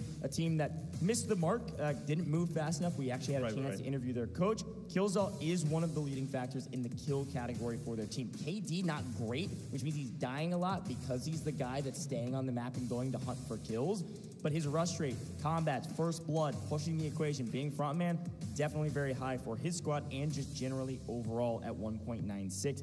And he's putting out a crazy amount of damage based on the gear that he's actually bringing in. Now, I will say, just as a bit of a caveat, EDC rate's a very interesting one because if you are not doing well in the tournament, that will likely be higher if you're still pumping out damage because you're just not bringing in very expensive gear. So it does make sense that a team like Inc., who's been kind of struggling but fighting a lot, it does make sense that rate is pretty high. But I will say for Killzall too, to have a loot rate very high and EDC rate high, that's a nice boon. He's a very balanced player. This is a balanced team. This is a team with a couple adjustments, could be great, but they aren't there yet. Hopefully they'll put it together for their last chance to make it to the stadium. Yeah, Killzall becoming a massive fan of how he plays and his ability to clutch up. Again, player stats are one thing, but it doesn't tell you everything. Yeah, look, EDC 3.01, number 3, Onigiri. We have highlighted him until we are blue in the face. This man has been stellar in every single way. Whether he has loot that he's come in with or not, he's going to be slaying out, and that's the wonderful thing about him. If you give him S-tier weapons, S-tier loot, he's going to be even deadlier because even when he doesn't have anything, he's still going to be able to take down the lobby. Huge fan of Onigiri. 1.09 KD also isn't spectacular, but it's isn't solid, bad either. Yeah, it's solid. And that rush rate's cool too. I mean, EDC rate, I saw somebody in chat asking it. I think I've explained this enough that chat can help you out. However, that rush rate is an interesting one because we talk about it being first bloods. It's also multi-kills. It's also, hey, you're last alive for your team and you put on a show and pick up a double. That's what that rate is. It's basically how clutch are you? Yeah. And so you're seeing Onigiri absolutely one of the clutch players for his squad and frankly one of the most clutch players in this competition and going into this round with 6 teams. So watch out for Onigiri. I'm also saying, just because those rates are pretty high as well for Killzall, watch out for Killzall and watch out for that Inc. squad. I'm hyping up North America a little bit. They've been struggling. I do truly believe one of these North American teams is going to take one of the last remaining spots. We'll talk a little bit more about that a little bit later. Your 6 teams down below, we highlighted some of their star players, ISG, AKA, GSSTS, Inc., and MG.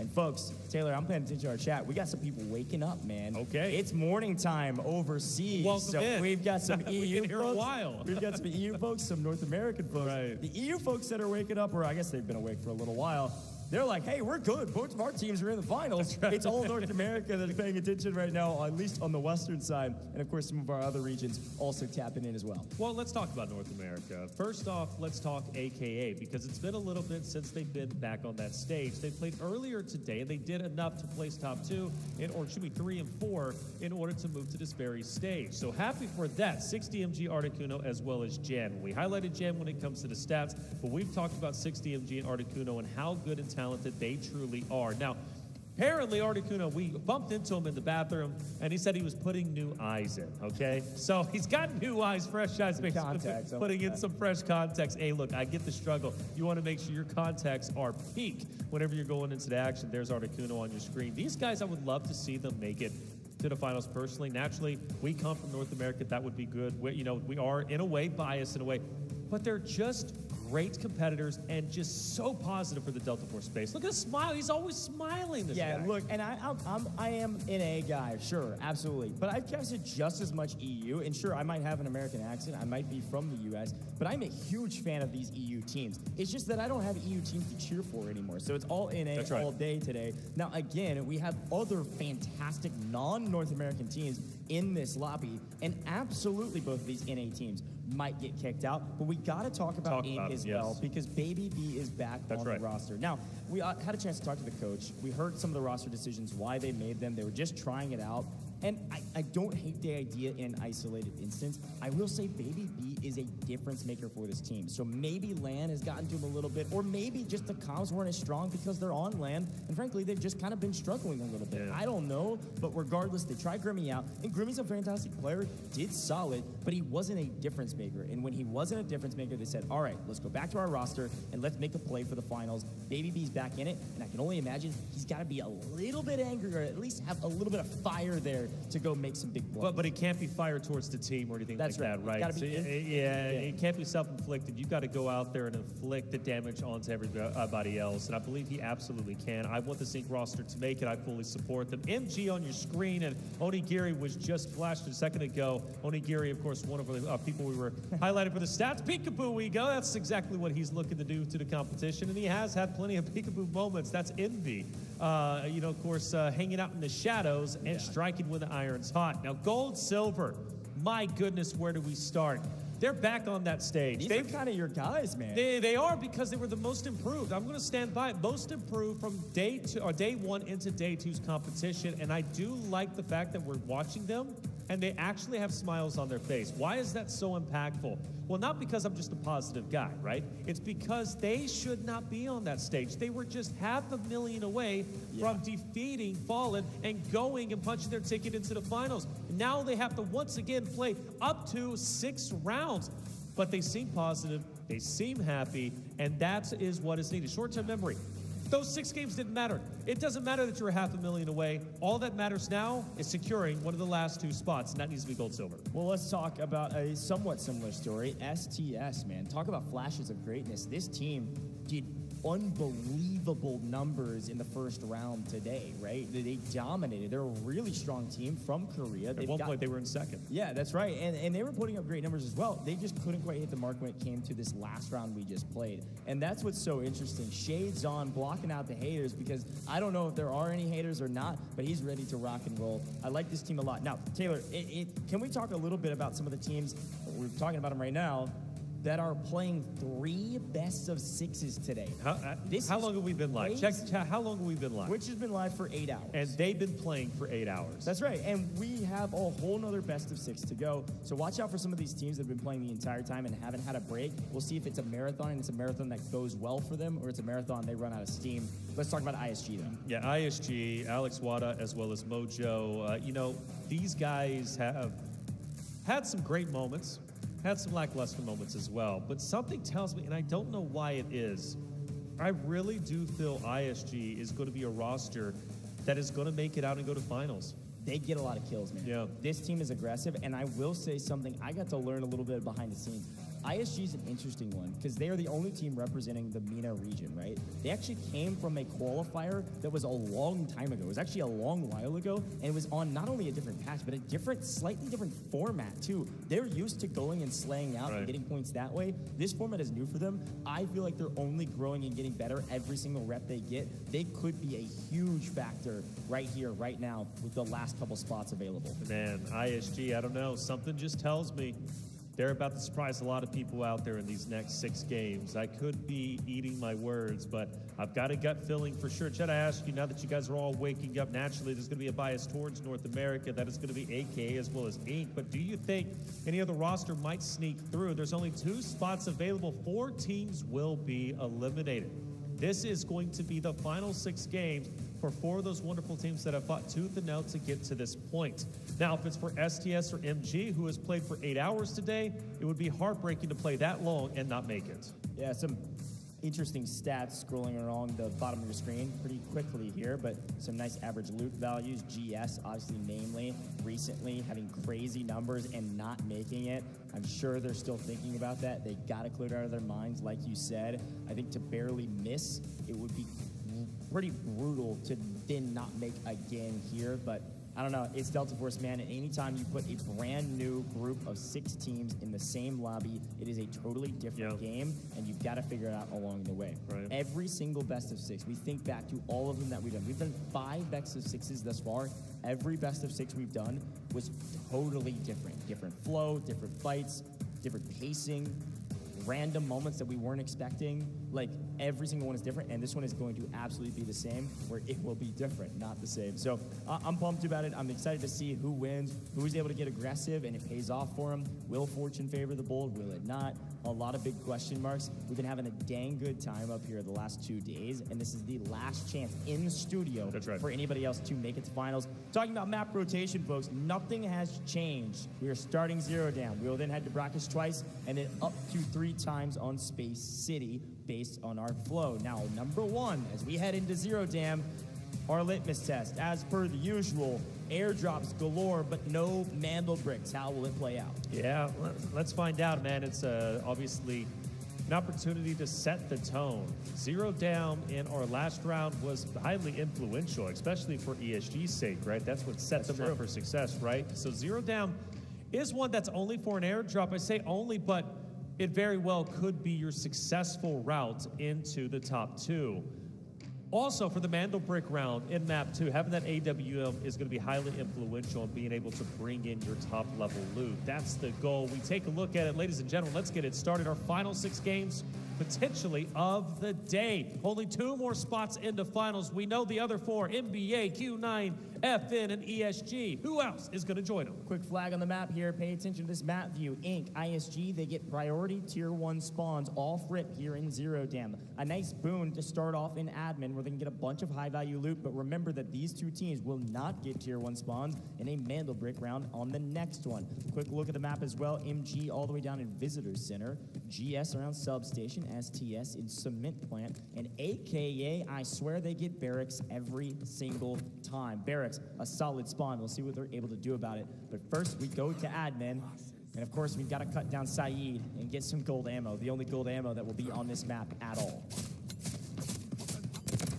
I don't know. I thought it was going to get a little sketchy. I'm not going to lie. ISG able to take down Saeed and get themselves, a decent amount of loot this early on. They're already up to 1 million. Yeah, so that's going to be pretty good for them. ISG, though, has to keep a close eye out for Inc., who is still going to be in the admin area, as you pointed out. Wallbreaker's been incredibly valuable. Was it Wallbreaker that's secured ESG like 5 million? Yeah, I mean, there's so much value you can get on that. ISG, by the way, off screen, we're going to find some nice loot there. That's 383K. We'll highlight a lot of the loot in this round because that's all that matters. Round 1 is all about getting your money up. Got to have loot value to get in good gear in the next round. Reminder, next round, you can get gold armor if you can purchase it, but you cannot use gold ammo, so it's super valuable if you want to try to dominate the map. Now, we do see Inc. also finding. I swear we get at least 2 watches almost every single Zero Dam, man. I love Zero Dam hard and in the tournament server. Get some nice red items. Wish I had some of this luck in my pubs games, but I digress. Now, as we take a look briefly and kind of skim through some of the weapons and operators, pretty standard across the board. We'll try to get a look at that here shortly. Weapons of choice, obviously we're seeing a favor towards some of the weapons that have high magazine sizes, large magazine sizes. The more bullets you can fit in a single mag, the better. But looking right now, we're just trying to loot up whatever we can. Baby B on your screen, a nice gold bar. This is a classic keycard room. As a reminder, everybody has their keycard holder with all the cards that they could want, 12 cards in total. I think they're like a single technic alloy apiece based on our tournament server to start. But you can find keycards along the way for loot value. We swing over to STG here, Taylor, and again, nobody's really left their spawn point. And so right now, it's just a patient waiting game. Loot up what you can, and then figure out what you want to do. It's going to be a fight over extraction. Yep. And finally, Inc. does have their sight set on their opponent. That's Killzall. Such a deadly player. He has played so very well throughout this tournament. It's a crazy angle. It is. If it wasn't for the shield, I think he would have been able to take that shot too. Crazy Dog. Man, he falls in the last second in the last group. He doesn't fall. The AWM gets out. Gold Silver would be spectating this instead of playing. Of course, it was Fallen who was able to ultimately get that win. And it was HR, the young gun phenom of 19. But for Dead Dog, not deterred. Again, looking at their faces going into this, it seemed like Gold Silver was still in good spirits, still feeling okay. They know it's very possible to secure a top 2 finish. Onigiri, very talented player in his own right. Again, what is the big thing here? It's the airdrop, right? Everybody waiting to see where the first position is going to be. Nobody has taken anybody out just yet, but plenty of loot. This is one of the more profitable Zero Dams we've seen in a while, outside of the Zero Dam from last time. But finally, shots are fired. ISG opposite of Inc. They've been stalemated for quite some time in admin. Now they said, well, now it's time to fight. Yeah, at least take some shots. Not going to connect with much, but as we glance through some of the operators, do see a Saniva on board with ISG. There's a look at MG. Of course, they started Visitor Center. This is classic. From Visitor Centers, we go up the ridge, through the woods, not the grandmother's house, but to admin. The shipping containers and the dam extraction on the backside. PKM actually brought into this map from Onigiri. And of course, we're seeing AUGs, PKMs, We saw P90 from 60MG. Our first airdrop shown on our map feed, and this is the airdrop we actually saw last round, but this time nobody's there to collect it, at least not yet. You saw it on your map, and you also didn't see anybody else because GS is on your screen right now holding STS. The airdrop a decent way behind them, and almost the first drop, almost the first blood on our screen right now. And this is a battle sure for positioning to play for the airdrop, which is down to the south side of substation. And that first airdrop hasn't been too profitable as of recently in our previous games, but it's a fresh start. You've got to go for it regardless. It's just one of those things you just have to get. But for Gold, Silver, and STS, still deadlocked. We don't normally see a fight this much in the south, actually. Typically, it's all towards admin, more in the north. So this is a rare treat. You see he was creeping in, though, in that small picture in the right-hand corner. AKA's creeping into admin. There's a look at him again. Could be a 3-team battle, maybe even a 4-team battle over an admin here shortly. Continue to kind of swing perspectives around. Here's a look at him. They've thought about it, or maybe still thinking about it. Again, this is I think the first time, this is the first time both of our NA teams have been in the same lobby since their qualifiers back home. Looks like first blood goes to the side of GS. Gold, Silver picking up 1 on STS. Back for that airdrop fight. We've got 4 teams actually around admin. You see that blue dot barely creeping in and then backing up. MG have made it into admin as well. First time we've seen 4 teams actively fighting in admin, by the way. Use from Gold, Silver will take down Chan. So fully gone. 2 players up for STS to recover for Gold, Silver's 3. Love that you pointed out both NA teams for the first time, at least here on land, competing against each other. With our picture-in-picture, I notice Dam is starting to push up, take some shots. Meanwhile, big picture, that's going to be Bonnie taking down 2 easy. MG getting the first blood in this fight in admin. He hit also onto Oxygen, by the way, and Gold, Silver looks to be winning this fight against STS. Meanwhile, back on big screen, finish is going to come in. Bonnie gets to clean up onto 2 easy. Yeah. They are moving quite well. And we go back to the little picture, Goj, and I do wonder, with this STS Gold-Silver fight, the other STS member has a tall task at hand. Having a weak round, game 1, is not setting the tone. This would also open up the airdrop in the south. Meanwhile, the new airdrop up top north, AKA, is going to take priority. Back away from the admin fight, leave the 3 teams that are currently there to fight it out. Yeah, and this fight right here, MG is showing the value of the PKM. We all know it. A lot of us like it. PKM, extremely strong, hits like a truck. Easy just peaked way too long against an LMG, not maybe expecting the firepower that the PKM offers. Albeit it's level 3 ammo, it doesn't really matter. Still hits, and of course, it's a bullet hose.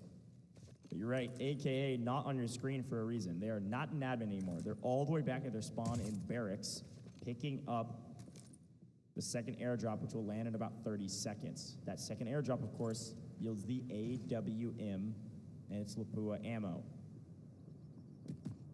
The fight continues. Now, as a reminder, 0 Dam on the tournament server. 16-minute game, folks. So we're already down to 7 minutes left, and look what a flank we have found. STS as a solo, maybe not a flank, but just a high ground position, looking at 2 members of GS, as this fight has been going on for probably 5-6 minutes at this point. Yeah, a good while. Oh, MG. Opportunity knock. Going in here, he's going to open things up and go straight to bed. Ghost goes absolutely gigantic. Lines him up, knocks him down. That's a strike in my book. Ghost, huge for ISG. We said they might go big, they might play aggressive, and they might get kills. So far, so good. While off screen, STS finally fully get wiped as well. 2 teams out and a couple players as well. Yeah, E-hit from STS, trying to stay alive as long as he possibly could, but with too much presence and manpower from the side of Gold Silver. In the meantime, though, as you mentioned, Ghost getting the full wipe on MG, who goes from struggle to struggle. In the previous 6 games, they were on the struggle bus. This time, they will stay on, refusing to disembark. finally we get to take a peek into what the airdrop holds. Of course, the AWM is going to be the main thing, and that is going to be huge for AKA. I don't remember the last time AKA was able to get their hands on an AWM. Now, they need to send January or anybody up top, get out with the AWM and lock it in. Yeah, 60's currently got it. So 60 may just leave. You can see Killzall on your screen right now sprinting for something. Not sure what the comms are here, but he and Baby are splitting. I think Ink is leaving. I think Baby and 60 are leaving, and Killzall will stay. Sorry, I'm all over the place. That's both of our NA teams. Killzall and Baby, Ink, do not have an AWM. It's AKA with the AWM. 60MG. And 60MG had the AWM, and he's actually passed it over to Articuno. So Articuno's the one. They're staying. Like, I don't know. I don't know if this is the play. Well, they're either staying or they're going to go rat for the dam extraction. Somebody's got to pull it eventually. And if they can get there, honestly, oh, it connects and it doesn't drop him. Must have hit the shoulder. Articuno with the shot. If AKA can get through the dam extraction, they know somebody will pull that lever, Taylor. And if they do, and they have primary position on it, with an AWM, it is going to be near impossible to break that defense. It's high risk, high reward, in my opinion. But then again, you got to risk it all, don't you? I mean, this is the final 6 games, the final 2 spots, the finals. If you're not willing to risk everything, you're going to go home with a lot of regrets, thinking, what if? And nobody wants to live with regret or what ifs. So for AKA, they'll commit for it. Down low, gold, silver, they were in a fight with STS. They win that, they get the airdrop. They have Ink relatively close to them. Ink isn't going to have the man advantage if that fight does ensue. But I think Ink is going to have enough distance to where they're going to be feeling okay. Crazy Dog will get out. Crazy Dog is gone. Use also out of the way. Another AWM shot from Articuno. Of course, on the AI just up ahead. But maybe ISG hears those shots, maybe can piece together what AKA, or at least a team in their mind, is up to. Update, gold, silver, all 3 have been extracted. They're out. They'll walk away with 2.4 million. A successful round in my book for gold, silver. Yeah, it's a solid game. We take, especially for Zero Dam, we take that for sure. If you get over 2 mil, it's a huge boon to all get out and keep what you brought in if they did bring in decent loot. This lever's got to be pulled at some point, right? We're kind of running out of runway. If we actually want to get out via the dam extraction, that thing's got to be pulled very soon. And now I think most of these teams are recognizing that. Is ISG not going to pull the lever? They have 3.9 mil. They could get out other places, theoretically. No, they are pulling it. Thank you, production. I appreciate that. It has been pulled, and it is not soon enough. If I am reading that correctly, I thought it was a 4-minute timer with a 3 minutes on the clock. It was pulled for basically no reason. We're used to a longer Zero Dam game, and we don't have time to get out via the dam extraction. The timer is up, and it is not going to have enough time on it. So everybody else trying to figure out where do we go from here. Oh, January. January's actually found a nice angle on Baby B. A little North America versus North America violence. Baby B down and I believe wiped means Killzall's by himself. Articuno is running the parkour course to get up to the ridge extraction with the AWM. The other 2 members of AKA have stayed to fight. So Articuno will likely be leaving this map if he completes the course and gets to the ridge and gets up to the extraction. AWM and Ham will be nice for the next round. Killzall as a solo gonna have to fight North American brethren. It's the first time we've seen North America fire shots on North America, at least in our tournament here on land. Articuno does look as if he's gonna get away, but Killzall isn't done just yet. Takes down 60MG. Who luckily passed AWM over to Articuno a little bit earlier. That could have been devastating if he loses it. It still doesn't feel good to have your player go down. But the important part for AKA, Articuno manages to get away. Only 1 minute and 20 or so seconds remaining. We still have, what, 6 players on the map. A wild turn of events. Killzall somehow just can't be spotted. ISG checking the damage extraction and then saying, oh, shoot, we do not have enough time. There is 60 seconds on the clock. We've got to just go fight. Unfortunately, they're going to lose a lot of that loot value most likely. I can't imagine all of it will fit inside their safe boxes. There's a look at Articuno. He'll be getting out on the ridge. There he goes. AWM on the side of AKA. This is a win in their book no matter what. Nice. January's able to pick up another kill, AKA a big map for them. They have woken up. And if he can get the full here, again, that's 400K. Bajan is being pushed by Ghost and somehow gets the heals off in time. He's going to spot him here in a brief second. Is able to get the drones on him. It's going to help out, and Killzall's actually found another kill off screen. Unfortunately, Toes gets shot.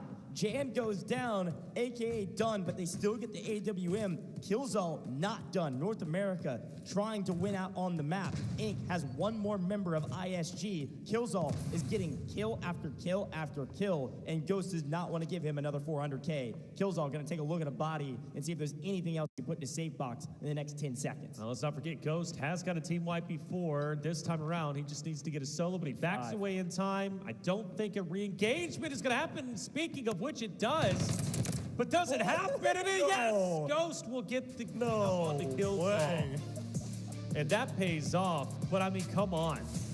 Killzall, such a talented player. Last up for Inc. Still making the most out of a tough situation. A big round, Articuno on your screen for AKA. He gets out with the AWM. Yep, that's going to be huge going into our first Mandel Brick round. They choose to wrap all the way up towards Dam, a questionable call, but one that does pay off. 60 MG dropped off from Killzall. Most importantly, again, NA on NA violence. We had 4 teams in admin fighting at 1 point. A lot to take away from game number 1. Another thing I'll throw out there, by the way, Gold Silver winning a fight against STS. That's big because Gold Silver needed to showcase that last 6 games did not affect them. Being so close to winning and securing a top 2 finish, but being so far away, a lot of times that can derail you as a competitor. Throw your mental off. You come into the next series, you come into the next games, and you're just not the same team that you are expected to be. I think that narrative's out the way. I think Gold Silver's feeling okay. They're starting back off to where they need to be. They're a dominant roster. They can absolutely make the finals. They're the only team of 3 that actually got out of the map. So, I mean, it's a huge win. They're able to protect what loot they brought in, get out with over 2 mil, a solid map for them. Definitely watch out for GS.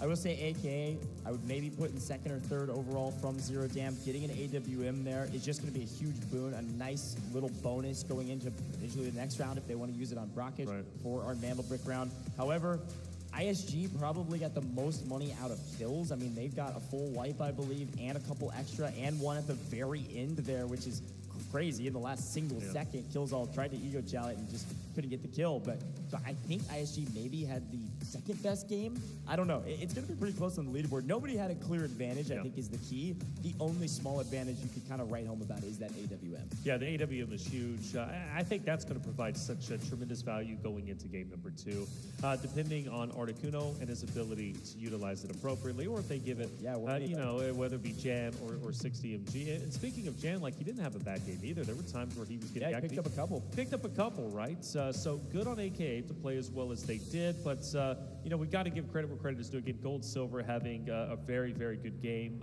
ISG, they do get mowed down in the end outside of one player, but I believe they get out with around 3 million potentially, which is going to be great for them.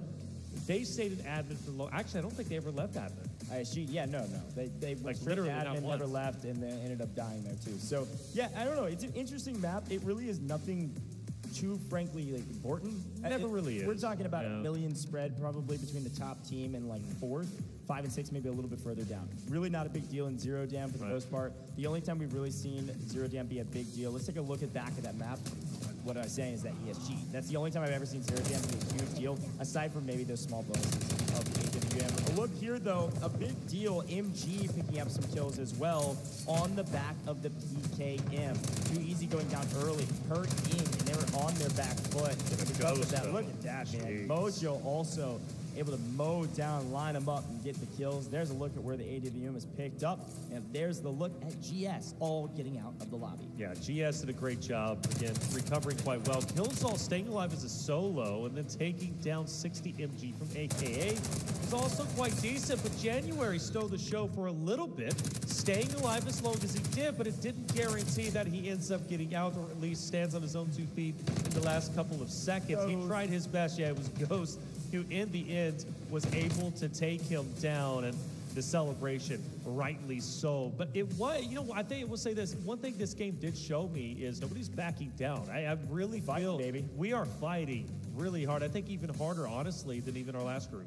Oh, yeah, for sure. This is a much more aggressive group thus far, but we just got started. I mean, there were some fights in Zero Dam originally. ESG won some big fights in the last round in Zero Dam, and they just had admin to themselves. This time, you're right, you called it. There was like 4 or 5 teams up at admin, all fighting each other, figuring out where to go, lost some bodies along the way. But like I said, round 1, really not a huge spread from anybody. GS maybe technically the leader when it comes to overall round earnings because they're the only team to all 3 get out. So obviously safe boxes, net AKA 1.42 / frankly that's mostly AWM and its ammo that Articuno got out with.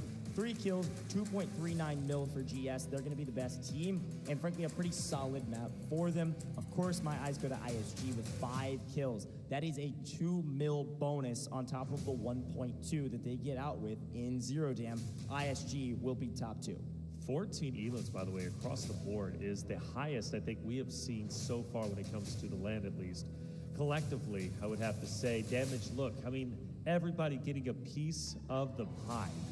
That's also a rarity. You normally see one who's going to be like at 0, honestly, or maybe even a couple or around the 0.5. No, this time around, everybody pretty much above the 0.5, getting closer to the 1. ISG, though, takes the cake for sure. They had the best game. AKA also had some solid eliminations. You notice Ink, mainly in conjunction with Killzall, who was able to pick up quite a few elims as a solo by himself. And I think that's where he thrives, I really do. When the team's off the map, he has to perform on only can focus on himself. That's where Killzall truly comes alive, and well, we ended up seeing that. So overall, great game 1. Zero Dam will not be played again today. That is done and dusted. We will be moving in to our next map. Of course, for our best team, yeah, it's got to be from the APAC region, and of course, it's going to be GS, Oxygen, Use, Crazy Dog, a team that fought so hard to get to top 2, fell just short, but now has recovered quite well and on their way to once again having a run for the top 2 and a final spot. Yeah, 2.39 mil, of course, 3 operator kills, a very solid and well-balanced map for them to all 3 get out. That is key. Protect your loot. Stay on top where you can. They'll be at the top of the leaderboard most assuredly. A couple teams fairly close, though. So a great effort from these guys. Again, this is a pretty balanced team. We've seen moments of decent fighting potential. They're very good at looting. They're also good at getting out. But Ghost is going to be your kill leader by a mile. I mean, it makes sense. He got all 5 kills, and it's showing 4 assists as well to be a 5 KD and almost 500 damage as an individual. I'm telling you, LMG meta, man, it is so strong in some of these team fights. Lined them up, knocked them down. Guy was going bowling with bodies, man. It was awesome. I love some of those interior fights inside of Zero Dam. Definitely reminiscent of when I was playing so much all the time in Zero Dam, just running over and over and over again. Everybody knows the admin runs that you guys do in Zero Dam. It's a lot of fun. Yeah. I enjoy that we've got Zero Dam in our map rotation. I think it makes sense that you only see it once and at the very beginning without a mana brick. It is good to see, though, in the competitive circuit. It's very fast-paced, very small, and very fun. Well, brackish is typically where things start to get wild. Mana brick's going to be coming up next. Before we do, let's hear the comms from the winning team. 情感经验，这边5点上，哦，能勾他，给他压力值，没勾到，5点上，哎呦，啊，这左边还有一个，然后2只都在合台，好，剩左边，他不知道拿到哪里了，给点，往我这边跑了，哦，你那边吗？对，半个小心边我打血，好，拿枪吧，拿枪，拿，不确定，左边应该在左边，往后边，哦，要赶快到了，快赶到我左，哎，赶我到了，哪里？这里，他蛮惨，他应该打药，先你看能不能拉吧？哦，我的，干我攀爬到了，我的，现在可能还有组，先别急。两个先交，交，我交，反正我没怎么钱，交了。要去看空投吗？交完去看空投。不用，不谈吗？不谈，不能谈。不要，我110啊，那你们多少？我24而已，我98，要不然这枪给你。就去谈吧。对。等会，那你不谈枪，没有枪拿走。没事，不用。不谈，没必要。OK。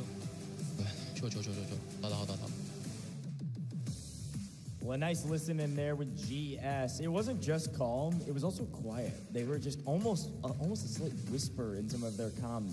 Very patient, and also just okay. Yeah, let's keep going. Oh, we're good to go. Let's extract. That was nice. That was pleasant. I enjoyed that. Yeah, definitely. So, again, loving the comms throughout all the listening. Really, I think it shows and highlights how good, calm, collected the rosters really are. Hey, it is going to be gold silver up in first place. No surprise there. ISG is going to be trailing just behind. They survived long enough and got the most value out of admin.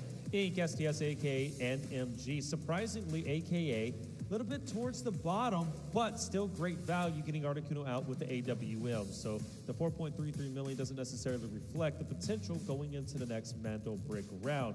Now MG though continues to struggle. They're going to be towards the bottom. The good news is it's still early going. We could potentially have 6 games. Maybe we'll have 3. It depends on how this Mando Brick round ends up going. Let's take a look at our spawns. Who's going to have priority? Yeah, I think there was also a 70K difference between 2 of the teams and then like 100K after that. Basically nothing is just about this next round. This is a huge opportunity going into a Mando Brick round. Look at our priority spawns. Obviously you see that Inc is unable to get prio spawn going into this next round. That's our red spawns. So I'm excited to see what they're able to do, of course, but I'll be very curious what happens around those spawns and how fast we move to the brick and how the rest of the map plays out. I mean, think about last series we just casted.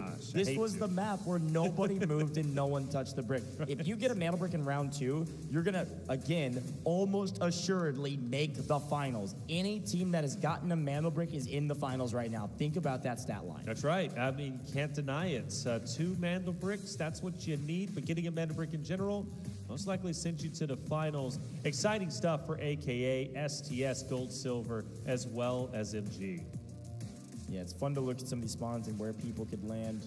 Obviously, a lot of RNG, of course, in the rotation, but I'm excited to see who gets those spawns. It's not everything, of course. We've seen teams win this map with a bad spawn, whether it's Cherrytown or wherever you end up being. Of course, there's a lot of loot value down in the Tower of Babel. There's a lot of good stuff. Now, it'll be very fun to watch. If anybody does get some of those Tower of Babel spawns, do they stay in loot or do they sprint up to the fight and get involved in the mix? We've seen both. We've seen both. It'll be fun to see. Wasn't MG one of those rosters that sprinted from Tower of Babel up to Museum? Yeah, I don't know. It was Fallen, actually. Oh, it was Fallen. Yeah. Okay, so Fallen has been able to do that. Yeah, the last time we were here for the Mando Brick round, quite literally, nothing happened. And I mean that to the fullest extent.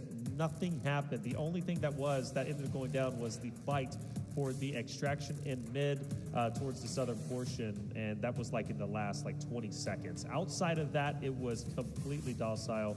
Nothing ended up happening. And the reason why for that was Flawridge, for example, was locking down that window. He was overlooking the Mando Brick. It just wouldn't have been possible to get over there, touch the Mando Brick, and get out with it without Flawridge taking you down. So it makes sense. Will anybody pick up that same strategy, though?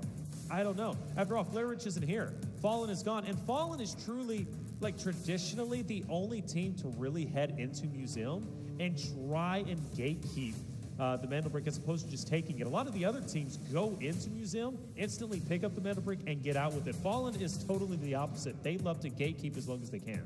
Yeah, without Fallen on the board, it'll be very curious to see what happens. You're right. It is a big question mark in my mind. I mean, we have 2 NA teams, so traditionally speaking, NA has been quite slow to play for the Brick, a very patient and methodical play style that sometimes gets criticized, but has its benefits.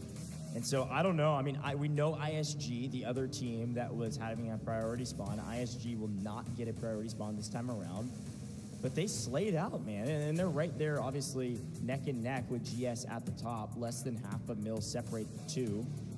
So, I don't know. I think my actual main question is whether or not AKA are going to get any value of that AWM. I mean, you got to bring it in this round because you know if you get a mana break, you're making finals, or at least you should get close to it.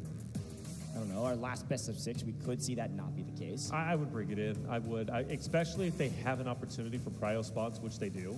I think the AWM is incredibly valuable here. Yeah, I think you bring it. I agree. There's really no reason not to. There's some arguments around it, but I don't know. I think it'll be big. It's just a matter of if they can actually utilize it to get kills, and if it's going to be a value add. Try. If you do die with it on the map, then somebody else can pick it up and utilize it. So the reason why I think they will is because when they get the AWM, or when they were able to get it on 0 down, instead of just sending a player out top left, which is the traditional strategy, just send a player out, one player with the AWM. Instead of doing that, they rotated the long way, expecting to get into fights and utilizing the AWM as best they could. It was Articuno who ended up getting out with it, but I mean, I do respect the aggressive play. I thought it was a mistake at the time. They do end up losing 2 of their players, but Articuno successfully gets out, which I think is a great thing. I want to say AKA is playing differently now with a different mindset than ever before, and valuable time off, right? They didn't play the last 6 games like STS and MG did. So AKA the whole time has been doing their homework on these very teams, and they're coming in fresh, which is a rarity because a lot of these other rosters aren't. Yeah, it's a good shot. I mean, again, that's what we were just talking about a moment ago. Playing 3 rounds in a row is brutal. You had an extra chance. I mean, there's pros and cons to playing 3 in a row. Playing 3 in a row means you had an extra chance, but playing 3 in a row is extremely difficult, and getting tired is absolutely something we have to talk about right now. So you're right, AKA didn't do as well in lower round 1. That's why they skipped round 2, and they only have 1 chance to make it to the finals.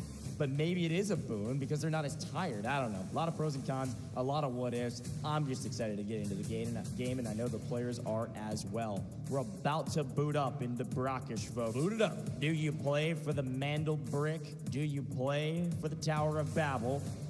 Or do you sit around and just play for the decoding station? It's Baby, by the way.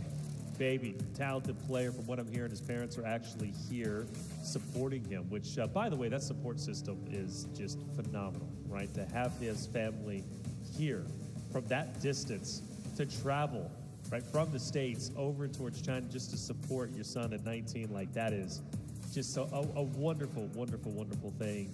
And I think going to give him a little bit of added energy going into this next one. I mean, after all, Inc. is going to be the number 3 team currently, so they're not far behind, and a real opportunity for them to potentially go up. Well, it seems as if we do have a bit of a temporary pause. It's okay. We need competitive integrity. After all, 4 teams are going home after these next potential 6 games. Everything needs to be perfect and flawless. No excuses. The top 2 teams that make it will make it because they played their heart out. So, of course, our tournament organizers are going to be figuring things out on the stage, and that's okay. They're pretty quick with doing it. We've had 2 a little bit earlier, but they got it done within, like, literally a minute. So I got to shout out the staff here. I think they've been doing a phenomenal job locking that stage down. Oh, yeah, absolutely. Been doing a great job. And also just making sure everything is fair, right? If there's any issues, they're going to double-check it. Would even replace a PC if they have to. So they'll double-check everything, make sure it's all good to go. Once everybody's ready, they will then load in. So we will stay patient up here in the booth, and you'll hear us talking heads continue to talk. 5 best of 6s down.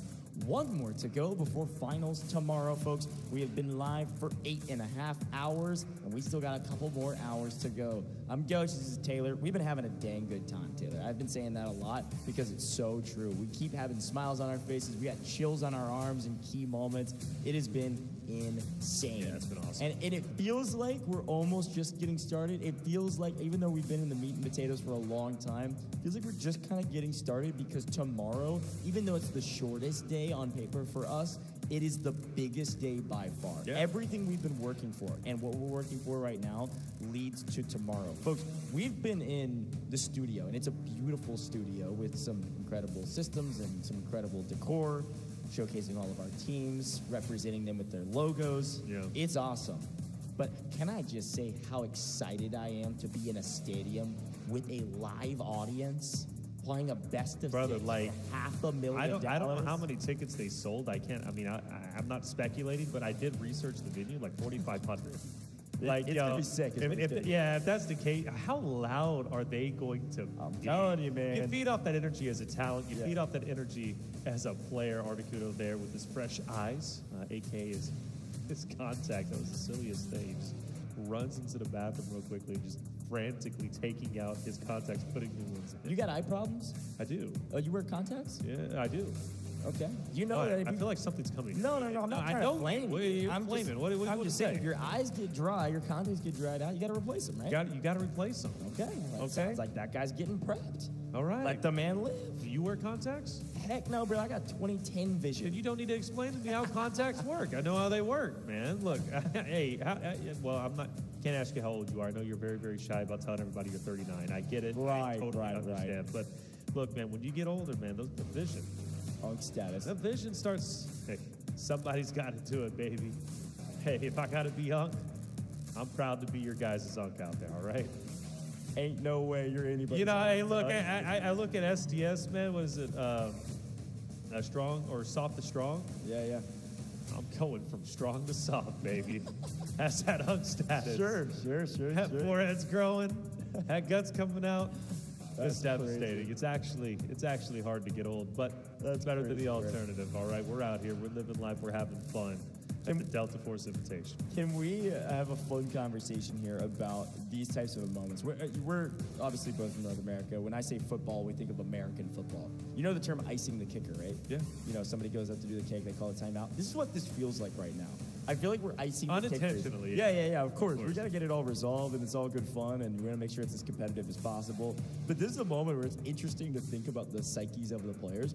You know what's really cool? I was talking to a lot of the mainland China folks here, right? And they have 30-plus orgs that were playing for these top 2 spots. Yeah. That's how insane it is over here to make it to this stage and then compete at this and the land. A really big deal. Yeah. What's interesting about those teams as well, though, is that not only have coaches, many of them, like traditional other esports as well, have like psychology coaches or esports coaches or just sports psychologists in general to get their minds right. That's why you see players meditating. That's why you see players talking between games. Really cool stuff.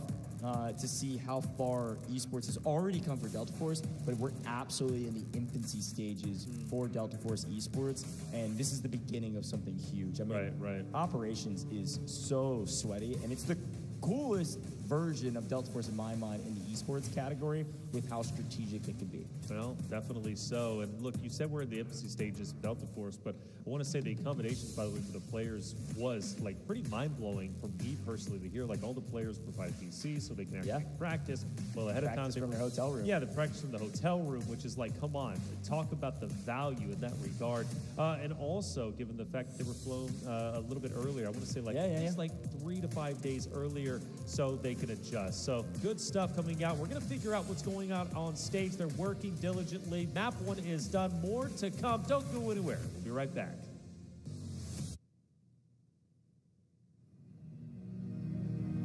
It's only my 3rd day here, and once again, my equipment's been dampened by the thick, unshakable fog.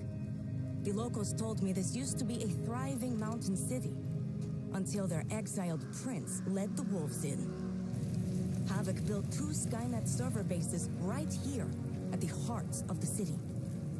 Everyone says they want to save Asara, but the land beneath their feet has been bled dry under their endless salvation.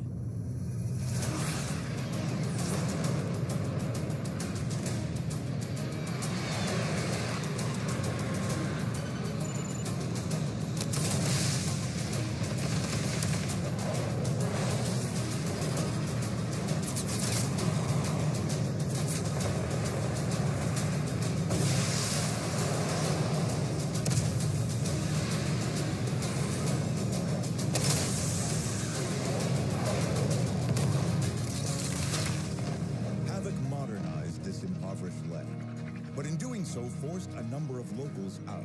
Today, this uplift has deepened into a rift, one that seems impossible to bridge.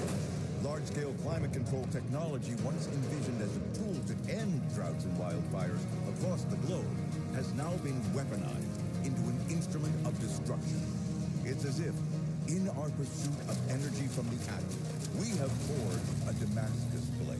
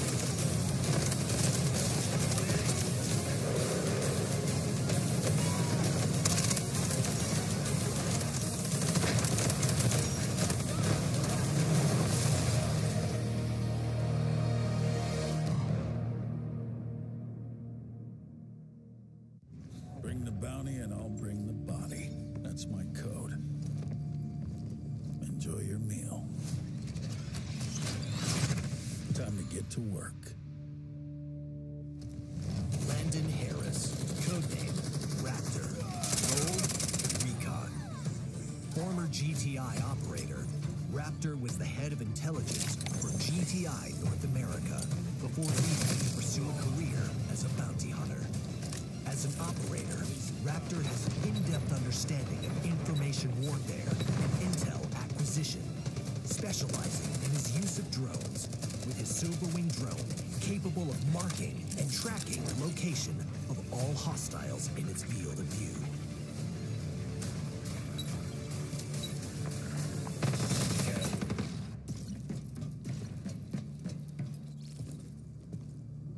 His equipment includes WingCam, a small camera drone that can autonomously lock onto and track enemy personnel, transmitting images to the user's combat terminal in real time. Its small size provides it with excellent stealth, making it particularly suitable for surveillance missions, missions indoors, or urban environments.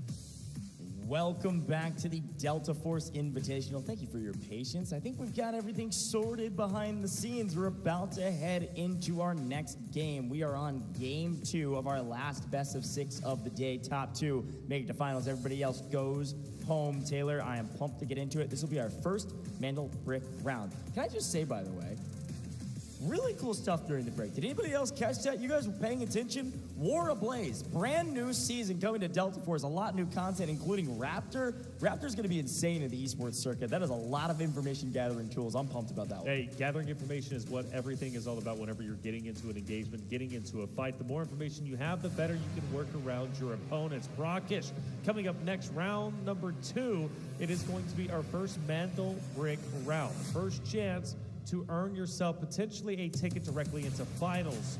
Round 2, Brockish. Get your predictions in chat. Let's hear it. Let's get it going. Everything's been figured out on that very stage. I'm excited for this. I truly am. Now, just to recap, AKA is going to have that AWM.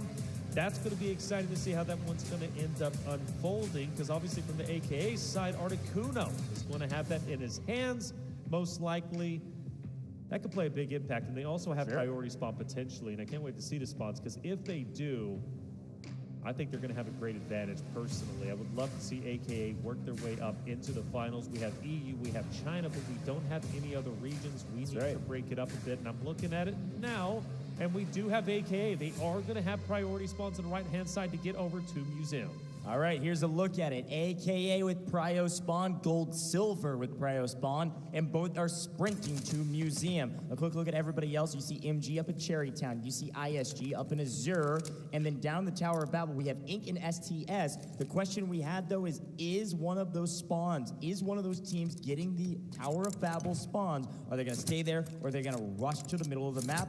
Look at what Inc. is doing right now. They are sprinting towards Museum. You will see Inc. here in a little while, but already a fight ensuing in Museum. Prio spawns on one thing, but you got to win that Prio. You got to win Museum if you want a chance for that Mantle Brick. Yeah, this is going to be crazy, though, because Gold Silver's been on fire. Currently, they're in first place when it comes to overall assets, and they are the team that just barely missed out on qualifying in the previous rounds. So for AKA, a tall task ahead, but one they're going to have to take. If you want to make it to finals, you've got to get aggressive, and Articuno is looking to do exactly that with AWM.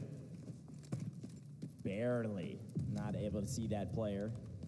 Again, everybody's played this map a bajillion times. That's a real number. Talk to the players, they have 4,000 hours in the game or more. Everybody knows all the sight lines.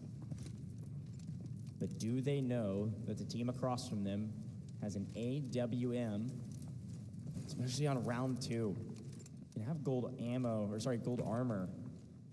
Ooh, but an AWM does damage. Now, ISG, we've got a couple things going on the right-hand side. ISG does pick up a 447K item, which is nice for them. Reminder, ISG way up there in the northeastern side of the map, around Azure, and then moving down towards camp. But we're paying attention to the screen in front of us, which is Articuno. 1 nanosecond of a body, head in front of him. He pulls that trigger, and all of a sudden, all hell breaks loose, and AKA sprints. STS, finding a champagne bottle is nice. 336K added to their inventory. STS, reminder, they're the only team. Ooh, look at production. Again, I love when production does this, man. They find the loot before the players. I mean, we're talking about millions that is left inside the Tower of Babel. We'll see if these players are able to find it. Fun stuff. I like that production. I like that a lot. And STS has free reign to gather that if they like. Granted, ISG, Mojo is going to be just up ahead, but staying decently far away. Actually, Mojo's going to be up over Azura Camp, excuse me. So focus our attention once again on gold silver with Articuno, just up ahead trying to hit the shot with the AWM, which would be spectacular, mind you. Things have stagnated a little bit, that's okay. Now, one thing to take note of, though, is the Mandel Brick is up for grabs now. Yeah, Mandel Brick has spawned in. It's been over 3 minutes now. It's a 2-minute, 45-second counter. There's a look at Museum, but the map is showing what you're talking about. Mojo is moving over from camp, and they will come play for Museum. Will it be a repeat of last series where no one goes for the brick and they all stare at each other for 15 minutes? I don't think so. I think Inc. actually might be making a play for it right now. If we could swap over there, Articuno, yes, staring down some of these sight lanes, but Inc. is about to be on the brick on the low side, and ISG getting into the equation. You can see them with the X-ray way off into the distance down below. Inc. is about to be on the brick here shortly. We should swap to them very, very briefly, as GS has been thrown out inside the building. The only team on the ground. Look at them on the mini-map. You can see where Inc.'s located. They're on the low ground on the street side, and they're going to come up potentially for the brick. I don't think anyone technically has eyes on the brick right now. I don't think so. They're all watching these sightlines. They expect other players to beat, but no one's looking at the Mandel Brick besides Inc. And as they make a run for it, likely smoking it, ISG now, maybe the first team that will actually be able to contest them on it. Oh, here we go. Going for it. Kills Zalt. Tip of the spear. Pushes up. He gets it. He gets away in the nick of time because ISG was starting to move up. Inc. needed to get more aggressive. That's what their coach was saying. Get aggressive on the Mandel Brick, and that's what we get. Here's the result. Running away with the distancing themselves from the teams. And this is so valuable because ISG, a.k.a. Gold Silver, could all be encompassed in this fight in Museum for the longest time possible. The only team truly that can challenge them might be STS. But in the meantime, Inc. is going to be able to get down and start decoding. Look at this map.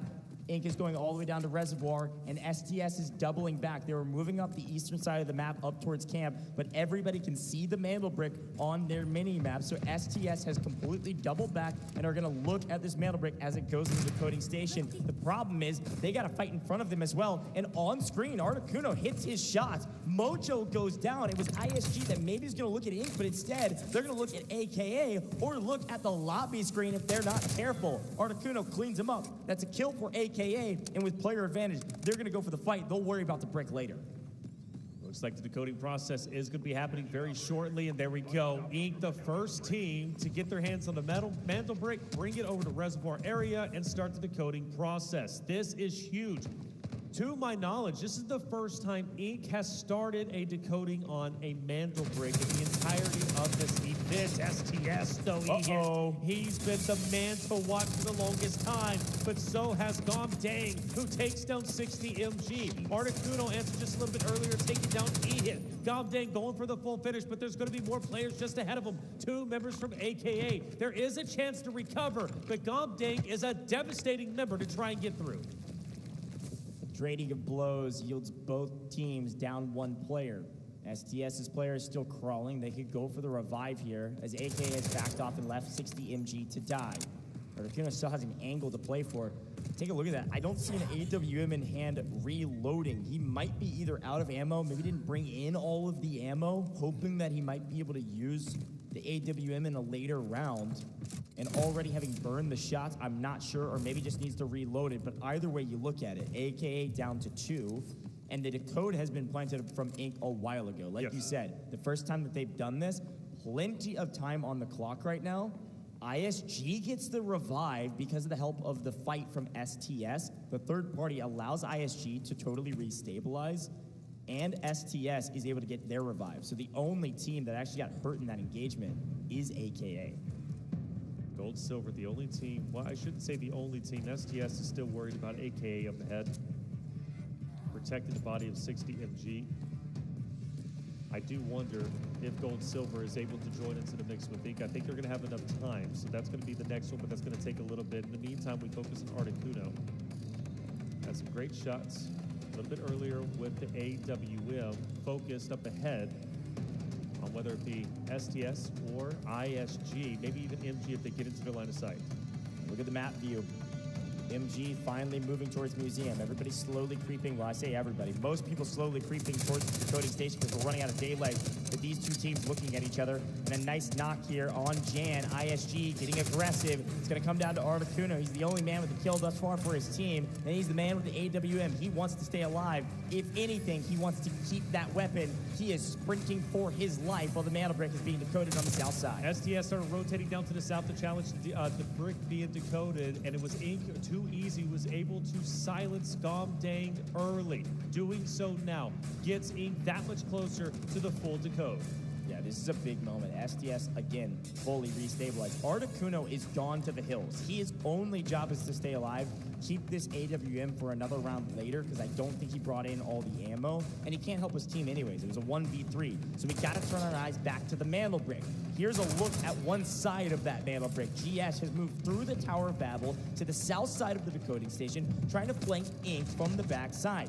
Baby B is the one holding this angle. Actually, it looks like Killzaw's looking this direction. Baby B can kind of play both angles, so they split to cover all advances, and they are going to be pinched by 3 teams.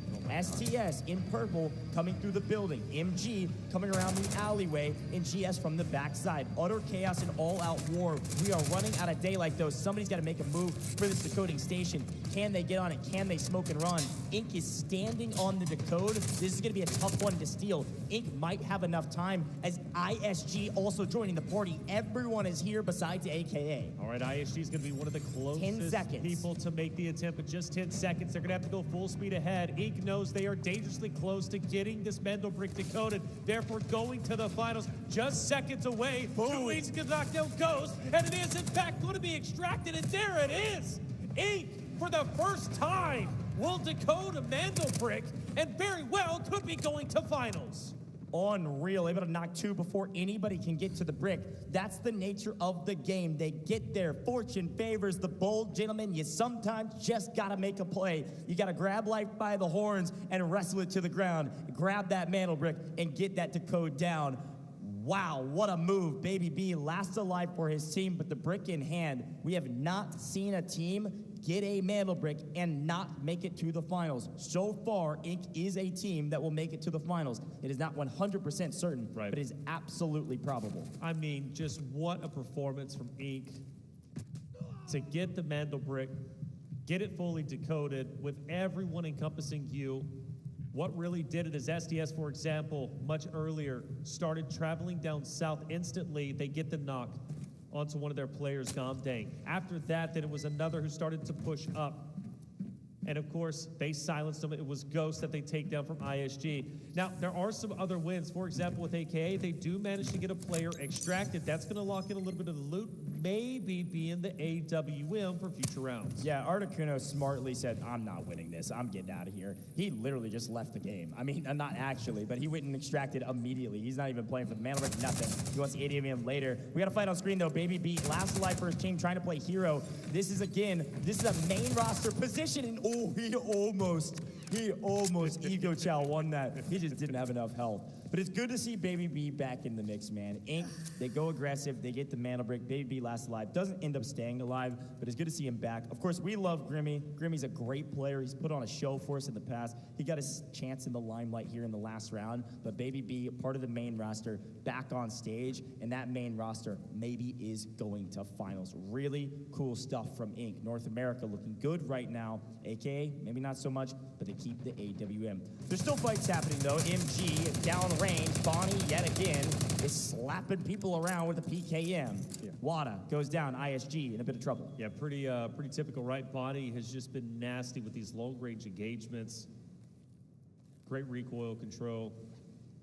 And now potentially moving up to finish the job on the ISG team, just up ahead. Only one player standing, still a chance to recover, depending on what MG decides to do. And they are, in fact, going to fully commit to this fight. It's going to be a 3v1 at the moment, as ISG looks to potentially back away with their solo. But where are you really going to go? Mojo can't get away, can he? You got MG on the south, you got STS on the north. We look at E-Hit, who's trying to steal this elimination away from MG, who's going for the full team wipe. Remember, each elimination is 400K Technic Alloy. And that very well could be the difference between moving to finals or not. Prime example was Gold Silver, who lost by just $500,000 a little bit earlier to Fallen. So E-Hit needs to be hungry for this, but also needs to taper off, because if he overexposes himself, MG's going to take him down. Either way, we are going to see Mojo fall. That's going to be Envy from the MG squad. MG will officially wipe out ISG, but they're not done just yet.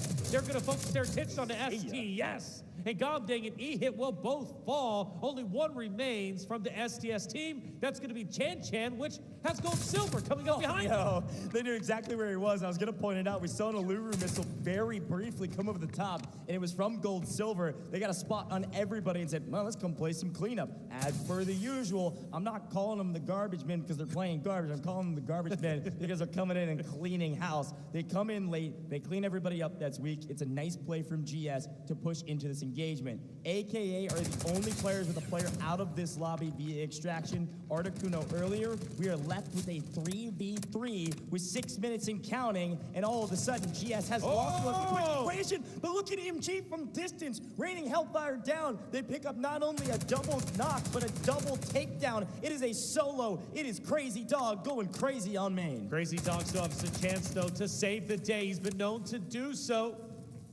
When you're angry, you can make anything possible, and Crazy Dog is angry. He should have been one of the top 2 teams already into finals. This time, he's got to take the bull by the horn. He pushes up. 1v2.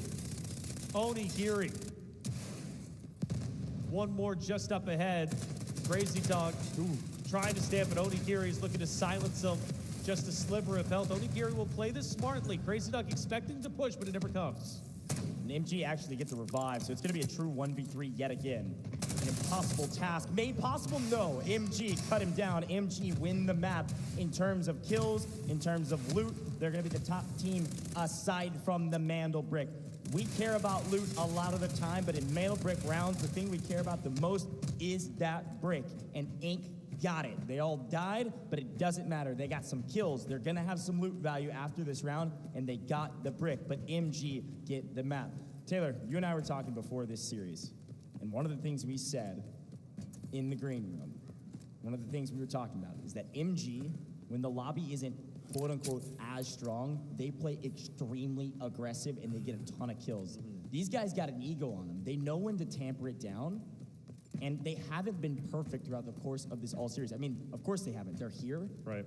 But when they start swinging, when they play confident, MG is a force to be reckoned with, man. They are picking up so many kills. They are winning so many gunfights. Well, it's a time to do it, isn't it? You know, you're on your final maps for the qualification into finals. You're in 6th place going into this game, 3.49 million. You're nearly $1 million away from 5th place, which is going to be AKA. But the point spread up to 2nd isn't that severe. Having a decent game here, having a bit of an ego, I think is needed to be a great competitor. 100%. So if MG's going to have that ego, that's fine. Use it in game, use it to your advantage, push teams thinking you're the best, and whenever you do get in that engagement, you should be the best. This is going to be a successful game for them. It's not going to elevate them to top 2, not just yet anyways, but it's going to put them a little bit closer and still a little bit of time to loot up, which might be beneficial for them, obviously. Searching the body, searching the surroundings, seeing what's out there. They're already up to 2.2 million. That should elevate them past maybe AKA or maybe even STS. So we're looking at a potential top 3 run. Not bad at all. Yeah, they're going to try to pack it all in, get as much as they can. MG, of course, Mugrab Gang. Seen them on stage a couple times, representing the APAC region. Last remaining team on the map here for round 2. But the story truly is Inc., man. Obviously, MG win the map and took the kills. You're going to look at some of the plays from that last one. MG, these are the angles that they found, coming in third partying at the perfect time, picking up several kills from several different teams, end up wiping STS. Really well done from these guys. Crazy Dog from the backside with GS trying third party to the third party. Unfortunately, Onigiri just actually is him. Onigiri has been him, mind you. Crazy Dog has had plenty of shining moments. Just a tough fight to take, right? In a 1v2, he does get a cleanup onto 1 a little bit earlier, but simply not going to be enough in the end. And this is what we call the old loot Tetris. 6.7 million, by the way. Yeah, they're cooking. I mean, again, you get to loot all of the bodies that you can find on the ground. Not that everybody's bringing in insane value kits, but you start piecing just the weapons. Yeah. I mean, the weapons that people are bringing in, the kits they're bringing in are sizable, even on round 2. The weapons they're bringing in, probably the most expensive piece of their kit. And if you just piece all of the pieces off the weapon body itself, depending on which weapon they choose, not usually that expensive. It's a lot of those attachments that make the weapon so powerful and so viable to use in a comp setting. So if you can piece it, if you get a decent backpack going, they definitely can rack up a ton of loot value. There it is, 7.1 mil. As long as they can get out of the map, which they will. Actually, it's actually decently close, but not that close. 30 seconds is the spread between that middle extraction point and the overall game clock. They're going to be feeling really good. 7.1 mil is great. They're going to be at the top in our loot category. I think they're going to be in second. Yeah, they're going to be in second for sure. Yeah, for sure. 100%. Yeah, they'll be top of the loot category behind Inc, who has the Mandel brick, which sets them up well to take second. Yes. Or potentially first if they're able to get a brick themselves. Right. So a lot of what ifs, a lot more to be said about this competition. But again, it is all Inc all day in terms of the Mandel brick and all MG in terms of loot value. I just talk about turning your luck around. Inc, they've had these glimpses of, wow, this is a great team, an amazing team, an aggressive team who has star-studded players, but I gotta be honest with you, I didn't put them as a roster locking in a Mandel brick in round 2. I did. In this caliber, I really didn't. But it comes to show you, and I think what I've learned just from watching over the past 2 days goes, taking that Mandel brick off the rip more often than not, if you take it initially, leads to a successful decoding. And the reason why is because everybody gets wrapped up into fighting. Everybody expects somebody else to challenge the Mandel brick to get a touch, right? Yep. So if you can take that Mandel brick off the rip, more often than not, you will find success. And Inc does exactly that. Well done to Inc. They're going to be the first team to lock in a Mandel brick in our final rounds of the day. But on the other end, you got to give credit where credit is due, man. AKA getting the player out Articuno, most likely with the AWM, is big. And then you also have to think to yourself, MG, staying alive as long as they did a phenomenal job representing the APAC region. So good stuff for a multitude of reasons. Still, a lot more games to go. Yeah, and not only staying alive and extracting all 3 out, a big boon, they also picked up a ton of kills. I mean, that is a really good game for MG. They were pushing 10 mil total. They're pushing double digits from that round, total in that round alone, not including Zero Dam. So I'm really got my eyes on MG, see if they can keep up the pace. Inc, of course, going to be in first place no matter the rest of the score lines, no matter the overall tally. So a big credit to Inc to get the brick. And you're right, Articuno absolutely had the AWM. They will have it for another round, pending how much ammo they have left. Again, I only saw 2 rounds when he was using it. Well, they usually will only load in a couple rounds in case something happens, and so that's pretty standard. He could have had more in his bag and reloading it over and over again, but I definitely don't think he brought in all of the ammo. It's not a ton that you actually get from, of course, the airdrop. but I don't know how much to use. We'll see. We'll kind of get a read on it. But either way you shake it, may have an AWM for later. You won't see it till round 4, though. Nobody's going to use an AWM in round 3. We're going back to an airdrop round where they could even just go play for more ammo, go play for that AWM so they can prep for the next round. Again, I said this over and over again, and I think it's a really important topic. Every team that's gotten to the finals has had a mandal brick. No team has gotten to no team's got a mandal brick and not made it to the final at this point in any of our rounds that you could advance. So with Inc having a mandal brick, you can almost assuredly put them there. Everybody else is going to be playing for those bricks as well. Yeah, assuredly so. And I also want to reiterate how important the assets are in this moment. You know, mandal bricks are very, very important, and they truly were important, especially in yesterday's competition. Like having having one mandal brick was a guaranteed top 2, at least in the results that we ended up seeing. 2 mandal bricks were a guarantee anyways in the previous matches. I don't think that's necessarily going to be the case here. Like, for example, like Inc, they do get the first mandal brick, but I don't know if they're going to be able to get the second one back to back. I really don't. Oh, sure, yeah. I may don't not know see a sweep, yeah. So therefore, assets, I think, at least in this specific 6 games that we're probably about to watch, for me, assets are going to be the most important aspect. I think that's going to be the deciding factor. Possible. Because I'm predicting at this point. I know, it's getting carried away. At least 3 mandal bricks to be grabbed.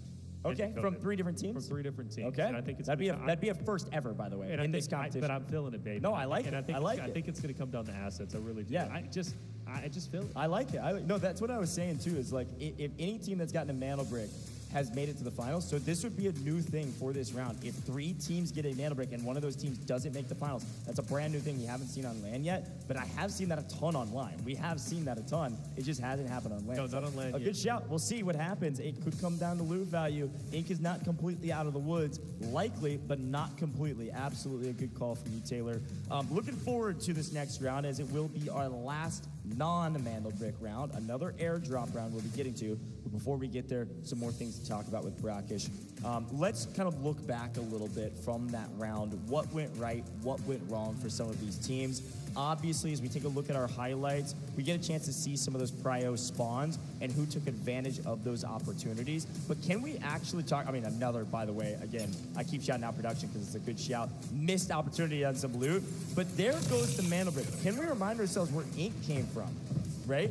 Inc wasn't in a position to actually get the brick early. They go sprinting out of their spawn down in the Tower of Babel, come up and are the first to the brick. So priority spawns are helpful, but they are not everything. And then all hell broke loose, not around the mandal brick, on the way to the mandal brick, which is best case scenario for a team that sprints to one of the furthest away decoding station.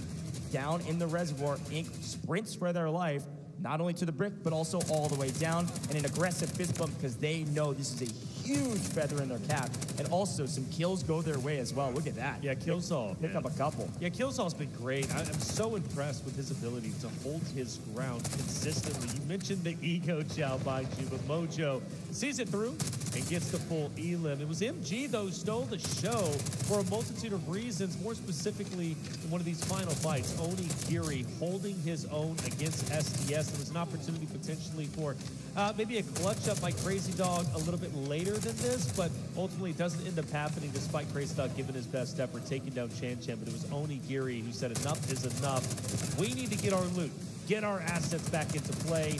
Crazy Dog pushed forward, but it was ultimately then Onigiri who was able to win the 1v1, and clearly celebrating him for good reason. MG is in a wonderful spot at the moment, plenty of loot going their way.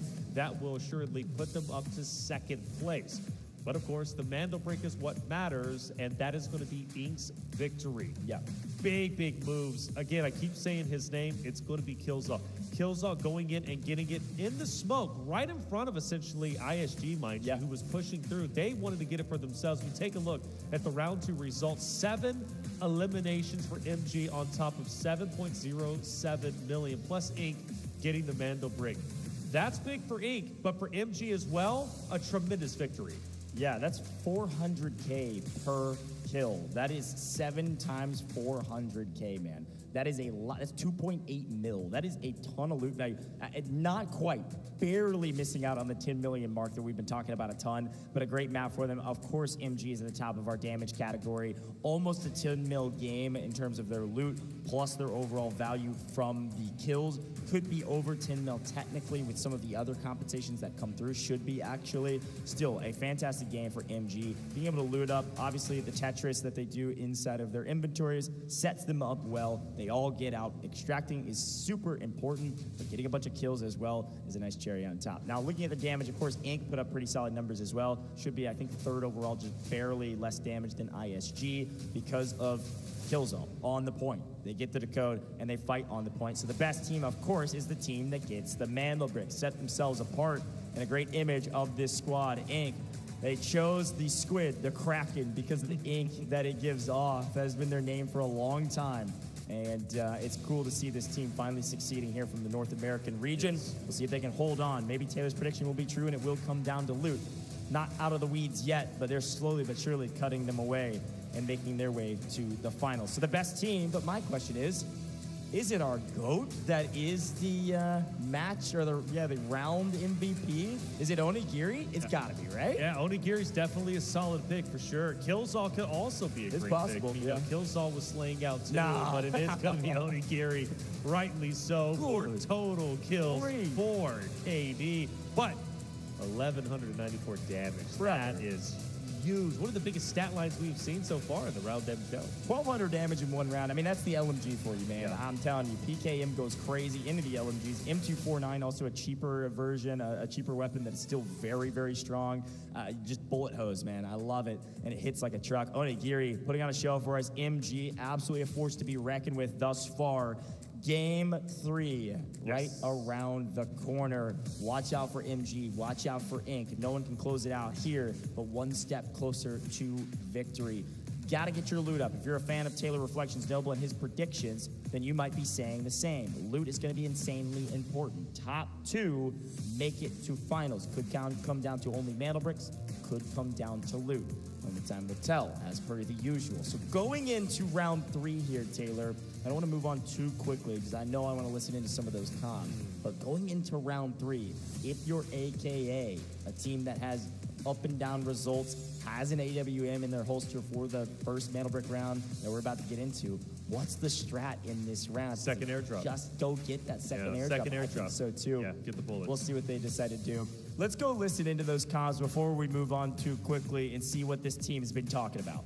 Yeah, so I do hear it. Are they on the right? I don't think they're in the close one. Don't think they're in the close one. They're here, they're here. Mollied off top. I smoked top. I'm grabbing. No hits on that. Let's go Babel. Where do we want to play here? On these. Do we want to play that close? Yeah. I have an MP7. I kind of have. I don't know if we do play here. Up. I think we have to play back still. We don't want to get flanked from behind. I think we play here. Should I play in this building here on the corner? I mean, if you feel safe there. I think one's coming up on my west. On my west. One's here. I need a heal. Can you cover? Yeah. We're getting pushed in the back. 40 seconds. We need to play on Mandel. Still one's far as fuck. I don't have any mollies. I'm here. 30 seconds. 25 seconds. Relax. I have molly. 10 seconds. I have a molly. Relax. I'm very good here. Throwing another cover. I'm mulling point.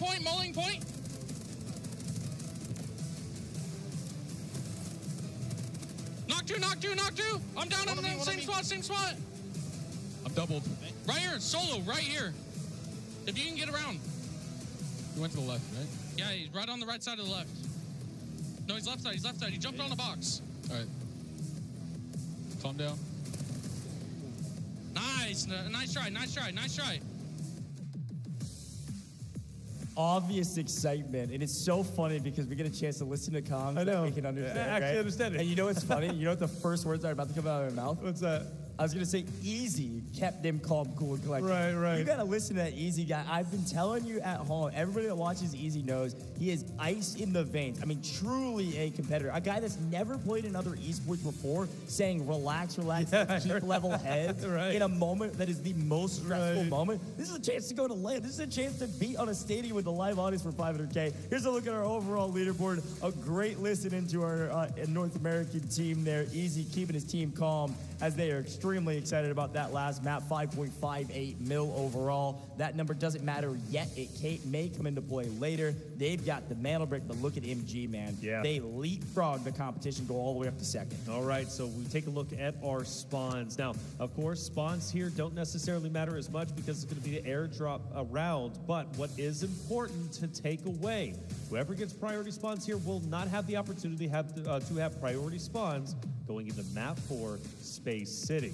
So take a look at it. A lot of activity. Big dogs in the middle, by the way. That's going to be STS Inc. But the good news is, at least for you NA fans out there, AKA doesn't have priority spawn here, which means going into map 4, they might be able to get it. Yeah, they could. Yeah, and this is a very interesting part about this game, the way the spawns work. If you do get a priority spawn in a mantle brick round, you have a chance to get it in the next mantle brick round in the early rounds. So it's a nice boon for them, the fact that AKA could potentially get it if you're a fan of North America. There's a lot of other regions we've got to keep our eyes on, and of course, namely MG, man. Those guys are different right now. They're lining them up, they're knocking them down, they're getting crazy kills, they're getting nice loot value, and they're getting out of the map. They're doing everything right besides getting the brick. We'll see if they're able to do that in round 4, but for now, it's all about round 3. Back to Brackish we go, folks. The last time we will see Brackish today before we move into Space City after maybe another 6 Space City.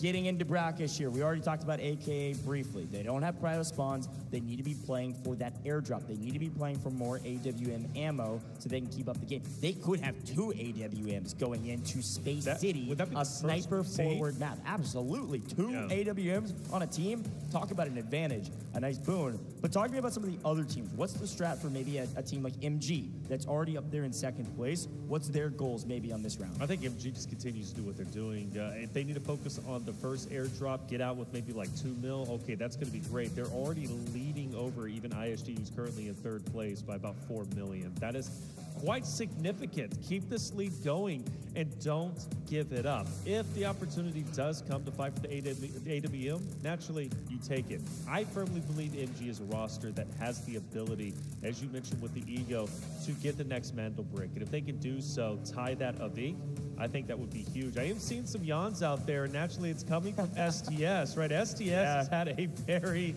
very long day. They started alongside that of MG, competing in our first 6 games. They then went on to compete in our next 6 games, and now they are here once again with their final opportunity to secure one of the final 2 spots.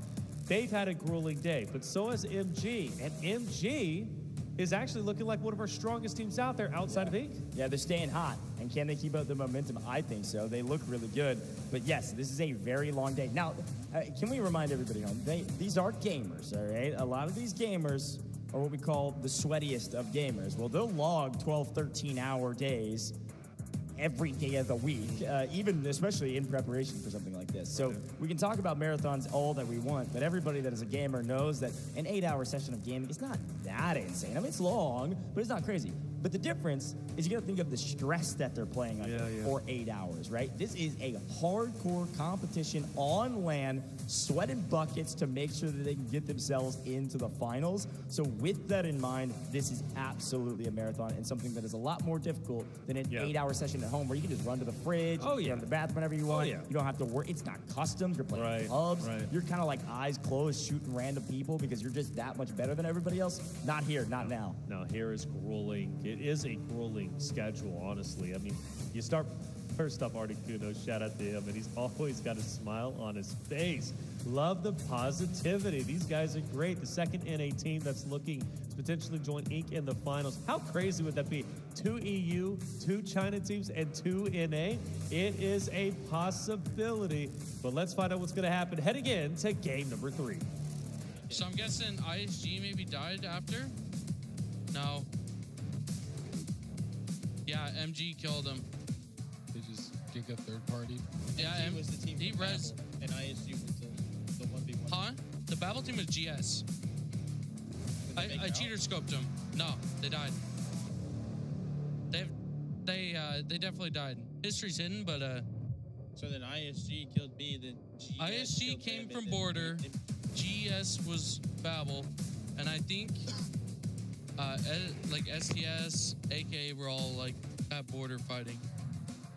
Like P3 right in that area.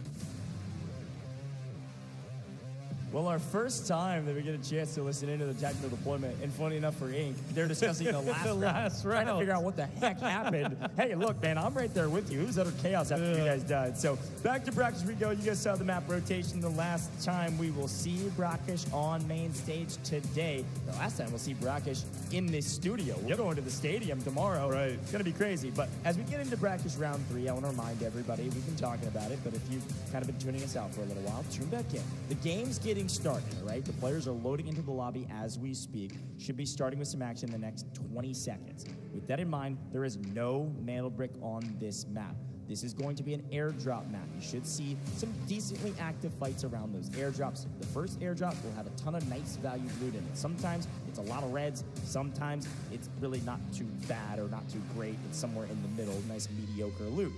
So that's the first airdrop. The second airdrop has that AWM. Let's take a look at our priority spawns, though. Inc. and ISG are the two teams on priority spawns. Yep. That means Inc. will not have prio for Space City, our next mantle brick round, and they're going to push into Museum immediately and be met by ISG here shortly. We have our two teams down in Tower of Babel, a.k.a. in MG. Two teams we desperately have our eyes on. Paying attention to these two teams in Tower of Babel, I think is going to be paramount for who could come out on top and be set up well going into the next mantle brick round. Of course, STS on the north side of the map with GS could come to a head here shortly as well. Yeah, I mean, this is going to be huge in the Tower of Babel, specifically for not only AK, but also MG. MG, a team that's desperately trying to hold on to second place. They are healthy where they're currently at, 4 million above that of ISG. Meanwhile, for AKA, relatively far behind.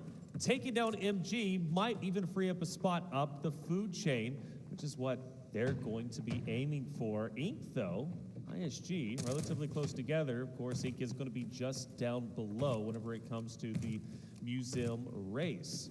And they did this before in earlier groups. They went down low and they stayed there as long as they possibly could. That was the round 2 in the last series that we had a chance to watch.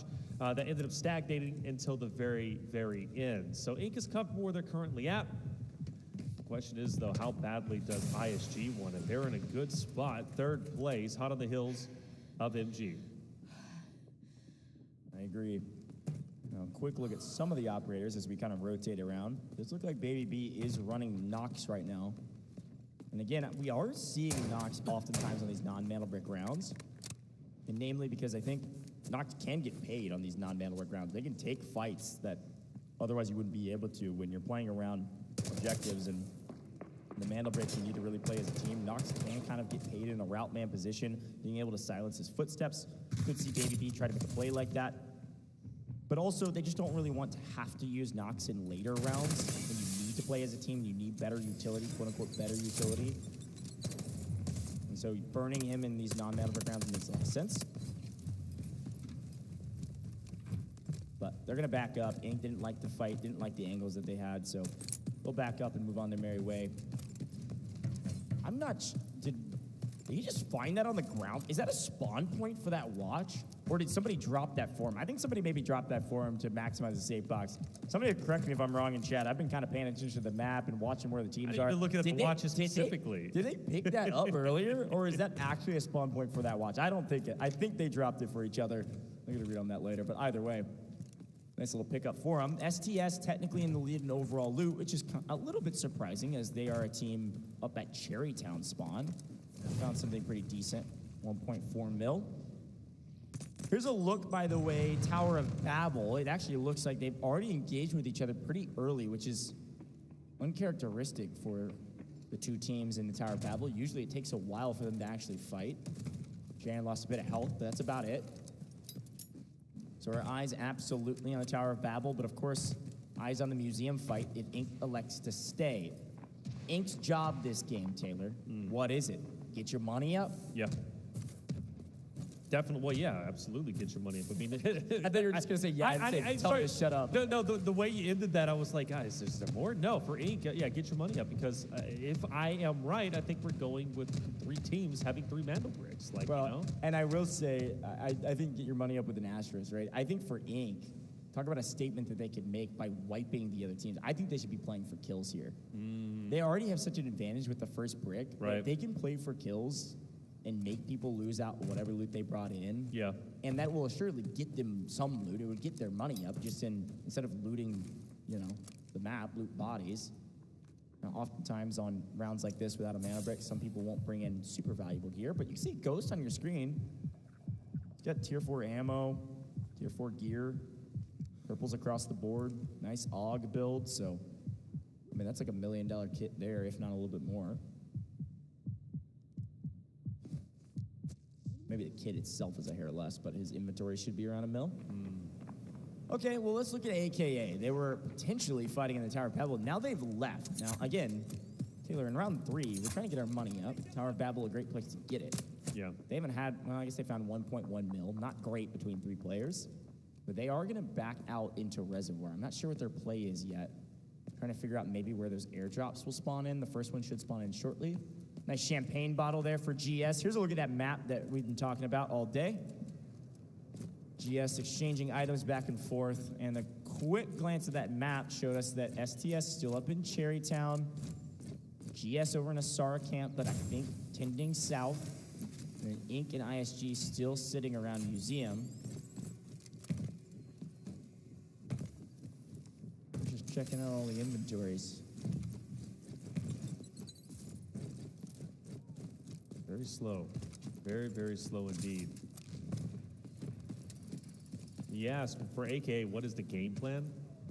I think we already said it, right? I mean, for AKA, getting the ammunition for the AWM that Articuno has been babying, has been protecting since they earned it in game number 1 over on 0 down. So the first airdrop, though, if it's close, obviously you want to fight for it, you want to go for it. That's going to be incredibly valuable. They need the money as well. That's the utmost importance, in my opinion. But I do like the call, like, from Inc., like, okay, potentially fight other teams, take them down, steal their kits. But also, I don't know if Inc. is necessarily concerned with this game, at least this specific round. I think for them, it's kind of like, you know, hit or miss. They can walk out with some loot, okay. They can walk out with some eliminations, they're fine with that, but not too concerned with it. We do see the airdrop finally appear on the map. It's going to be over there next to Blue River, and of course STS is right next to it. Inc. and ISG, I don't know if they can disengage from this cleanly to go up for the airdrop, so I might predict STS to have a clean pick. Okay. But I say that, Killzall, who else is going to take down Ghost, which that's a big pickup, because Ghost has been huge for ISG in the Slaying department. Yeah, nice find. And that's a patient angle, too. Unfortunately, they walked into the trap. Inc. doing a good job right now. Find one could be the signal flare that they can push the equation. Not sure Baby B actually saw him cross to the right there. Baby B trying to play forward aggressor for his team, looking for the other 2. Here's them down below and could go for the chase. There's the point, there's the flag, there's the ping to his team. Let's make a move. He's doing exactly that. Be a big pickup to take down ISG in this moment. Team that's, I believe, in 3rd place. Behind that of MG. You take down ISG this early on, that's only going to help you in the future asset category. Oh, Mojo looks away right as Inc. starts to push down. See and you later. Talk about the timing. Mojo had priority on that angle. He looks away and Inc. takes advantage of it, and ISG are now gone. Bro, where has this team been for the last 2 days, man? Inc. finally coming online, winning gunfights, winning trades, easy shooting, straight kills all with the backup. Very well done. Inc. win out in Museum, at least for now. And we're finding great loot on the other side with some of these other teams. On screen right now, of course, is STS, but on screen now, with the transition, about the thing I was going to set up is that AKA, the other North American team, has crept over to Museum to try to get a piece of the action. And our first airdrop has landed up by STS, which is that loot that they were just picking up. So on screen right now, AKA knows that sure, they can take a fight here against Inc. Sure, they can take the fight at Museum. The second airdrop is what they need, some extra ammo for their AWM for the next round. AWM is definitely beneficial. Articuno is great with it for sure. GS starts to move in onto AKA's, or excuse me, onto STS's position. They've had a great turnaround given the performance that they had a little bit earlier, you know, just missing out on the top two. They're definitely in the running. Currently in 4th place, might even jump up to 3rd now that ISG is out of the way, Inc. taking them down. We might have NA on NA with Inc. versus AKA over in Museum. That would be a big pickup for Inc. Yeah, there's really not another fight. The only other fight would be this one on your screen, GS, and now we swap off, but GS and STS could get engaged up by the hotel. Kind of a weird fight for GS to take, frankly. So I think this is the one. And again, because of the crowd talking from AKA, Inc. has no idea. Wait, Baby B's about to run into it. He's slow picking it. Maybe Baby B does have some info.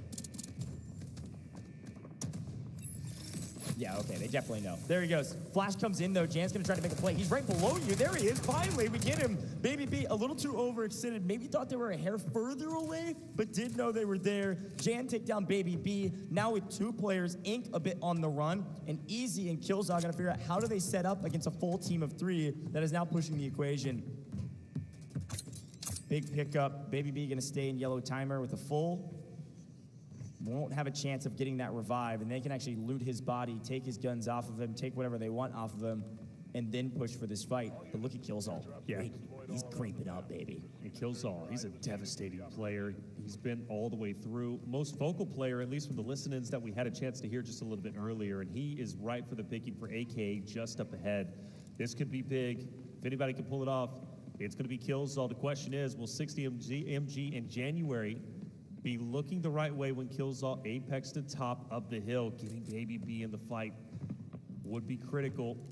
But as soon as he fires a shot, most likely, AKA all 3 of them are going to be able to fire down onto Killzone. He wants to. You know he wants to apex that hill, but he just doesn't feel like he can at the moment. Yeah.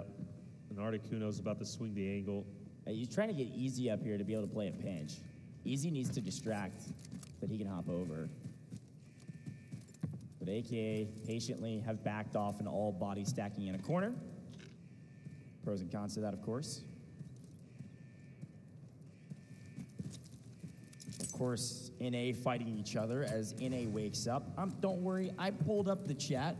Very lovingly, the chat told me that, of course, that's not a spawn for the watch, which I knew. Of course, they probably dropped it. I just didn't see the original pick. Don't worry, chat's been really nice about it, and excited that North America is awake, and excited to see North America audience watching our 2 North American teams still have a chance to make it to finals. This is going to be really fun to watch. Of course, a non-mantle break round, but setting the tone. Now, as expected, AKA pushing for the AWM drop. This is going to be the next battle that they have to take, and frankly, they desperately need a win here. They need this AWM going into the next mantle break round if they want a chance at the finals. Yeah, definitely. So that's been the biggest talking point as far as the conversation goes for AKA. Getting more ammunition over towards Articuno for the AWM is going to be critical. We do have another engagement taking place. STS is starting to push up. This is going to be a big fight for them to take. They fell a bit flat in the last game. This one, they need to step it up dramatically. Meanwhile, on your screen, all 3 members from MG are going to be extracted. They're out of there. They're gone. Now, from AK's perspective, 60 MG will take down Crazy Dog.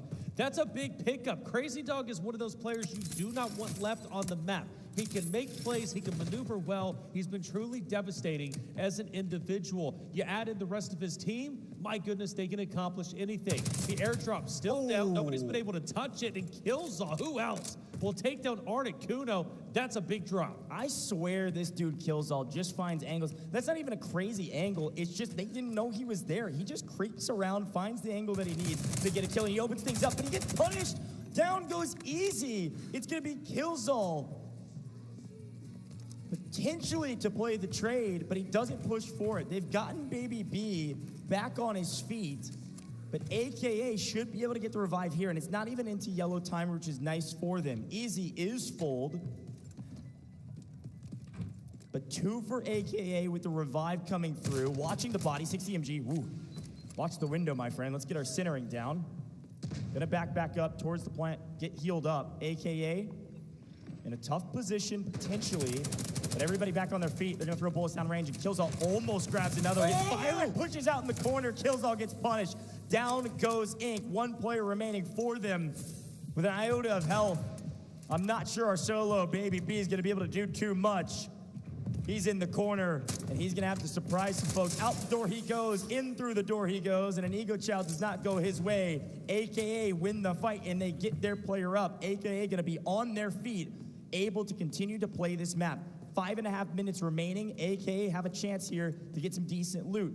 The airdrop is still in play, as it looks like Gold Silver, 2 members of that team back on their feet, might come in and play spoiler. That's right. AK needs to recover quickly, and they cannot let their guard down, or else they are going to be fully eliminated. The eliminations earlier are beneficial. They pick up about 1.2 because each elimination is worth 400K. But Gold Silver pushing in when AKA might not be ready could be truly devastating. And January, by the way, is hiding behind the airdrop at the moment, and I don't know if he's fully aware that they are here. And there it is. They picked that ammunition, but I don't, there's no way they know Gold Silver is slowly creeping up. January's most likely about to get dropped. They don't have an angle yet. And Gold Silver, with only 2 players, are trying to play this as slow as humanly possible. A huge boon, and a great call, AKA able to succeed in their goal, which frankly their only real goal was to get more AWM ammo going into the next round. This round is important, but it is not everything. Mana bricks are going to be the ticket to the finals. For those that are just waking up, we've got 4 teams waiting in the finals for 2 of the squads in this lobby. And Ink is the only team with a mana brick. AKA in trouble, or so we thought. Crazy Dog usually shoots straight, this time not so much. It's good that even the fact that Crazy Dog is back into the fight. He was down a little bit earlier, so good on GS to get him back onto his feet. Oh, this might be a weird cross. I cannot believe it. Crazy Dog is missing more. I agree with you. Typically, he's pretty spot on. Yeah, the gun he's left with here is not super ideal comparatively to what most of these teams bring in. 60 MG. Oh, I don't think he saw him. I want to say Gold Silver might have actually crossed his lane of view, but it might just be the X-ray playing tricks on me. No, he sees him.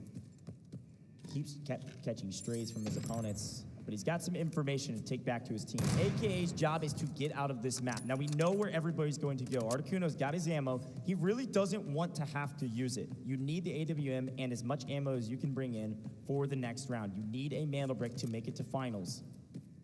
So we're going to move towards the extraction point. The extraction point to the north side of the Tower of Babel, kind of out in the open around those boxes, has been the extraction point that's been fought over and over again on Brackish. You've got STS off screen down at the helipad.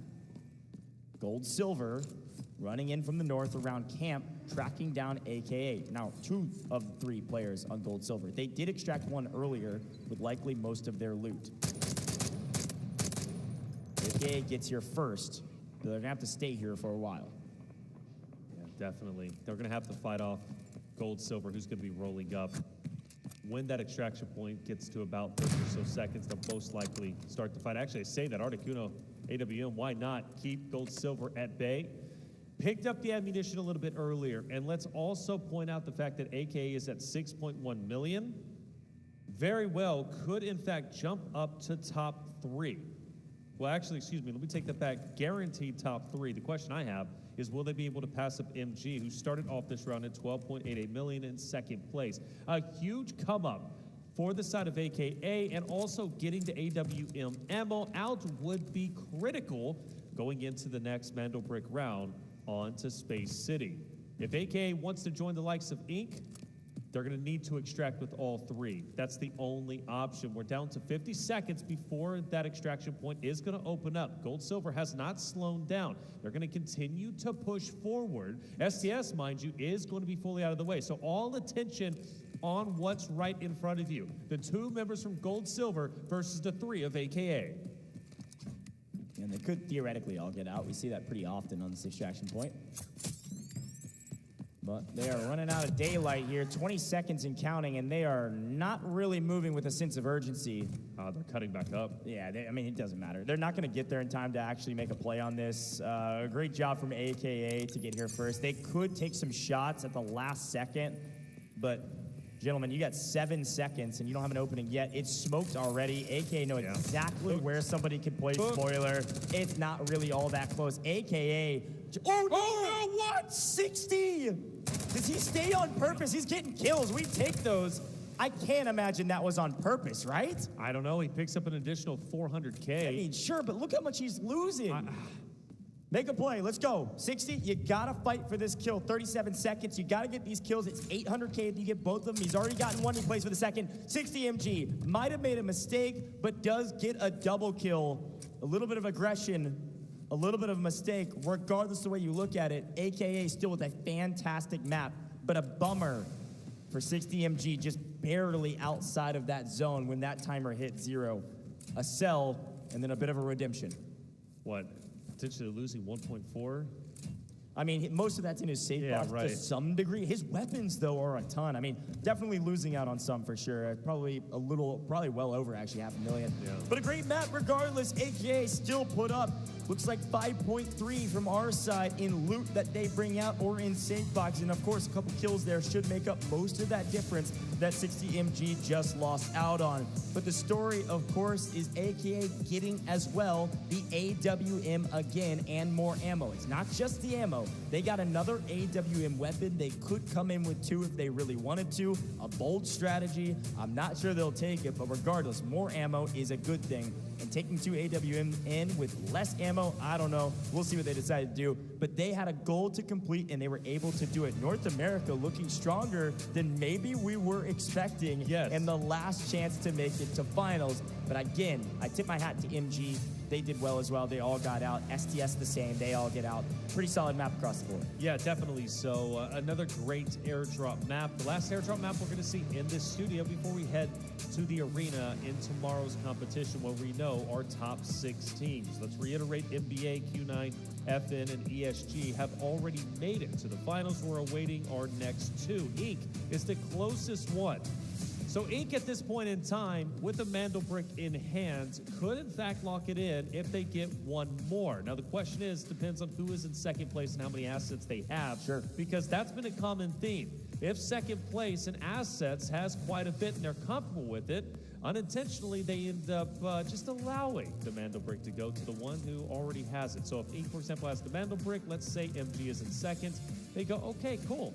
Inc., go ahead and get the second Mandelbrick. We're comfortable where we're at, and then they move on, and then they're best of 2, and then the other 4 get eliminated. But I don't think that's going to be the case. I'm standing behind it. I really do think we're going to have 3 teams, each respectively with the Mandelbrick. Therefore, it comes down to the assets race. Now, who will it be? I don't know just yet, but we know Inc. at least has one of them. But good stuff coming out, at least from AK. Very happy with the way they played that. I know it was a bit of a blunder from 60 MG, but he still picked up 800K. Yeah, he got the double kill. It basically covered his losses. It covered the losses. Maybe he made a little bit of a profit, maybe very slightly. Yeah, it'd be pretty close. Overall, not a huge deal. 2 members of AKA get out, and luckily it wasn't 60 with the AWM and its ammo. That would have been, now that would have been crazy. That would have been unacceptable. But regardless, a fun map. Our last non-Mandelbrick round, though. So looking back, some fun fights, of course. I think when you think about T1 spawns, who got those, who couldn't have those going into the next round, that's an important factor. We'll show that map a little bit later and talk a bit more about that. But Inc., of course, that team that did get a prio spawn, they push up immediately to the museum, and they do a pretty good job. I mean, Inc., yes, they get wiped immediately, but they do take some solid fights. They do pick up a couple kills, and I say immediately, not immediately, but somewhere about halfway through the map. So overall, everybody had a decent map. And looking forward to the Mandelbrick rounds. Yeah, definitely so. And speaking of Mandelbrick rounds, going to be coming up very, very shortly with Space City. Inc. ISG, though, they get the prio spawns over in Museum, which means they're not going to be eligible for prio spawns going into Game 4, which could be great news for those looking to get a Mandelbrick themselves, given Inc. already has one. So it's going to make it not necessarily easier, but at least more manageable, I should say, right? Especially if they can get their hands on it early enough. But again, the teams that traditionally go for the metal brick early, pick it up and go for the extraction site, have had more success than those who waited out, try to camp it. Think like a Fallen, right? Fallen did make it to the grand finals, but they love to camp out that mantle brick, and it just makes things awkward, and it definitely tapers off the expectations and the help, obviously getting extracted. But it's going to be interesting, man. Space City, always fun to watch. That's our next three with the mantle brick. Yeah, no, totally agree. I'm pumped to see the operator choices as per the usual, right? I think what we expect in Space City is a Luna and a Stinger. Most of the time on most teams, you need a crazy amount of smokes on Space City. There's a lot of wide open spaces, a lot of long sight lines. We've been saying this all day. The players, if they don't do it, have been punished for not doing it. So it is everything, not only just getting the brick, but also protecting the brick on the decoding station. You're either creating space or covering space. Either way you look at it, it's all about space, and it's on Space City. Let's take a look back on the last map, though. We've got highlights from the last map, and there certainly were some great fights, of course, and Killzall picking up a couple kills here.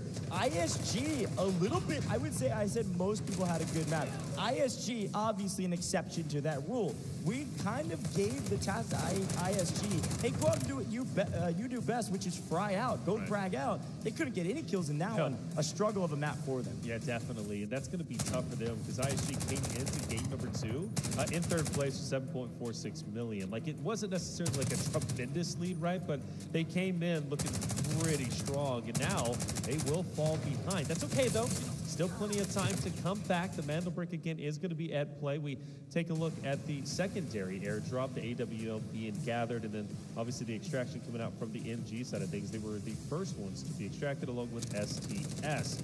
Final fight, though, this was a little bit weird. Yeah, he misses it, but he makes the most of it. He picks up the last two players from Gold Silver, which at least nets some 800K. Yeah, also, can I have 60 keep playing like that, man? That was some nice plays. He picks up the double kill. He said, it's all good, guys. I got them both. Sometimes it's AK, sometimes most of these rosters, we've seen this, MG's a really good example of this. Some of these rosters, they just need to have the ego that they're the best in the lobby. And I think some of these teams don't have that ego. In this lobby, you've got to have it. Some of the best teams on paper are already in the finals. 4 out of 6 of them are. So you've got to have an ego. You're the best team. Ego up and go get some kills. Look at AKA, yeah, man. 6 kills overall because of the efforts of 60MG on accident or on purpose. We'll give him a bit of the doubt, maybe. 6 kills overall is a ton, but 5.35 mil extracted with, as well as that AWM and that's ammo, of course, making up a sizable portion of that. 6 kills times 4, that is 2.4 million added to 5.35. That is a great non-mantle brick round. They're going to be feeling really comfortable going into the next round. Of course, all the way down there near the bottom, only 0.78 mil from Ink, but they did get 4 kills, so they should leapfrog on round results, if you will, in overall value. Yeah, it's still value, and Ink needs to continue to manage how many assets they have, because if we do have 3 teams on a mantle break, they're going to be one of the lower scoring teams, but at least, round 3, Ink, aka pulling off the most damage by far. In fact, they were the only 2 teams with eliminations with 6 and 4 respectively.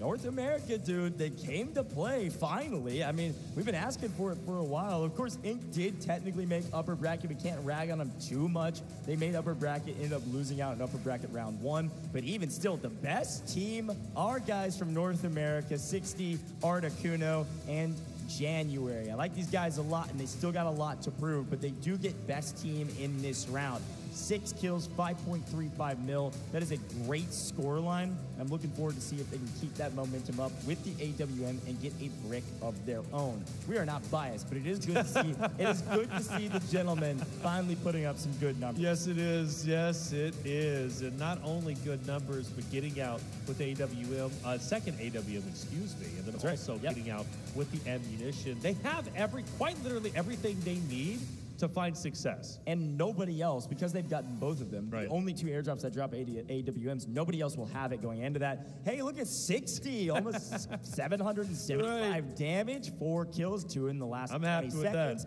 and a 4-0 KD. A great round for 60MG. We kind of meme a little bit with these guys because we get a chance to talk to them the most, probably, out of most of the competitors. And they've been talking strats with us. They've been talking about different things they're trying, and finally, it's working for them. But as much as I want to hype them up, They've got to prove to me that they can get a Mandel break. They need to do it right now. So a great round for them, but of course, my eyes move forward a bit into the next round here shortly. All right, 60MG, AKA, it's time to keep moving forward. Round 4, right around the corner. Head to Space City, it's time for a Mandel break. We're going in, time for a Mandel break. Couldn't be more excited. Get your predictions in chat. I'm seeing a lot of people talk about AKA. It's so funny. It's like when AKA plays well, they're like, yeah, they're great. When they're playing bad, oh, they're choking again. Watch out. Like, sure. We can't find some consistency out there in the chat. We love each and every one of you, though. Thank you, obviously, for stopping in and waking up this early, which for some of you gamers out there, it is quite early. It's like 8:30 Central Time. Hey, look, not that early. Hey, for me, man, that's early. I'm sleeping so about at least 10:30, okay? So it's early for you guys. We appreciate you all being here for sure. But this is a big round, without a doubt. I mean, Inc., for example, again, there is an opportunity, despite them not having the prio spot opportunity, for them to gain another Mandel break, and doing so would end this, and therefore end the potential chances of AKA, GS, right, ISG, from potentially going into the finals tomorrow. Let's listen to the comms from our winning team. Comms. Jumping west. Oh my God, you got double headshot. Museum's coming out. Museum came out. Can you get to me 60 or no? No. Museum's coming out. Museum came out. Can you get to me 60 or no? No. There's just not full teaming here. Museum is coming. Nice. He's 1 HP, but I'm 1 as well. Hey, look, he needs you, Ben. I think that team ran away. One more. Baby B's below. Baby B's below. Last one's below. He's by my body somewhere. You want to aim them together? Yeah. Sure. Wait, I ult. No? He's outside. Nice. Nice. Good shit. Revive? Yeah. I'm smoking in. I got it. I have. It's quick res. Okay, good. I might get ratted here. It's not looted. Copy. I might get ratted here. I'm looting it. Give me comms. Pull it right now. I'm good. All right, bro. Who's on twerk duty after this game? I'm not going to smoke. We're going to fight for this. Oh, right here. I have 1 flash. Smoke deep in there. You have ult Articuno? I shot the flash. I'm shutting down. How much time? Can you give me time? Oh. Did you get out? No, you didn't get out? No, bro. I asked for time. It's fine. It's actually worth more. He's on the box. On top of the box. Good shit, man. What is he doing? Yo, can you drop brakes for tags. First of all, I love listening into North American comp because, of course, we can understand all of them, and it's interesting. Also, some of those comps were wild. We had a player And they were singing. We had a player singing. Yeah, We had somebody say somebody was on duty after this about something that I won't repeat. And then, of course, that was the moment that obviously confirms it was an accident. And, of course, he was asking for time. Teammates weren't able to communicate fast enough. That is what it is. But he said it was worth more getting those kills. I think it was pretty close. Maybe worth more. Nice pickup there. Inc. at the top overall. This is our overall rankings. 9.52 mil overall. Sure, doesn't really matter for them. They're focused on the Mandel brick. And MG, top of the loot category at 16.7.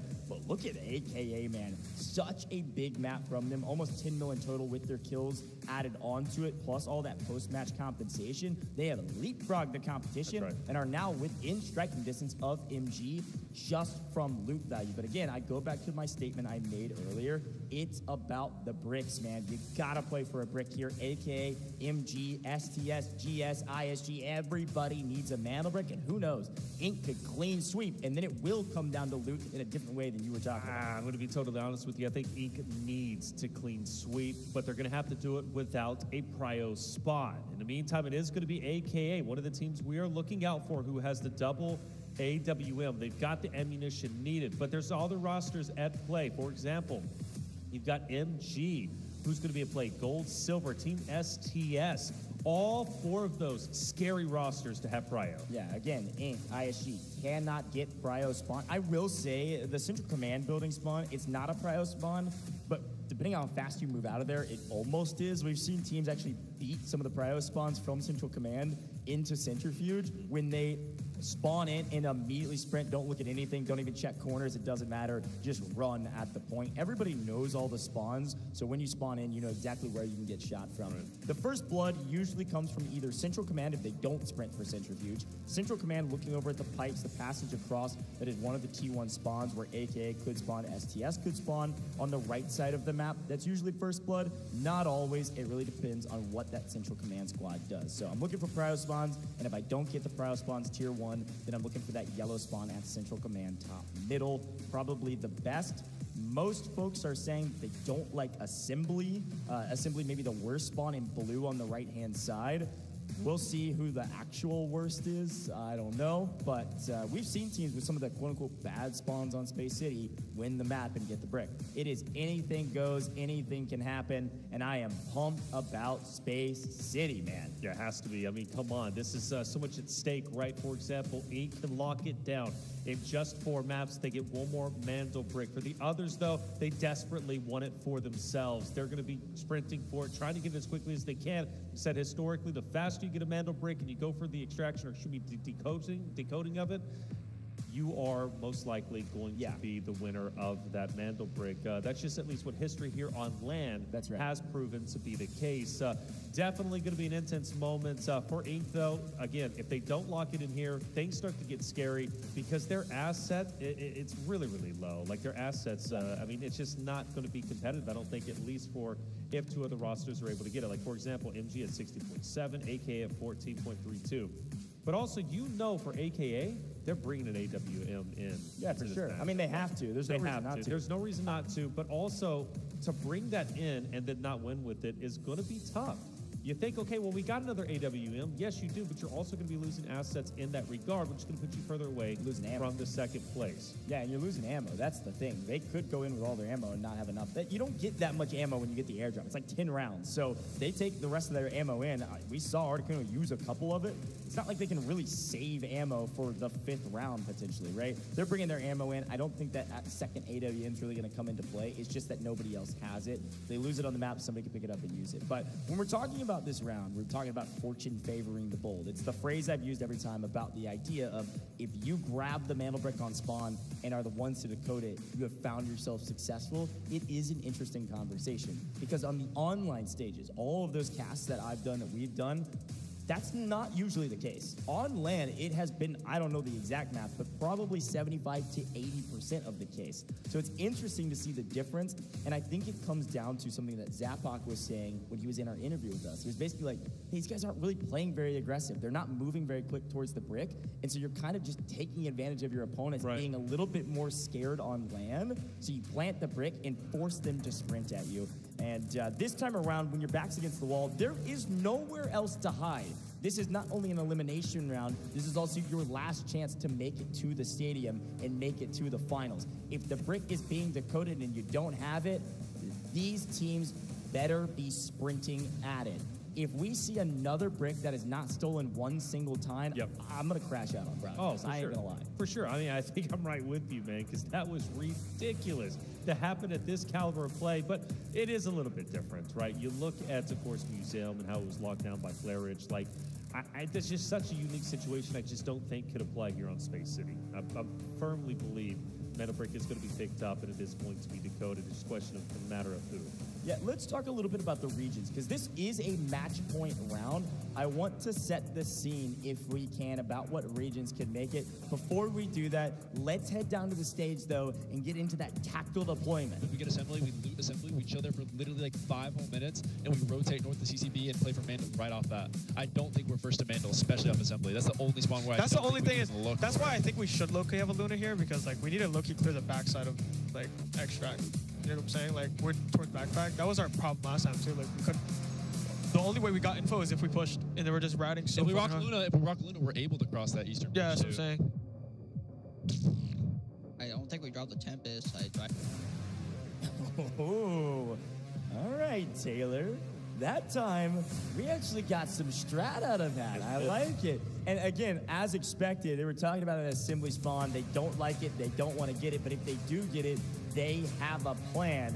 It sounds like Luna is a part of that plan. It also sounds like Tempest is a part of that plan, if I heard that correct, which makes sense if you know Articuno. Yeah, Tempest has been wonderful when it's been utilized. And in my opinion, I think Tempest has been underutilized. But it has proven to be such a great operator, especially with the update that they're currently playing on. Let's get into it. Round 4, Space City. What's at stake? Well, everything, right? Top 2 spots going into finals. Who's it going to be? For Inc., it could very well be them right here and now if they get the mantle break. For AK, they don't want to give it up. For the side of ISG, GS, STS, MG, well, they also want a number 2 spot, going into finals tomorrow. The question is, who's it going to be? Let's find out. Here we go. It is AKA getting the prio spawn and MG on the other side. Arguably 2 of the strongest teams that don't have a mantle brick right now. And you can see Gold Silver sprinting down from Command Center. And as per the usual, just like we've seen time and time again, just like we called out right before this started, First Blood goes to the Central Command Building, and there's more happening on main. It looks like AKA is actually getting shot in the back as well, and they lose one to STS, who is sprinting out of dormitory and trying to get involved immediately as Articuno goes down as well. Oh, they get the prio spawn, and they get wiped. AKA cannot get a brick this round. AKA is in the lobby. They got what they wanted, but STS was flying at their opponents. The question is, did they pick up to AWL, which is going to be so very valuable? STS starting this game in 4th place, 9.29 million assets earned. But devastating, truly devastating. STS also picking up quite a few items. I mean, that's going to be $500,000 going the way. They're up to 4.3. Yeah, they got the AWM and all that ammo. AWM ammo cannot be put in a safe box, man. They've got an AWM with not a bullet fired in this round, likely because Articuno got cut down so early. AKA got excited about their spawn. They were not expecting this fast of a move from STS. Holy cow, STS, they are not here to joke around. They are here to make a statement. Mantle break going to be up in about 50 or so seconds. STS looking in my eyes to be in a great spot, not necessarily to get their hands on the mantle break early, but to have such a good opportunity in the future when they have to go for the retake. Now, as we look at STS Chan, gathering some information, MG up ahead, they start to rotate in, but area is going to be Gold Silver just in front of them. So if they aren't aware of this acutely, they're going to fall apart much like that. E-hit's going to be down. Oxygen also has been dropped. Ghost doing what Ghost does best. Trading of blows. Both teams lose a player and a cleanup. Nice over the top. Crazy Dog's actually gonna, oh no! I thought he was gonna get a double. A mantling player into hipfire. Chan somehow wins that fight. STS on 2, Gold Silver on 1. What a wild start to a mantle brick round. We thought it might be a bit chaotic. I didn't expect this much blood in the first 3 minutes. No way. I think anybody was. Ink's got the brick already. Ink comes in from the bottom rope and says, sorry, gentlemen. Yeah, keep fighting. We want to win right now. We want to book our ticket to the finals in round 4. I think it's critical. I really do. And it also sets up a wonderful narrative going into tomorrow's competition if Ink can lock it in now. But that puts additional pressure on MG as well as STS, who has to get over there. They've got to challenge this. If it ends, well, it's a little bit too close to call, especially if MG can stay alive. They're already in 2nd place. STS in 3rd. We take a look at the operators real quick.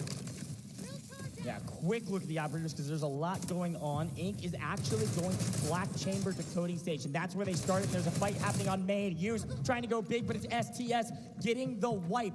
Gold Silver is out of this lobby as well. If Ink gets this brick, it can only be the teams that are alive that could get 2nd. AKA has to pray somebody else gets the brick, and the decoding station is indoors in a tiny hallway in Black Chamber. This is going to be a wild potential last map. Somebody's got to make a move on that brick. With that quick look on the left, we saw some interesting operator choices, but the fights on main are the thing we have to keep our eyes on. We'll call out some more strats as we get into it. Yeah, it's going to get interesting for sure. MGSTS, the closest two teams who can challenge Inc. Now, 3 minutes remaining on the decoding. That's still plenty of time to maneuver. Play this a little bit safe, but once it gets down to about a minute and a half, you really don't have the luxury of hanging back. For ISG, though, they're more focused on taking down MG up ahead. Then they can pursue forward. But the longer this fight stagnates, the more time Inc. is going to be counting down on the decoding, getting that much closer to securing a final spot. As expected, I didn't even really pay attention to the left-hand side of the screen when they're showing operators, but what I'm seeing is the usual on Space City. Stinger, Luna, Uluru is the classic comp. It's one of the best comps for this map. You got plenty of smokes, you got plenty of recon, you got a lot of ways to get information and cover your advances as you cross these wide open spaces. 4 teams remaining, all 4 teams very healthy, and right now, no one is challenging Inc. No one is at Black Chamber, and Mojo has found an angle on MG. MG in a bit of trouble with Onigiri goes down. There goes their top Slayer. And oh my gosh, we told you ISG. ISG can hit like a truck. ISG led by Mojo in the fragging category. Mojo leading his team to a potential second place position. They could leave Inc. there and just play to wipe the map. STS is so happy with the result of this. If ISG can wipe MG, that essentially gets rid of their closest competitor from catching up into second place. And it comes down to the storyline we have seen so many times. Allow the team with the Mando brick to get the second Mando brick, and then you could be in second place. But we've also seen that almost backfired. You go back to Gold Silver. They nearly made it, but they were $500,000 away, and they thought they were going to get it. This is a risky move, but I don't know. I think in 115, I think it's going to click by. Inc. surely are going to lock it in. STS has found a nice amount of loot on this map. On the left-hand side of your screen where that leaderboard is usually per round assets, this is total assets, folks. This is our current leaderboard. It doesn't have all the minutiae. It doesn't have kills added to it. This is just straight up stash value plus the loot that they found on this map. So pay attention to the left-hand side of your screen. STS is technically in position to take second place. There is 48 seconds left on this timer, and the only team that could play for the decode right now within range in a reasonable position is actually ISG, with all 3 up inside of Black Chamber. They're trying to make a move. They know they don't have enough loot. They've got to play for the brick. We've got to shift perspectives over there. STS may find some kills, but around the brick is everything. ISG, Inc., where are you? What's going on? Is there an opening? Is ISG even going to make a play? Slowly but surely, finally move, and we see that they have 12 seconds. They're trying to clear every angle. Here we go. You gotta move. Go. You can't pull an Inc. Inc. will win right here. Inc. will make one right here. They smoke and run. They start the steal. No, they're just now close enough. They can't get it. They can't get it. The incendiary. The incendiary keeps them off. The smoke, yes, covered their advance, but they didn't get close enough. Inc. is going to the finals. North America will be represented, and there are only 2 other teams left on the map. STS, fully healthy. MG with a solo, and the scoreline's not all that close. Against all odds, Inc. gets 2 Mando bricks. They lock it in. They officially will be going to that sold-out stadium tomorrow to compete for the bulk of $500,000 and potentially become the champions for the first ever Delta Force Invitational. Like you said, Ghost, the question is, who will be joining them? Will it be STS? You're right there on the precipice. MG. There's 1 player left. And we've seen this game play out already just moments before in the previous 6 games. It was between Gold, Silver, as well as Fallen, both desperately clawing their way, trying to get as much loot as possible. And it was, in fact, Fallen. Took the position away from Gold Silver, who no longer has an opportunity to catch up. They are done. ISG is done. AKA is done. The only spot available now going to STS or MG.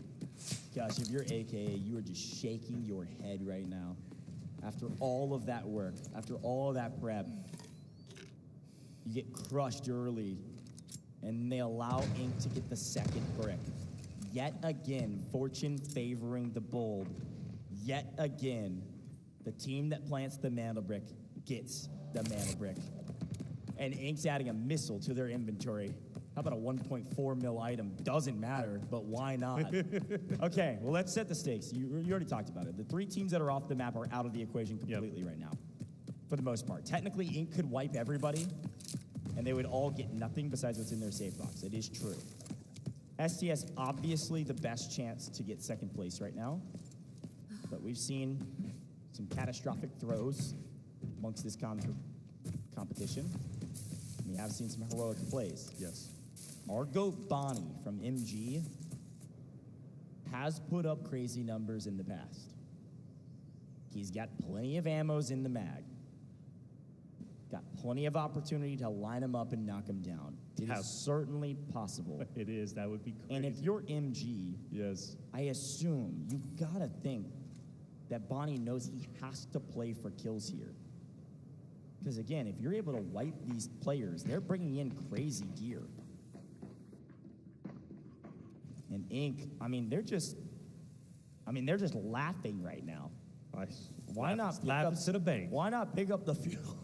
The crazy part about Inc. too, right, is they're finally getting some RNG on their side too. They got some nice loot on the ground around them. They can get their rocket fuel. They got their rocket too. Might as well just blast off. Look at that. Another 1.5 mil item just sitting on the ground, waiting for them to pick it up. This is like their celebratory run. We know in the finals, EU's going to have representation from 2 teams. China will also have their 2 teams as well.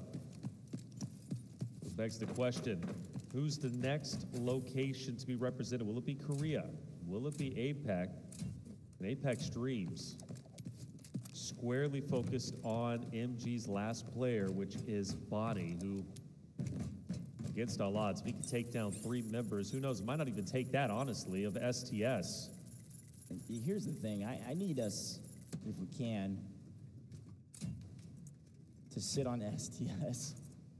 STS, the entire burden of responsibility is on STS to get out of this map. That's the key. You gotta remember how much value these players are bringing in. Regardless of what's in their save box, their kits are well over $1 million a piece at this point, right? We're into round 4. There's really no limitations on gear. They're bringing in a lot.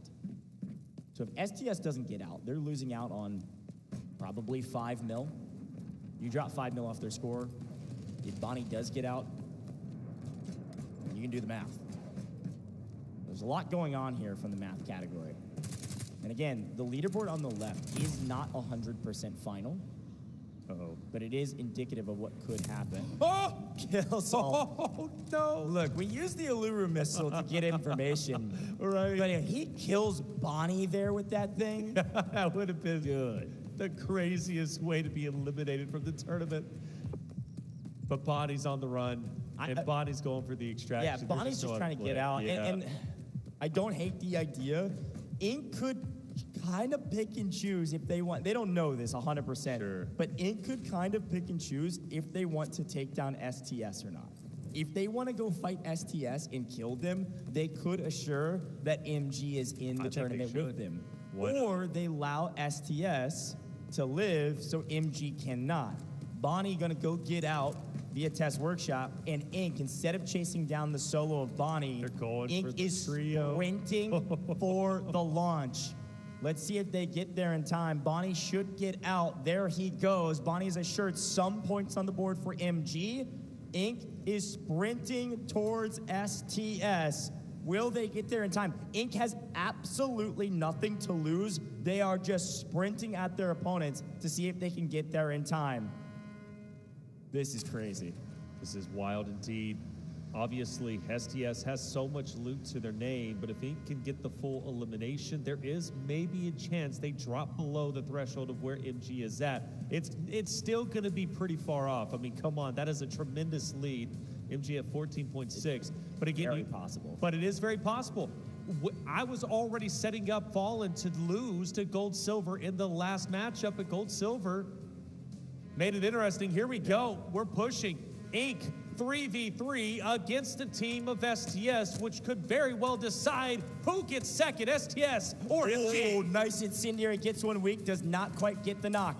We got to move, and we got to move now, Inc. If you want to punish this team, I don't know what they know. They don't know what's at stake, but they know that they have nothing to lose. Why not put on a show for the people at home? Here they come. They're coming up the stairs, and they're coming quick. Killzone, maybe first entry man. They're going to try to smoke and run it easy. First look, AWM miss. STS need to get out with this weapon and its ammo. It's a ton. Look at the total. We've got plenty of time for this fight. 170 seconds for guarding the area and doing the mission so that you can get out. This is crazy. It will come down to this fight potentially. Their total will drop dramatically every shot that they take with that AWM. If they all die here, STS may not make finals.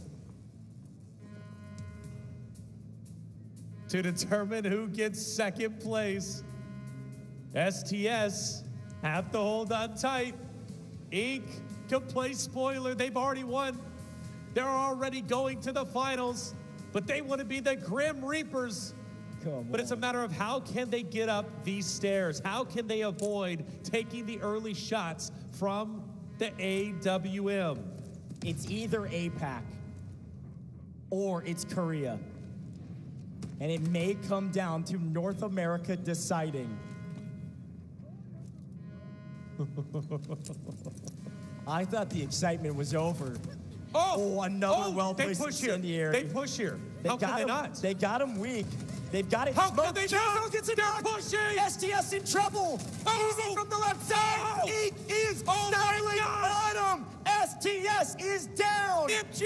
Ink is unstoppable. MG. They had nothing to lose, and they wiped the lobby anyways. Sometimes all it takes is a little bit of confidence. NA not only on top, but NA, the deciders. NA, the thumbs up or the thumbs down in the Coliseum. And for STS, the thumb has been put down. Ink punishing this lobby. And now we have to wait. On paper on the left, MG will be second. It is not 100% confirmed. It is unofficial. But you got to remember, Bonnie ran for his life, and they did not hunt down Bonnie. That's right. Bonnie gets out of the map, and that might have been the difference maker.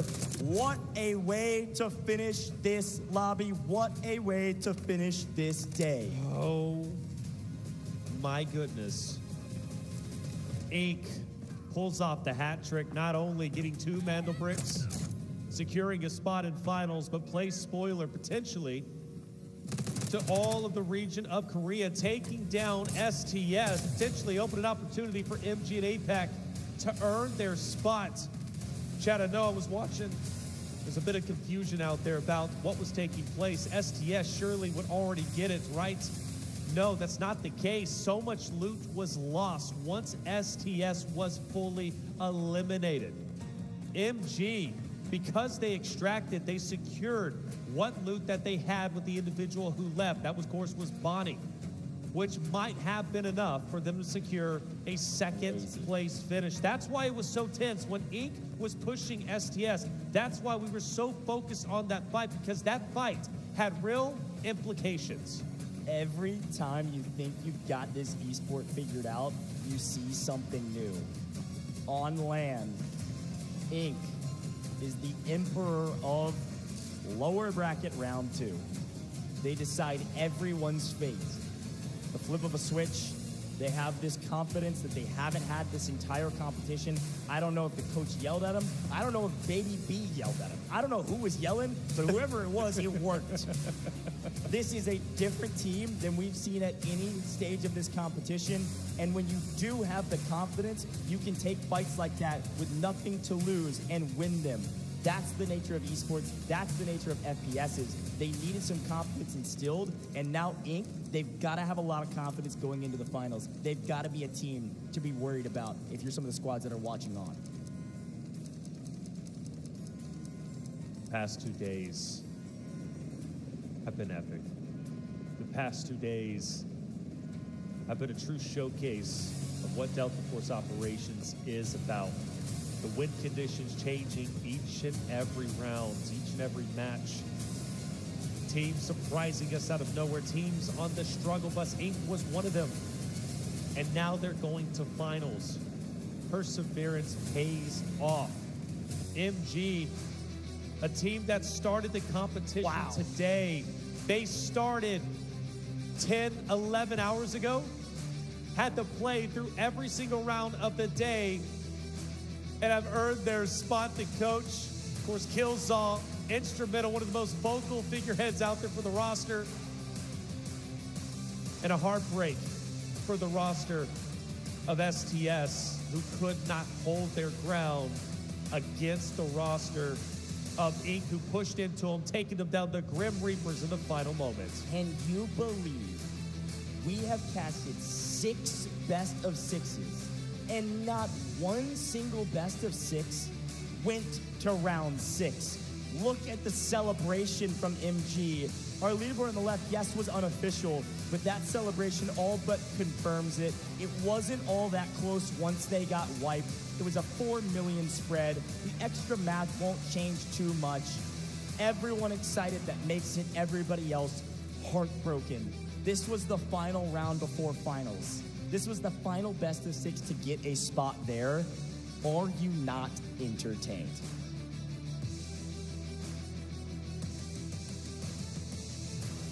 Hugs, smiles. Grimmy also rolling in, substituting for Baby in the previous round. Baby comes back into play. They earned the spot. That's no hate on Grimmy by any means, by the way. You can tell celebrating, the bucket hat on, the peace signs coming out, the pictures are being taken. What a moment. Take it in, boys. Baby's family also coming, the mom and dad right to help keep Baby mental in check.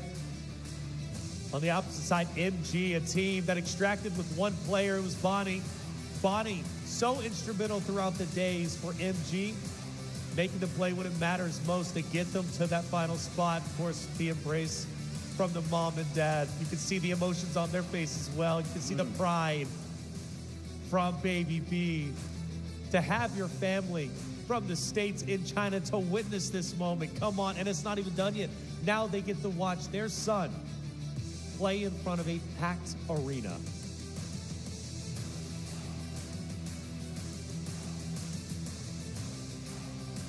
We've been saying this for a while, Taylor. We've been saying that Delta Force and its esport is in its infancy, and that is certainly the case. We're not even at finals day yet. And if this is not an example of what this game can be at the highest level, sure, we've come a long way from where we started, and we still have a long way to go. But this competition has been electric for 2 days straight, 11-hour broadcast back-to-back, all leading up to tomorrow. 12 teams now down to 6. Inc., of course, being one of them. Not the last, though. That's right. They took fate into their own hands. They secured both mana bricks. And again, we see another matchup, another series get closed out in 4 games. If you would have asked me before we got started here, when we flew into China, when we were talking about the competition and setting the scene, if you would have asked me, hey, how many times will we see an entire match, an entire series be wrapped up in 4 rather than 6? You might have actually asked me that question. And I said, not that often. It's pretty rare. And it's been half the time. Right. Half the time it's been 5, half the time it's been 4. We've done 6, 3, and 3. We have not seen a match go to 6 yet. That means the finals, it's got to go to 6, man. We've got to go the distance to hit every single metric, every checkbox. With the caliber of teams now, we officially know who the top 6 teams are going to be. There's no way anyone allows the Mandel Brick to be decoded twice by the same roster. I don't know either.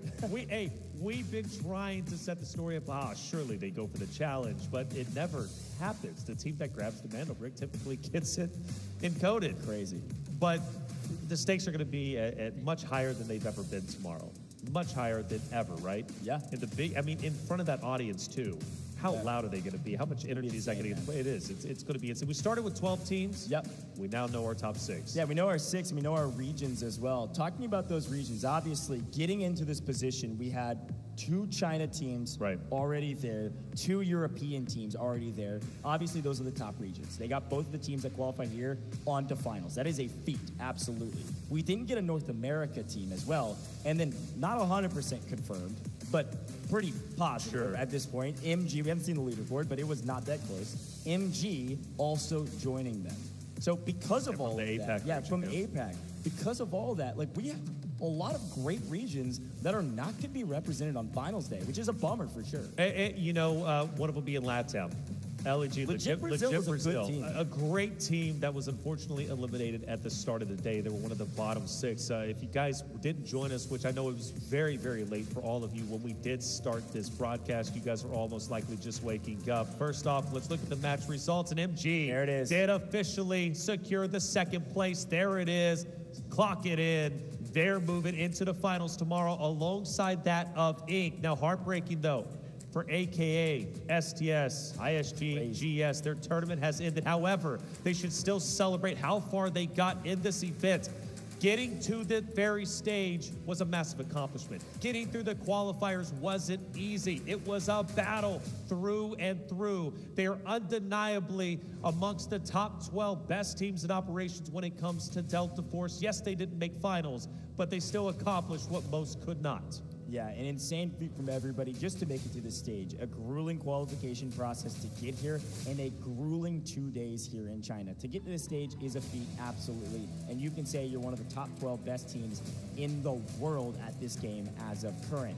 I don't care what chat says. I don't care what the haters say. I don't care about any of that. You earned your spot, and they didn't, right? So earn it and be proud of that. But you're right. We have our 6 and our regions represented. That means we're missing out on our Korea team being in the finals. That means we're missing out on our 2nd APAC team, of course, and our 2nd NA team. But it also means Japan not represented in the finals. LATAM not represented in the finals. Those are great regions that just barely missed out on a finals day at a stadium. They will join the audience. There's our final 6, folks. 2 China teams, 2 EU teams, an NA team, and an APAC team all joined together at the Esports Center here in Hangzhou, and I am so pumped about it. And it couldn't be set up any better. Q9, ESG, both 2 teams that battled, were embroiled in a battle on land, now have to face off against each other. 2 EU teams, once again, who fought tooth and nail against themselves. NBA Fallen, once again, will meet up now where the stakes are at the utmost high.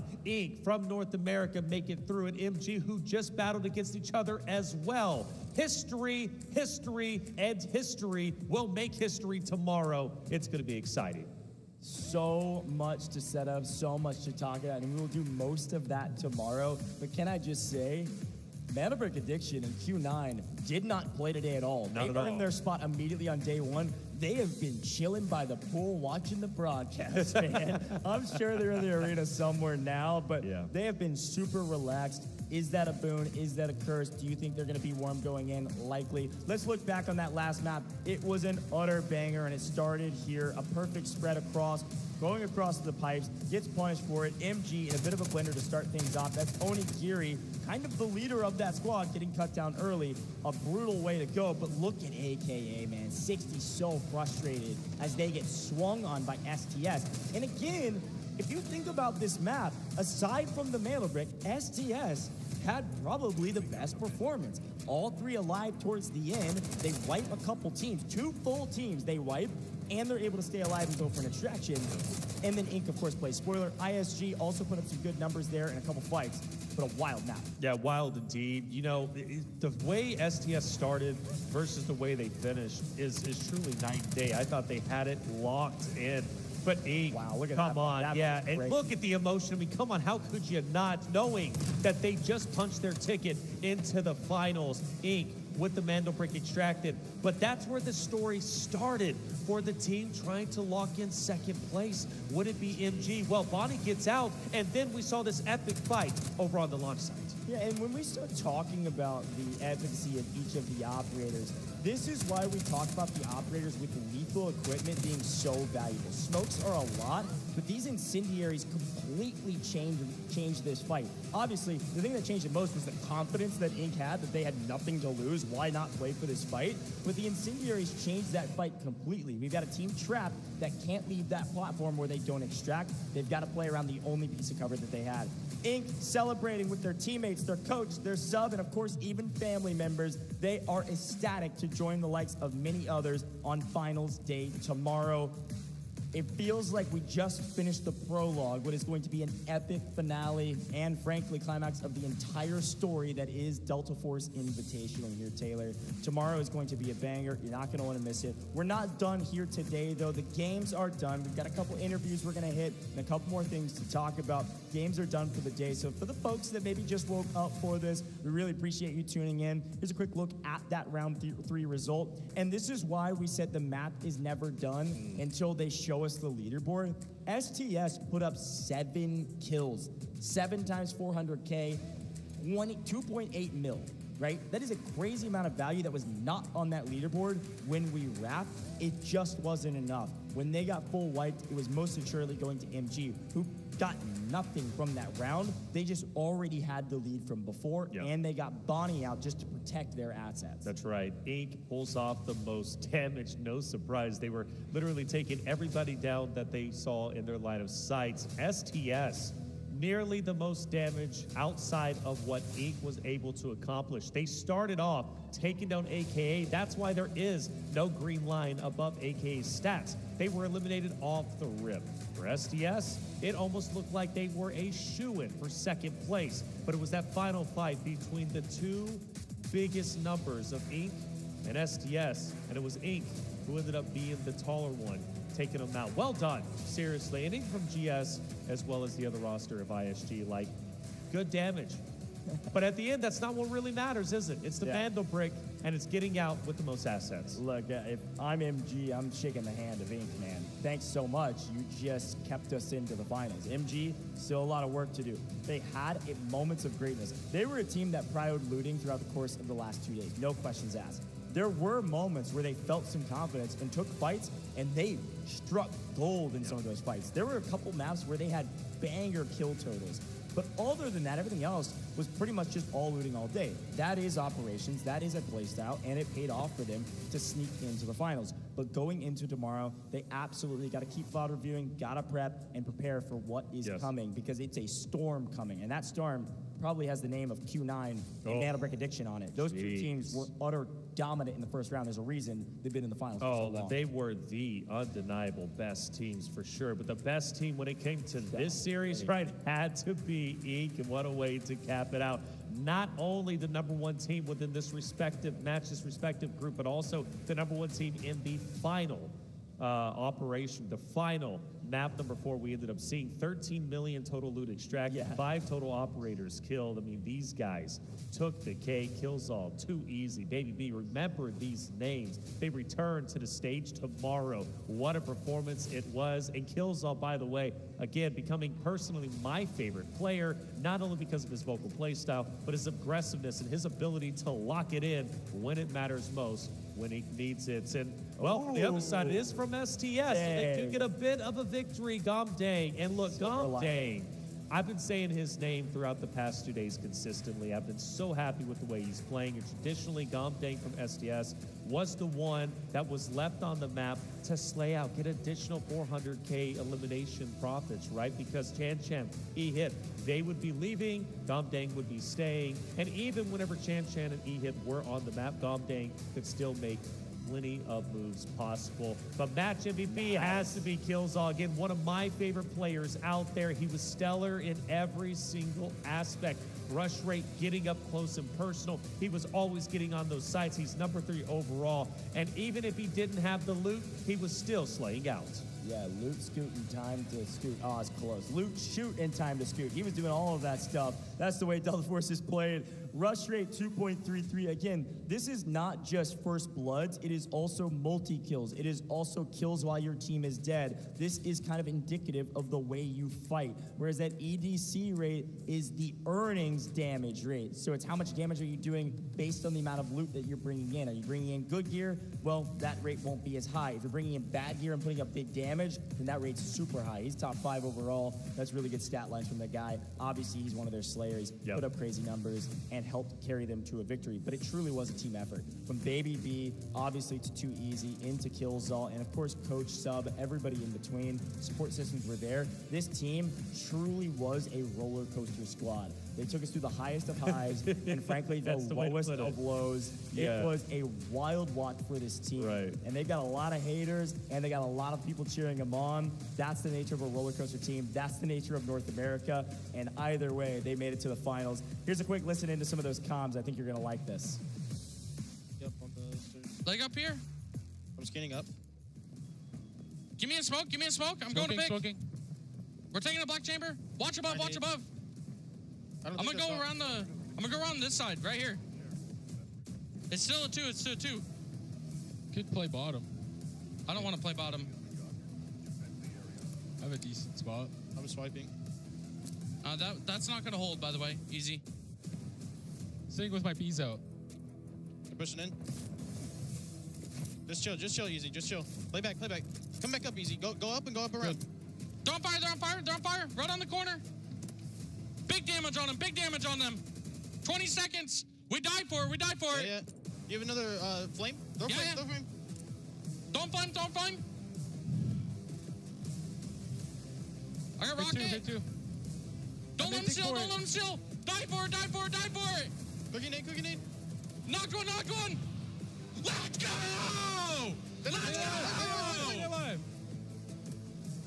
Knocked one. Hit nade. Swinging right. Knocked one. Let's go! Woo!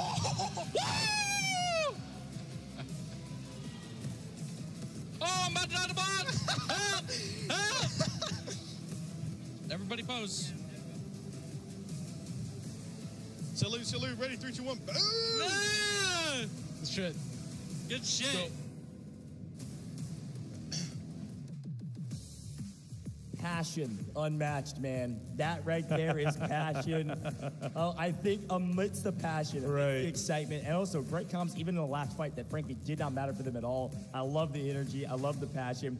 Inside of that passion, inside of that yell, was a ton of relief, man. They have been going through the blender, and then they style on everybody in the last series. So cool to watch. It's a personal victory for us, too, right? I mean, obviously, we remain unbiased as we can, but, I mean, we did want at least one North American team to make it through, and they did that. Plus, we got 2 EU teams, which is really, really cool and incredible. The Let's Go's also getting the people in the venue pretty pumped up. Here it is. This is how everything ended up unfolding. It was STS, MG, ISG, and AKA who moved forward after lower bracket turn 1. Sadly for Fennel, Legit Brazil, their time was cut short. In upper bracket turn 2, though, it was the ESG and FN who ended up going directly to finals, leaving GS, STS, Inc., and MG to face off against AKA as well as GS, who had earned their spot, or excuse me, MG, or AKA and STS, who had earned their spot from the lower bracket turn 1. After an epic battle throughout 4 maps, it was Inc. and MG who finally secured their spots throughout the finals. Now, I do want to point out once again, credit to MG. They went through the gauntlet today. Yeah. They started the day as competitors. They ended the day as competitors. They played throughout every single series that we had, all maps. How many hours are we into the broadcast? 10 hours and 42 minutes. They played that entire time at the highest level, which is incredible. No breaks outside of what we got, even as talents. And it's been brutal for us. We've been getting through it thanks to the help, of course, of you guys out there in chat and the wonderful team that's here helping support us. But I couldn't imagine being a competitor on MG, competing for that many hours at the highest level and still earning a spot. I mean, it's huge. Well, we get to have fun up here, man. Those guys are stressing right now, all right? As much as they want to give some credit to Inc., they truly did earn it. They set themselves up well, and it all worked out. Let's head down to the stage, though, and get an interview with some very happy people.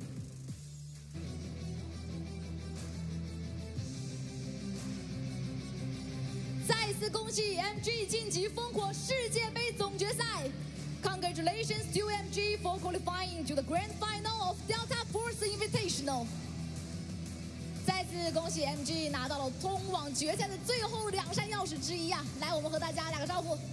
ทักทายก่อนค่ะก็สวัสดีนะครับทุกคนพวกเรา MG นะครับหมู่กอบแก๊งนะครับ大家好，我们是泰国的 MG 队。刚才那场比赛真的是精彩非凡，对不对？而且非常对于 MG 来说非常紧张刺激。我想知道3位选手最后双手只能离开键盘，眼睁睁地看着 INC 和 SDS 进行最后的决战的时候，当时命运掌握在别人手里，自己心里是什么感受 OK ในรอบสุดท้ายโชคชะตาของเรากำหนดระหว่างทีมอิงและ STS เรามีความรู้สึกยังไงบ้างคะจริงๆก็ในเกมสุดท้ายเนี่ยเราค่อนข้างมั่นใจนะครับว่าอิงเนี่ยจะหา2เมดาบิกได้แล้วก็เราเนี่ยก็ตอนแรกก็ตื่นเต้นมากลุ้นมากนะครับแล้วก็สุดท้ายแล้วโชคชะตามันถูกกำหนดมาให้เราเข้าแกรนด์ไฟนอลครับ其实最后一局的时候我们已经觉得 INC 他们可以拿到2块砖了，然后我们也很紧张，其实我们也乱了阵脚，但是上天是眷顾我们的。幸运永远还是会眷顾努力和强者，好不好？那么其实今天在第2局8克时 ，MG 也是发挥出了非常强势的一个作战能力啊！而且今天我们也知道，他们队从中午的12点打到了现在，将近也是10几个小时了呀！而且在第2局8克时，又是连接3队，连踹了 ISG、SDS 和 GES， 复刻了今天第1场第1局的大霸局，也是连接3队。也就是说，在经历了这么多个小时之后，依旧能够打出那么精彩的发挥。我想知道当时的队内沟通啊，然后当时的状态是怎样的？แล้วก็เราก็ได้แข่งมา10กว่าชั่วโมงแล้วค่ะแล้วเราก็ในรอบที่2เราก็ได้ฆ่า3ทีมใช่ไหมคะแล้วก็เราปรับยังไงบ้างคะก็ในเกมที่2เนี่ยตอนแรกเนี่ยเราจะไปเอาแมนเดอร์บริกนะครับแต่ว่ามันเข้าไปไม่ทันเราก็เลยเปลี่ยนแผนว่าเราจะเอาเงินให้ได้เยอะที่สุดครับ就是一开始我们其实想去抢那个砖，但是我们进去的不及时，然后被别人先抢走了，然后我们就改变了我们的计划，我们打算先把经济搞起来。那说到这个进场时机和经济，其实第2局最后经济是有700多万，而且清图了嘛，还拿了那么多人头分啊，所以说第2局可以说是万事俱备，只欠1砖了。第4局的砖对于你们来说应该是至关重要的。那也想问一下，在第4局当中，其实最后 INC 差不多已经快要把砖拿出来了，为什么没有选择那个时候进场去抢一下呢？แล้วในโลที่4แล้วค่ะเรากันเงินเยอะแล้วค่ะทำไมไม่ไปแย่งปิกคะในเกมนั้นเนี่ยเราเห็นการเงินของอันดับ1ก็คืออิงนะครับว่าได้การเงินที่น้อยอยู่แล้วก็มีแมนดาบลิกซึ่งเราเชื่อมั่นว่าเขาจะเอาแมนดาบลิกแน่นอนในเกมนี้เราก็เลยเลือกที่จะไม่เข้าไปแย่งข้างในครับ因为我们觉得就是 INC 当时他们的经济其实不是很理想，然后他们第1块砖已经拿到了，我觉得他们对第2块砖也是非常的十足，所以我们就没有想去抢他们的砖了。依旧是在战略上想用经济去拿到这个第2个晋级名额。那么最后一个问题，在7个小时之前，也是这个舞台一模一样的地方，也是我们这5个人站在这里。当时我问了他们一个问题，我说你们最想应对的对手是谁？其实我当时问的是下一场，但他们直接略过了今天下午和晚上的2场，剑指了总决赛的琴酒。现在梦想成真，明天你们真的要去杭州总决赛的现场和琴酒决一高下了。那么我想知道，进入到总决赛，你们现在想说什么 ？OK， แล้วเราจะเข้ารอบชิงแล้วค่ะเรามีความรู้สึกยังไงบ้างคะจริงก็ดีใจมากๆนะครับที่ได้พาทีมชาติไทยเข้าแกรนด์ไฟนอลในทัวร์นาเมนต์ของ Delta Force แล้วก็เราจะทำให้เต็มที่ก็ฝากเป็นกำลังใจให้พวกเราในรอบแกรนด์ไฟนอลในวันพรุ่งนี้ด้วยนะครับ我们感到很高兴能够代表泰国这个国家进入到三角洲行动的明天的总决赛中，然后我们也很激动很紧张，希望所有人所有的粉丝可以为我们加油鼓励。相信线上线下支持 MG 的朋友们一定有的会希望他们在明天有一个非常好的发挥。那么我们也希望 MG 在明天能够继续保持今天的手感和状态，挺进到总决赛当中，表现出更好的发挥。我们把时间交还给解说席。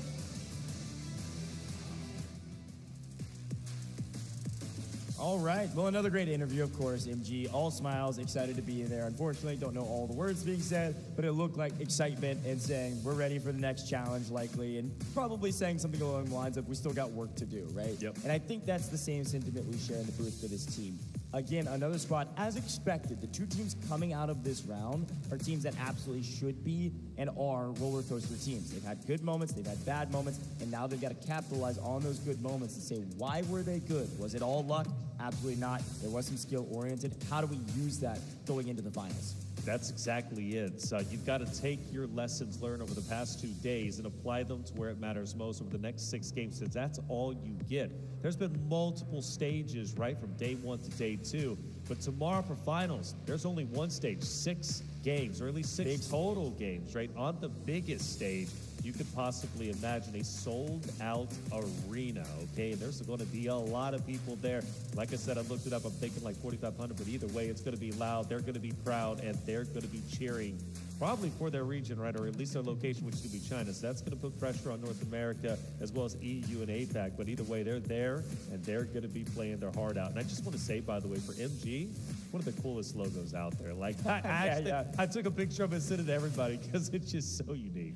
I was looking up, I was trying to figure out exactly the origin of their name, and then I was looking at their logo, and I was like, okay, the origin that I'm piecing together, which I think is like Crispy Pork Gang, essentially, has nothing to do with their logo. So I don't know what's going on. I think they did post a video about it. I'll have to go back and watch that before finals, and I'll update everybody at home. Of course, you can pay attention to all the socials. Delta Force has been posting, we've been posting, everybody's been posting about the Delta Force Invitational leading up to this stage, and so it's good to see the global competition truly come together for an insane couple days. Now, again, we've been saying this all day. We're the English broadcast, of course, the Chinese broadcast also on site. And there's also other global broadcasts all over the world, all cheering on their respective regions, I'm sure, just about as biased as we are, and also watching some amazing games. It's been a fantastic couple days, but we're just getting started, it feels like, even though we only have one more best of 6, which will be tomorrow. We'll update you guys on schedule here in a little bit. We are prepping for behind us one more interview before we close things out. This is going to be Inc.,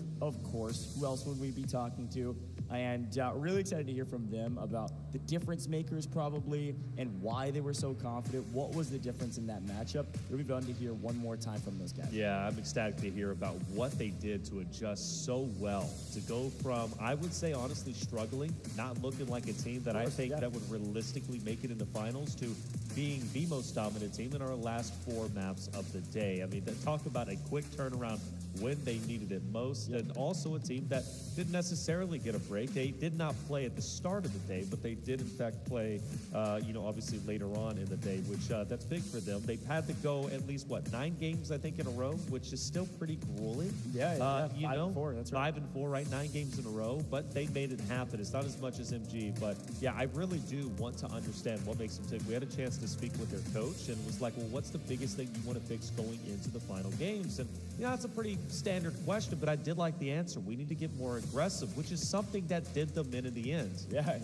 Aggression is everything, and I think every team could stand for somebody to say, get more aggressive on land. As per the usual, there's something called land jitters. We talk about that every broadcast. In day 2, people didn't have jitters necessarily, but they were still too cautious when it came to Mela brick rounds. There was still way too much caution about pushing a brick that if you don't get, you aren't moving on. There wasn't a sense of urgency to go for those bricks. This time, Inc. says, okay, sense of urgency is one thing. How about we just set the tone and we grab it first every single time, and we start it. And it worked out well for them. They were able to do it. They were able to execute. You all saw it. It was electric. Well, and I want to say, by the way, like one of the reasons why 6 teams didn't make it, in my opinion, after watching them, was their inability to take the matters into their own hands. They were always waiting for somebody else to make it, for somebody else to maybe go in and touch the mantle brick and start decoding it. And maybe more players are lost, then they have the man advantage, they can push up. Like, that just didn't work.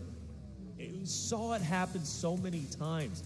And again, what worked the best is what Inc. ended up doing, or what NBA did well, or what U9 did well, right? ESG is getting the Mandel break early, taking it for themselves, and nobody else would challenge for it. I expect it to be fully different tomorrow with the caliber of players and teams that we're going to have there, but that's what won the day, taking the initiative. The teams that took the initiative were ultimately the winners. Yeah, I like that breakdown. Our interview almost ready to go. get a chance to hear from Killzall and co. And I think if I'm looking in on their entire team, their entire roster, again, I do want to tip my hat to their sub, Grimmy. Not a lot of subs get to travel to a competition and get some time on the stage. So it all worked out. The sub went through, didn't end up executing a crazy amount, didn't do anything wrong though, and a really good player. You heard it from Zap. He was saying Grimmy, he thinks, is one of the best players in A in general.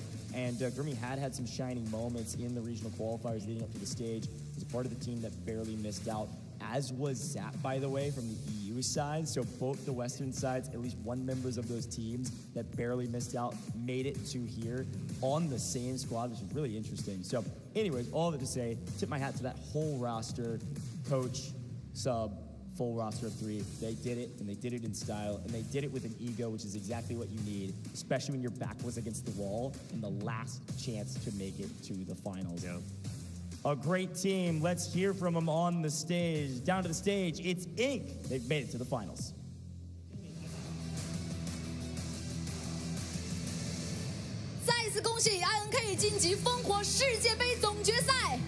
Congratulations to Inc. for qualifying into the grand final of Delta Force Invitational. 非常恭喜你们拿到了最后一张通往总决赛的门票。现在站到我身边的呢是 INK 的选手和教练，来，我们和大家打个招呼。Please introduce yourself. I'm Baby B. 大家好，我是 Baby B. I'm Killzall. 大家好，我是 Killzall. I am Too Easy. 大家好，我是 Too Easy. I'm Zap the coach. 大家好，我是他们的教练 Zap。今天的比赛可以说有惊无险，但是最后双专拿下比赛啊！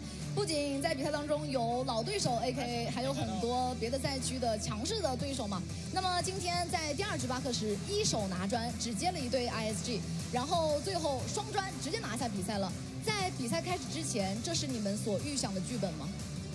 In this tournament, you have met lots of strong opponents like your longtime rival AKA. But in the round 2, in the brackish map, you just met with the ISG. When you decode the mental break, have you imagined that it would be so smooth for you? Actually, that outcome was expected. We were definitely expecting only 1, maybe 2 teams to show up. So. 这是我们预想范围内的，但是我们其实是遇到了2支对手。遇到了2支对手，就是说其实有一点阻碍，但是阻碍没有很大，所以说还是顺利拿下比赛了。那最后其实，在第4局的时候已经有专有钱，可以说是稳赢了。为什么这个时候还去飞升拦截了一下 SDS 啊？Actually, in the round 4, you have already got the ticket for the grand finals, but you still blocked the operation ascend. Why? Because the job's never done. Yeah, the game's not over until there's only 1 team left on the map, and we wanted to assert our dominance, and we didn't know which team was alive, but we wanted to just go over there and end their tournament. 因为这个游戏其实还没有真正意义上没有结束，我们想有100%的信心能够拿下它，所以我们还是在努力做这件事情。游戏的时间进行到最后一刻，就要战斗到最后1秒钟，非常好啊！那同样的话筒现在已经是在 Killzall 的手中了。其实这几天的比赛 ，Killzall 都表现出了很强的实力，包括我听到网上有人叫他窗口战神，不管在大巴还是巴克时，很多次在窗口投了很多波背身啊。那今天同样也是巴克时的窗口，在博物馆的南面啊。当时你一个麦小文进步摸到那里去，但是蹲了很半天一直没有进去。实不相瞒，当时这个一窗之隔里面站着的是 AK 的3名大汉啊。当时是因为敏锐的嗅到了什么吗？There's a question for Kelsa. Actually, in the map of brackish, there are 3 members of AKA just waiting for you behind the door, but you decide not to go into the room. Have you already know that they are in the room? No, we had no idea we're there. We actually scanned a different person that was nearby, and we were setting up a plan to kill him because he looked a little solo. And unfortunately, Baby B walked right into their trap. They were all 3 there and insta-killed him. So it's quite unfortunate, but yeah. 其实我是不知道他们在那个门后面的，但是我的队友 Baby B 不小心就掉进了他们的陷阱，然后不幸阵亡了。敏锐的嗅觉同样也要靠队友的一个身先士卒哈。那也同样的是给到 Baby B， 其实听名字就是一个非常小的选手，实不相瞒，确实也是一个非常年轻的小将啊。那么这也是他第一次来到中国，远赴而来。那么我想知道，第一次来到中国这一趟中国之旅，整体下来感受如何呀？Baby B, you are the youngest player in this game, and it's your first time to come to China. What's the feeling about this trip? I'm very proud to be here. I appreciate the work that my team has done, and I'm very proud of how we work together to make it happen. 我非常高兴能够来到这，也非常荣幸能够来到这，我为我的队伍感到自豪而骄傲。而且我们也了解到啊，其实 Baby B 的爸爸也会玩游戏的，而且玩的也很好啊。那他的父母也一直非常支持他的电竞事业，今天也是从美国远赴而来，来到了现场给他加油。那么今天有没有什么想跟爸爸妈妈说的？Baby B, your parents always support you a lot in your esports career, and they're here today. What you want to say to them now? Like I said before, I love that they are constantly sticking with me, constantly believing in me to make stuff happen. But right now, I'm really loving the vibes between my team. 我很爱他们，他们一直陪伴着我，一直支持着我。我爱他们，我也爱我的队友。所有支持和爱我们的人会一直在背后看着我们往前面越走越高，越走越远，好不好？那么也期待 INC 在明天的比赛当中会有怎样精彩的发挥呢？我们把时间交还给解说席吧。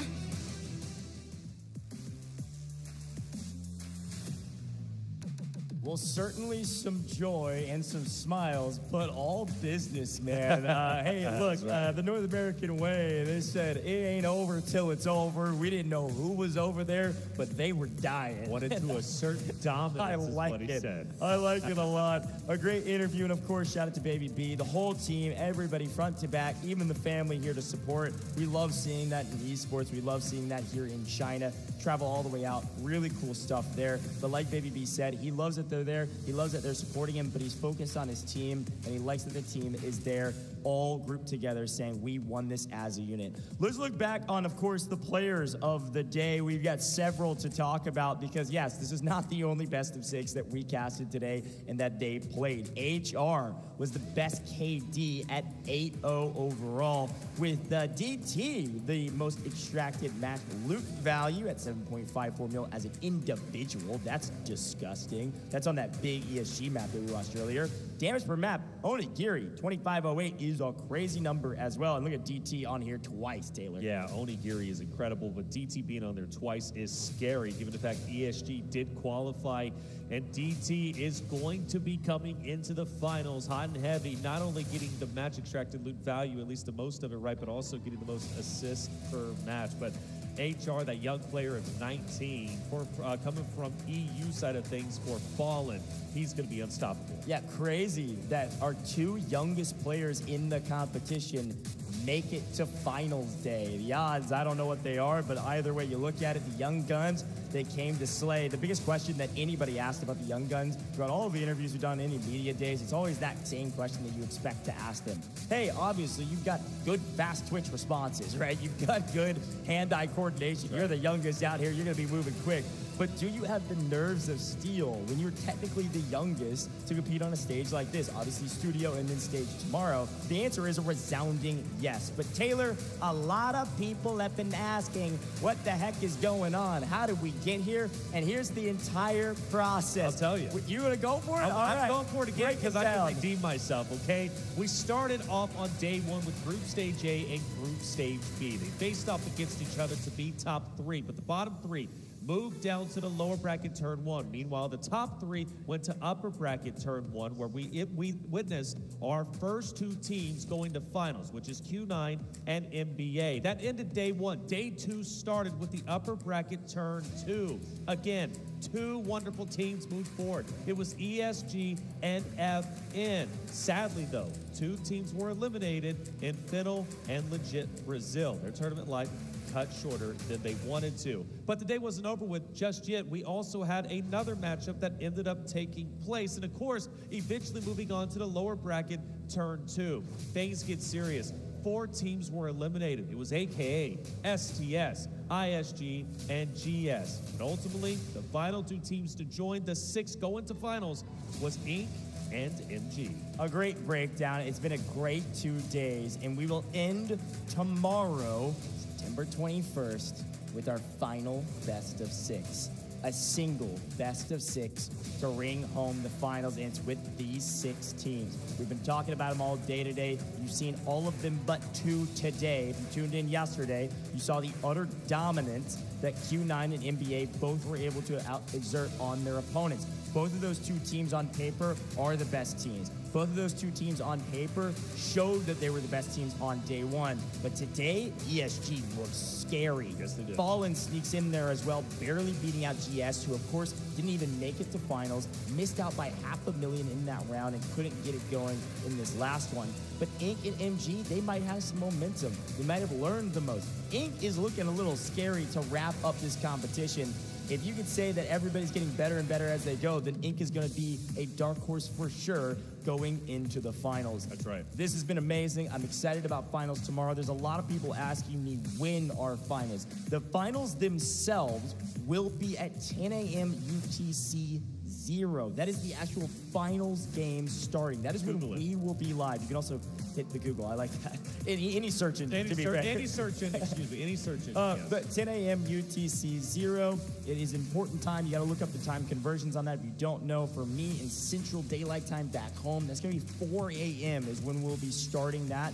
But there is a lot going on before that on all of our global broadcasts, so a lot going on. A final quick reminder for the people at home. I will give them in a moment because, Taylor, I want to give you some words.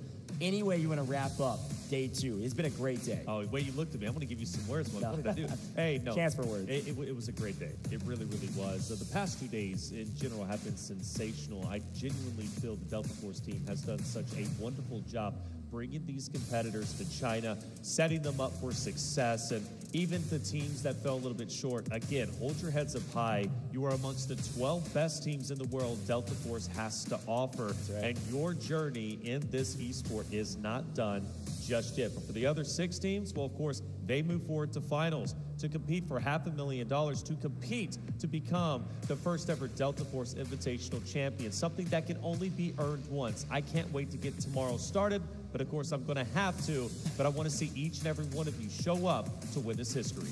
The finals tomorrow in a stadium. Delta Force has a ton going on, but the Delta Force Invitational is not over. As a reminder, September 23rd, a brand new Delta Force season with a ton of content. That's the War Ablaze season. Brand new operators, a lot going on in Delta Force right now. And they partnered up with Midas Buy. You can go get your Delta coins, 35% bonus. You head down to that panel if you're on the official Twitch channel. Scroll down, click the panel, go check out Midas Buy. Involved here with Delta Force now as well. Go re-up and play like these guys. But tomorrow, folks, stadium, crowd, final 6 teams. You're not going to want to miss it. Until then, I've got to remind you that we couldn't do it without you, the viewer. We will see you in the stadium tomorrow.